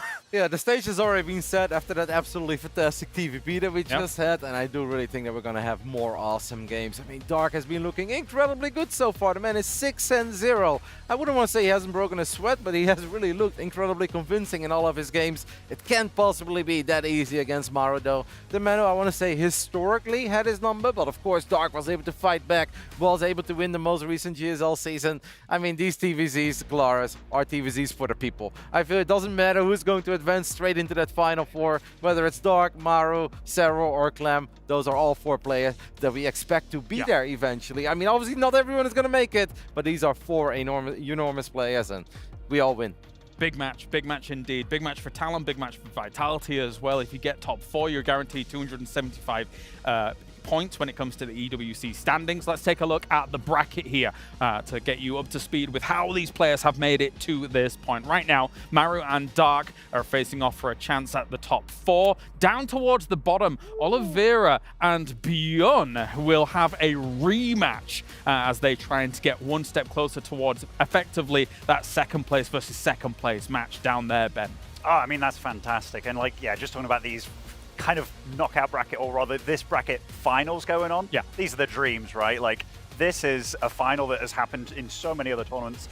And this bracket over here, I mean, it's just so spicy what's going on. Reynor against Solar, that's not an easy one for Reynor either, actually. Like, here's one that in the past, Reynor's been like, hey, I can even beat you with Protoss, mate. But nowadays, I'm not sure it's so clear-cut. And Hero Cure, I mean, Cure actually had a really close series for Classic getting there. Hero versus Cure, base trades galore, crazy stuff. What's he laughing at? In Game 3, Cure did the Roddy Killer, Ben's favorite build of all time. Like, I'm sure you saw it, I'm sure you loved it. Now, some pretty crazy reverse sweeps in the lower bracket. We had that 2-0 lead for Classic that got swept. Hero Marine took a 2-0 lead over Gumio, but then Gumio got the reverse sweep. But I also want to give a quick shout out to the reigning champ, Katowice 2023, Oliveira, still having a bit of a run though. He's actually looking really damn good once more. Dallas was not a fluke, Kata was not a fluke, Oliveira is still here, and that makes you just really happy. Yeah, very exciting. But Ben, got to get your thoughts more about this matchup coming in, because again, one is going to the top 4 here. Maru, we absolutely expect him to make top 4. Arguably, Dark, we expect him to make top 4. This is a rematch of our most recent GSL finals, and Dad Gamer Dark was able to beat Maru 4-2. He's repping the boys, isn't he, over there, Dad Gamers? But no, I mean, like, this is a final that we've had in many other past tournaments, right? Like, big WESG, it went all 7 games. That's where Maru 2 racks him in the final game.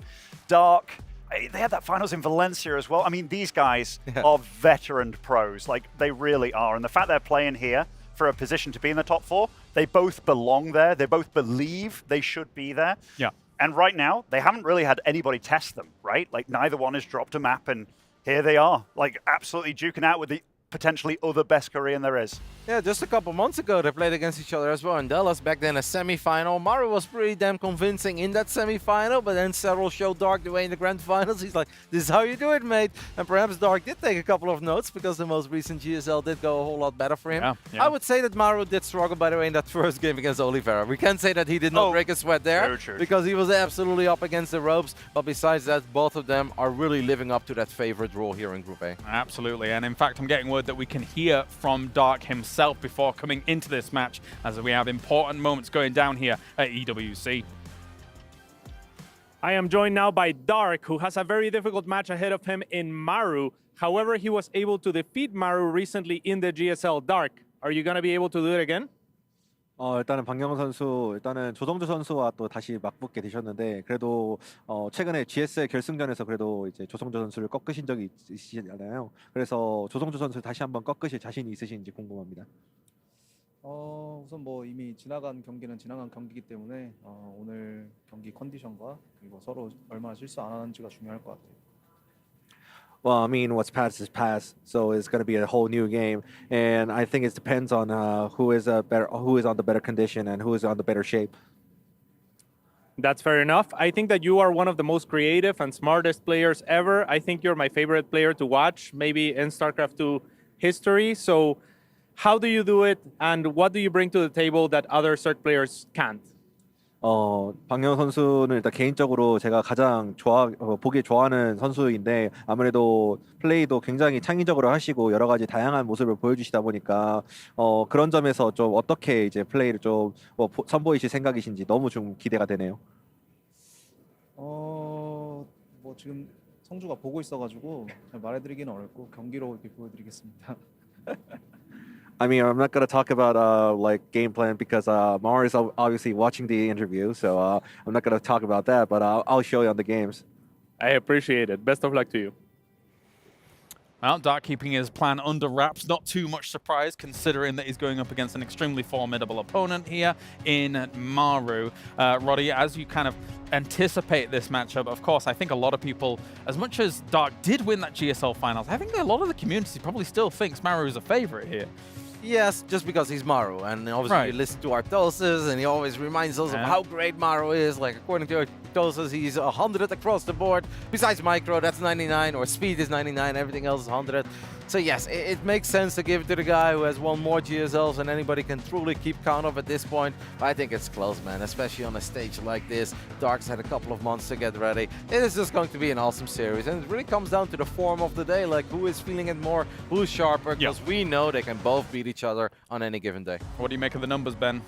You know, honestly, pretty damn close, hey? Pretty damn close. I mean, defense-wise, this is a real, like, Dark comes in as a real bull. Like, every time I look at him, I'm like, he can really absolutely hammer you on down. And Maru, he's better at weathering the storm than any other player on the planet, really. Like, you talked about Oliveira in that game when he should have been absolutely dead, and it's like, Maru finds a way. He really is that kind of guy. I think both of them are going to push each other very hard. Yeah. I do think that if Dark takes a loss here and there, he absolutely can bounce back, whereas Maru, if he's 1 or 2-0 down, that's when Dark can really pull out the cheesy builds and really go for the throat. I'll check in with you guys over at home as well, as you can send us your predictions. www.stcplay.gg and vote for who you think is going to be victorious here, because so far, up until this point, this is the most important series we are going to witness here at the Esports World Cup. And one of these names will be making themselves into that round of 4. I can't pick. Let's take a look now as these two players are going to go for the vetoes and figure things out. Best of 5 to remind everybody at home how this is going to go down, Roddy. I believe that the first veto there by Dark is Ghost River. I'm surprised, man. We just saw a cool build of Reynor. Maybe he's like, perhaps Maru wasn't paying attention. Yeah. Reynor, I like that build. Let me copy that. Couple of links and queens being dropped to the other side of the map. But yeah, overall, most people do agree that this map will absolutely favor Terran, up to the point where in the previous map, Zerg players would sometimes veto Oceanborn because they thought it was a bad map. It has now turned into a, I hope I get to play Oceanborn because the other maps are more difficult, but that is not going to stop a man like Dark. Dark can shine on every battleground. It's kind of cool, like Dark has been vetoing Ghost River, and he's been picking Dynasty. Oh, pick Crimson Court there for Maru. That's Golden Aura, by the way, that he picks. Oh, so the races have switched around there? I don't know where you see Dynasty, man. No, I haven't said Dynasty. Crimson Court he picked. Yeah.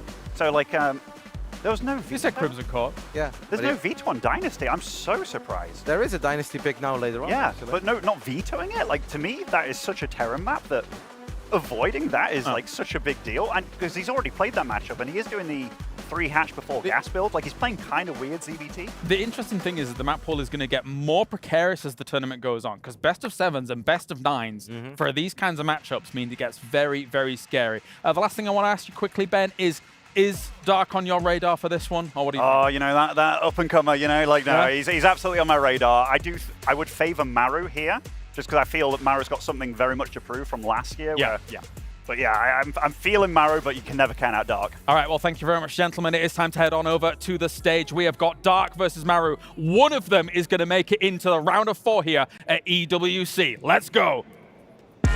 Well said, gentlemen.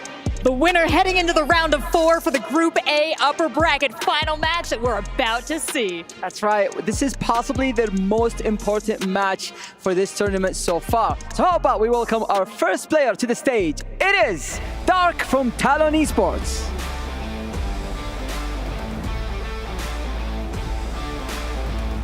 The third rank in the world comes back to stage with a huge range of strategies under his belt.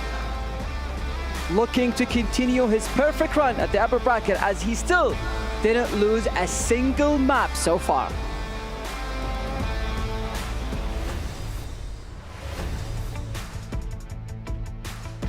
And Dark's opponent from Team Vitality, it's Maru, the #1 ranked player in South Korea, seeking revenge for his recent loss in June's GSL Season 2 Code S Playoff Finals. We're excited to see this matchup against Dark and excited to see what Maru's got up his sleeve.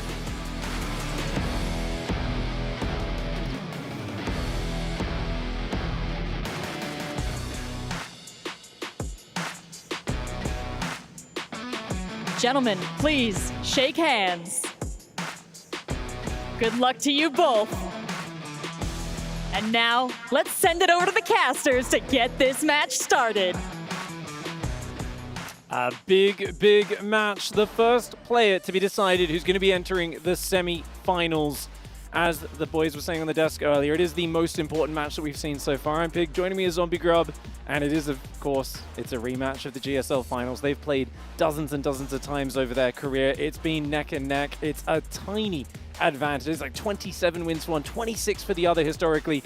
It doesn't get any closer than this. Yeah, exactly. They could entirely even that up because I believe Dark is the one that needs to even it, and I think he absolutely can. We've already talked a little bit about how much I think that Dark has an excellent story coming into this tournament. It is going to be one of his last, if not the last, until he goes to military. It's going to be his 10th Premier win as well. He talked about really wanting that before he had to leave, and he also has all of this obligation to his family that he feels because he does have a very, very young daughter that he can't help take care of as much as he prepares, so he was very thankful to his wife. It was just a great moment. It really made this titan of Zerg and StarCraft, who was just a cool guy, into a cool guy who had a heart, and that's just a beautiful combination, right? I think And so. that is adorable, but honestly, it's backed up by the results. This is new dad energy. There's I'm Yes. fighting for my family. Yeah. He's been just kicking butts lately. He's playing so very well. And it's really impressive to see Dark have this.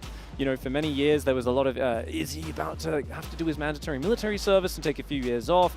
But he keeps getting chances to compete here, and he's been representing Talon Esports very well, having so many great results. But Maru historically is a player that does give him problems. It's interesting when you look at the strengths between the two. Maru is just unparalleled in the end game. If you get late enough in the game, you can't really stand with him. No one can, but definitely, you know, Dark is going to be a bit more powerful maybe in the middle stages where he's great with those giant Ling Bane counterattacks and that sort of stuff. But Maru isn't just good at the late game. He's also got these really fierce timing attacks, which historically he's caught Dark off guard with a lot. So it's kind of interesting. I feel like, can you survive the early game as Dark and then do something in the mid game before Maru reaches that ultimate form in the late game? That's the story for me in this series. Yeah, and it's also a story that's kind of backed up by Dark's own words about his own wants, I suppose, in a game where he says, like, I never really want to be in the late game. I just find myself in it far too often. And because of that, obviously he's very good at it, but most people consider Maru's late game Terran versus really anything to be the best. Indeed. Maru, of course, famous for showing that Terran can be played in later stages than many others had ever figured out.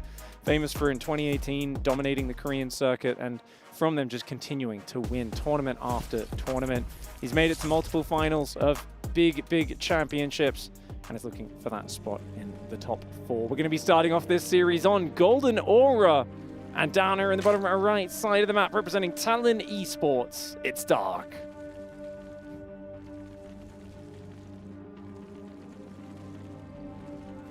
And in the top left, it's the man that's won almost too many GSLs to count, except the last one. He lost to his opponent.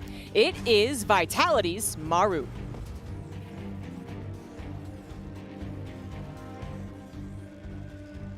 Maru does sometimes look a little nervous on the stage lately. It felt like he was unflappable for the longest time, and did have an unfortunate second place at the last World Championships. That's something which he's looking to redeem. You know, he's been basically on that warpath ever since he missed out on what many players, a lot of his friends were saying, hey, look at this bracket, you're a shoo-in, mate, you're gonna win this. And he kind of said himself afterwards, he got in his own head, he started playing as if it was expected for him to win and didn't feel like he performed his best. So for him, there's a whole story here of, you know, am I able to kind of make up for that past missed opportunity? It's kind of also a story of 14 years without that World Championship, when he has had multiple years where he would have been a favorite to win it, and it was just always a little too far away. There was always one guy who could get him, like Rogue, for instance, right? And so for Maru, he comes into this tournament just thinking of that grand prize, perhaps being able to lift that trophy and say, I am a world champion. I have now collected most, if not all, of the trophies he's missed out on. Dark got that in 2019. That was the BlizzCon where we had maybe some Swarm hosts, let's just say it that way. But he did get to lift the trophy. Now he's just looking for that 10th win and the additional support of his family. So you got two really cool stories coming in here, and it's just a matter of who is playing better today, because they do go so back and forth. It's almost completely even, just slightly favored to Maru. Maru opening up very straightforward with the Reaper expand. No 2-ranks Reaper. Dark has gone for a quick Ling speed very early on, even before starting that third hatchery. It's both exceptionally safe, but it also opens up opportunities for Ling run-bys. And Dark, I mean, the secret to success in their last big match in that GSL Finals just 2 months ago, it was all about aggression from Dark. He started that series with a giant cheese, and he carried it forward from there. But great harass to start. Maru already forcing a Spore Trick and an Extractor. But of course, much better to hide those weak drones in the buildings until you push the Reaper out, cancel them, get 75% of the resources back, and go back to mining. Gonna have a third CC from Maru. Didn't take that second gas, and there it is on the way. So very typical stuff thus far. As far as who might play a little more aggressive, yeah, I definitely am thinking of Dark for any of those early game cheeses. Maru is far away from the time of which we would say he just 2-racks, right? I mean, it's actually been a while since I've seen him do that. Talking about the proxy 2-racks, of course, he could go for the forward 2-racks macro game, but not this game. It is 3CC, 1-1-1, Hellions on the way, Starport as well. It's a good idea to slow the pace down sometimes for Maru against Dark. You don't want to get too caught up in the game getting messy. On the other hand, when we talked about Maru having great early game timings, the 5 to kind of 8-minute window is usually quite good, especially an early stim tank push. You can do it off 3 command centers, but if you cut worker production, you can catch him off early. Ling run by comes on in. 330 layer, pig. Oh my lord. This looks exactly like what he did last time in game 1 of their series on Ghost River with the Queen Ling drop all in. Certainly he wouldn't do that again on Golden Aura. That would be crazy, right? That worked so well because it was a small map. I mean, it was a great way to set the stage for that series, right? You can do a Nidus Queen Ling all in as well. That's probably a bit more applicable to this map since there's a lot of hidden space in the corner of Maru's main where he's not scouting. Oh, Overlord's already there. Yeah, no, I feel like that 2 Overlords, right, is like almost the signal. Not something that Maru is immediately going to pick up on, but he is getting a Viking. He actually will be able to potentially kill 2 Overlords and deny that attempt, if that actually is what Dark is going for, perhaps inadvertently going for something that is extremely helpful. You know, this Viking is often just kind of like it's going to help push away Overlords for the future, maybe a couple of cheeky kills, but this actually is a little weird now. If he finds that Overlord, this is amazing for Maru. Yeah. He's going a Banshee, you know, Banshees and Hellions aren't great against Queens. Oh, Dark hides! He hides in the corner! Nidus Worm has finally started as well back at home. No. It's not a quick Nidus Worm. He was so busy focusing on that Overlord, the Nidus Worm actually didn't start straight away. So it is a little delayed. But if you can fake out that this looks like a normal build, I mean, even more Queens are building, right? There's going to be so many Queens coming out of this Nidus. Back at home, there's no Marines for Maru. No bunker, no tank. How do you defend this? Well, you pull to the high ground, you pull your SCVs, you desperately try to get up tanks, bunkers in your production, and getting up behind the wall off is crucial. Yeah, Maru unaware of what is about to hit him in all the ways you can think of. That Nidus Worm in the exact spot that Maru does not see. How does Dark do it every single time? There's going to be a flood of Lings and Queens into Maru's base in just a couple of seconds. There's the scream. How is Maru reacting? Unfazed thus far, but now it's emergency mode. Absolutely cancels the out on Cyclone, starts up, Marines are building their Hellions. Oh, great trade on the Hellions at the front door. And look at this, abandoning the main base production, potentially a good way to just gather up your forces on the low ground and then slowly work your way up into the high ground to deal with this. Another Nidus Worm pops out a little bit closer. Where is the Overseer? The Overseer's a bit late to the party. Queens are going down. That Overseer should have been pre-morphed here, but he didn't have it. And now Dark's Queens are taking a beating from these Banshees. The Hellions, though, he just can't quite get on top of the Hellions, and that's the biggest issue. As the Banshees start to go down, the Queens need to start clearing the Hellions. Otherwise, the Lings just can't get anything done. Yeah, this is a real problem. The Terran army able to use its own Sim City so well here. Only 4 Queens remain. A Spore Crawler, no, a Spine actually. A Spine's coming down to help deal with the ground units that the Banshees have been mostly taken care of. One's getting repaired, helping the SCVs defend against those Lings. This looks like it's petering out, but now we don't have that Sim City to help out. Maru tried to push forward. He wants to get rid of that Spine Crawler. He's not able to do it. Another Banshee pops out, and there's no more transfuse. That wasn't a Spore Crawler. That'll help a little bit.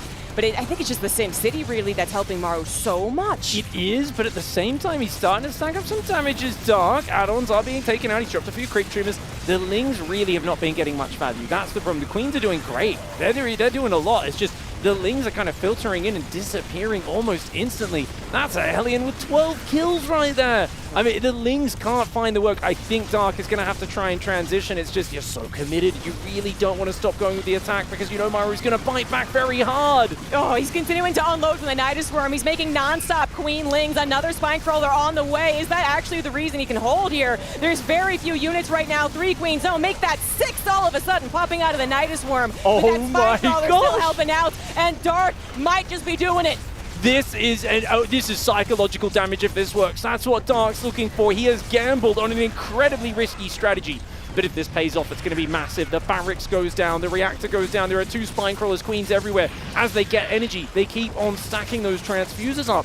And those have just been such big value givers for Dark in this game. Maru, his Liberator's taking damage as they pop down. His tank's going to emerge to a surround of Queens, Lings, Nidus Worms, and Spines. Lings are in both worker lines. Maru is in deep trouble. Yeah, no freebies there. Third CC's not going to get away with that. Another Nidus Worm popping on up. Actually provides a little more Sim City, but the Lings get through. Cyclone's not able to kill him particularly fast. They were on the tank, and they were on the Cyclone. Hot pick up there, but the tank is siege. Can't pick that up. Has to let it go. Dark kills 47 SCVs. He kills the 3rd command center, and that's gotta be it. Dark, he just does it over and over and over again. He commits where others would sway. Dark, with the dad energy, coming in swinging and making a statement in game number 1. Oh my lord, Zombie Grub. That did not feel like it should have worked. But you know what Dark realized? The factory was not on the tech lab. There was such an emergency. Maru could only build Cyclones, and if you don't have the range of the Siege Tank, that wall-off that did so good to hold off the Zerglings kind of ended up defending the Queens and the Spine Crawler. True. And it actually worked in his favor. So the SCVs, every time they tried to come forward, they're kind of filtering in a line. The Marines and the Hellions couldn't quite get out. And Maru, he kind of realized after a few failed attempts to break it, oh gosh, I need to lift this factory. I need to go build a tech lab and make a Siege Tank. But by that point, it was too late. And Dark, with a cheeky start to the series, gets a bit of momentum. Yeah, no, that was really impressive. If you really deep dive into it, yeah, at the end it does make sense, but it looked like such a strong start because with a build like that being so early on and committed, it is often that the Zerg does lose steam. They just can't continue pumping out enough numbers, but Queens kind of, staying the course. They were there to be the anchor, I suppose, for kind of like, more Queens and more Lings, right? They were always there to help out, kill some of the air units as well. It looked initially like it was going to work 100% because it was unscouted. Then it looked like it was questionable because of the Sim City. And then by the end of it, Dark just overpowered him. Yeah, I mean, the bunkers finished, but they were in the natural as well. They weren't up in the production, which was more important to defend. And you could see the barracks were just never up. He had one barracks with a reactor, finally. But the other barracks, the second one had gone down. The third one eventually went down as well. And wow, Spine Crawlers in the base. I thought it was a meme, Zombie Grub. I didn't think it was a legitimately great move. And then at the end of the game, I go, that was an awesome move. 300 IQ, Dark's a genius. Right, yeah. I thought it was a Spore Crawler because you do sometimes see that, just a little uncertain whether the Queens can get some of the final shots, especially if they're running out of transfuse. You know, the last thing you want to do is be like the Banshees are away, but then 3 of them get repaired and come back, right? But no, the spines ended up being perfect. The Banshees were dealt with. The Liberator hardly had a time to shine. It was the ground forces he needed to deal with mostly, and just barely enough to hold the line, to get more reinforcements, get the second spine, and win the game. And now we head into game number 2 on Crimson Courts. In the bottom left, he is the Red Zerg, Dark.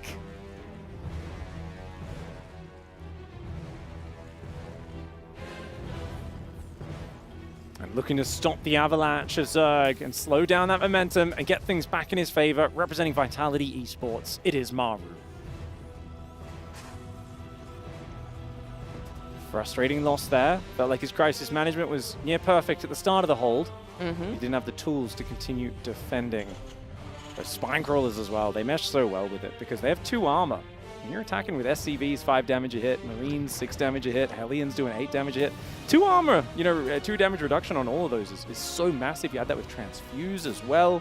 Yep. Spine crawlers are just a problem. If you don't have like Stim Marines or a siege tank or something, you're like, oh, Yeah. I don't want to be fighting that. Not to mention they can shoot over the buildings like the Queens can, but they actually do damage. So there's also that. You know, there is actually so much of that too. I think there was a chance maybe Maru would have had a time where he could have transferred a starport over to a tech lab he already had, but then the creep had contaminated his base so much. There's just so many dimensions to that and why it did work, but absolutely Maru initially seemed like he was doing the best possible thing against an unscouted Nidus Worm, and then just, you know, had his own problems, I guess. That does worry me a little bit, but I guess I am kind of hung up on how cool he was about responding to it, so that gives me a little bit of hope that maybe his mentality is okay. You know, he was cool, he hung on, and then he did die. I don't know, maybe it changed in the 2 minutes that happened, but... Yeah, I mean, I was watching his camera closely. I think this is Maru in his A form, you know. I've seen Maru, and him tilted is if he, like, his head kind of tilts just a little bit, and he kind of grimaces a little. Didn't see any of those reactions. There was just the very slight, like, oh, this is a surprising move, and then immediately back to cool, calm, and collected. But Maru's going to be playing against one of Dark's favorite builds recently. 3 hatchery gasless. That's right, one of the greediest builds in the book. Dark loves to play this, and he's recently added some variations. Ever since I think it was, you know, he studied kind of those Serral vs. Maru games from the Dallas finals earlier in the year, and he really adopted a few of those different transitions, and it's made him so difficult to play against. So Maru already starting with the Reaper pretty well. If he can, I mean, the Zerglings are so weak. He'd like to get a few kills, but the Queens aren't coming out. One in the main is delayed because you wanted to get that fast 3rd hatchery. So I feel like the issue here is Dark sometimes will go double gas Roach War in 3 minutes 30, build a big pack of safety roaches. Super safe against everything. Other games, he'll go to 64 workers, not build a single unit other than 4 to 6 queens, and only after making double upgrades in roach speed, he'll start roach production. And if he does that one, you've got to get in there and do damage. Yeah. But if he does the first option where he plays safe, well, you don't really want to commit to anything. You want to just, you know, play your own economy, build that up. So Maru has to kind of make a decision here, try and get the information on which one Dark's doing, but it's very hard because the Queens are always here to block your Reaper scouting. Yeah, exactly. Well, the Reaper is trying to get secondary scout. It's going to be denied as Maru goes into 3rd CC, 1-1-1 yet again. Not expecting another Nidus game plan, but it's something else that he might be checking for intensely, making sure all of the corners of his bases are kept actually in sight as well. A Medivac is on the way, so that does change things up a little bit. That's going to give him scouting as well as harassment. Interesting. Roach Horn and single gas here for Dark to start getting a few roaches out for safety. Hellion drop. It's a nice, flexible, low level pressure. You don't need a tech lab on the starport. You don't need to invest a huge amount. And it's unlikely to do massive game-ending damage, but it can be effective. And oh my, 2nd and 3rd gas is starting up for Dark. Don't be grumpy. We're going to see Link Speed in a moment, and a massive roaches coming across this map for the Ravager Ling, I think. This looks like one of these Ravager Ling all-ins that Dark has been favoring recently. And Maru is building a Banshee, which is very good for him. If you're a Terran fan, you see that Banshee against this much Roach commitment, you're going to feel really happy. Yeah, it's not the end-all be-all of a defense, guys. I'll get into that in a second as the Hellions are boosting on over. Scouted by the Overlord, units are trying to get in position as much as possible. Slowlings actually getting some nibbles. That's better than expected. Medivac getting targeted. Evolution Chamber block on both sides. Oh, that mineral drone. Oh, it just ruined the lives of all these drones, man. 9 drones so far, 11, and maybe a couple more. That second Evolution Chamber was so close to being perfect. Ooh, big damage there. That is very successful. By the way, missed call from me. It was never planning to actually be an attack. I think it was just gas for the upgrades in the lair. But now Dark is set so far back. 15 drones, what a fantastic trade. And hey, I said it's probably not going to get that much damage, but hey, if it boosts in, you don't have Ling speed, you do not have that quick reaction force that can get in there and deal with it. So Banshee in the middle of the map as well, stopping any potential counterattack. And Dark says, well, let's take a 4th hatchery and hold that drone key down. My path back into this game lies with a massive explosion of economy. Yes, it does. Did Maru get Cloak? I hadn't seen it. Yeah, so he does get 2 Banshees without Cloak, which is still uncommon, even though I feel like I've seen it a little bit more. Again, they're not...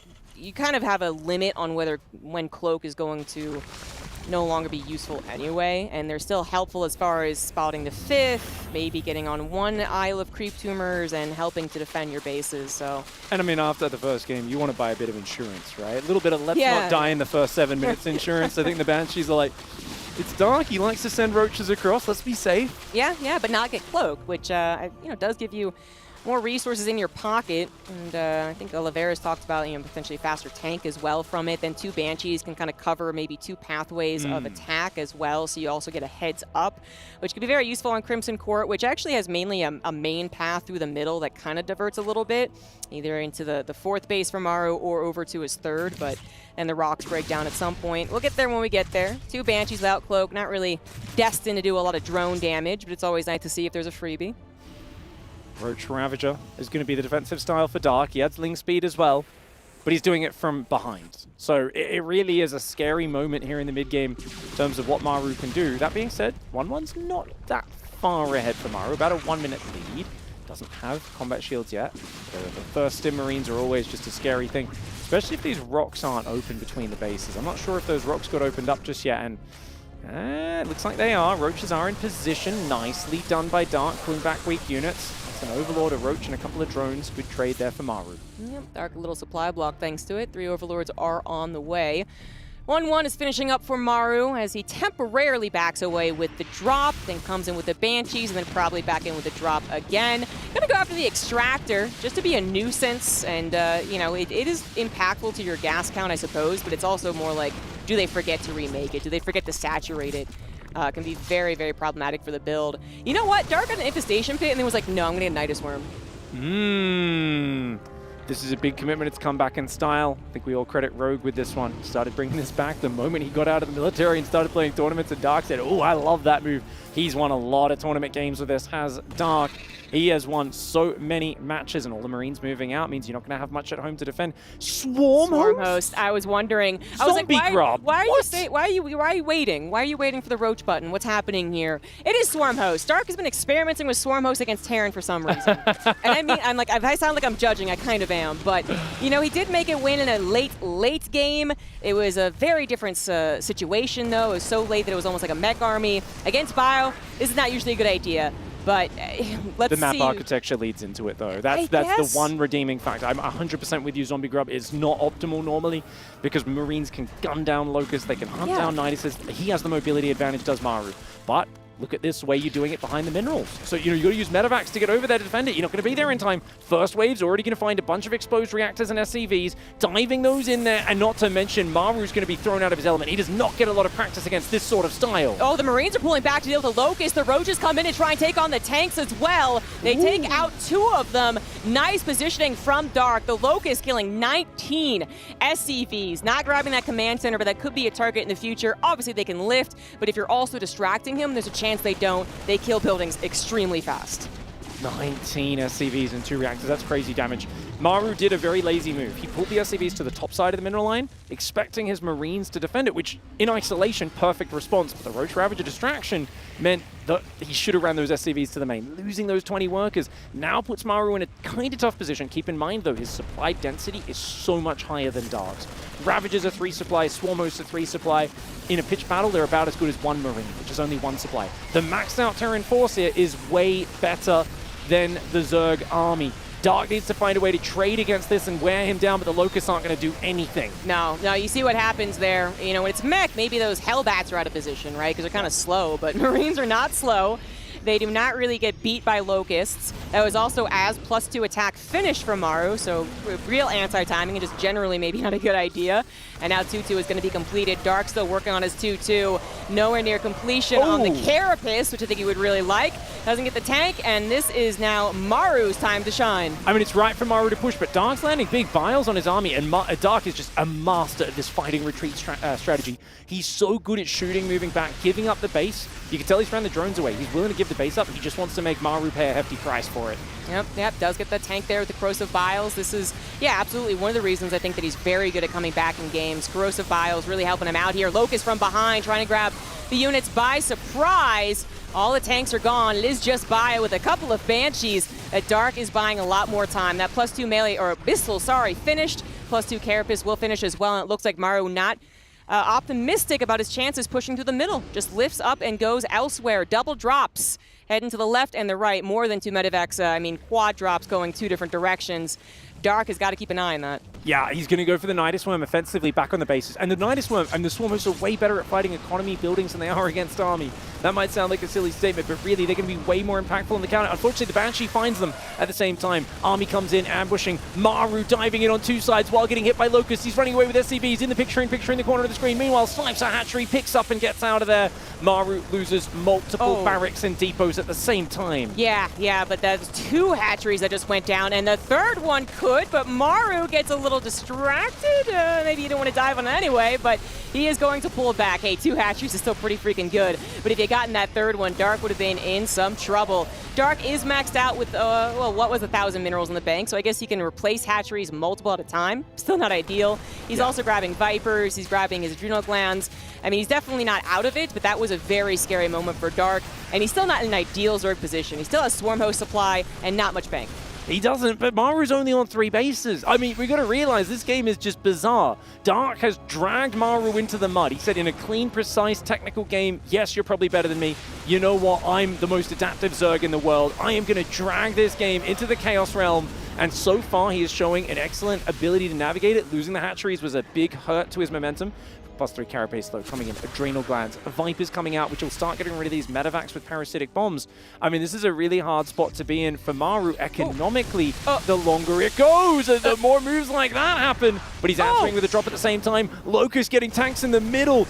Wow, this game is a hot mess, Zombie Grub, and I'm all here for it. This is fantastic. Dark is forcing Maru to play one of the scrappiest games he's played in a while. Yeah, the Marines, actually, they can go after these Ravagers. They do have +3 attack against Dark's 2-2. The Ravagers desperately buying time, waiting for the rest of the army to come over here, but it's distracted. Dark also a little supply block now, trying to get those Roaches out to help out. It looks like he will repel this particular push, but there's more army behind that. He might be finally up to 4 bases, but the Terran army is back on the offensive through the middle of the map. Swarm Host need to get out of there and try and help out later on with the actual Locust. Number 5 hatchery going down probably. Dark pulling everything to defend, but he's still supply blocked. He's waiting on Overlords. He's waiting for more army. Maru, his economy isn't super good, but his army is great. Those Locusts are going to actually trade okay on the Marines on the right side flank, but the Roach Ravager is outnumbered by these Marauders.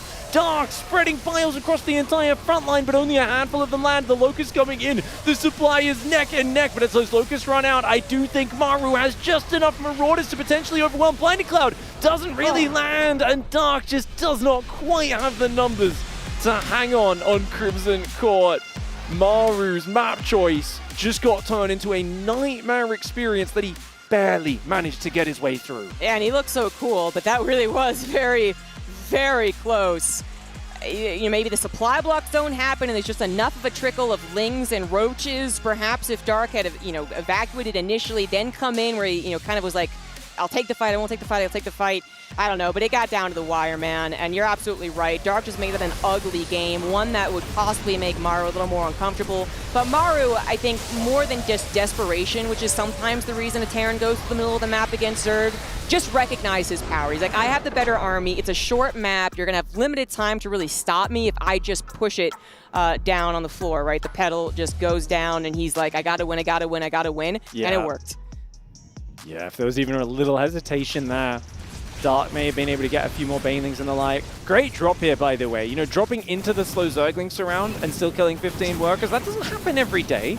Even though slow Zerglings aren't great versus Hellions, I think even Dark was shocked at how much damage went down. And, you know, the second Evo blade block almost went down, but his drone was blocking it. The other one from the gas, it was one of those things, technically, he could have microed that out of the way slightly faster, but wow, what a fun match. And it's so risky going Nidus Swarmers, even with the terrain making it good for Nidus Swarms to launch these. Like, the bravery to do this in such an important match, it's insanity.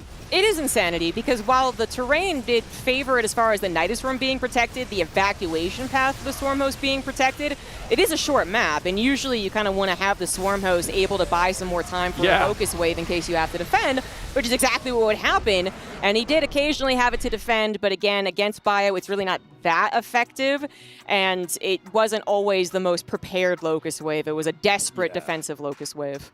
That was just absolutely fascinating. I mean, I love that Dark is really leaning into his strengths as a player and making the series kind of messy. You know, he got that lovely victory with the Nidus Queen Spinecrawler in the main base in Game 1. Game 2, it's not his map choice, and he says, let's go for something really out there and just kind of, you know, see if it can stick. See if we try something wild. I don't think we're too upset that didn't work as Dark there. I think he's kind of going, you know what, this was a bit of a, you know, would have been really cool highlight play if I made it work. And it was close. But Maru did end up being very decisive with pushing through. The maps as they go on are going to be very interesting as well, because we saw Oceanborn get vetoed by Dark. He did not veto Dynasty. And that is a big choice. A lot of players would say gold base going to favor the Terran. That's going to be really, you know, useful. But he's kind of saying, no, I actually just don't want to play Oceanborn. I'll play the weird map with the gold base. The shoe off meta? Yeah, Nice. well, okay, so I didn't know if I was supposed to say this, but then they kind of just showed it. You're supposed to have your shoes on. Oh, really? Yep, that's what they're talking about. Yep. Oh. It's a real Korean pro gamer move in general, actually. It just is kind of nice. I actually honestly have my shoes off right now. It's a little warm. It's a little warm in here. Damn. I'm with Maru, shoes off, chill. Feel like you're at your home, you know, well, pretend you're in that's pajamas. A big complaint at GSL in Korea has been when the players win a big finals, they don't jump up and go hold the trophy. They take a few seconds to put their shoes on first. Right? You always see them kind of sliding their shoes back on for 5 or 10 seconds. Then they go, yeah, you know, hands in the air, walking out on the stage. That's true. So it's kind of cool there. But yeah, definitely the different metas. We've seen people walk out with like slippers. You know, some people just like wearing pajamas. Yep. There's all sorts of different things that players have for their own comfort level as they play. But we are now ready after Shoegate to get into map 3. Up here at the top right side, this is indeed Dynasty, as we said, and it's already going to be an extractor trick for the player in the top right side. Representing Talent Esports, it is Dark. No doubt wanting a very fast gold base. And on the bottom left is the blue Terran, bringing it to a 1-1 score. He is Vitality's Maru. And he knows you're taking a gold base, and therefore he's proxying your barracks. This is going to get nasty very quickly. Oh, Die no. nasty. That's how some people pronounce it. I say Dynasty, but you know, Australians, we speak a bit different. I don't know. I think that's what Maru wants to happen here. He says, I'm going to punish the gold. I know you play greedy on this map. You want to get away with it. Let's see what I can get done. That's fascinating, because do you just go Marines in a bunker? Do you go straight Reapers and just run around? Because then you can jump up, you can get behind the minerals. This feels like it's going to be so hard for Dark to defend. That is a good question. Well, whether you go Marines or Reapers, you're stopping drones from getting over here, right? First of all. 100%. Yeah. So then the question is, well, if the Reapers go to the main, are they 100% going to get drones? Maybe, but if you made if you made Marines, if this was a 2-rack, you'd 100% get the hatchery, that's for sure. But it is going to be that Reaper. I mean, I go from thinking, oh my god, this could be really terrible, to being like, oh, it's a good build, but is it going to be catastrophic for Dark? Well, a bunker is being added on. That is going to be a frustrating defense, and it takes so long for anything to get over there. You're not going to be able to bring a queen from your main over to your natural, because it's an unnatural. Oh, and he's already transferred so many workers. Spinecrawler tries to go down, does get blocked. Uh-oh, he's got to replace that. Yeah, there we go. But the Reaper's already almost here. This queen's going to be not out for a while. Oh, gosh. Oh, lordy. That's so much damage potential coming in. Already one drone goes down. He takes the purple gas. Dark's committing to it. So many players would back away from this. Dark says, no, 100%. I'm getting the value out of it. I know I'm going to take damage here, but I'm going to make up for it with the double value gas mining and the plus 40% gold mining. Whether or not he can pull that off yet remains to be seen. I guess he did buy a lot of time. You know, it seems like, it's like, oh my god, so many drones off of... And no defenses for them, right? They're just chasing around a Reaper. That looked terrible, right? But the Spine Crawler had time to build, and then because he knows he dealt with it with the Queen now out, he actually has the timing to cancel the Spine. There's at least one drone that survives the whole ordeal, I suppose. I don't know, man. Roachborn is on the way. Gonna have to talk about Dark's next phase of his plan as he gets a couple of nibbles. Yeah, that's gonna delay the factory. Oh, the SCV barely went to safety, but nice micro from Maru. He had to tell that to halt construction and then tell it to get back on. The Reaper almost goes down. It's a hectic early game for Maru. And now Dark building 4 roaches. He wants to deny the mining on Maru's gold base that's just started. If he can get over there, deny that gold mining while droning up himself, he may have a really nice follow-up. But of course, Maru knows that's Dark's goal, so he's already building Cyclones. His starport, though, heavily delayed in this game. Cyclones can deal with the roaches eventually, but if you morph a Ravager or two, you can still siege that gold mineral line from behind. Yep, yeah, exactly. Well, this is an intricate balance with very few units in such odd positions. Dark gets the Rich Vespian Geyser because he took it even, weirder than it can be, which is on the other side of it. Maru, not with the Rich Vespian, but with the gold, but then maybe he gets all of his mining delayed.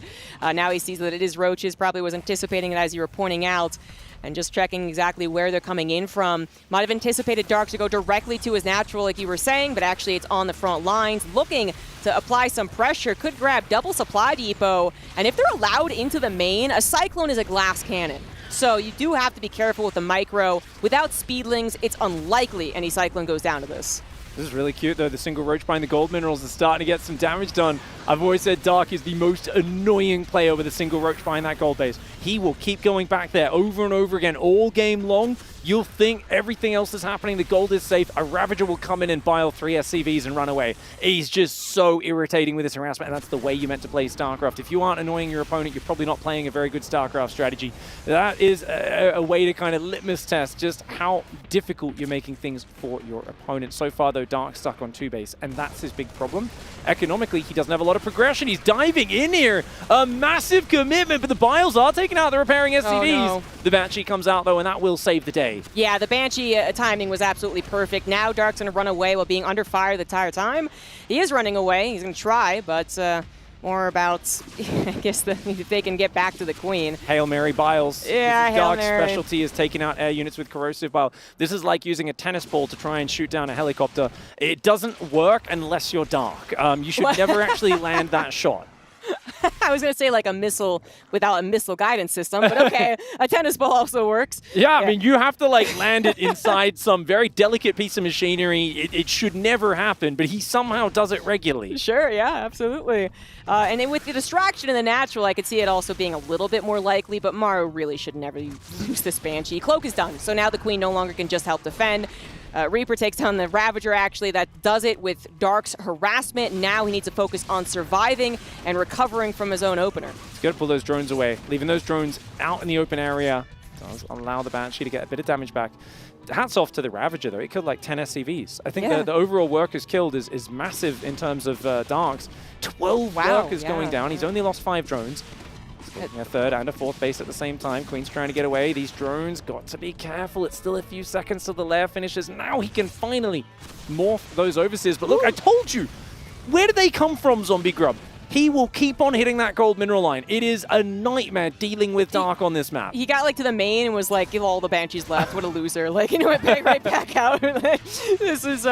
This is Dark, man, trying to be as annoying as possible, possibly tilting Maru, but Maru has proven, pretty much untiltable for the most part. I doubt that's the problem. It is actually the direct damage. That has added up to give Dark a chance in this game. Being ahead by only 10 drones against a 3cc Terran is not ideal, but upgrades are weirdly close. Stim is not even halfway done. Maru's not you know, sometimes we see the numbers close, but you look at the production of the Terran and you're like, oh, he's about to explode.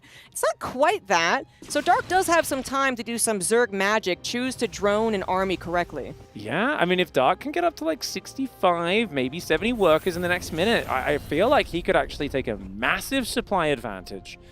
Tanks just starting, Stim's not even done. As you said, the upgrades being so close. Normally Terran's ahead a full minute, sometimes minute and a half. He's maybe ahead 30 seconds on the upgrades. I feel like this could work very well for Dark if he can limit the Banshee harassment in the next 30 seconds to a minute. He's already going Infestation Pit. Wow. Dark, what an opening in this game. And Maru knew it was coming on a map which so many people think is Terran favored. And yet Dark continues to show us why he doesn't veto this map. He has a way on these maps.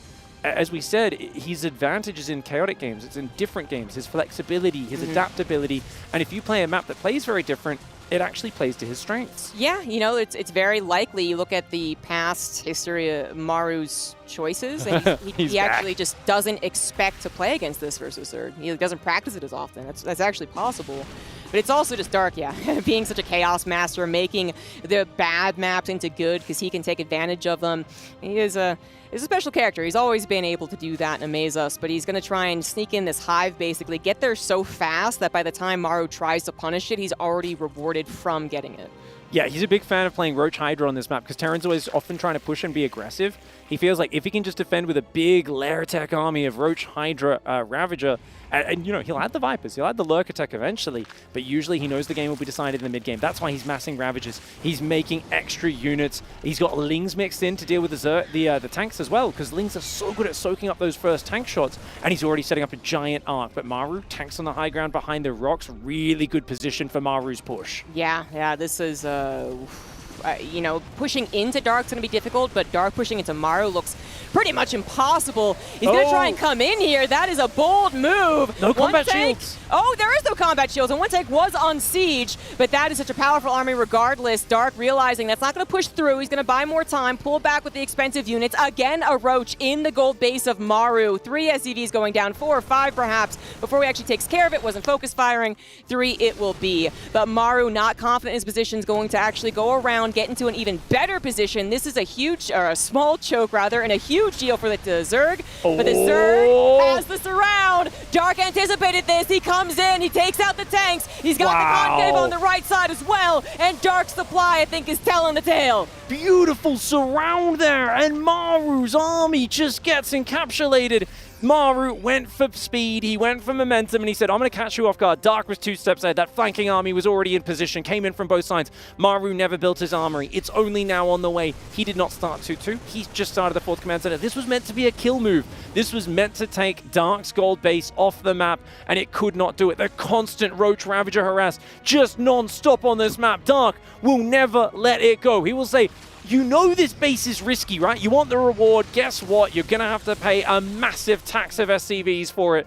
And Dark showing that when the game gets weird, he is unmatched. I swear, if we had randomly generated maps that were just completely crazy, Dark would be 10 times world champion by this point in his career. Yeah, time to go some AoE, right? Yeah, he totally. Mega random, he'd be the king. Yeah, absolutely. I do wonder if a bunker would have been worth it just to stop, you know, what was there, like 20 SCVs at this point from that base from going down, but also to stop being distracted and annoyed. You know, a bunker and a Marauder, at least to get rid of the problem, but not going to have that happen. Eventually, that will also mine out, encouraging further harassment from the Zerg player with those fast little speedlings there.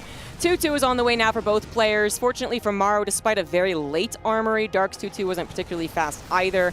He is getting into a Lurker Den. Maru finally finished with his 4th, can grab it in that kind of triangle area, and we are getting ourselves into a late game TVZ, but one which I feel like this Terran has really lost a lot of the pacing and momentum that they would like to be building up at this point.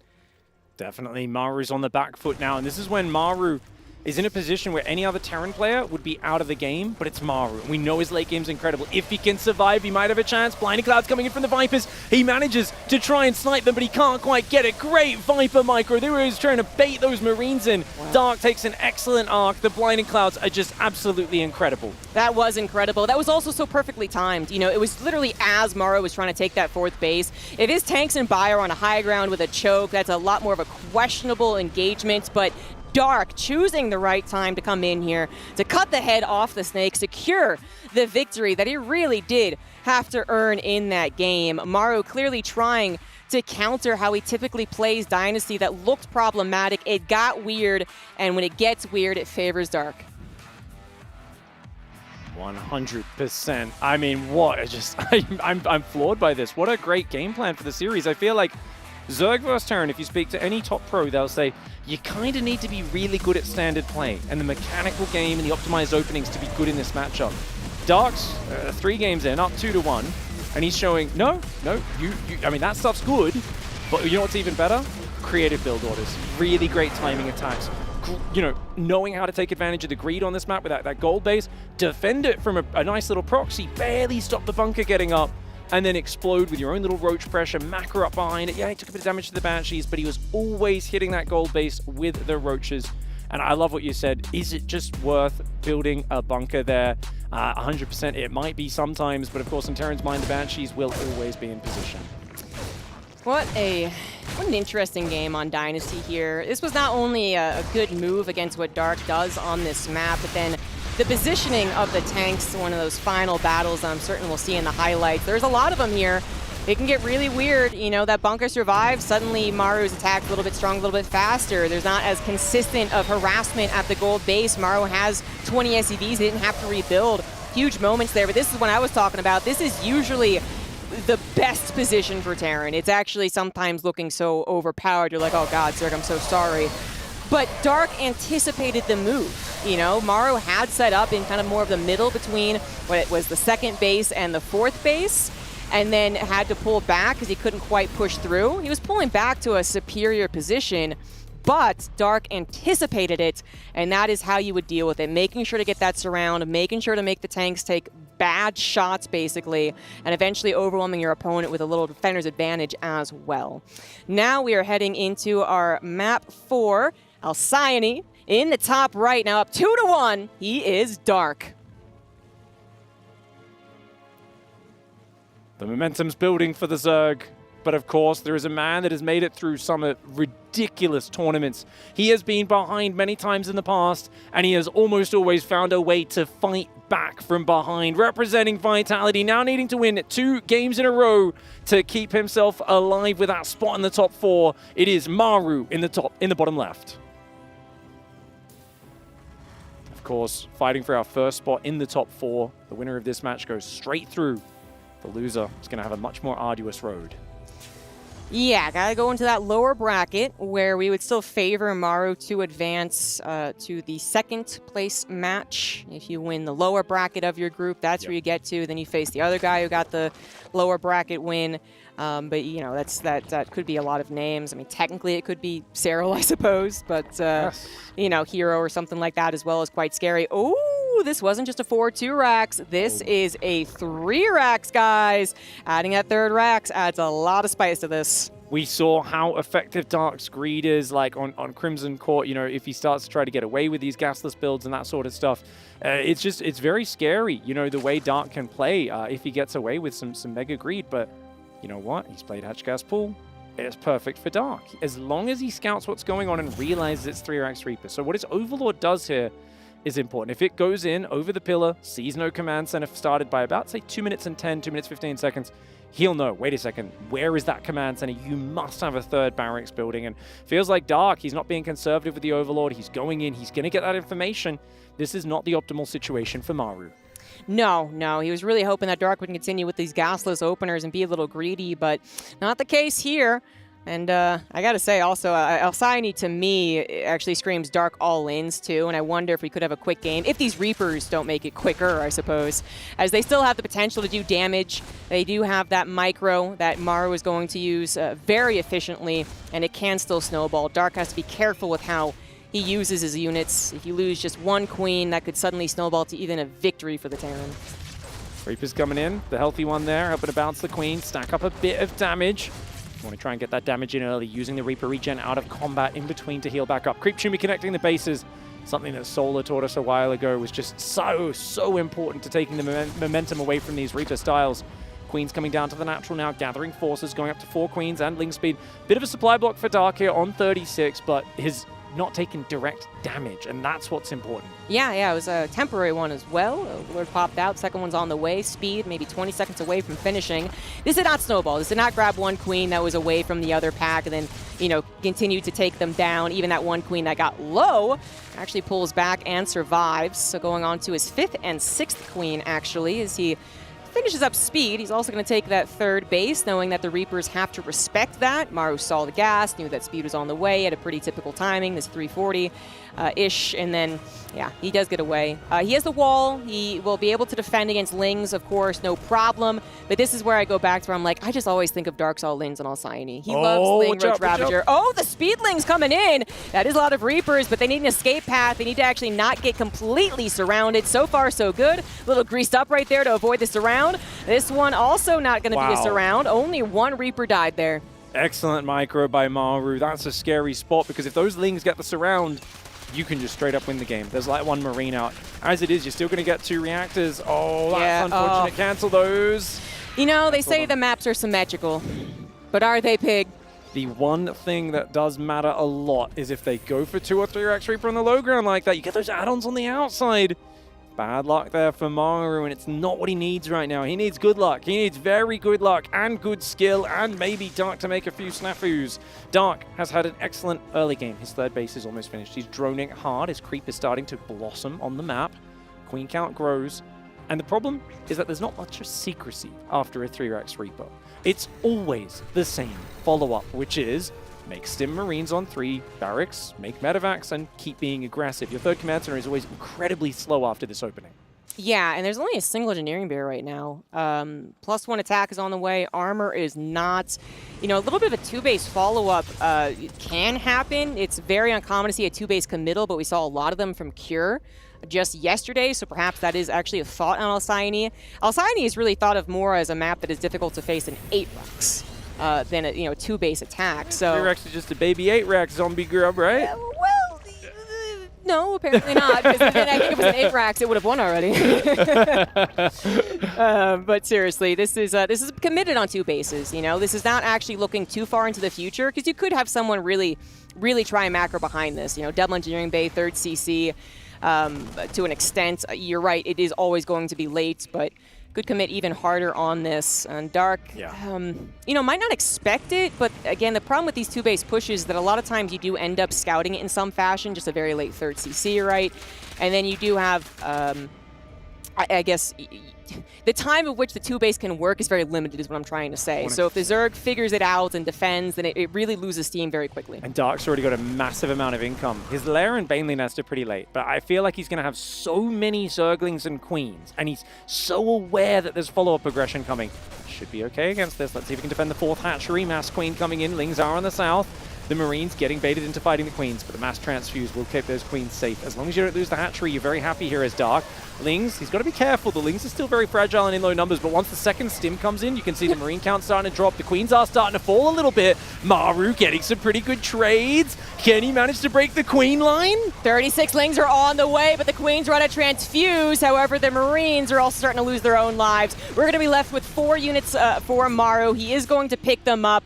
He did just demolish the Queen count, but in terms of really helping his snowball, is that going to be enough? Now, this could be a question of injects, for instance. If at some point we see that Dark can't spend his money, we're going to blame that moment, absolutely. But if he can't get the injects going, he can't actually spend his money, which 61 drones is giving him a decent amount against this 2-base, then perhaps he can go ahead and not worry about the loss of Queens. But now they're not here either to help tank against the tanks, as they can do that very well too. He is on the road to replacing them. 3 more are on the way. This is Cure style. He's going for Armory on 2-base before 3rd command, and he wants to get +2 weapons. I think we might see Liberators once the medevac count is at a count that he's happy. It feels like Maru, but he's pushing in much more aggressively than Cure did. He's really getting right in there. He senses weakness after that last trade, going 2-1 in his favor. The 3rd base of Dark is in jeopardy, Zombie Grub. Maru's fierce aggression finding the damage. Yeah, but he does eventually commit to the Banelings. No, that was too good of a split. More Lings are going to be necessary, but here they come spilling forth right now. +1 armor, not quite done. 1-1 is for Dark. The Lings not able to actually chew through thanks to the power of the medevac healing, and that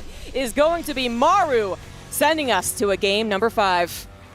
Ooh, very nice play there by Maru. Following up the 3x Reaper, I mean, losing 2 reactors on the natural. Your Reapers didn't do a lot of direct damage. Yes, you forced a lot of Zerglings, but sliding away with those Reapers was integral. If those Reapers got surrounded, his story right now in this particular series could be over. Oh, But yeah. Maru, yeah, he slipped out of it, and getting such a good trade on the Queens and Lings. Dark maybe just a bit too greedy. 61 drones, 4 bases, 5th, he had a macro hatch as well. It felt like he just was a little shy. And you said, you know what, 36 Lings coming out. Maybe if they were building a little bit earlier, yeah, he might have been able to hold that, keep the Queens alive, and then he's in a much better spot. Absolutely. I think 2 big moments for sure. The Reapers not getting surrounded, so they helped with the attack on the Queens as far as DPS goes, tanking a little bit as well because they have multiple regens with the medevac at that point, and then the grenades to help them as well. And then the lack of Queens for that last defense, the very last defense, the one where Dark eventually tapped out. Imagine if there were 9 Queens there. That was such a close fight towards the end. I do not think Maru continues 4th. I think that would have been a barely good enough defense, but instead, it is what it is. The ripples throughout that game resulting in Maru's victory and a game number 5. Just what a brilliant best of 5 between these two. They're really pushing each other. We're getting an even better series than their last finals in the GSL, and we are getting into Site Delta. The deciding 5th map. What a rivalry it's been between these players. And it's going to be decided in the 5th game. In the bottom right side, representing Talent Esports, it's Dark.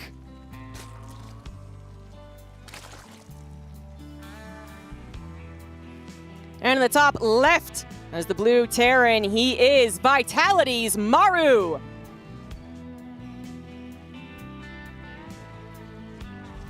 Laser focused right now, trying to make that comeback from down 1 to 2. He's already got the first map, needs another, does Maru. And he said, you know what? That tempo from those Reapers didn't seem to do direct damage, but it felt good. I caught him off guard with the follow-up, like, hey, let's go for it again. And this map, of course, leans into it even more because the third base is spread so much further away. You've got this lovely little natural wall-off in order to defend easier. Unfortunately for Maru, 2 games in a row, whereas add-ons are going to be on the outside of the wall. Unlucky. Literally just random, 50-50. The engine knows that he picked Terrans on because okay, that's true, actually. You're right, right. And then where's like Roddy? He has like this theory that like top left is better or Oh something. yeah. He thinks it's easier to micro from the bottom than the top because at the top you're fighting at the bottom of your screen more. It's harder to micro on the bottom than the top. Because the boxing? I think because of the boxing and stuff, yeah, and like where the mouse is. I think there's like it's like one of those like 0.1% things. I think it's true, but it's like obviously so minor that you don't really notice it. Olympic gold medal in a 100-meter racer, right? Basically, yeah. We're shaving off that 1/10 of a second, and it can absolutely make that split, hair's breadth difference. But now though, hatch gas pool for Dark, very predictable that he would be opening up with a quick link speed on side Delta. You'd be mad to play gasless here.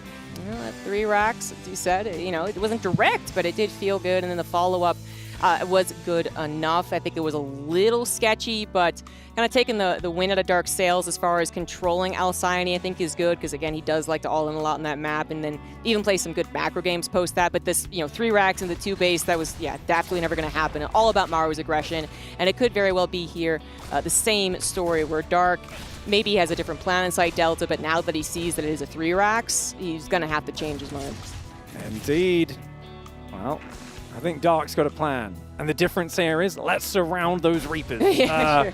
But unfortunately, the link speed's later, the third hatchery, you know you're going to have to cancel this. But of course, you're like, well, at least it's distracting the Reapers. So in this scenario, I like that Dark's Overlord's nice and early. He's delayed his 4th Queen because he doesn't have as much mineral since he started the 3rd hatchery. And he's squeezing in more drones. Rather than sitting on 24 workers and massing 30 Zerglings, this time, already going up to 26. Okay. Well, Reapers, as we said, it just guarantees the 3rd hatch kill. In fact, 3 Reapers would have, much less 5. So that's going to be gone. Dark buys that time, continuing to set up his defense back on his natural and main. Sorry, Drone, you're a goner.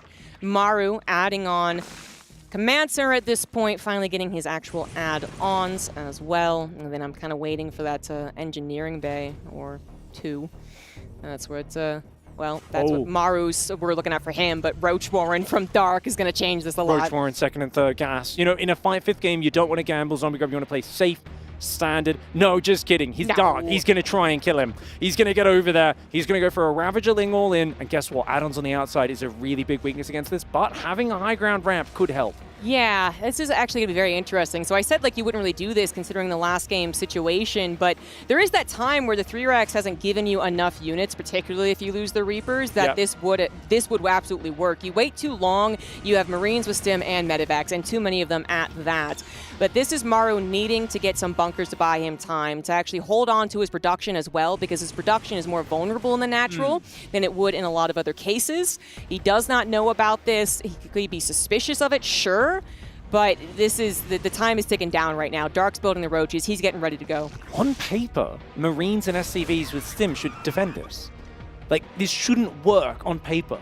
Dark has shredded up so many papers before and spat on them. I'm obviously not counting it out. Yeah. With the high ground, he needs an Overlord, of course, to get high ground vision, and he needs to make magic happen with Ravager Micro. We need, like, corrosive biles peppering across those Marines, kiting in and out, and all that sort of stuff. It's about to get scouted, though. It's already getting scouted so early, and a roach kill. Yeah, that's big. That is very big. The other thing that Dark likes to do is kind of draw out the army, give the overconfidence to the Terran, and then get a Lynx around, right? But this, it's just so unlikely to happen at this point. The Reaper's buying some time, getting some kills, scouting it, obviously. Bunker is halfway done.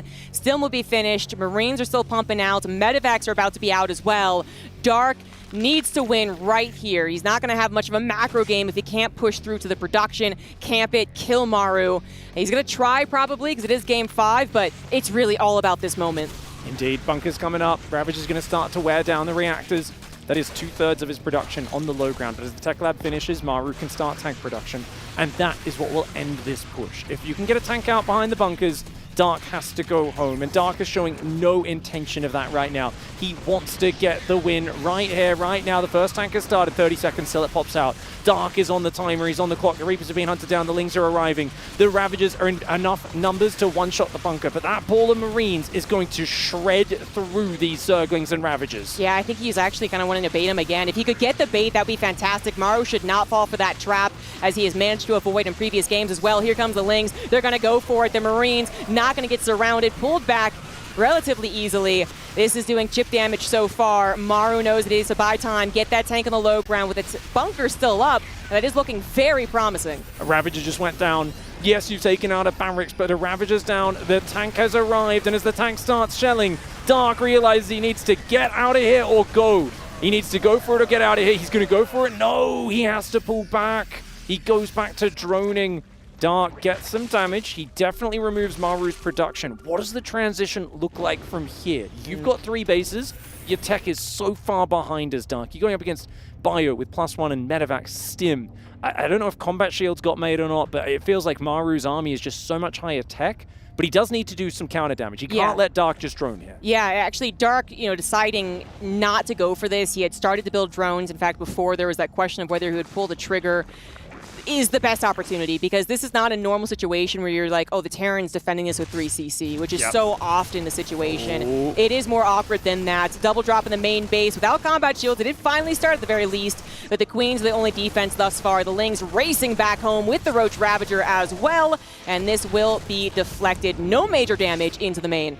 Really good handling by that for Dark. Even getting one of the Medivacs deep into the red. And Maru, he wants that damage. Dark. 1-1 upgrades have started. His lair is now finished. He's on 56 workers only. Roach speed does start as well. The 1-1 Roach timing from here looks so dangerous. The supply difference is massive. I mean, the third command center is so delayed, and I never thought that just denying your opponent's production, forcing some bunkers would do so much, and yet Maru, it feels like, is working with just so few units. It's just so much more awkward because there wasn't that third CC to be like, okay, whatever, man.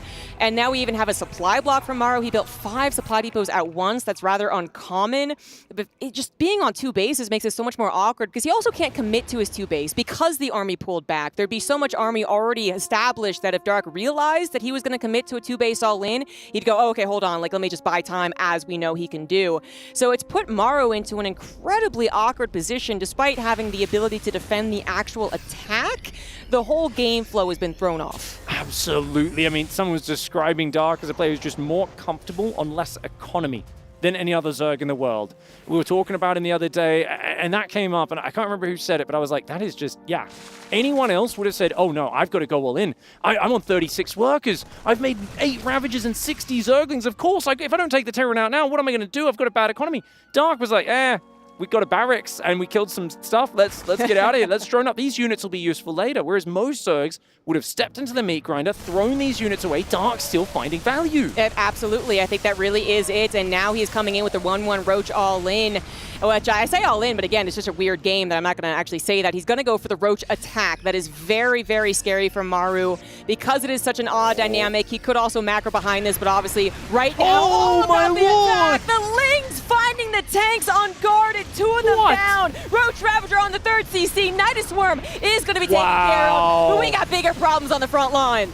Dark is absolutely mauling Maru on the front, defending his base at home. The Nidus Worm got deflected, but he is now a 4-base Zerg against the 2-base Terran. Maru desperately looking for some damage on the other side of the map. One of his medevacs goes down. He does focus those queens. Great micro from Maru. Gets rid of one and gets out of there.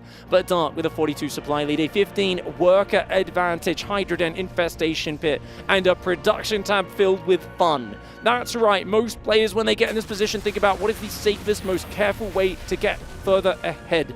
Dark says, you know what would be fun? Tunneling claw roaches. Let's go. Yeah, okay.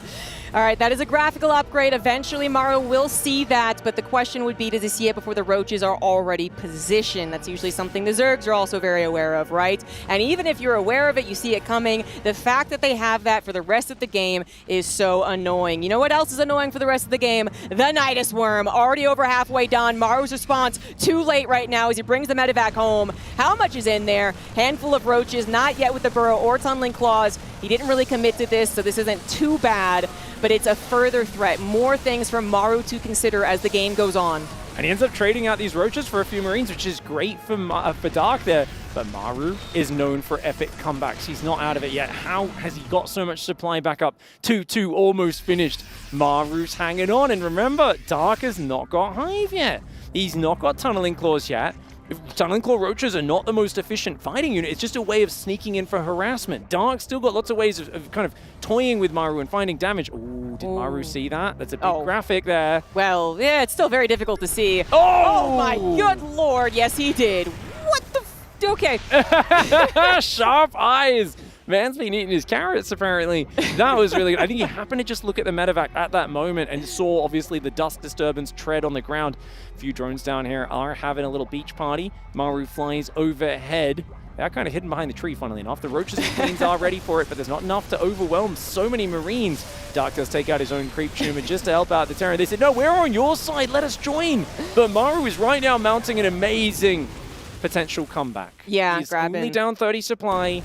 At max out, his army's better quality, but these roaches having a little bit of fun behind the 3rd base. Yeah, grabbing a couple of those Ravagers before he has to leave, but still continuing with the threat of the drop. Dark actually taking care of it, is now late to the defense on the right side. Only Hydras available. Glass cannons right now. They're going to go for it, realizing the Marines are going to snipe the hatchery. They do manage to pick up a couple of Marines, but that was not the split defense that Dark was hoping for. Now, he is going to take care of the drop to the left side, and even though he just lost a 4th base, he is maxed out. So at least he's accumulating some of those minerals to replace the hatch, potentially a 5th too.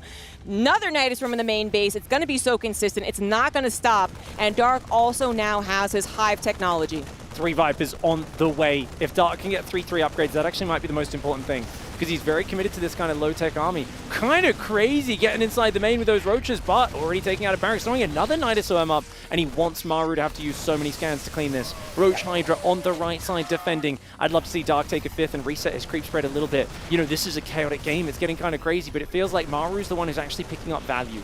In terms of the units lost time, it has to be swinging in the other direction, and we can see it is 3,000 resource lost advantage for Maru. Dark hanging out on the south side. That beach looks like a very cool place to hang out today, but the worker count for Dark does not bode well for him in a long game. No. You got Vipers, that's good. You got a good army. You're making 3-3, sure.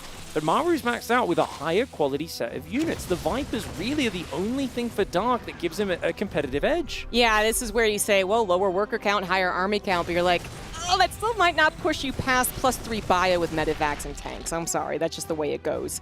But that is the case here for Dark. He does have a bigger army supply while maxed out than a lot of other Zergs would in a so-called macro game. I hesitate to call it.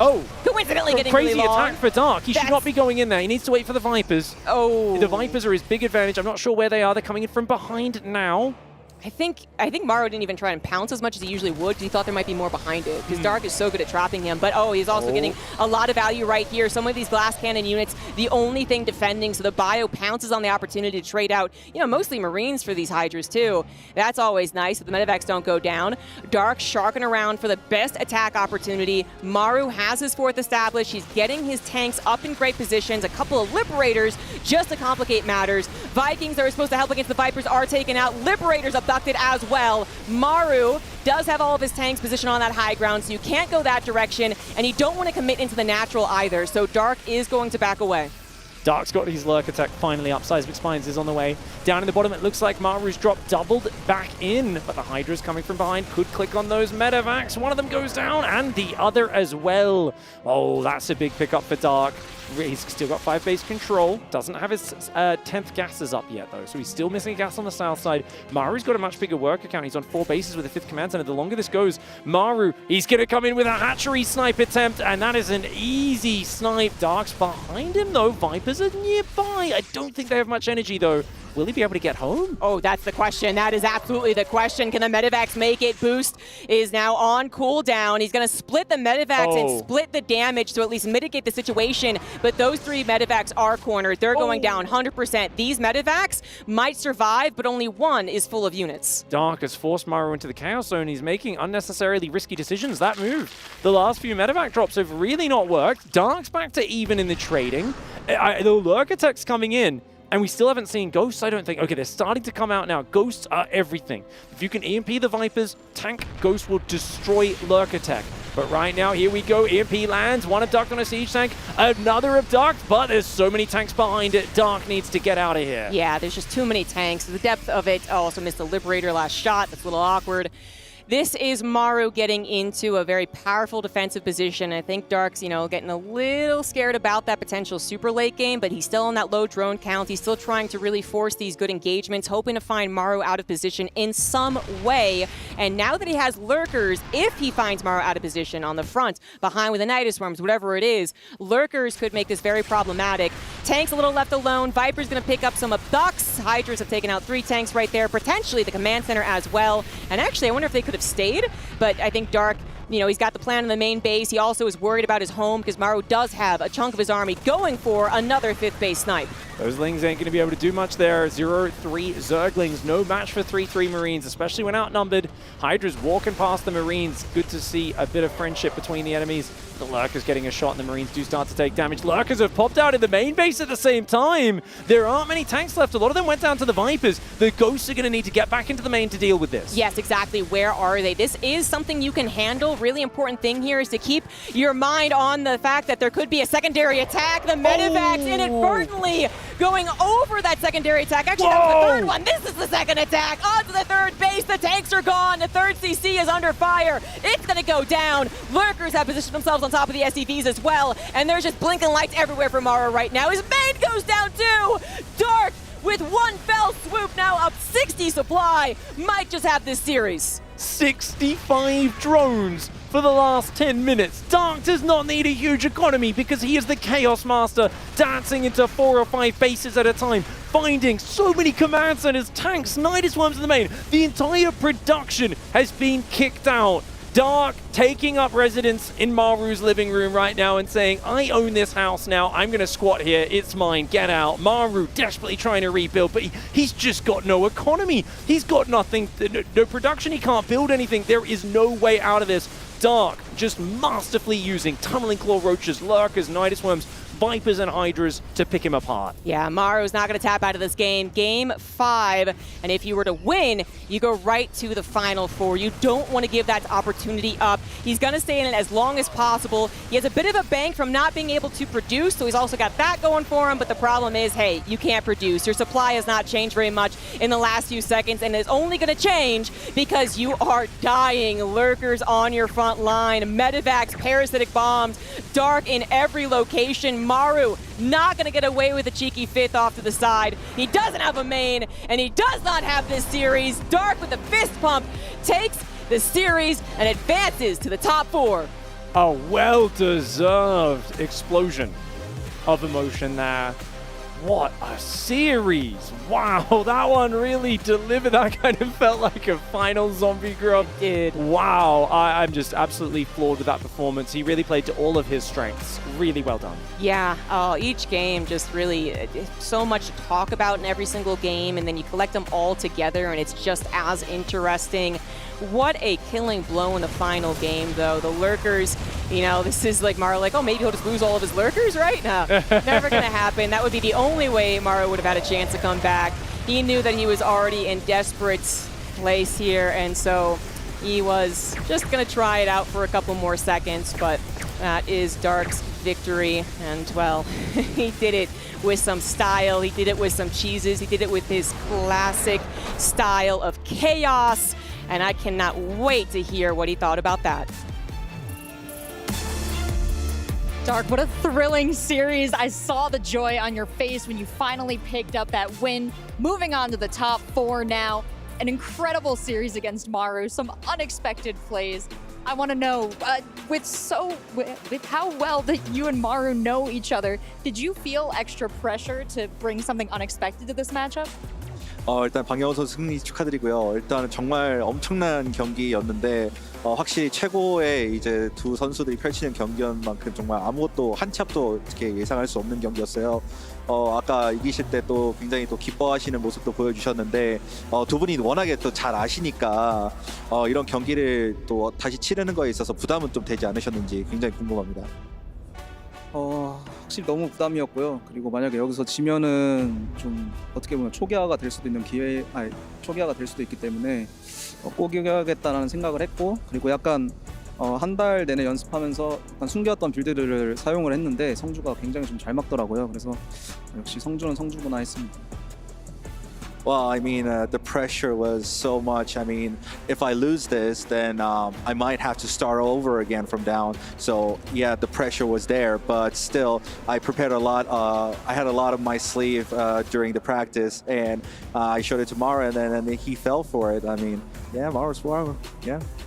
I think the one thing Maru didn't fall for was your gold-based expansion. He knew you were making it, but you were determined to stay there and not be uprooted. What was going through your mind in game number 2? 그럼에도 불구하고 이제 다이너스티 경기에서는 조성주 선수가 어떻게 보면은 빠르게 이제 그 꿀멀 확장을 이제 가져가시는 걸 거의 간파하고 계셨더라고요. 그래서 어떻게 보면 좀 저격성 플레이를 좀 하셨는데 그거에 대해서는 좀 어떻게 대처하셨는지. 우선 너무 당황했고요. 왜냐하면 제가 연습 과정에서도 꿀머를 먹은 적이 단 한 번도 없거든요. 그냥 머릿속으로만 생각을 하고 있다가 현장 와서 중요할 때 써야지라고 생각을 했는데 갑자기 그 맞춤 빌드를 바로 꺼내드는 거 보고 진짜 오늘 좀 쉽지 않겠다라는 생각을 좀 했습니다. I mean, I would start there because I haven't shown in this on practice because it was only on my mind, but he actually sniped that, so I was a little caught off guard there, but still, I tried hard to get it over with. Well, thank you so much, Dark, for bringing us those games. It was, again, thrilling to watch, and I cannot wait to see what you do as you move on further in this tournament. Is there anything else you want to say to everyone watching at home, cheering for you? 이제 또 4강 가셔서 또 이제 더 좋은 경기들을 이제 기대하겠는데 그러기에 앞서서 이제 마지막으로 이게 좀 여기 경기를 시청하고 계시는 그리고 여기 관람하고 계시는 이제 모든 팬분들께 한 말씀 부탁드리겠습니다. 이렇게 우선은 뭐 주최 측분들에게 이런 대회를 또 열어줘서 너무 감사드리고요. 그리고 많은 팬분들이 지금 시청 중인 걸로 알고 있는데 오늘 재밌었으면 앞으로의 경기도 다 챙겨봐 줬으면 좋겠어요. 더 좋은 경기를 보여드리기 위해서 남은 일정 동안 열심히 준비해서 보여드릴 수 있도록 하겠습니다. I mean, thank you for EWC Foundation for hosting this event. It's an honor to play here. And of course, for all the fans who's watching all these games, I thank you for that. And of course, there's a lot of matches left, so I hope you guys watch as well. Well, keep sending Dark your strength. Keep sending Maru your strength. I'm going to send it on over to the analysts. Take another look at that incredible matchup. All right, we now know our first name in the Final Four. Absolute elation from Dark. You could see it on his face. The second biggest win of his career here guaranteeing at least $80,000 with more potentially on the line. It is fantastic to see that kind of reaction, Roddy, come out from the man himself. Yeah, I got some goosebumps. He's been around for so long. He's been so damn successful. But to see what just making the Final Four means to him, and what a way to do it, because it really wasn't that easy. Sure, he came into this match 6-0, but so did Maru. And they pushed each other to the limit. In this final game, I feel like Dark looked for 27 opportunities to kill Maru. And at one point, I'm sitting there, I was like, Maru, why don't you just kind of sit back? He's coming. But Maru kept on moving out, and one-nighters is truly all it took. Yeah, Lambo, I want to come to you because, like, looking at how this best of 5 plays out, we obviously just came off the back of him beating Maru in that GSL final. Now Dark once again takes him down with a lot of aggression. It feels like Dark really knows how to play against Maru. He really does. The one thing that I love about Dark is that he really mastered his own style. He doesn't play very conventional. He comes up with his own strategies. And I feel like the later down the line we go in the StarCraft history, the more it became all about execution in StarCraft. But Dark shows that this is a strategy game. He comes up with his own stuff, and he got so good at it.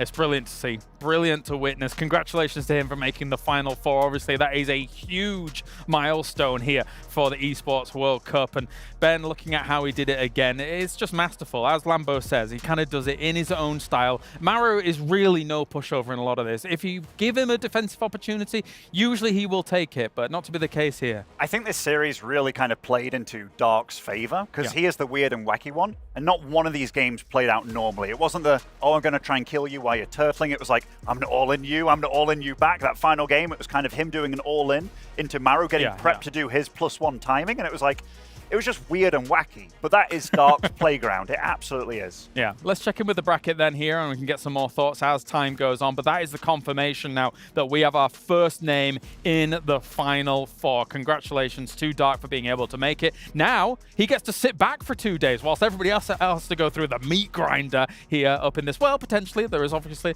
maybe another slot available. Maru finds himself in that spot to try and qualify for that, basically the second place versus second place match. Yeah, so Maru has a final into another final into potentially the Final Four. Yeah, basically, yeah. But the thing is, it doesn't matter. Even if Maru wins this Group A bracket, he's going to have an incredibly difficult match against the second place finisher of Group B. That could be Serral, that could be Clem, that could still be Reynor or Cure or so. I mean, that group is so stacked that match meant so much to Dark, because Dark knew that as well. Now he's the guaranteed top 4, guaranteed 80k. Otherwise, there was a realistic chance, even with how good Dark is, that he had to start all the way back in the early rounds of the knockout bracket, guaranteed 15 or 20k instead of 80. That's a really big difference. And even for someone like Maru, who's obviously a legend, one of the greatest to ever do it, it is not going to be easy. Oh, I mean, a lot of people might be expecting him to make it, but as Roddy mentions here, there are so many people to try and have to go through, and great names along the way. Lambo, I do want to check in with you. What do you have for us from this series? I have a couple of clips prepared that really just underline Dark playing his own style, so I think we can go straight into it. As the first strategy, the very first game that Dark started us off with was the Nidus attack. And I mean, it was crazy that he always gets the Nidus up, always somehow he does it. And then Maru still did such a great defense, and this spine is really the one guy that I want to talk about.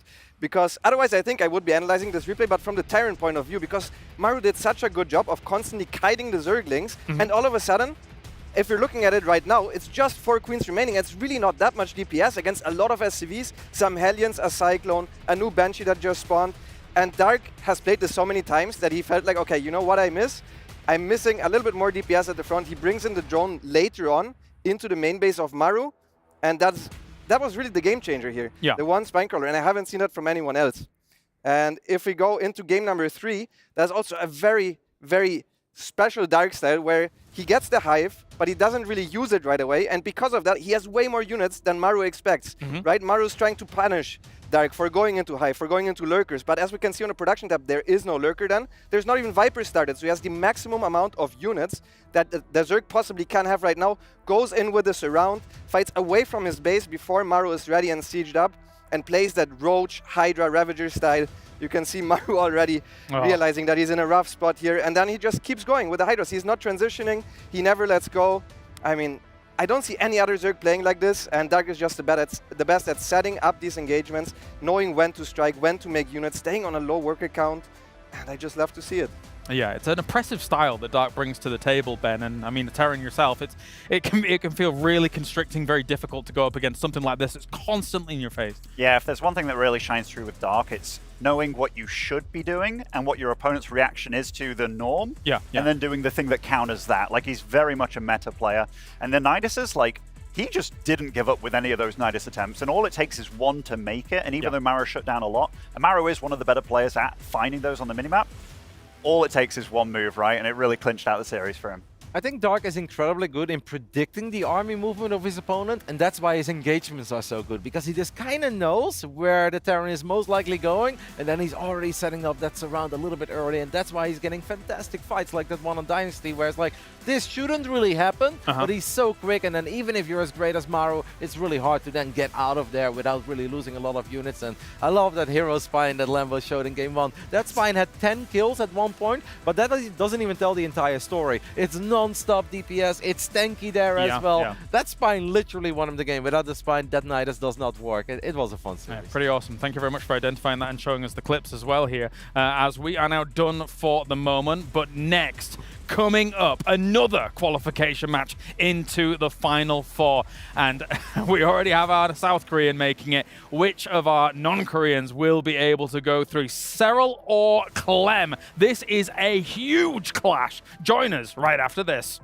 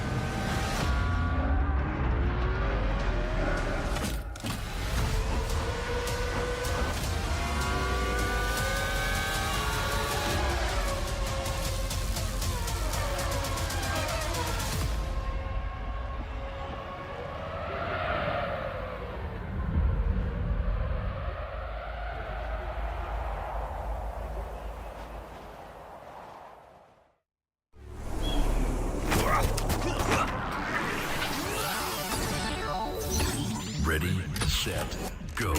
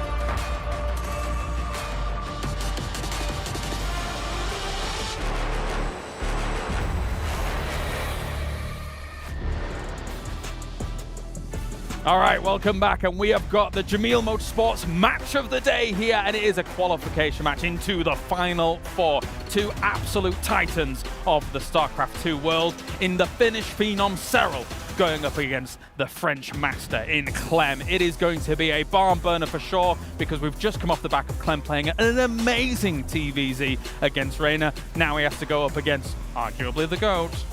That's it, man. I mean, he's a Basilisk Slayer so far. If he gets 2 in one day, that would be pretty huge, wouldn't it? So, I mean, he's looking great. Mechanically crisp, on point, and also a little bit more immune to the tricky build orders that have in the past given him some problems. So it seems like he's really evolved for this tournament. Do heads grow back on Basilisks? I'm not. That's just No. a Hydra. Just a Hydra. Yeah. They petrify you. They petrify. Oh, yes, they do. Yeah, Ah. and will Clem be petrified by Serral? Anyway, he might be actually. You know, my question right now going into this is, does he actually bring out any other tricky? I really got Kalaris. That was good. Now I've lost my train of thought. Does he bring out any tricky builds? Did he already show the tricks that he wanted to show? Does he think that it works against Serral, or is he like, it's mechanics? I know it's going to be a mechanical battle. Let's just 3CC double engineering bay and see how this goes. All right, well, before we kind of break this down a little bit further, let's hear from Clem after the fact that he was able to beat Reynor, coming in against Serral here for some Terran might. I am Katz, joined here by Clement. I mean, the toughest match of the day probably ahead of you. You already had a banger against Reynor, so why don't you tell me about that match first? How you felt after winning, and basically what went down there, and yeah, were you satisfied with the result? Yeah, I was very satisfied, of course. I mean, it was a really close match. Game 2, I felt like I definitely should have like known that the cheese was coming, but I kind of got caught off guard anyways. And then after this one, I was like, oh well, it's like whatever, it's just a short game, and then if I can focus for the next one, it's okay. Then after the 4th game that I lost, I was like, okay, I got a really bad start, but the game was still like back and forth and pretty close. So I was like, okay, if I can get a good start next game, then it's gonna go better. And then next game I had a better start, I think, and then it went better that game. So yeah, I'm very satisfied. Yeah, very nice. I mean, Reynor was playing amazing himself, so I think that was an excellent result for you, and no better confidence builder, I think, for going now up against Serral. Now, when it comes to Serral, in the European tournaments, you've actually kind of beat him more than anyone else, I would say. And even in recent history, although you lost to him at IEM, I believe, then the times before that, WTL and Atlanta, you actually managed to defeat him. So managing to defeat Serral twice in a row, there is not something that many players can do. Are you ready to beat him this time? Yeah, I think I got a confidence boost beating Reynor. If I can keep up the level and keep playing that well, or maybe I need to play better even, then it's definitely doable. But to play against Serral, it's usually like I can win if I play at my 100%. If I don't, then it's rough, and if I do, then I have a very good chance. So I'm just hoping I can play my best and play well, and then I feel like I have a good chance. All right, back to you guys. All right, great to hear the thoughts of Clem here coming into this match. It is a big fight feel for this one, and then you guys at home can give us your predictions as to who you think is going to be victorious here for this bout. We have got www.stcplay.gg. Who do you think is going to take it? Will it be Serral or will it be Clem? I swear somehow from tournament to tournament, these numbers have gotten better. How? It's Serral. He's winning in 4, arguably 5 categories. What is this? You know, it's kind of crazy because I really truly do feel like he doesn't let his opponents play their game, and it kind of makes everything else just look like he's on another level. Yeah. For me, it's all about the strategy, evolution of Serral as a player, and I think especially against Clem, he has been so respectful and almost fearful of Clem for so many years now, where he comes in so prepared every time he plays Clem. When he runs into Clem on the ladder, it's very, very different sort of match, where it feels like Clem's almost overwhelming him. Every time they play in a tournament, Serral is just coming out with sick prepared builds and not letting him play his game. And Serral apparently does have some sick builds for this matchup, with the maps being a little more difficult than the last season. That was something that was revealed, and we don't know exactly what it is, but we know he has it in his pocket. So, for instance, maybe not Dynasty, but then maybe Ghost River, he has something special calculated. We know he can come up with great strategies. I think he'll be showing that more than Clem, but Clem's going to show some mechanical prowess, and it's going to be, again, a barn burner. Yes, I like it. Final thoughts, Pig? It's going to be an amazing match. Honestly, has Clem's time in career paid off?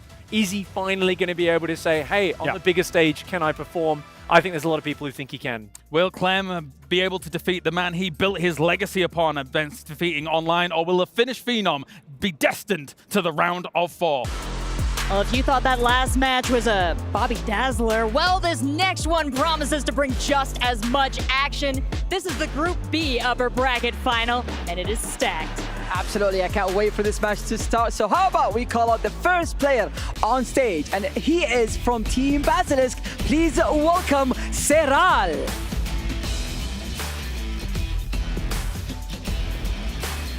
The Brick Wall, the final boss of this tournament, taking down Coffee 3-0, taking down Hero 3-0, winner of IEM Katowice 2024. The number of accolades only seems to grow, so why not add top 4 in StarCraft at the Esports World Cup? And his opponent, from Team Liquid, the unforgettable Terran Clem. At this tournament alone, he has taken out Classic yesterday and won over Reynor 3-2 today. Can he make like a mongoose and take down a second Basilisk? We'll soon find out.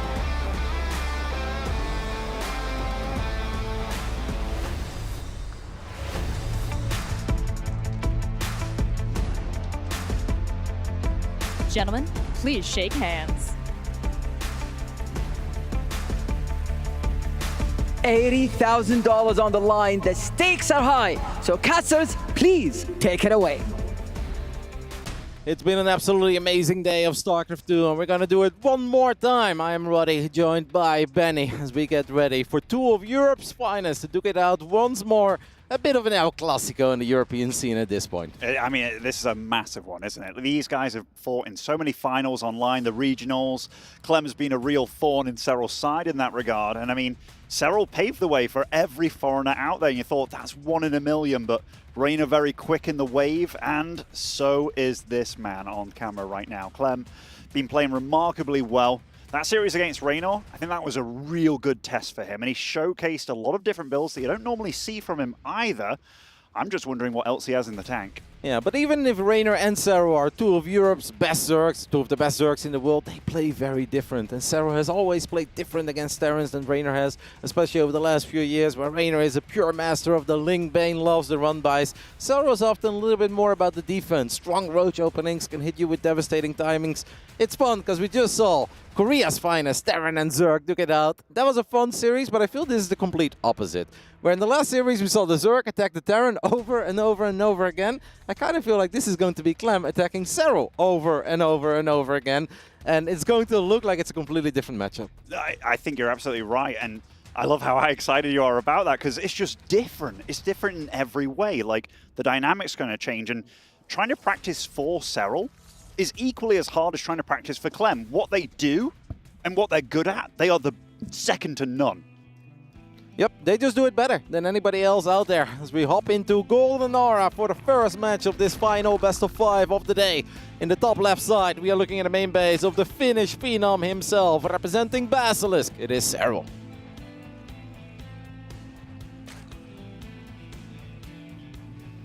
And spawning over in the bottom right-hand side, as the Blue Terran representing Team Liquid, it is Clem.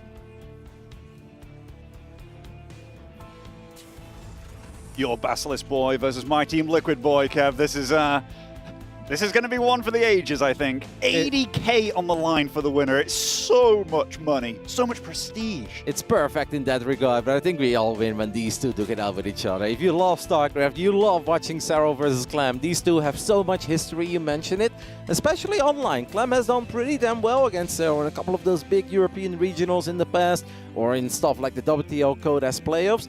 However, historically offline, Serral really does have Clem's number. And of course you can say like, yeah, that started when Serral was still just a bit better than Clem, and it took Clem a little while to catch up. Well, numbers don't lie. They've played 8 offline series against each other. Serral has won 7 of them.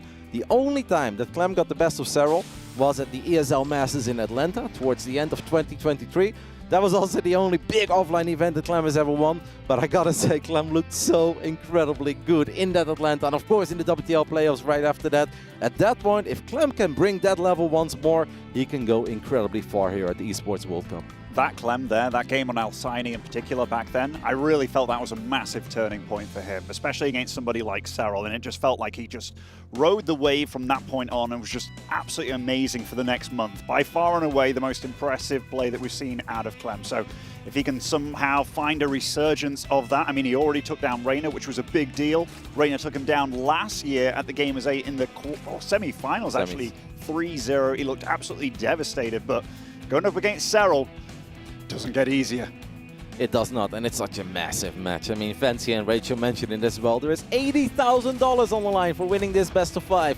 And of course, if you lose it, you still have a shot. You even have 2 more shots. But it really does become incredibly difficult to make it into that final 4. Dark has already taken 1 slot. The winner of this series takes the 2nd slot. And then the winner of the lower bracket of Group A dukes it out with the winner of the lower bracket of Group B. But only the winner of that match makes it into the final 4 as well. And then everybody else, including Ragnarok and Showtime, that we haven't really spoken about a whole lot, will fight over that final slot. So you could say that this is absolutely the quickest, shortest, and perhaps easiest route to get there. But how can it ever be easy when it's Clem or Serral standing in front of you on the other side of the battlefield? This is like playing Super Mario Bros. On that map like Rainbow Road, where you have to take that shortcut, but it's the hardest one possible to make your journey way, way less. But yeah, I'm just looking forward to this. Clem is whipping out an opening that it's his at this point. It's 3cc, scouts with his SV, just make sure nothing's going on. 1 Rax Reaper into most likely Banshee Heli. And we saw a very different opening from him against Reynor on this map, where he did all those Cyclones early on, which got him a little bit of an edge. And Serral with quite an early Roach Warren here. Depending on the position, Clem might scout it, might not. It's going to be hard to get into that natural, though. On a lot of the normal maps, I do think we're going to see Serral open up among these lines. He just loves the Roaches. He loves being greedy. Clem loves sacrificing the first 2 Hellions, just looking for some damage. And it felt like he's getting a couple of good shots off. Perhaps 1 more money shot there for Clem. Ends up getting 3 workers. That's not bad. And there is a good chance that the Reaper grabs another drone here. That grenade is solid. But morphing the drone into a Sport Crawler is also excellent defense by Serral. Saves the second one as well. Overall, though, not bad by Clem. He forced some lost mining time. He's forcing a couple of the drones to morph into Spore Crawlers, and he got damaged. There's been plenty of games, and it seems like he's going to go for it once more. One of the drones tried to morph into an evolution chamber, but it got blocked by a different drone, so Serral really is in a little bit of trouble here in the early stages of Golden Aura. Oh, I tell you what, he avoided damage there very nicely. The Evo, yeah, as you said, got blocked, and now round 3 of 2 Hellions just marching in, finding out what's going on, seeing the Roaches is a big deal. You obviously saw the Roach Warren earlier as well. Those Roaches, they are purely defensive at this point with the Banshee on the way. Now, of course, Serral does have a very economic opening, since he didn't even invest in circling speed. He didn't make a lot of links, so losing a couple of drones is acceptable. I think all the lost mining time, the indirect damage, hurts him a little bit more here. But overall, in the end, Jona's going to be okay with that. That really got scary, because it felt like we were 1 Hellion volley away from losing 5 more drones, and at that point, it would have been a victory for Clem. I think at this point, Serral says, all right, could have been cleaner, but overall, I'm pretty happy with how all of that went. Are we ready for the Banshees, though?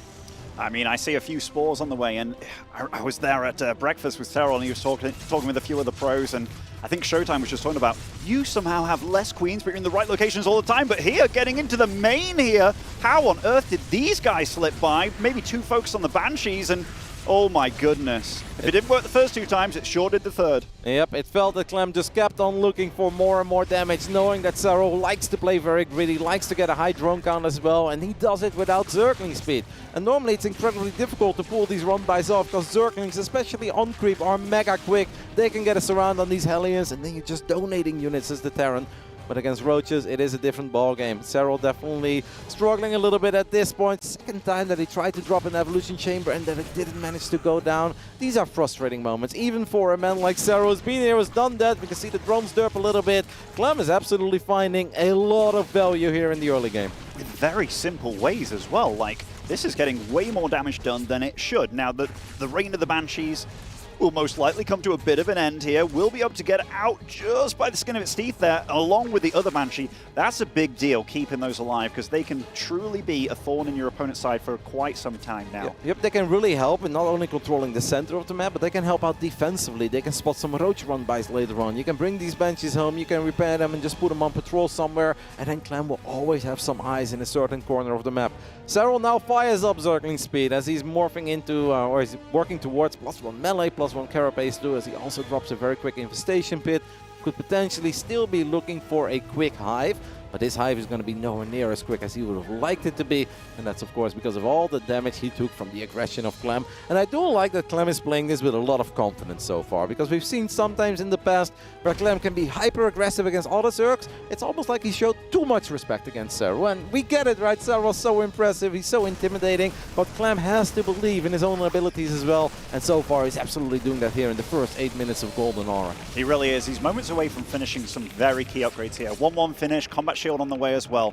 And it's kind of funny, like Serral's way of going into Roaches, then to go into Lings later. It feels kind of backward in a way, but we'll see what he makes do with it. He was definitely not hoping to take the amount of damage that he has done. And yeah, it's a very quick high from him after all things said and done. Serral has been doing this for a little while, and normally the man is bulletproof. It is so incredibly difficult to find damage against him. Even with just a couple of queens and a couple of roaches, it just seems like there is no opening to be found. But Clem has found these openings, and at this point, yeah, even for Serral, this is going to be incredibly difficult, because now Clem gets that mobility spike, that power spike, with all these bio units, with Stim, their upgrades are about to finish up, combat shield is done. And if you're Serral and you're playing this style, you don't have a lot of very mobile anti-air, so it's incredibly difficult as a Zerg to have defensive units in all the right locations. Oh, it really is. And I mean, Clem, he's right where he wants to be. He's on the other side of the map. The creep spread hasn't been happening either. I mean, he's been so busy with defending all the earlier harass that he would have loved that to be way further. Getting up a 5th base might actually be a little bit tricky. A moment there, the Marines started focusing the Roaches, and that's actually a big deal, not denying that base, but a huge army will be accompanying. And those Banshees you talked about, Kev, they're back with a group of Marines. They are back for round 2. They're healthy again as well. And there are some Marines. Roaches here do not stand a chance. There's way too much DPS in this Terran army. There's a tank sieging up, multiple tanks sieging up on the right side as well. But no Marines protecting those tanks. That's perhaps a little mistake on the side of Clem. But we are now looking at slow Banelings trying to connect with Marines of Clem. And I can guarantee you, Ben, slow Banelings will probably never connect with Marines of Clem, because that man can snipe Banelings with speed on creep to slow Banes off creep. That's an easy day at the office for Clement. And he's still in the main. These Banshees are causing a lot of extra damage here. I mean, the Marines got cleaned up. The Banshees, only one bile available here. Drones are dying in the 3rd base right now. This spells a lot of trouble for Serral. He needs to survive here. He's got 4 Vipers on the way, but against this amount of bio, it's going to be really hard for him to get a real grip in this game. Yep, that's going to help out docking a tank and maybe dropping a parasitic bomb on the medevacs, or finally taking care of these Banshees. But Clem is all over Serral here in the very first game. Serral is not in the economic spot he would love to be in. He doesn't have the amount of bases he would love, and he definitely does not have any map presence. I mean, when is the last time that Serral went to the other side of the map with literally anything? We haven't seen anything occur on Clem's side of the map, and those are the kind of games that Clem loves to play. Clem loves to be in your face and just be non-stop aggressive. I mean, the observer is showing us Serral barely saw the 3rd. He has never seen the 4th. He simply did not have extra units to even take a look on the other side of the map. What he does have right now is Baneling speed, but he is in all sorts of trouble. Yeah, he's just not been able to get a grip of this game so far, and maybe get some medevac over here. I mean, that could definitely kind of worm his way back, but Clem, he is not about to let Serral sit and breathe here. That is a lot of bio. Viper's already nice and early and gets a few nice blinding clouds here, but that amount of bio is standing strong, and a lot of Ravagers were morphed earlier for the fight, but there is just too much Clem. Excellent target fire there by Clem, as well as he gunned down one of those Vipers, picked off a lot of the Banelings, and I think not even Serral can hang in there. We know how incredibly difficult it is to get Serral out of a game, but at this point the Zerg army is simply not powerful enough. One of the tanks will fall, but Clem is still sending more units to the top left side of the map, and Serral knows it. This is not something that even he can really keep up. A few more corrosive balls will go down. They connect with the medevacs, but the numbers don't lie. There is so much blue coming to the top left side, and Serral at this point is just hanging on for dear life, trying to sneak out a few more Banes, hoping that he can eventually see an Ultra, but I don't think we're going to see any Ultras here, Ben. Even if Ultras do come, Kev, there's so many Marauders in the mix. The upgrades are coming online as well for Clem, and it's not as if he's all in with this. He's taken a 5th and 6th command center back at home, expanding to a 5th base. Serral's down to pretty much 3 at this point. I know he took that 4th at the lower location, but this is not where you want a Zerg game to be. This is the very first time that Serral is able to sneak a couple of units to the other side of the map, but it is just a little bit too late. All the Zergs are terrified when Liquid Clem is on fire, as he takes the 1-0 lead here in the final best of 5 of the day and delivers the first map loss to Serral of the tournament. That's big. That's huge, actually.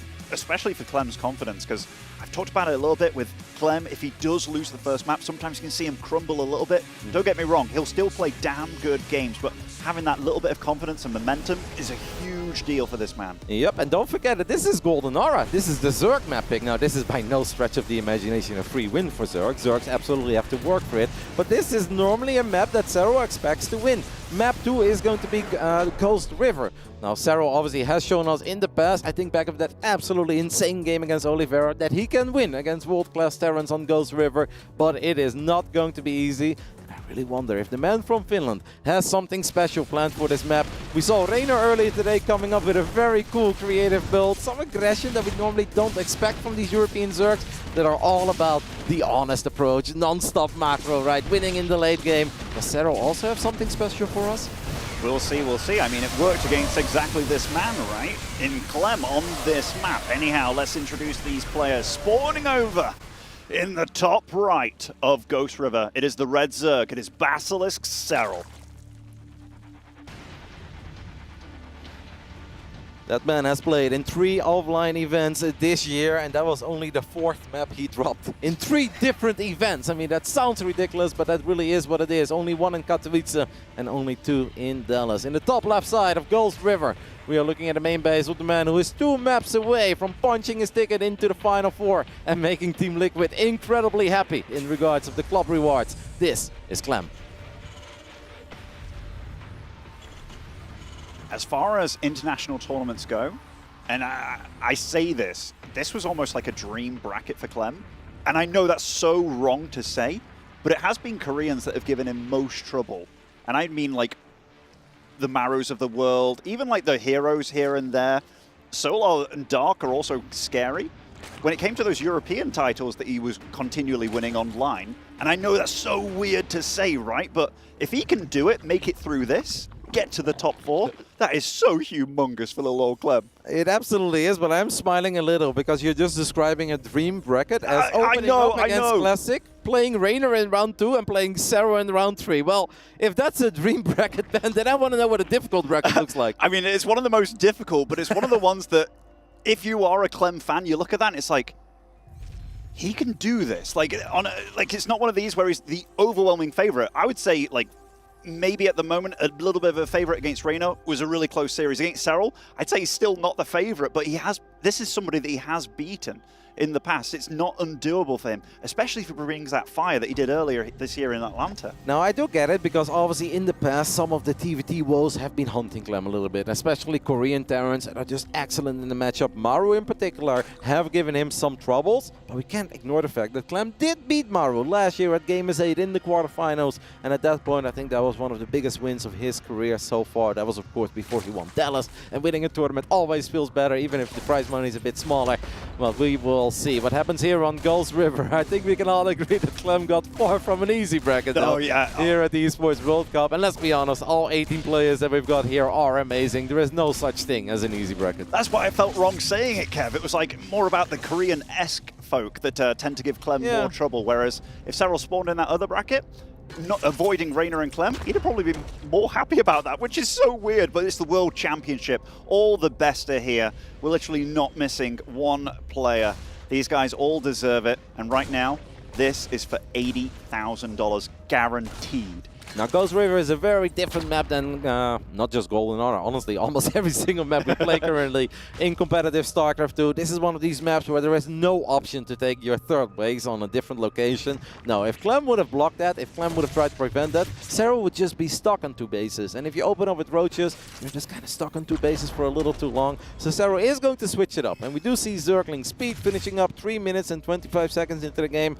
As Clem says, all right, Zergling Speed. We see a hatchery. This is going to try to take a little look into the main base. We've got a couple of Hellions going to the other side of the map. I do believe that the Zerglings of Serral have avoided these Hellions. And now I really wonder, does Clem have anything in his natural, or is he in danger of already losing a couple of SCVs? Very often Terrans have rallied the 3rd and 4th Hellion to be defensive, but this from Serral getting quite a bit of damage here. 4 SCV, 5. I mean, that number's going to keep on growing. There are Hellions in the main, though, trying to deal some counter damage. That is a big lineup. 3 drones going down. This is already a very weird TVZ here, but I think it's edged out in Serral's favor. Yes, I think Serral is going to be incredibly happy with the 6 SCVs that he killed there, but he did take some damage at home as well, was forced to produce even more Zerglings. I don't think any Zerglings got into the main base of Clem. We can see that it's all very normal there, but it'd still be very comfortable for Serral to confirm that. Nope, he has not been able to take a little sneak peek up that ramp.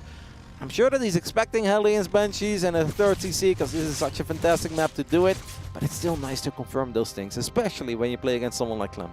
Absolutely. I mean, Clem, he's really been whipping out some weird-ish builds for him this tournament, right? Because as far as it goes, he is the guy that does the build he's doing right now. Reaper, Hellion, Banshee, 3CC. It's his absolute bread and butter, and it's what he's resorting back to against Serral, which is really cool to see. Serral this time getting Evo Chambers very early. I don't think there's any Roach Warren online for him as of yet, but he is looking to grow very quickly here. I mean, we think back of that amazing game that Serral played on Ghost River against Oliveira. I think it's one of the best TVZs that we've seen in a long time, because we think of those memes like you can't just stay on Lair Attack and make Linkbane and beat a 3-3 Bioterran, and Serral showed us that apparently that is possible. But that was against Oliveira. That is a game that Clem has absolutely seen, and I'm sure that Clem has learned from it, and that whenever he sees Serral on this map, he will think back of that game. And Clem can go so heavy on the Widow Mines that I think it's impossible to get the job done with just Lings and Banes, but we will see if we get there. Perhaps Serral has something different in mind once he's on Lair Attack. Perhaps we still see a quick hive. We'll keep an eye on it, as right now Clem is just sharking around, want to make sure that A, everything is normal, and B, trying to keep a creep at bay and perhaps even find some damage. Yeah, the creep's not super crazy right now, and the Banshees do get their first shots off, but Serral very quick to the pull there. Didn't lose a drone on the initial Banshee being shown, and now Serral knows for sure what he's up against. Now, he doesn't have the ability to make the Overseer, so these Banshees will be a little bit of a nuisance for some time. Might be able to get a kill here. No. Serral's looking sharp this game with the defense. I mean, Serral has looked sharp throughout the entire year. First game, obviously, not even Serral is going to be able to kill Hellions if you don't have Zergling speed and the Hellions break through. Like, maybe if you have a full wall up, you can keep them at bay, as Clem does get a cancel on the 4th hatchery on the right side, and at the same time kills a Queen in the natural. That's not easy, man. Finding success against Serral in the early game is incredibly difficult, and Clem is finding it, and it somehow seems that all of these units keep on getting away on incredibly low HP for the man from Team Liquid. Yeah, the dancing and the juking from both these guys very good. Serral not faltering on producing drones, though. 77, that is a darn quick infestation pit as well. He delayed the +1 melee, but it's not the biggest deal in the world in this situation. Far more prioritizing the carapace, far better for those banelings as well. If he gets up to a quick hive here, that could absolutely turn this game on its head. Yep, we're going to get a macro hatch as well on the natural. That's kind of cool to see. But we can't ignore the fact that this is Ghost River, and tanks are so freaking powerful on Ghost River. They can keep your third base safe, but you can also go for some terrifying tank pushes early on. And if you don't have Baneling speed yet, that is going to be incredibly difficult to deal with. Clem is already going for the first move out. At this point, this Terran army is really not all that terrifying, but a couple of Marines with stim and a tank is always scary when it's Clem controlling those units. Absolutely, and those rocks, you can see if you get a tank behind them at any point, so hard to take out. Clem was trying to bait out an army with that tank. A stim here could be problematic for Serral, perhaps. Yep, couple of the Queens, we're going to have to bring the Zerglings over. Queens will start transfusing each other. Good job there by the Finnish Phenom. Does not lose a Queen, but these Queens cannot go off creep. Oh, they're not totally certain which way they want to go. In the end, only a single Queen went down. Serral playing with fire there, because Clem is a guy that will jump on every single opportunity you give him. And right now, speed as finished for these Banelings. They are far more effective on and off creep. +1/+1, combat shells coming online. Big upgrades for the both of them. This Banshee still being annoying. And I mean, Serral will start dealing with it in the best way he can, but I think he'd like to be way further ahead right now and still being a nuisance. We've already lost a couple of Queens, and it seems like we are in danger of losing the third Queen as well. There was an Overseer morphing somewhere. This is not a fight I feel like the Queen should win if the Banshee would have gone for it, but Clem, I guess, didn't want to get Jebeta to fly in range of that Spore Crawler. Hive is about to finish up, but Clem has a very good idea that Hive has been on the way for a little while, because that Banshee has been right on top of it. So I think Clem knows that he can start becoming a little bit more aggressive. Serral, however, has managed to successfully sneak a lot of units to the other side of the map, is looking for a cancel on the 4th base, but will not get it because there are plenty of Marines to save the day. And those Lings are not in a position where they can deal with this front push. They are working their way back now, but Clem's done such a good job of just minimizing the creep spread. Like, Serral, he wants to be able to see way more than he is capable of doing right now. Vipers are on the way, Adrenal Glands as well. Big upgrades coming online soon for him. And I mean, if he gets +2 carapace, I think Clem kind of forgot about, or his armory was a little bit late. But Clem absolutely knows that, and that's why Clem knows that it's time to kind of go pedal to the metal. Of course, you have to respect high ground. You have to be very cautious when you step on creep. But Clem knows that Serral's army is about to become a whole lot more powerful, so he tries to be a bit more aggressive. Serral comes in from the bottom left as well, but Clem snipes a crazy amount of Banelings, and yes, Serral gets a couple of the tanks, but there are still a lot of Marines remaining. I don't know if that really was the fight that Serral was looking for. The good news for Serral and all the Serral fans out there is that he does still have a bunch of Banelings. He's got 48 Zerglings on the way, and Adrenal Glands is getting closer and closer. That was such a sad fight when you looked at the production timer. Like, the +2 Carapace was just about finishing, and when it was just Marines left over, I mean, this fight will probably go a lot better. Oh, I was going to say it was going to look a lot better, but that Widowmine downtown just killed absolutely everything there, and Serral absolutely flustered here. I mean, he is against a very, very huge Wrecking Ball outside his base. We'll be able to get some nice eco damage down here. Maybe stop the PF from morphing. That's a nice win from Serral, though, to get back in this. Yep, what a moment for a couple of Zerglings to make it to the other side of the map, because that's going to give Serral time to replace a couple of those Banelings he just lost to that Widowmine, and will now also give him time to start working with +2 melee, start working with Adrenal Glands, and let's not forget about that Viper that's in the mix. Clem tried to gun it down there. Serral saves it. Serral, I think, absolutely still in trouble, but if he hangs in there a little bit longer, his army is going to be a whole lot more powerful than it was 2 minutes ago. It really will be, and remember, that 4th base only just went down for Clem. His work account's very good, and oh, that is quite uncharacteristic, but Serral just in a lot of moments at the right time, and PF will be finishing. Lovely Widowmine connection there, voiding it with all the SCVs. Clem feels like it's time to go, as you said. Big upgrades coming in from Serral, 3-3. 3-3 hasn't started yet for Clem, and he just wants to go. He's making Cyclones as well. That must be a bit of a misstep, sure. Yeah, I feel like we saw that earlier today as well. One accidental Cyclone at a very random moment. We've got a couple of Widowmines in the mix. Serral really is in a bit of trouble. Can these Widowmines find Dream Connections once more? Clem is the very best in the business when it comes to burrowing, unburrowing, and retargeting Widowmines over and over again. One of these mines gets a shut off, but excellent split off there by Serral. Serral takes an incredibly good fight without even using some of that Viper energy, but Clem is all over that hatchery in the bottom right side. A little bit of burrow on burrow. There you have it. Clem is just proving my point. Yeah, I mean, they're both playing so well at this point, but I mean, Serral, he's down to 4 bases, Kev. He can't take a 5th either. This is a lot of Zerg to deal damage, but there are just Terran units here, there, and everywhere. Serral did defend down in the south, right side of the map, but he is not getting the damage that he needs right now. That was successful as an attack, but yeah, obviously we did lose that hatchery in the bottom right side. Now Serral still over these units, has plenty of Zerglings to work with. He's going to fire up a few more Vipers. I am sure that he would love Ultras, but at this point Serral does not have the economy to drop an Ultralisk Cavern. Meanwhile, Clem's army is only going to get bigger and more powerful with those 3-3 upgrades on the way. More Widow Mines added to the mix, and now we've got Liberator sieging up. And the only anti-air that Serral can really work with is a bunch of Queens and of course a Viper, maybe for a Milduck, but these Vipers need to take care of other units as well. They really do. Clem stepping deep on the creep here, right outside the natural.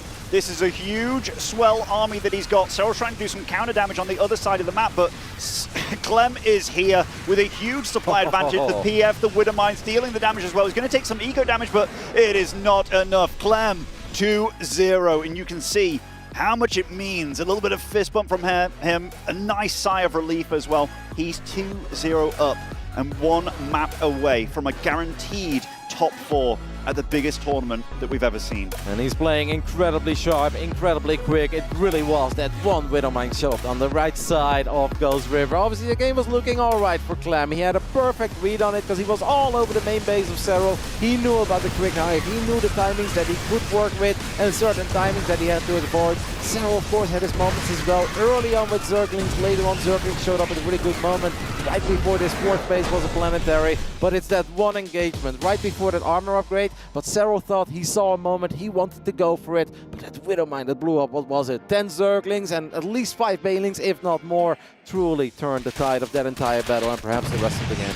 Yeah, I felt there was one moment as well where Serral took the fight, like he felt it was the right time to move, you know, but it was a moment, like +2 Carapace finished at the end of it, and positionally, maybe it was the fight to take, but it really wounded him. I think it was this moment here. You can see the +2. It's seconds away from finishing, and this is off creep as well. He just didn't want Clem to really fortify this location, but still brutal to see that the upgrade finishes as the fight goes off.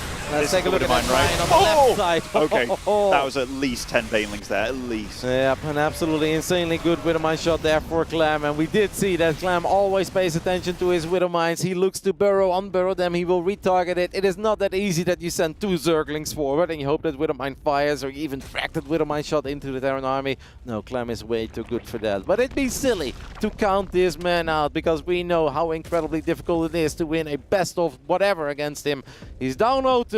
But if anyone can turn this around, it has to be this man, the most accomplished StarCraft II player in history. It's Basilisk Serral.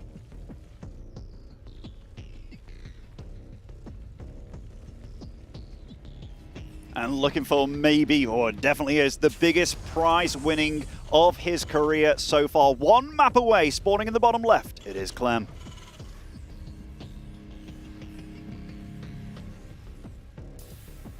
Amphion, a very interesting third map. Obviously, this map is not Omega Zerg friendly, and Zergs have definitely been, you know, pretty vocal about it. Yeah, I think we can say that. I mean, a Ghost River is just a difficult map, but Serral's had some success on it, so I'm not mega shocked to see that we played on it. I'm also not shocked that Serral still had a relatively normal way of playing it, because he did have that one moment in the early game where he snuck a couple of Zerglings to the other side of the map, and if he kills 6 SCVs but he doesn't lose anything at home, he's off to a mega start there. And then even Ghost River starts looking a whole lot more appealing to the Zergs. But yes, he got the damage, then Clem kind of found some counter damage in return, and it really takes a little while before Zerg players can get going. Serral was just never able to work with those overwhelming amounts of units. Amphion, however, is a much bigger map, and even though it seems like it's fantastic for Terran drop play, it doesn't really seem to be Clem's best map for some weird reason, because I look at this map, I look at the layout, I'm like, man, this has Liquid Clem written all over it, but Clem has historically struggled on Amphion.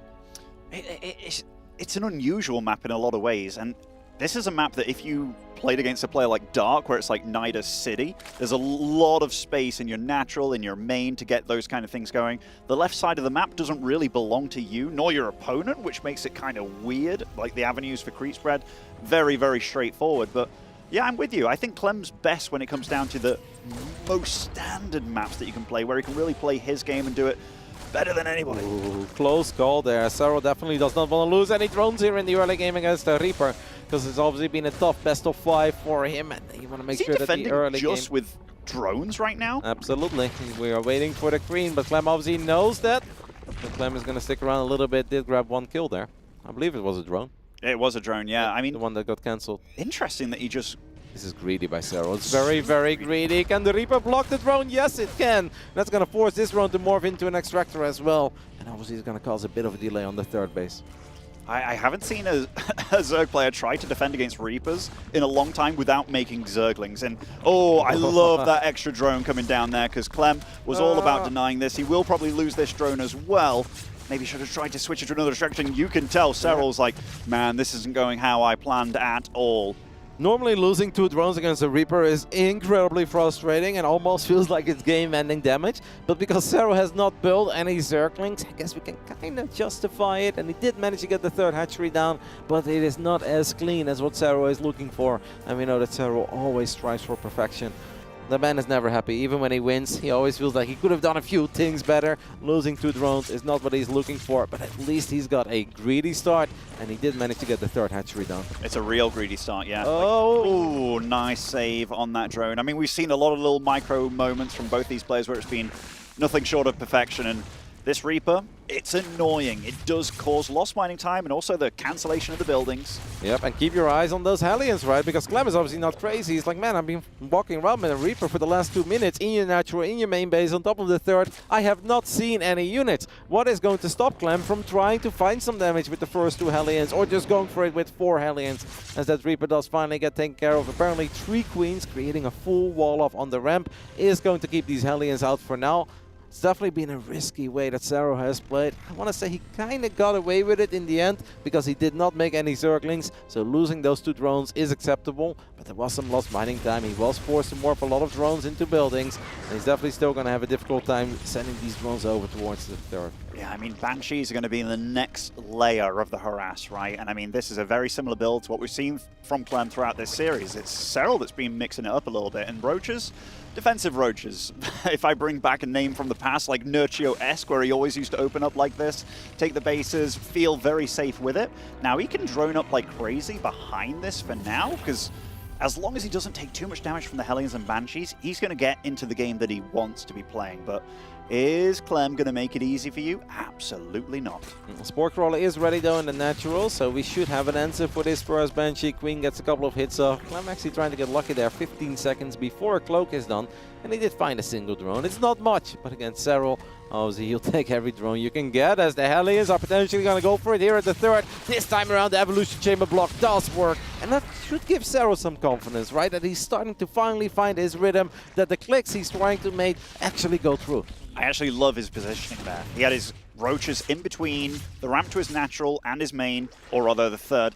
And then he was like, you know what, if I do this properly this time and it works out for me, the Evo block saved him a lot of time covering multiple angles. We've seen 2 games where Clem obviously had good starts, where a lot of the things that Clem was looking for turned into gold, and he found damage, and we were playing Clem's game. I think for the first time we can actually look at a 6 minutes ZVT here and say, this went pretty good for Serral. Sure, that Reaper was annoying and found a little bit of damage, but besides that, it's about as clean as it's going to get. So this is a very different game than that first one and that second one, and that should give Serral some confidence, because this is the kind of start that he's obviously been practicing. He's got those 1 more upgrades finishing up. He's got circling speed on the way now. There's 1 more Cloak Banshee looking for a bit of damage in the main. Finds the first round. The second one gets saved as he also morphs that into a Spore Crawler.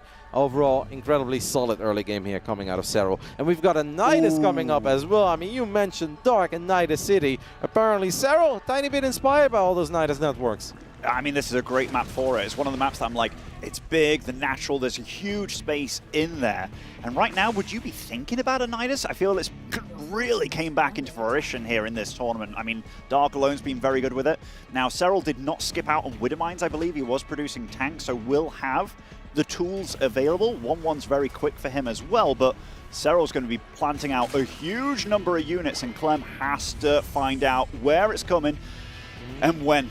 Well, he's got vision of the entire back corner of his main base. He is moving out though, and that's obviously risky, because sometimes you need a little bit of lady luck as a Terran player, that you have a few units popping out of a barracks or a factory that actually gone down that first Nidus. As the Marines are here, they find the Queen. First Nidus attempt is happening in the bottom left side, and kind of feels that Clem is paying more attention to whatever he was doing on the other side of the map. He needs to bring over some units, because if all of these Roaches and Ravages pop out of this Nidus in the main base, this is going to be really difficult, and Clem did not see that Nidus in time.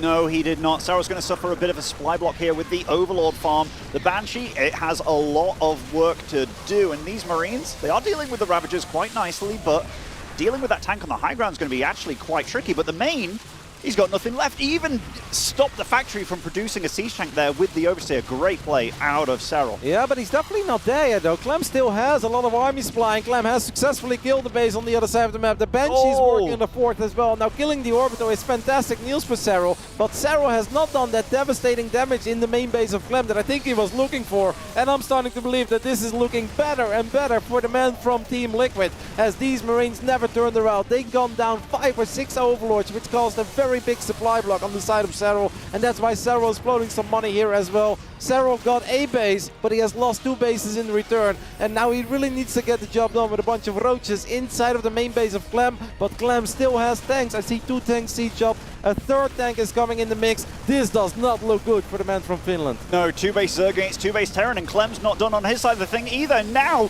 no reinforcements, no retreat either. That's half his army morphing. They're not dealing damage at all, and Clem is going to get a massive cleanup on all these Ravagers. Oh my goodness.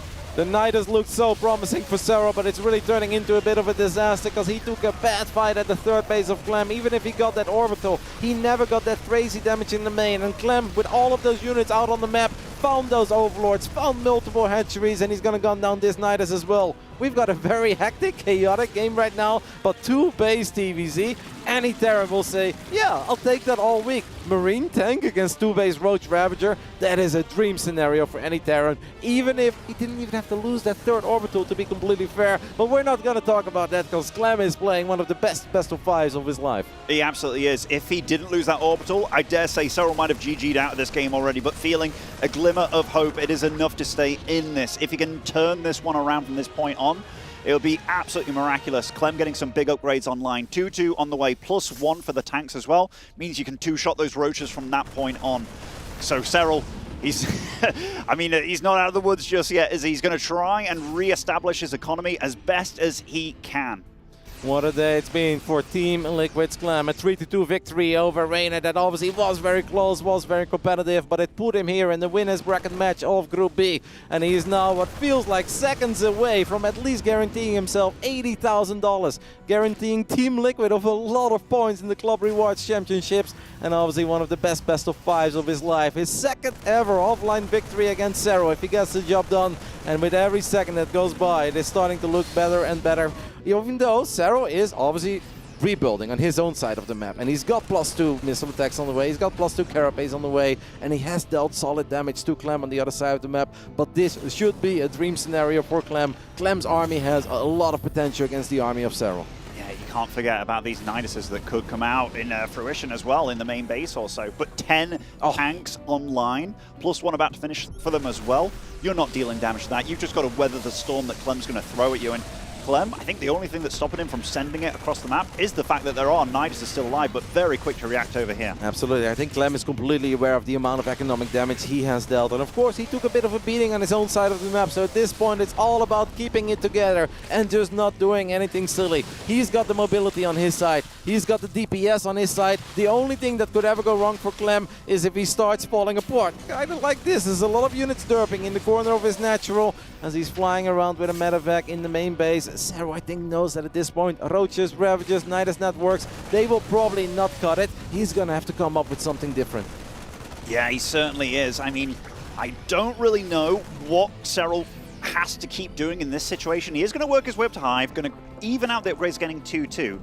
But this situation, like a minute ago, or a few minutes ago even, looked way worse for Serral. Like he was down in supply, down in workers, and right now, maybe the threat of the Nidus is enough to just, I was going to say keep Clem back, but he is not about staying back in this situation. Even trying to use Burrow to save these queens in the main base, but this tank army, does he have an answer? There are 14 tanks, and Serral obviously is an absolute master in gunning down some tanks with Ravagers, and Serral will look for this freebie. Serral's got the supply on his side, but the supply can absolutely lie in this matchup, especially when it's Roach Ravager. But if you give Serral the opportunity to get another Nidus up in the main base while you're moving out, there is a chance that Nidus did come online. We have a couple of Roaches with Burrow right now coming out. Did Clem leave any tanks behind? Yeah, he's got tanks for days. He's got one tank siege, a couple of the other tanks are just doing their thing. And look at the positioning of all of these tanks, and without Vipers, this is hell for the Zerg. It really is. So many Ravagers biting the dust there. A lot of them left battered and bruised as well. Supply still relatively close in this matchup, but remember,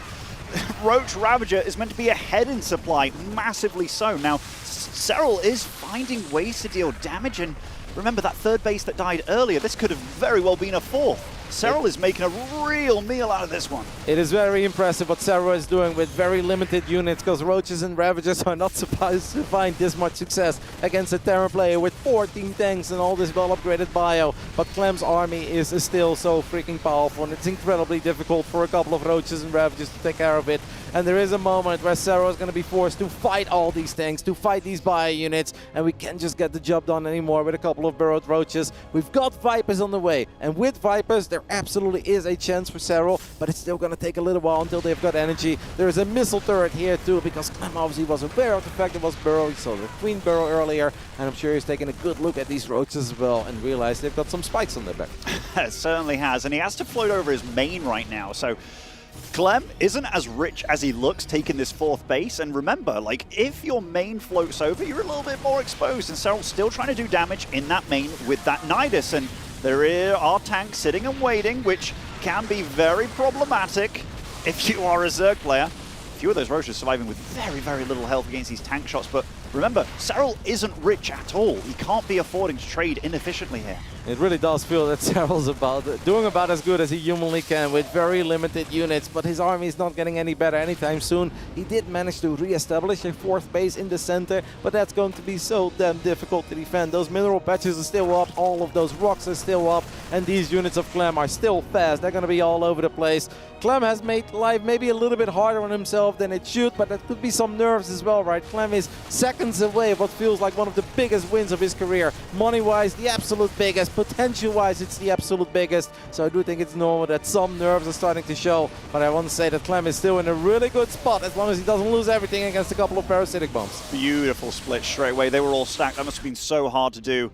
But these roaches in the main, I mean, getting any tanks, but Clem is not about sitting and taking it either. Both of them absolutely dishing it out to one another on each side of the map. We're at 53 drones versus 48 SCVs 15 minutes into the game. It's beautiful. It's a very scrappy game here on Amphion, but Serral knows that this is still an incredibly tough battle to win. He fired up 20 Zerglings, but I don't believe that we have a Reynor Glen. Serral's obviously not been very rich ever since he lost all those bases. As we can see, that there are really no upgrades for these Zerglings. Yes, they have +2 carapace, but 0 melee upgrades on the Zerglings, and it's going to make it incredibly difficult for them to have much of an impact. The only thing you can really hope for if you're Serral is that those Zerglings somehow manage to get on top of all the tanks, and the tanks deal a lot of friendly fire. Yeah, they're just fodder at this point, aren't they? They are not there to deal damage. They're there to just help out a little bit, be a little bit of a cushion right now, but he's scrambling. He's trying to get anything going, and Clem, how many workers have been killed this game by these players? Because I dare say 29 drones, 26 SCVs, very, very close. Resources lost tab overall in favor of Clem, but we knew that. And now Ghost coming out into the field as well as a Lurker Den, but going for a Lurker Den when you're on 50 drones just feels... I mean, Serral's been fighting a very wounded game. Desperate times call for desperate matches. I don't hate the call there by Serral, because Ultras without melee upgrades, they're not going to make the difference. The Zerglings without Reynor Glens and melee upgrades, they won't do it. We are not rich enough for Banelings. He needs something magical. So then you may as well hope that you can get a couple of Lurkers online. Ooh. As we do see an abduct on one of the medevacs. The second medevac gets abducted as well. Clem drops a little bit of supply, but Clem just continues to find damage as he's really taking full advantage of the fact that this has been a different game, a very messy and scrappy game. There is limited vision for the Zerg. We never talk about Serral having limited vision. Serral sees everything all the time, but this game has just been so crazy that not even Serral has the setup that he's used to. No, definitely not. I mean, he's getting big upgrades online, trying to get Lurkers out. He does have a big gas bank available, 1,000 gas to spend, so he can start getting those Lurkers transformed, but look how much anti-Lurker we have right now. He does spot quite a bit of it moving by that angle with a Zergling burrowed, but still seeing it isn't dealing with it, and oh my goodness, that is so many ghosts. Yep, and if you're Serral, your heart will sink because you have fought so hard to find a way back into this game, but that is not 1 or 2 goals. We are looking at 11 goals making it to the front line. Serral's gonna go for one final counterattack, but there are tanks for days. Clem had 14 tanks at one point. He's got 17 tanks now, 17 tanks and 11 goals, 31 Marines with +3 attack as well. It is really an unfair fight, and the only thing that could really go wrong for Clem is the biggest move command in history into a couple of Lurkers. This game has Liquid Clem written all over it, and I think we can start seeing Clem go into that final 4. He just needs to land a few snipes. Don't do anything silly. Oh, what a series this has been from the young Frenchman. It really has been immaculate from him, and snipes go down the Vipers. Some blinding clouds do drop as well, but this is an unfair fight. There will be Ravager bars going down, trying to make the most out of it, but GG! Liquid Clem, the second player to move into the top 4, and you can see how happy he is. The absolute biggest win of his career thus far, and what a player to do it against. The final boss, the Finnish Phenom. Well played, good sir. For the second time in his career, Clem gets a W over Serral at an offline event, and what a moment to do it here at the Esports World Cup, and what a way to do it. 3-0, Serral lost 3 maps, winning ESL Dallas and IEM Katowice earlier this year. That is 2 entire tournaments that Serral dropped 3 maps in. Clem just won 3 maps in a row. A lot of people said that they feel players like Oliveira, like Clem, they can bring the fire to Serral if they bring their A+ game. I think it's safe to say that Clem absolutely did bring his A+ game. I feel like we saw some nerves there towards the finals, moments of Game 3, but it's okay because what a moment it's been for him. Let's hear from the young man as he's on stage with Fancy. Clem, you beat the final boss, the brick wall. Everyone thought that it's gonna be an easy match for him, but you did it. How does it feel right now? I feel amazing. I feel amazing. Oh my god, I can't believe it. Okay, but you did win your first LAN tournament in Atlanta earlier this year, and now you're in the top 4 at the Esport World Cup.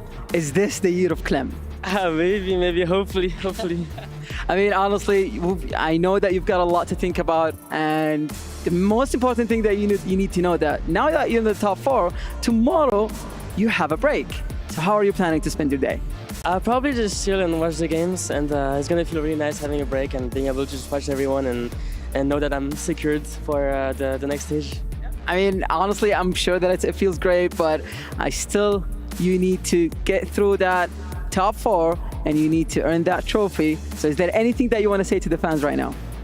Thank you so much, anyone watching and cheering for me. I appreciate it so much as always, and I hope you'll watch the games. And salut au stream français, big up les gars, bonjour. All right, thank you so much. Let's go back to the studio to talk about this amazing match. Fancy, you are on point. What a sensational result. And we're only 2 days into our World Championship here. Clem, 3-0 against the man people were thinking was invincible. What a result coming out for Clem, making it to that final 4. I'm smiling ear to ear, and so is Clem here. Joining me, Pig, ZG, and Lambo to talk about this one. Pig, what a result for the history books. Yeah, I mean, it started just looking so crisp, so clean at the start of the series. And then you saw this game and you're like, yeah, Serral's got some fight in him. He does not go down easily. He was not willing to go out of this game without a fight, but Clem stayed firm, stayed on point, and even despite the Hydra transition at the end, the kind of dark style Roach Hydra Viper, I mean, Clem was just all over it, and that tank count was just immense. Yeah. CG, thoughts?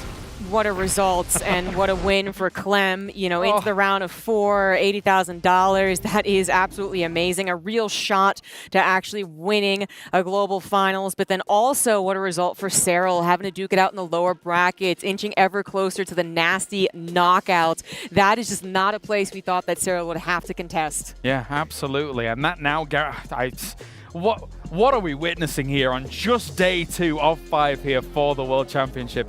What a ridiculous situation we find ourselves in. And of course, Clem, congratulations to him. But this also now guarantees, even if Serral and Maru both get to that second place match, one of them is guaranteed to be in that knockout bracket, which, Lambo, that's also insane. What are we witnessing? I mean, that is completely insane. At this point, we could have a Serral versus Maru knockout match for the third spot in the top 4. Yes, please. That also means one of Maru and Serral will 100% play in the round of 16, at the very least in the knockout bracket. So, I mean, it's a crazy situation we find ourselves in. Oh, Pig, what do we do? Panic, help. Well, everyone in the knockout bracket is panicking right now because it just got a lot scarier. I mean, it was always going to be a hard one, but yeah, this is just such a cool turn of events. And I think for a lot of us, we said, can Clem keep it together? He had a couple of really good performances here in Riyadh last year. And then it felt like, and he said himself, he didn't feel like he played his best when he got eliminated by Reynor in that tournament. This time around, maybe, well, he can lift the command center against some roaches, a small mistake, but overall, like, stunning performance. That was just such good play. The thing that astonishes me most is that we went through 2 unbelievably high-profile tournaments. Katowice, Dallas, Serral barely drops a map whilst clinching the championship at both of them, ZG. And then this all of a sudden becomes a 3-0. I would have at least thought Serral would have taken a map, but Clem, 3-0. Yeah, that is an insane result. And let's really not forget how he made Hero look kind of silly before this, right? This isn't his, like, first result, and you're like, oh, like, the other guy was easy enough. Like, no, he dominated one of the best Protosses in the world, and then was just dominated by, I guess, one of the best Terrans in the world. That is a statement to make. Maru, try to match that. Yeah, I don't know where to go in this segment. I'm actually a little bit astonished, and this is very rare for me, considering I'm supposed to be the yapper who keeps going with all of this. But now we find ourselves with Clem securing his spot. Dark has secured his spot as well here, Lambo, and who is going to join them? I don't know, man. I don't know. I don't know either. I mean, these brackets, the way they played out, are crazy. And those two are not even... Maru and Serral are not even confirmed to play against each other. There's so many other hard opponents that they can still face. There is still a hero in that bracket. For sure. There's still a Solar in that bracket, as we can see here. Still, Maru could fall against Byan. There could also be a potential rematch against Oliveira. They first even need to make it into that match against each other. Correct, yeah. The names in contention up here. Of course, we have Dark in that round of 4 already. Maru, Byan, and Oliveira are going to fight for a chance to get to that second place versus second place match. That is Group A. Let's move on to Group B, of course, now, as we have confirmed that Clem here in Group B. Well, I was about to say everyone, but I would guarantee you 90% of people expected Serral to be in that spot, and he is not. Now he falls down here to be able to try and take on a position. I do actually believe that Serral is technically one match forwards in all of that, because he can't be playing 2 players at once. But yes, you know, that's how it goes. That's how the bracket works. Good point. Good point. Thank you. But nonetheless, that still means that Reynor could take him out in the lower bracket. He's up against someone who has actually been one of the few to take him out in the extended series. So that's very scary as far as lower bracket for Serral. It's not a place we thought we'd be talking about. Yeah, let's take a look at the predictions. 77% of our audience thought that Serral was going to be able to take this one, and it was anything but. It didn't take a map. Yeah, Clem's form is paying off. I mean, I think we've seen Serral look nigh unstoppable in a lot of these tournaments, but he hasn't necessarily had to play Clem in all of them, has he? Yeah. You know, often it's Clem falling to a lot of other players, where Serral's been the more well-rounded player. But remember, I mean, Clem came to fame, you were saying it earlier before the match, off of beating him in these big online tournaments, taking Serral down in the regionals, and being one of the few people that could do it. Now, obviously, over the last few years, Serral's given him trouble, shown crazy builds, but Clem this time, he was ready for everything. And we saw in that final game, his ability to navigate chaos is on an entirely different level. Yeah, a lot of chaos. I am disorientated here, as you can probably tell. But hey, Lambo, bring me some kind of normality back here. What have you got to show me from these games? So the first clip I have prepared here is the very start, and I think that's the most crucial moment in this series. It started off with the Hellion run-bys, and we're used to seeing Serral being rock solid in the defense. You can't really kill a lot of workers against him. He's usually perfect, and here he barely misses the surround on the Hellions. He loses 3 drones, and then right after, it's just 4 Hellions. He already has roaches out, he has queens, but they're out of position here. You can see on the minimap that he actually does have the vision, but the Hellions, they drive by. The queen here is barely out of position to block the Hellions on the ramp, so he's out of position twice. Then the 4 Hellions, they drive by, and once again, he tries to go for the double Evo block, barely blocking his own evolution chamber there with the drones. Not quite fast enough, 3 times in a row. And that results in him losing 15 plus drones in the early game, which is just not recoverable. We're used to seeing Clem fall behind in the early game against Serral. Serral is so good at preparing for his opponent. But this time around, Clem actually was the one that was dominating early on.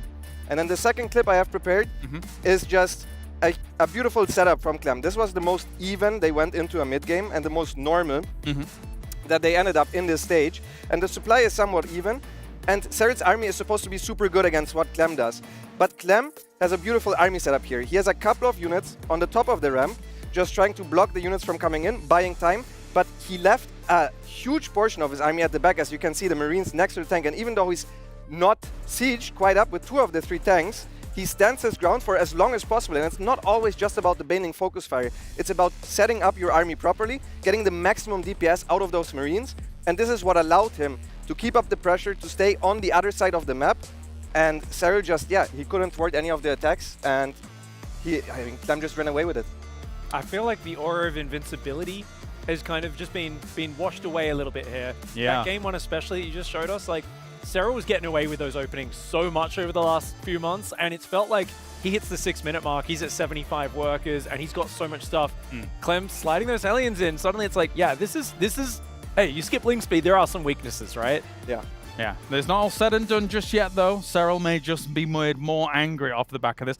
I mean, towards that last game, ZG, it's as if a slight demeanor of Serral had changed. 2-0 down, you could see in his face, like, there was extreme focus, maybe even some anger about how this has gone down. Yeah, we noticed it. As soon as it got into game 3, it's like, oh, okay, Serral's ready, you know? It's like that meme where they tilt forward a little bit, but even that wasn't enough. So, you know, Serral, he's going to have to reevaluate perhaps a little bit of a position. I know he's always nice when he's asked, like, what are your predictions for the matches, but he did actually get kind of honest with Cats and said, I'm not worried about anyone. And he absolutely should have been worried about Clem, but even then, to 3-0, that must be a result that shocks Serral, no matter how he thought about this coming into it. Yeah, let's just tighten the bolts on that B bracket and see what is going on there, as we've got ourselves Serral in the correct spot here. So again, he is awaiting either Reynor, Solar, Hero, or Cure down there for the chance to go towards that second place match. So again, if you are not even victorious in that second place match, though, down the line, the knockout bracket is grueling. And not only is the knockout bracket grueling, Pig, it's the fact that those series become best of threes, so they become volatile as well as grueling. Yeah, I mean, everything's on the line at that point. 1 or 2 small slip-ups, bam, you're out of the tournament. I mean, that's why it is the third life, essentially, for most of the players. It is the final chance that they will have.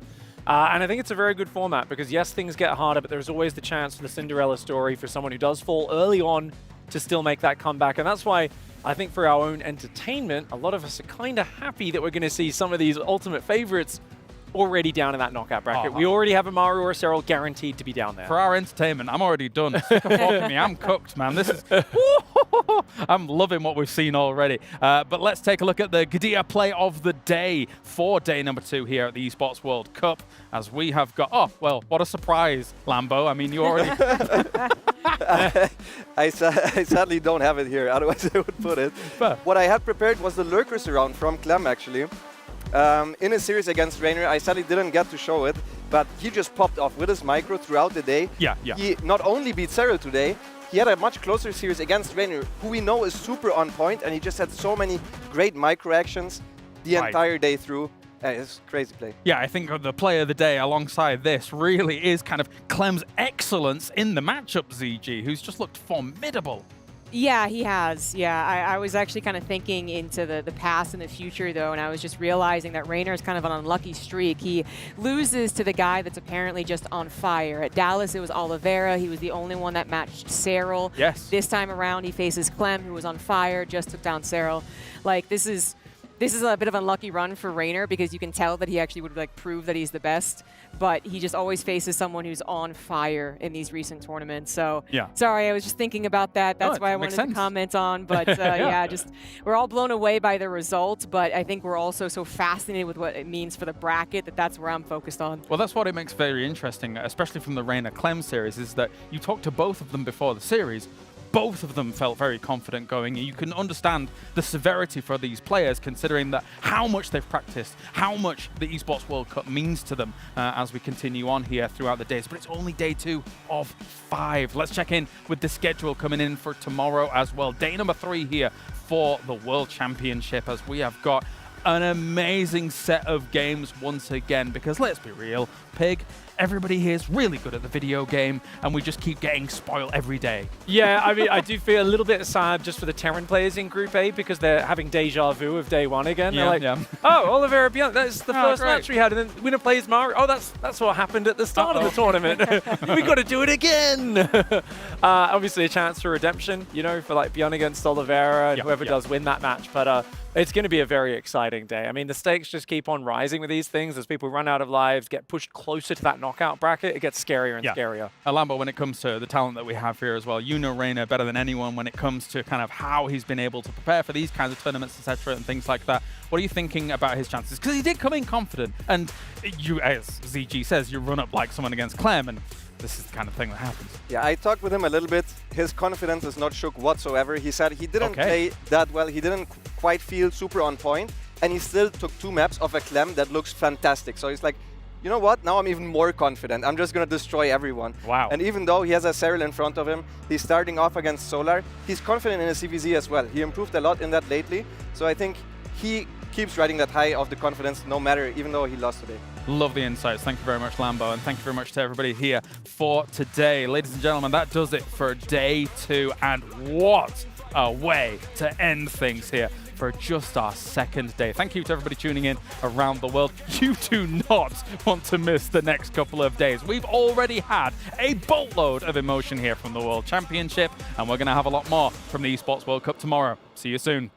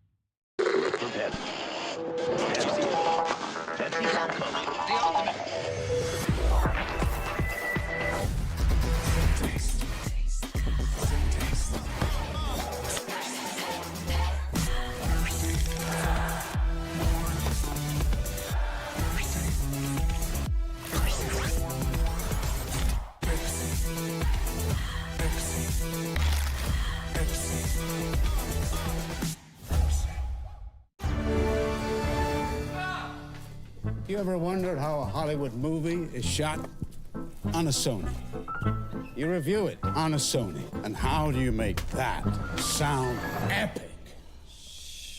You record it on a Sony. Lunch break on a Sony. So why wouldn't you watch it on a Bravia by Sony?